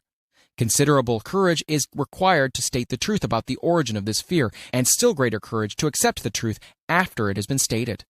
The fear of poverty grew out of man's inherited tendency to prey upon his fellow man economically. Nearly all animals lower than man are motivated by instinct, but their capacity to think is limited. Therefore, they prey upon one another physically. Man, with his superior sense of intuition, with the capacity to think and to reason, does not eat his fellow man bodily. He gets more satisfaction out of eating him, quote unquote, financially. Man is so avaricious that every conceivable law has been passed to safeguard him from his fellow man. Of all the ages of the world of which we know anything, the age in which we live seems to be the one that is outstanding because of man's money madness. A man is considered less than the dust of the earth unless he can display a fat bank account. But if he has money, never mind how he acquired it, he is a king or a big shot. He is above the law. He rules in politics. He dominates in business, and the whole world about him bows in respect when he passes. Nothing brings man so much suffering and humility as poverty. Only those who have experienced poverty understand the full meaning of this. Through a long line of inherited experiences, man has learned for sure that some men cannot be trusted where matters of money and earthly possessions are concerned. This is a rather stinging indictment, the worst part of it being that it's true. The majority of marriages are motivated by the wealth possessed by one or both of the contracting parties. It's no wonder, therefore, that the divorce courts are busy. So eager is man to possess wealth that he will acquire it in whatever manner he can, through legal methods if possible, through other methods if necessary or expedient. Self-analysis may disclose weaknesses which one does not like to acknowledge. This form of examination is essential to all who demand of life more than mediocrity and poverty. Remember, as you check yourself point by point, that you are both the court and the jury, the prosecuting attorney and the attorney for the defense, and that you are the plaintiff and the defendant also. That you're on trial. Face the facts squarely. Ask yourself definite questions and demand direct replies. When the examination is over, you'll know more about yourself. If you do not feel that you can be an impartial judge in this self-examination, call upon someone who knows you well to serve as judge while you cross-examine yourself. You are after the truth. Get it no matter what the cost, even though it may temporarily embarrass you. The majority of people, if asked what they fear most, would reply, "I fear nothing." The reply would be inaccurate because few people realize that they are bound, handicapped, whipped spiritually and physically through some form of fear. So subtle and deeply seated is the emotion of fear that one may go through life burdened with it, never recognizing its presence. Only a courageous analysis will disclose the presence of this universal enemy. When you begin such an analysis, search deeply into your character. Here is a list of the symptoms for which you should look. Symptoms of the fear of poverty. Indifference, commonly expressed through lack of ambition. Willingness to tolerate poverty. Acceptance of whatever compensation life may offer without protest. Mental and physical laziness. Lack of initiative, imagination, enthusiasm, and self-control. Indecision, the habit of permitting others to do one's thinking. Staying on the fence. Doubt, generally expressed through alibis and excuses designed to cover up, explain away, or apologize for one's failures, sometimes expressed in the form of envy of those who are successful or by criticizing them. Worry, usually expressed by finding fault with others, a tendency to spend beyond one's income, neglect of personal appearance, scowling and frowning, intemperance in the use of alcoholic drink, sometimes through the use of narcotics, nervousness, lack of poise, self-consciousness, and lack of self-reliance. Overcaution, the habit of looking for the negative side of every circumstance, thinking and talking of possible failure instead of concentrating upon the means of succeeding, knowing all the roads to disaster but never searching for the plans to avoid failure, waiting for the right time to begin putting ideas and plans into action until the waiting becomes a permanent habit, remembering those who have failed and forgetting those who have succeeded, seeing the hole in the donut but overlooking the donut itself, pessimism leading to indigestion, poor elimination, auto-intoxication, bad breath, and bad disposition. Procrastination, the habit of putting off until tomorrow that which should have been done last year, spending enough time in creating alibis and excuses to have done the job. This system is closely related to overcaution, doubt, and worry. Refusal to accept responsibility when it can be avoided. Willingness to compromise rather than to put up a stiff fight. Compromising with difficulties instead of harnessing and using them as stepping stones to advancement. Bargaining with life for a penny instead of demanding prosperity, opulence, riches, contentment, and happiness. Planning what to do if and when overtaken by failure instead of burning all bridges and making retreat impossible. Weakness of and often total lack of self-confidence, definiteness of purpose, self-control, initiative, enthusiasm, ambition, thrift, and sound reasoning ability. Expecting poverty instead of demanding riches. Association with those who accept poverty instead of seeking the company of those who demand and receive riches. Money talks. Some will ask, why did you write a book about money? Why measure riches in dollars alone? Some will believe, and rightly so, that there are other forms of riches more desirable than money. Yes, there are riches which cannot be measured in terms of dollars, but there are millions of people who will say, Give me all the money I need and I will find everything else I want. The major reason why I wrote this book on how to get money is the fact that the world has but lately passed through an experience that left millions of men and women paralyzed with the fear of poverty. What this sort of fear does to one was well described by Westbridge Pegler in the New York World Telegram, viz. Money is only clamshells or metal discs or scraps of paper, and there are treasures of the heart and soul which money cannot buy. But most people, being broke, are unable to keep this in mind and sustain their spirits. When a man is down and out and on the street, unable to get any job at all, something happens to his spirit which can be observed in the droop of his shoulders, the set of his hat, his walk, and his gaze. He cannot escape a feeling of inferiority among people with regular employment, even though he knows that they are definitely not his equals in character, intelligence, or ability. These people, even his friends, feel, on the other hand, a sense of superiority, and regard him, perhaps unconsciously, as a casualty. He may borrow for a time, but not enough to carry on in his accustomed way, and he cannot continue to borrow very long. But borrowing in itself, when a man is borrowing merely to live, is a depressing experience, and the money lacks the power of earned money to revive his spirits. Of course, none of this applies to bums or habitual never-do-wells, but only to men of normal ambition and self-respect. Women conceal despair. Women in the same predicament must be different. We somehow do not think of women at all in considering the down-and-outers. They are scarce in the breadlines, they're rarely seen begging on the streets, and they're not recognizable in crowds by the same plain signs which identify busted men. Of course, I do not mean the shuffling hags of the city streets who are opposite number of the confirmed male bums. I mean reasonably young, decent, and intelligent women. There must be many of them, but their despair is just not apparent. Maybe they kill themselves. When a man is down and out, he has time on his hands for brooding. He may travel miles to see a man about a job and discover that the job is filled, or that it is one of those jobs with no base pay, but only a commission on the sale of some useless knick-knack which nobody would buy except out of pity. Turning that down, he finds himself back on the street and nowhere to go but just anywhere. So he walks and walks. He gazes into store windows at luxuries which are not for him, and feels inferior and gives way to people who stop to look with an active interest. He wanders into the railroad station or puts himself down in the library to ease his legs and soak up a little heat, but that isn't looking for a job, so he gets going again.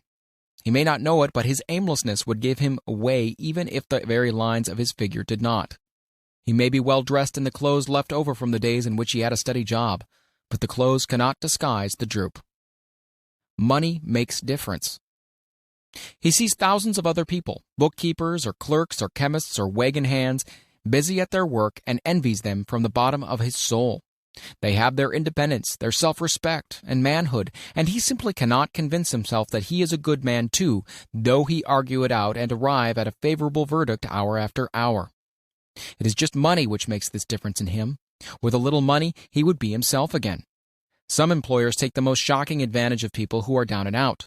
The agencies hang out little colored cards offering miserable wages to busted men, $12 a week, $15 a week.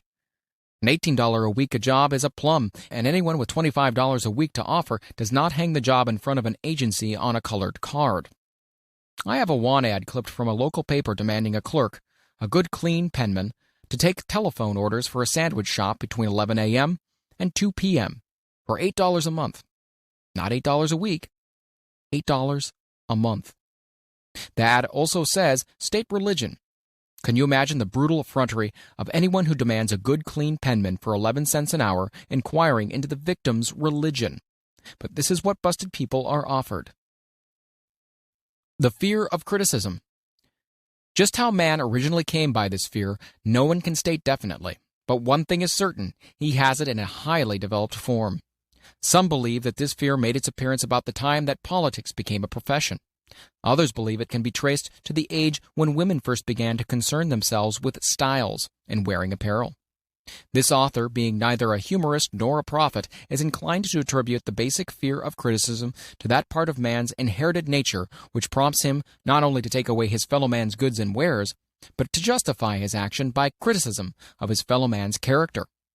It is a well-known fact that a thief will criticize the man from whom he steals, that politicians seek office not by displaying their own virtues and qualifications, but by attempting to besmirch their opponents.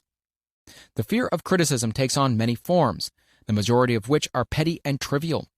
Bald-headed men, for example, are bald for no other reason than their fear of criticism. Heads become bald because of the tight-fitting bands of hats which cut off their circulation from the roots of the hair. Men wear hats not because they actually need them, but mainly because everyone is doing it. The individual falls into line and does likewise lest some other individual criticize him. Women seldom have bald heads or even thin hair because they wear hats which fit their heads loosely, the only purpose of the hats being adornment. But it must not be supposed that women are free from the fear of criticism. If any woman claims to be superior to man with references to this fear, ask her to walk down the street wearing a hat of the vintage of 1890. The astute manufacturers of clothing have not been slow to capitalize this basic fear of criticism with which all mankind has been cursed. Every season, the styles in many articles of wearing apparel change.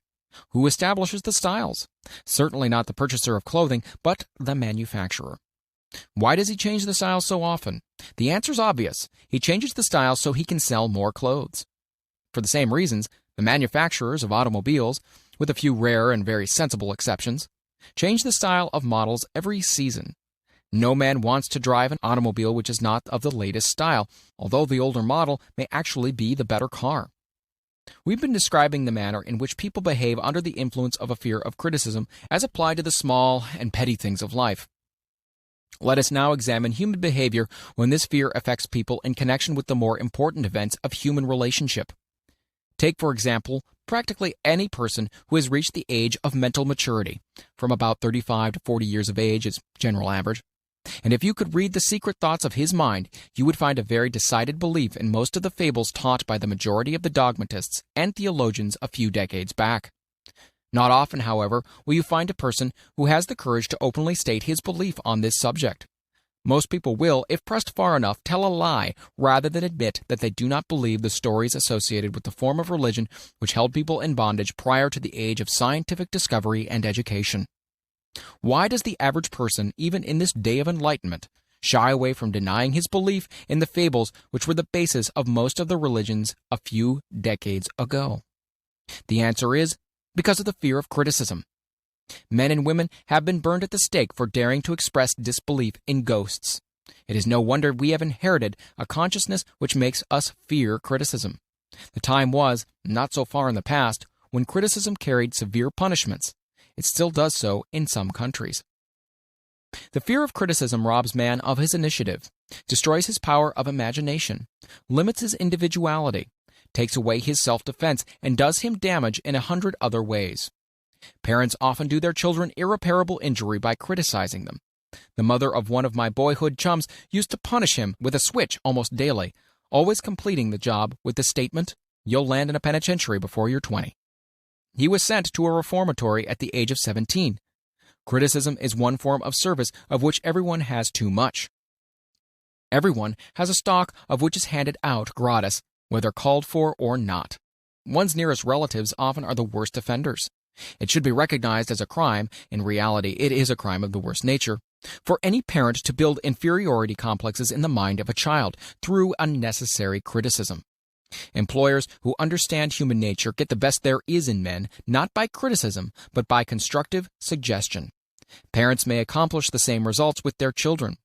Criticism will plant fear in the human heart or resentment, but it will not build love or affection. Symptoms of the fear of criticism. This fear is almost as universal as the fear of poverty, and its effects are just as fatal to personal achievement, mainly because this fear destroys initiative and discourages the use of imagination. The major symptoms of the fear are self-consciousness, generally expressed through nervousness, timidity in conversation and in meeting strangers, awkward movement of the hands, limbs, and shifting of the eyes, lack of poise, expressed through a lack of voice control, nervousness in the presence of others, poor posture of body, and poor memory. Personality, lacking in a firmness of decision, personal charm, and ability to express opinions definitely. The habit of sidestepping issues instead of meeting them squarely, agreeing with others without careful examination of their opinions. Inferiority complex, The habit of expressing self-approval by word of mouth and by actions as a means of covering up a feeling of inferiority. Using big words to impress others, often without knowing the real meaning of the words. Imitating others in dress, speech, and manners. Boasting of an imaginary achievement. This sometimes gives a surface appearance of a feeling of superiority. Extravagance. The habit of trying to keep up with the Joneses, spending beyond one's income. Lack of initiative. Failure to embrace opportunities for self-advancement. Fear to express opinions. Lack of confidence in one's own ideas. Giving evasive answers to questions asked by superiors. Hesitancy of manner and speech. Deceit in both words and deeds. Lack of ambition. Mental and physical laziness. Lack of self-assertion. Slowness in reaching decisions. Easily influenced by others. The habit of criticizing others behind their backs and flattering them to their faces. The habit of accepting defeat without protest. Quitting an undertaking when opposed by others. Suspicious of other people without cause. Lacking in tactfulness of manner and speech. Unwillingness to accept the blame for mistakes. The fear of ill health. This fear may be traced to both physical and social heredity. It is closely associated as to its origin with the cause of the fear of old age and the fear of death, because it leads one closely to the border of terrible worlds of which man knows not, but concerning which he has been taught some discomforting stories. The opinion is somewhat general, also, that certain unethical people engaged in the business of selling health have had not a little to do with keeping alive the fear of ill health. In the main, man fears ill health because of the terrible pictures which have been planted in his mind of what may happen if death should overtake him. He also fears it because of the economic toll which it may claim. A reputable physician estimated that 75% of all people who visit physicians for professional services are suffering with hypochondria, imaginary illness. It has been shown most convincingly that the fear of disease, even where there is not the slightest cause for fear, often produces the physical symptoms of the disease feared. Powerful and mighty is the human mind. It builds or it destroys. Playing upon this common weakness of fear of ill health, dispensers of patent medicines have reaped fortunes. This form of imposition upon credulous humanity became so prevalent almost some 20 years ago that Collier's Weekly conducted a bitter campaign against some of the worst offenders in the patent medicine business. During the flu epidemic which broke out during the World War, the mayor of New York City took drastic steps to check the damage which people were doing themselves through their inherent fear of ill health. He called in the newspaper men and said to them, "Gentlemen, I feel it necessary to ask you not to publish any scare headlines concerning this flu epidemic. Unless you cooperate with me, we will have a situation which we cannot control." The newspapers quit publishing the stories about the flu, and within 1 month, the epidemic had been successfully checked. Through a series of experiments conducted some years ago, it was proved that people may be made ill by suggestion. We conducted the experiment by causing the 3 acquaintances to visit the victims, each of whom asked the question, "What ails you?" or "You look terribly ill." The first questioner usually provoked a grin and a nonchalant reply, which was usually something like, "Oh, nothing, I'm all right," from the victim. The second questioner usually was answered with the statement, "I don't know exactly, but I do feel badly." The third questioner was usually met with the frank admission that the victim was actually feeling ill. Try this on an acquaintance if you doubt that it will make him uncomfortable. But do not carry the experiment too far. There's a certain religious sect whose members take vengeance upon their enemies by the hexing method. They call it placing a spell on the victim. There is overwhelming evidence that disease sometimes begins in the form of negative thought impulse. Such an impulse may be passed from one's mind to another by suggestion or created by an individual in his own mind. A man who was blessed with more wisdom than his incident might indicate once said, "When anyone asks me how I feel, I always want to answer by knocking him down." Doctors send patients into new climates for their health because a change of mental attitude is necessary. The seed of fear of ill health lives in every human mind. Worry, fear, discouragement, disappointment in love and business affairs cause this seed to germinate and grow. The recent business depression kept the doctors on the run because every form of negative thinking may cause ill health.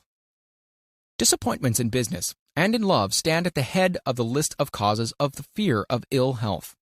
A young man suffered a disappointment in love which sent him to the hospital. For months, he hovered between life and death. A specialist in suggesting therapeutics was called in. The specialist changed nurses, placing him in charge of a very charming young woman who began, by prearrangement with the doctor, to make love to him the first day of her arrival on the job. Within 3 weeks, the patient was discharged from the hospital, still suffering, but with an entirely different malady. He was in love again. The remedy was a hoax, but the patient and the nurse were later married. Both are in good health at the time of this writing.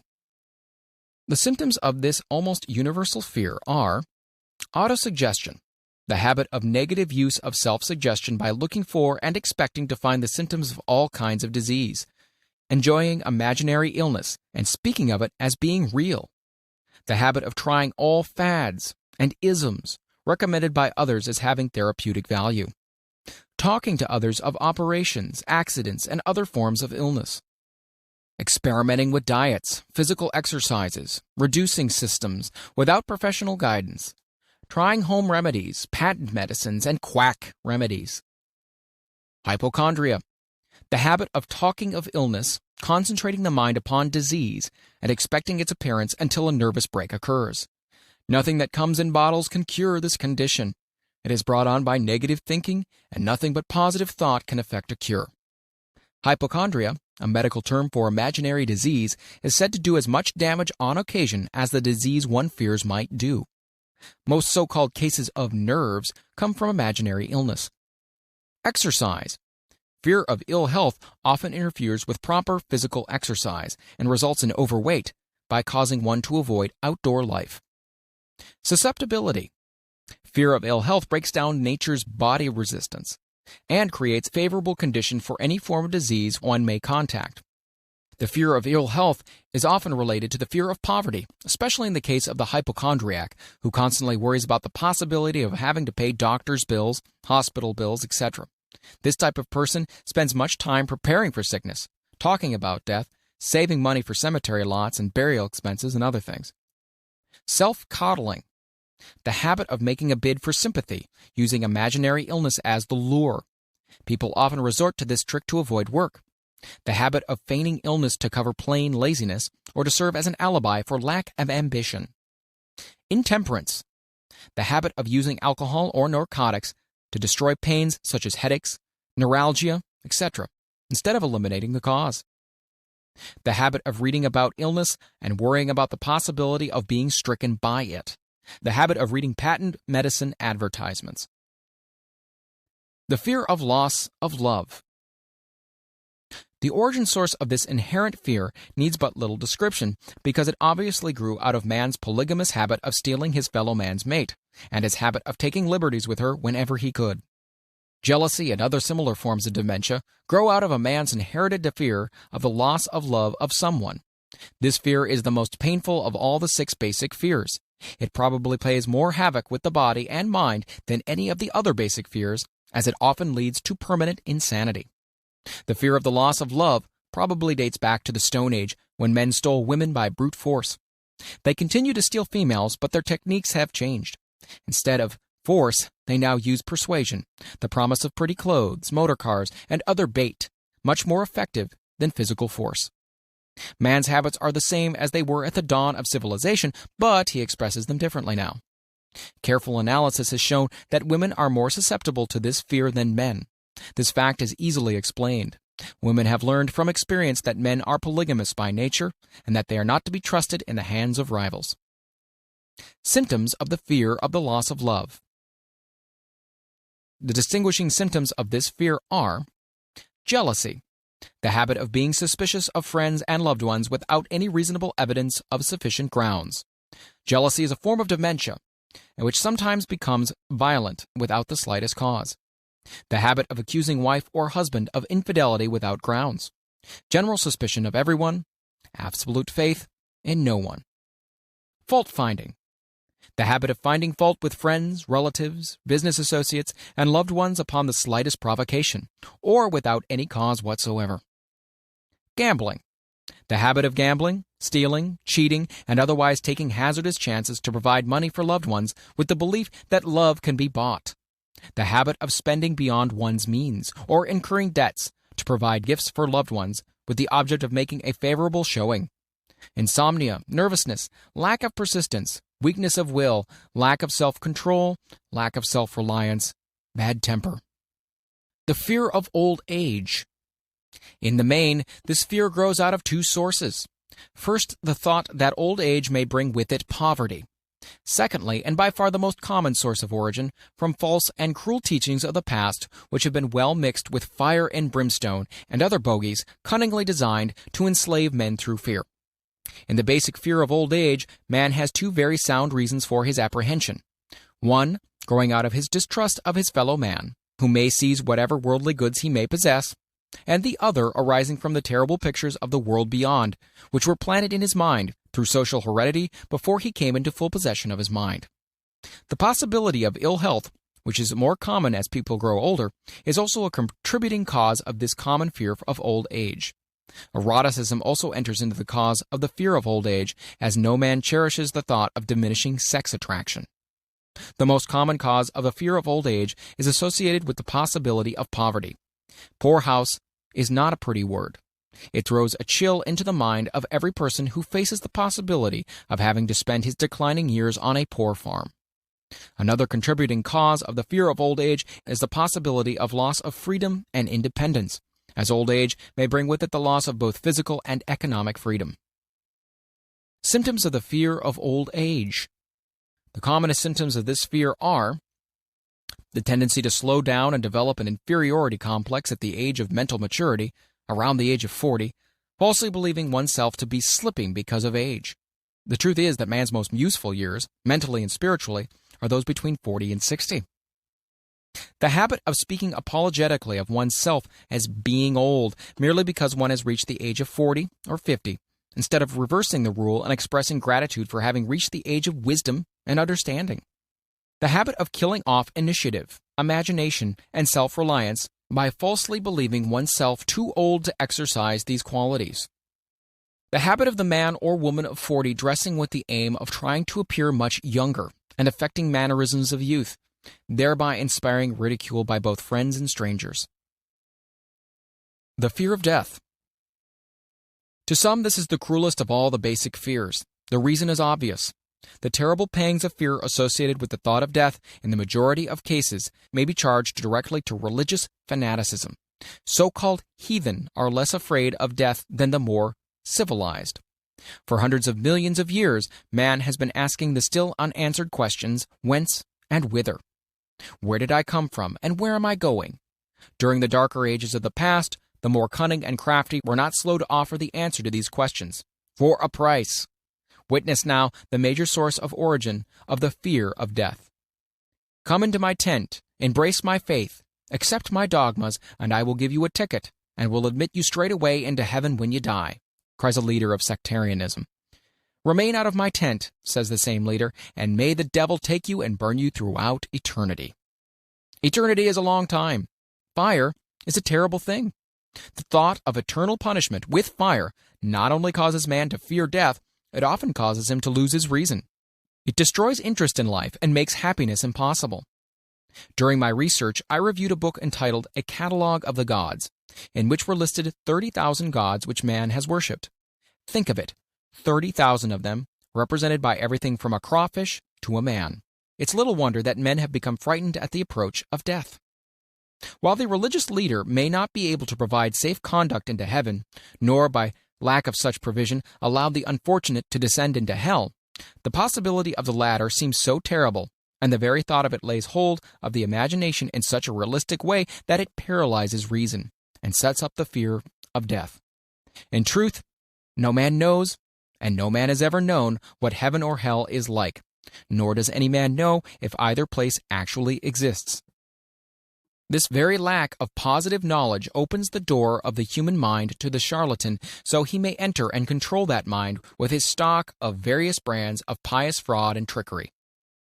The fear of death is not as common now as it was during the age when there was no great colleges and universities. Men of science have turned the spotlight of truth upon the world, and this truth is rapidly freeing men and women from the terrible fear of death. The young men and young women who attend the colleges and universities are not so easily impressed by fire and brimstone. Through the aid of biology, astronomy, geology, and other related sciences, the fears of the Dark Ages which gripped the minds of men and destroyed their reason have now been dispelled. Insane asylums are filled with men and women who have gone mad because of the fear of death. This fear is useless. Death will come no matter what anyone may think about it. Accept it as a necessity and pass the thought out of your mind. It must be a necessity, or it would not come at all. Perhaps it's not as bad as it's been pictured. The entire world is made up of only two things: energy and matter. In elementary physics, we learn that neither matter nor energy, the only two realities known to man, can be created nor destroyed. Both matter and energy can be transformed, but neither can be destroyed. Life is energy, if it's anything. If neither energy nor matter can be destroyed, then of course life can't be destroyed. Life, like other forms of energy, may be passed through various processes of transition or change, but it can't be destroyed. Death is a mere transition. If death is not mere change or transition, then nothing comes after death except a long, eternal, peaceful sleep, and sleep is nothing to be feared. Thus you may wipe out forever the fear of death. Symptoms of the fear of death. The general symptoms of this fear are the habit of thinking about dying instead of making the most of life, due generally to lack of purpose or lack of suitable occupation. This fear is more prevalent among the aged, but sometimes the more youthful are victims of it as well. The greatest of all remedies for the fear of death is a burning desire for achievement, backed by useful services to others. A busy person seldom has time to think about dying. He finds life too thrilling to worry about death. The fear of death is closely associated with the fear of poverty, where one's death would leave loved ones poverty-stricken. In other cases, the fear of death is caused by illness and the consequent breaking down of physical body resistance. The commonest causes of the fear of death are ill health, poverty, lack of appropriate occupation, disappointment over love, insanity, religious fanaticism. Old man worry. Worry is a state of mind based upon fear. It works slowly but persistently. It is insidious and subtle. Step by step, it digs itself in until it paralyzes one's reasoning faculty, destroys self-confidence and initiative. Worry is a form of sustained fear caused by indecision. Therefore, it is a state of mind which can be controlled. An unsettled mind is helpless. Indecision makes an unsettled mind. Most individuals lack the willpower to reach decisions promptly and to stand by them after they have been made, even during normal business conditions. During periods of economic unrest, such as the world has recently experienced, the individual is handicapped, not alone by his inherent nature to be slow at reaching decisions, but he is influenced by the indecision of others around him, who have created a state of mass indecision.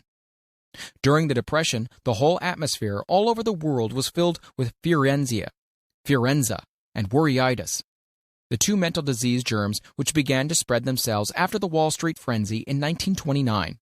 There's only one known antidote for these germs. It is the habit of prompt and firm decision. Moreover, it is an antidote which every individual must apply for himself.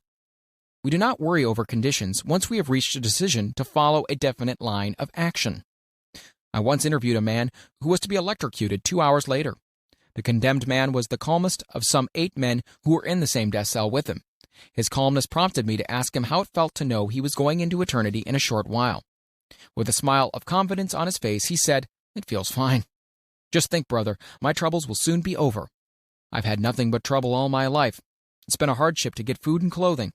Soon I won't need these things. I've felt fine ever since I learned for certain that I must die. I made up my mind then to accept my fate in good spirit." As he spoke, he devoured a dinner of proportions sufficient for 3 men, eating every mouthful of the food brought to him, and apparently enjoying it as much as if no disaster awaited him. Decision gave this man resignation to his fate. Decision can also prevent one's acceptance of undesired circumstances. The 6 basic fears become translated into a state of worry through indecision. Relieve yourself forever of the fear of death by reaching a decision to accept death as an inescapable event. Whip the fear of poverty by reaching a decision to get along with whatever wealth you can accumulate without worry. Put your foot upon the neck of the fear of criticism by reaching a decision not to worry about what other people think, do, or say. Eliminate the fear of old age by reaching a decision to accept it, not as a handicap, but as a great blessing which carries with it wisdom, self-control, and understanding not known to youth. Acquit yourself of the fear of ill health by the decision to forget symptoms. Master the fear of loss of love by reaching a decision to get along without love if that is necessary. Kill the habit of worry in all its forms by reaching a general blanket decision that nothing which life has to offer is worth the price of worry. With this decision will come poise, peace of mind, and calmness of thought which will bring happiness. A man whose mind is filled with fear not only destroys his own chances of intelligent action, but he transmits these destructive vibrations to the minds of all who come into contact with him, and destroys also their chances. Even a dog or a horse knows when its master lacks courage. Moreover, a dog or a horse will pick up the vibrations of fear thrown off by its master and behave accordingly. Lower down the line of intelligence in the animal kingdom, one finds this same capacity to pick up the vibrations of fear. A honeybee immediately senses fear in the mind of a person for reasons unknown. A bee will sting the person whose mind is releasing vibrations of fear much more readily than it will molest the person whose mind registers no fear. The vibrations of fear pass from one mind to another just as quickly and as surely as the sound of the human voice passes from the broadcasting station to the receiving set of a radio, and by the selfsame medium. Mental telepathy is a reality. Thoughts pass from one mind to another, voluntarily, whether or not this fact is recognized by either the person releasing the thoughts or the persons who pick up those thoughts. The person who gives expression by word of mouth to negative or destructive thoughts is practically certain to experience the results of those words in the form of a destructive kickback. The release of destructive thought impulses, alone without the aid of words, produces also a kickback in more ways than one. First of all, and perhaps the most important to be remembered, the person who releases thoughts of a destructive nature must suffer damage through the breaking down of the faculty of creative imagination. Secondly, the presence in the mind of any destructive emotion develops a negative personality which repels people and often converts them into antagonists. The third source of damage to the person who entertains or releases negative thoughts lies in this significant fact. These thought impulses are not only damaging to others, but they embed themselves in the subconscious mind of the person releasing them, and there become a part of his character.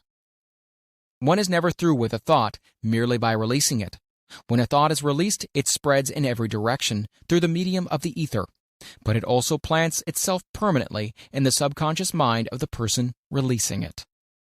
Your business in life is, presumably, to achieve success. To be successful, you must find peace of mind, acquire the material needs of life, and above all, attain happiness. All of these evidences of success begin in the form of thought impulses. You may control your own mind. You have the power to feed it whatever thought impulses you choose. With this privilege also goes the responsibility of using it constructively. You are the master of your own earthly destiny just as surely as you have the power to control your own thoughts. You may influence, direct, and eventually control your own environment, making your life what you want it to be. Or you may neglect to exercise the privilege which is yours, to make your life to order, thus casting yourself upon the broad sea of circumstance, where you will be tossed hither and yon like a chip on the waves of the ocean. The Devil's Workshop, the seventh basic evil. In addition to the 6 basic fears, there's another evil by which people suffer. It constitutes a rich soil in which the seeds of failure grow abundantly. It's so subtle that its presence often is not detected. This affliction cannot properly be classed as a fear. It's more deeply seated and more often fatal than all of the 6 fears. For want of a better name, let us call this evil susceptibility to negative influences. Men who accumulate great riches always protect themselves against this evil. The poverty-stricken never do. Those who succeed in any calling must prepare their minds to resist the evil. If you are reading this philosophy for the purpose of accumulating riches, you should examine yourself very carefully to determine whether you are susceptible to negative influences. If you neglect this self-analysis, you will forfeit your right to attain the object of your desires. Make the analysis searching. After you read the questions prepared for this self-analysis, hold yourself to a strict accounting in your answers. Go at the task as carefully as you would search for any other enemy you knew to be awaiting you in an ambush, and deal with your own faults as you would with a more tangible enemy. You can easily protect yourself against highway robbers, because the law provides organized cooperation for your benefit. But the 7th basic evil is more difficult to master because it strikes when you are not aware of its presence, when you're asleep, and while you're awake. Moreover, its weapon is intangible because it consists of merely a state of mind. This evil is also dangerous because it strikes in as many different forms as there are human experiences. Sometimes it enters the mind through the well-meant words of one's own relatives. At other times it bores from within, through one's own mental attitude. Always it is as deadly as poison, even though it may not kill as quickly. How to protect yourself against negative influences? To protect yourself against negative influences, whether of your own making or the result of the activities of negative people around you, recognize that you have a willpower and put it into constant use until it builds a wall of immunity against negative influences in your own mind. Recognize the fact that you and every other human being are, by nature, lazy, indifferent, and susceptible to all suggestions which harmonize with your weakness. Recognize that you are by nature susceptible to all the 6 basic fears and set up habits for the purpose of counteracting all these fears. Recognize that negative influences often work on you through your subconscious mind, therefore they are difficult to detect, and keep your mind closed against all people who depress or discourage you in any way. Clean out your medicine chest. Throw away all pill bottles and stop pandering to colds, aches, pains, and imaginary illness. Deliberately seek the company of people who influence you to think and act for yourself. Do not expect troubles, as they have a tendency not to disappoint. Without doubt, the most common weakness of all human beings is the habit of leaving their minds open to the negative influence of other people. This weakness is all the more damaging because most people do not recognize that they are cursed by it, and many who acknowledge it neglect or refuse to correct the evil until it becomes an uncontrollable part of their daily habits. To aid those who wish to see themselves as they really are, the following list of questions has been prepared. Read the questions and state your answers aloud so you can hear your own voice. This will make it easier for you to be truthful with yourself. Self-analysis test questions. Do you often complain of feeling bad? And if so, what is the cause? Do you find fault with other people at the slightest provocation? Do you frequently make mistakes in your work, and if so, why? Are you sarcastic and offensive in your conversation? Do you deliberately avoid the association of anyone, and if so, why? Do you suffer frequently with indigestion? If so, what is the cause? Does life seem futile and the future hopeless to you? If so, why? Do you like your occupation? If not, why? Do you often feel self-pity, and if so, why? Are you envious of those who excel you? To which do you devote most time? Thinking of success or of failure? Are you gaining or losing self-confidence as you grow older? Do you learn something of value from all mistakes? Are you permitting some relative or acquaintance to worry you? If so, why? Are you sometimes in the clouds and at other times in the depths of despondency? Who has the most inspiring influence upon you? What is the cause? Do you tolerate negative or discouraging influences which you can avoid? Are you careless of your personal appearance? If so, when and why? Have you learned how to drown your troubles by being too busy to be annoyed by them? Would you call yourself a spineless weakling if you permitted others to do your thinking for you? Do you neglect internal bathing until auto-intoxication makes you ill-tempered and irritable? How many preventable disturbances annoy you, and why do you tolerate them? Do you resort to liquor, narcotics, or cigarettes to quiet your nerves? If so, do you not try willpower instead? Does anyone nag you, and if so, for what reason? Do you have a definite major purpose, and if so, what is it? And what plan have you for achieving it? Do you suffer from any of the 6 basic fears? If so, which ones? Have you a method by which you can shield yourself against the negative influence of others? Do you make deliberate use of autosuggestion to make your mind positive? Do you value most your material possessions or your privilege of controlling your own thoughts? Are you easily influenced by others against your own judgment? Has today added anything of value to your stock of knowledge or state of mind? Do you face squarely the circumstances which make you unhappy or sidestep the responsibility? Do you analyze all mistakes and failures and try to profit by them, or do you take the attitude that this is not your duty? Can you name 3 of your most damaging weaknesses? What are you doing to correct them? Do you encourage other people to bring their worries to you for sympathy? Do you choose from your daily experiences lessons or influences which aid in your personal advancement? Does your presence have a negative influence on other people as a rule?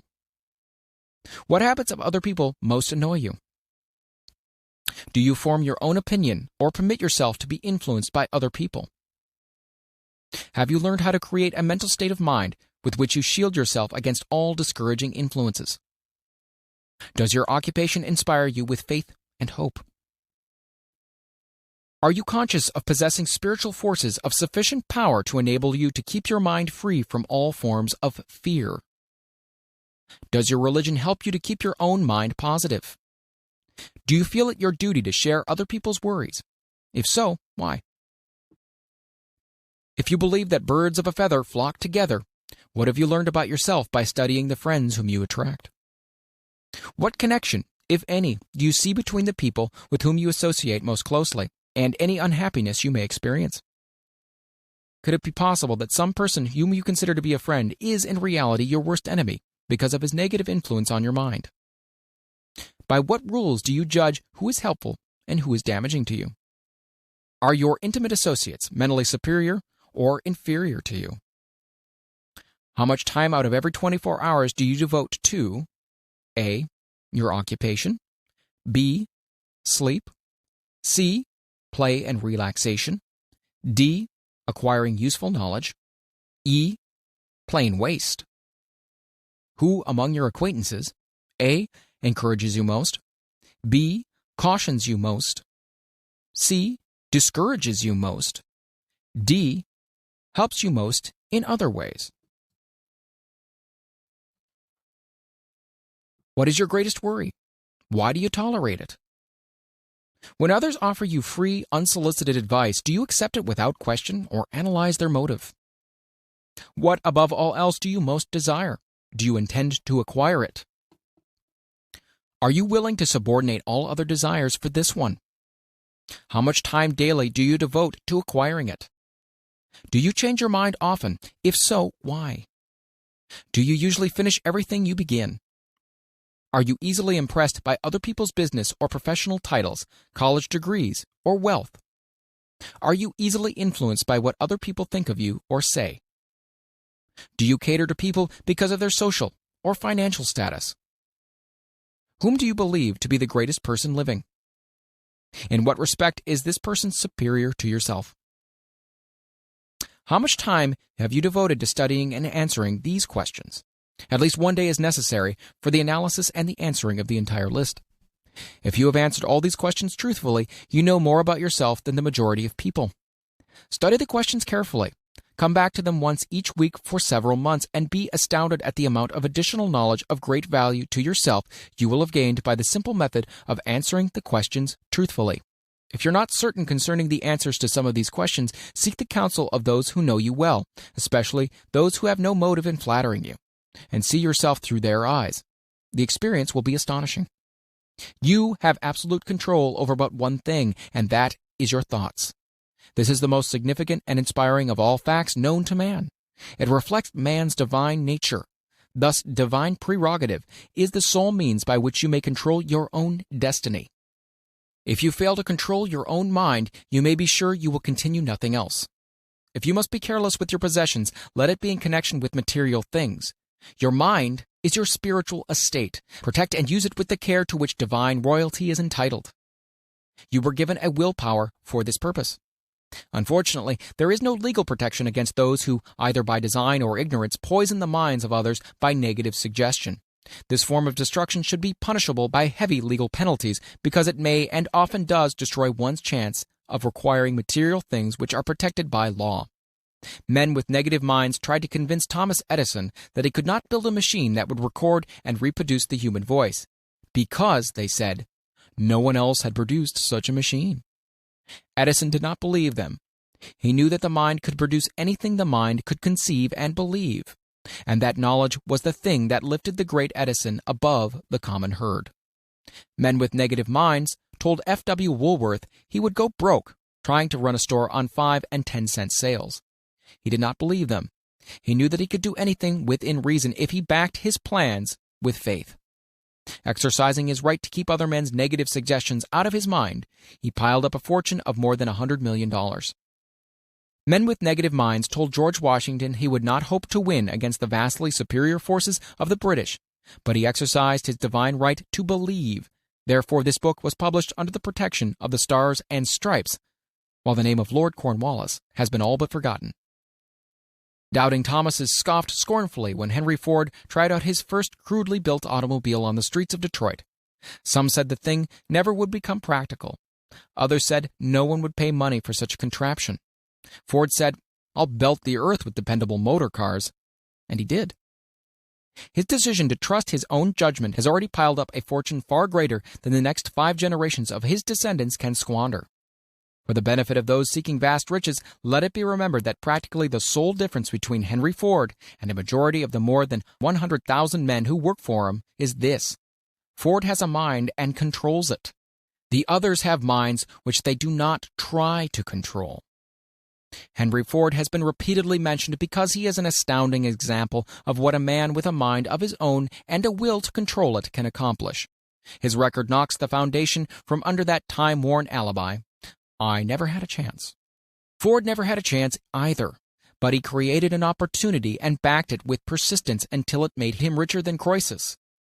Mind control is the result of self-discipline and habit. You either control your mind or it controls you. There is no hallway compromise. The most practical of all methods for controlling the mind is the habit of keeping it busy with a definite purpose backed by a definite plan. Study the record of any man who achieves noteworthy success, and you will observe that he has control over his own mind. Moreover, that he exercises that control and directs it toward the attainment of definite objectives. Without this control, success is not possible. 57 Famous Alibis by Old Man If.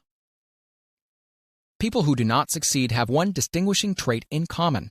They know all the reasons for failure and have what they believe to be airtight alibis to explain away their own lack of achievement. Some of these alibis are clever and a few of them are justifiable by the facts, but alibis cannot be used for money. The world wants to know only one thing: have you achieved success?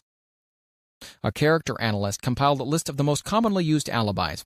As you read the list, examine yourself carefully and determine how many of these alibis, if any, are your own property.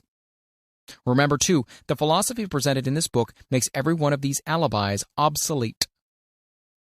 If I didn't have a wife and family, if I had enough pull, if I had money, if I had a good education, if I could get a job, if I had good health, if I only had time, if times were better, if other people understood me, if conditions around me were only different, if I could live my life over again, if I did not fear what they would say, if I had been given a chance, if I now had a chance, if other people didn't have it in for me, if nothing happens to stop me, if I were only younger, if I could only do what I want, if I had been born rich, if I could meet the right people, if I had the talent that some people have, if I dared assert myself, if I had embraced past opportunities, if people didn't get on my nerves, if I didn't have to keep house and look after the children, if I could only save some money, if the boss only appreciated me, if I only had somebody to help me, if my family understood me, if I lived in a big city, if I could just get started, If I were only free. If I had the personality of some people. If I was not so fat. If my talents were known. If I could just get a break. If I could only get out of debt. If I hadn't failed. If I only knew how. If everybody didn't oppose me. If I didn't have so many worries. If I could marry the right person. If people weren't so dumb. If my family were not so extravagant. If I were sure of myself. If luck were not against me. If I had not been born under the wrong star. If it were not true that what is to be will be. If I did not have to work so hard. If I hadn't lost my money. If I lived in a different neighborhood. If I didn't have a past. If only I had a business of my own. If other people would only listen to me. If, and this is the greatest of them all, I had the courage to see myself as I really am, I would find out what is wrong with me and correct it. Then I would have a chance to profit by my mistakes and learn something from the experience of the others. For I know that there is something wrong with me, or I would now be where I would have been if I had spent more time analyzing my weaknesses and less time building alibis to cover them. Building alibis with which to explain away failure is a national pastime. The habit is as old as the human race, and it is fatal for success. Why do people cling to their pet alibis? The answer is obvious. They defend their alibis because they create them. A man's alibi is the child of his own imagination. It is human nature to defend one's own brainchild. Building alibis is a deeply rooted habit. Habits are difficult to break, especially when they provide justification for something we do. Plato had this truth in mind when he said, "The first and best victory is to conquer self. To be conquered by self is, of all things, the most shameful and vile." Another philosopher had the same thought in mind when he said, "It was a great surprise to me when I discovered that most of the ugliness I saw in others was but a reflection of my own nature." "It has always been a mystery to me," said Albert Hubbard, "why people spend so much time deliberately fooling themselves by creating alibis to cover their weaknesses. If used differently, this same time would be sufficient to cure the weaknesses, then no alibis would be needed." In parting, I would remind you that life is a checkerboard, and the player opposite you is time. If you hesitate before moving or neglect to move promptly, your men will be wiped off the board by time. You are playing against a partner who will not tolerate indecision. Previously, you have made a logical excuse for not having forced life to come through with whatever you asked. But the alibi is now obsolete because you are in possession of the master key that unlocks the door to life's bountiful riches. The master key is intangible, but it is powerful. It is the privilege of creating, in your own mind, a burning desire for a definite form of riches. There is no penalty for the use of the key, but there is a price you must pay if you do not use it. The price is failure. There is a reward of stupendous proportions if you put the key to use. It is the satisfaction that comes to all who conquer self and force life to pay whatever is asked. The reward is worthy of your effort. Will you make the start and be convinced? "If we are related," said the immortal Emerson, "we shall meet." In closing, may I borrow this thought and say, if we are related, we have through these pages met.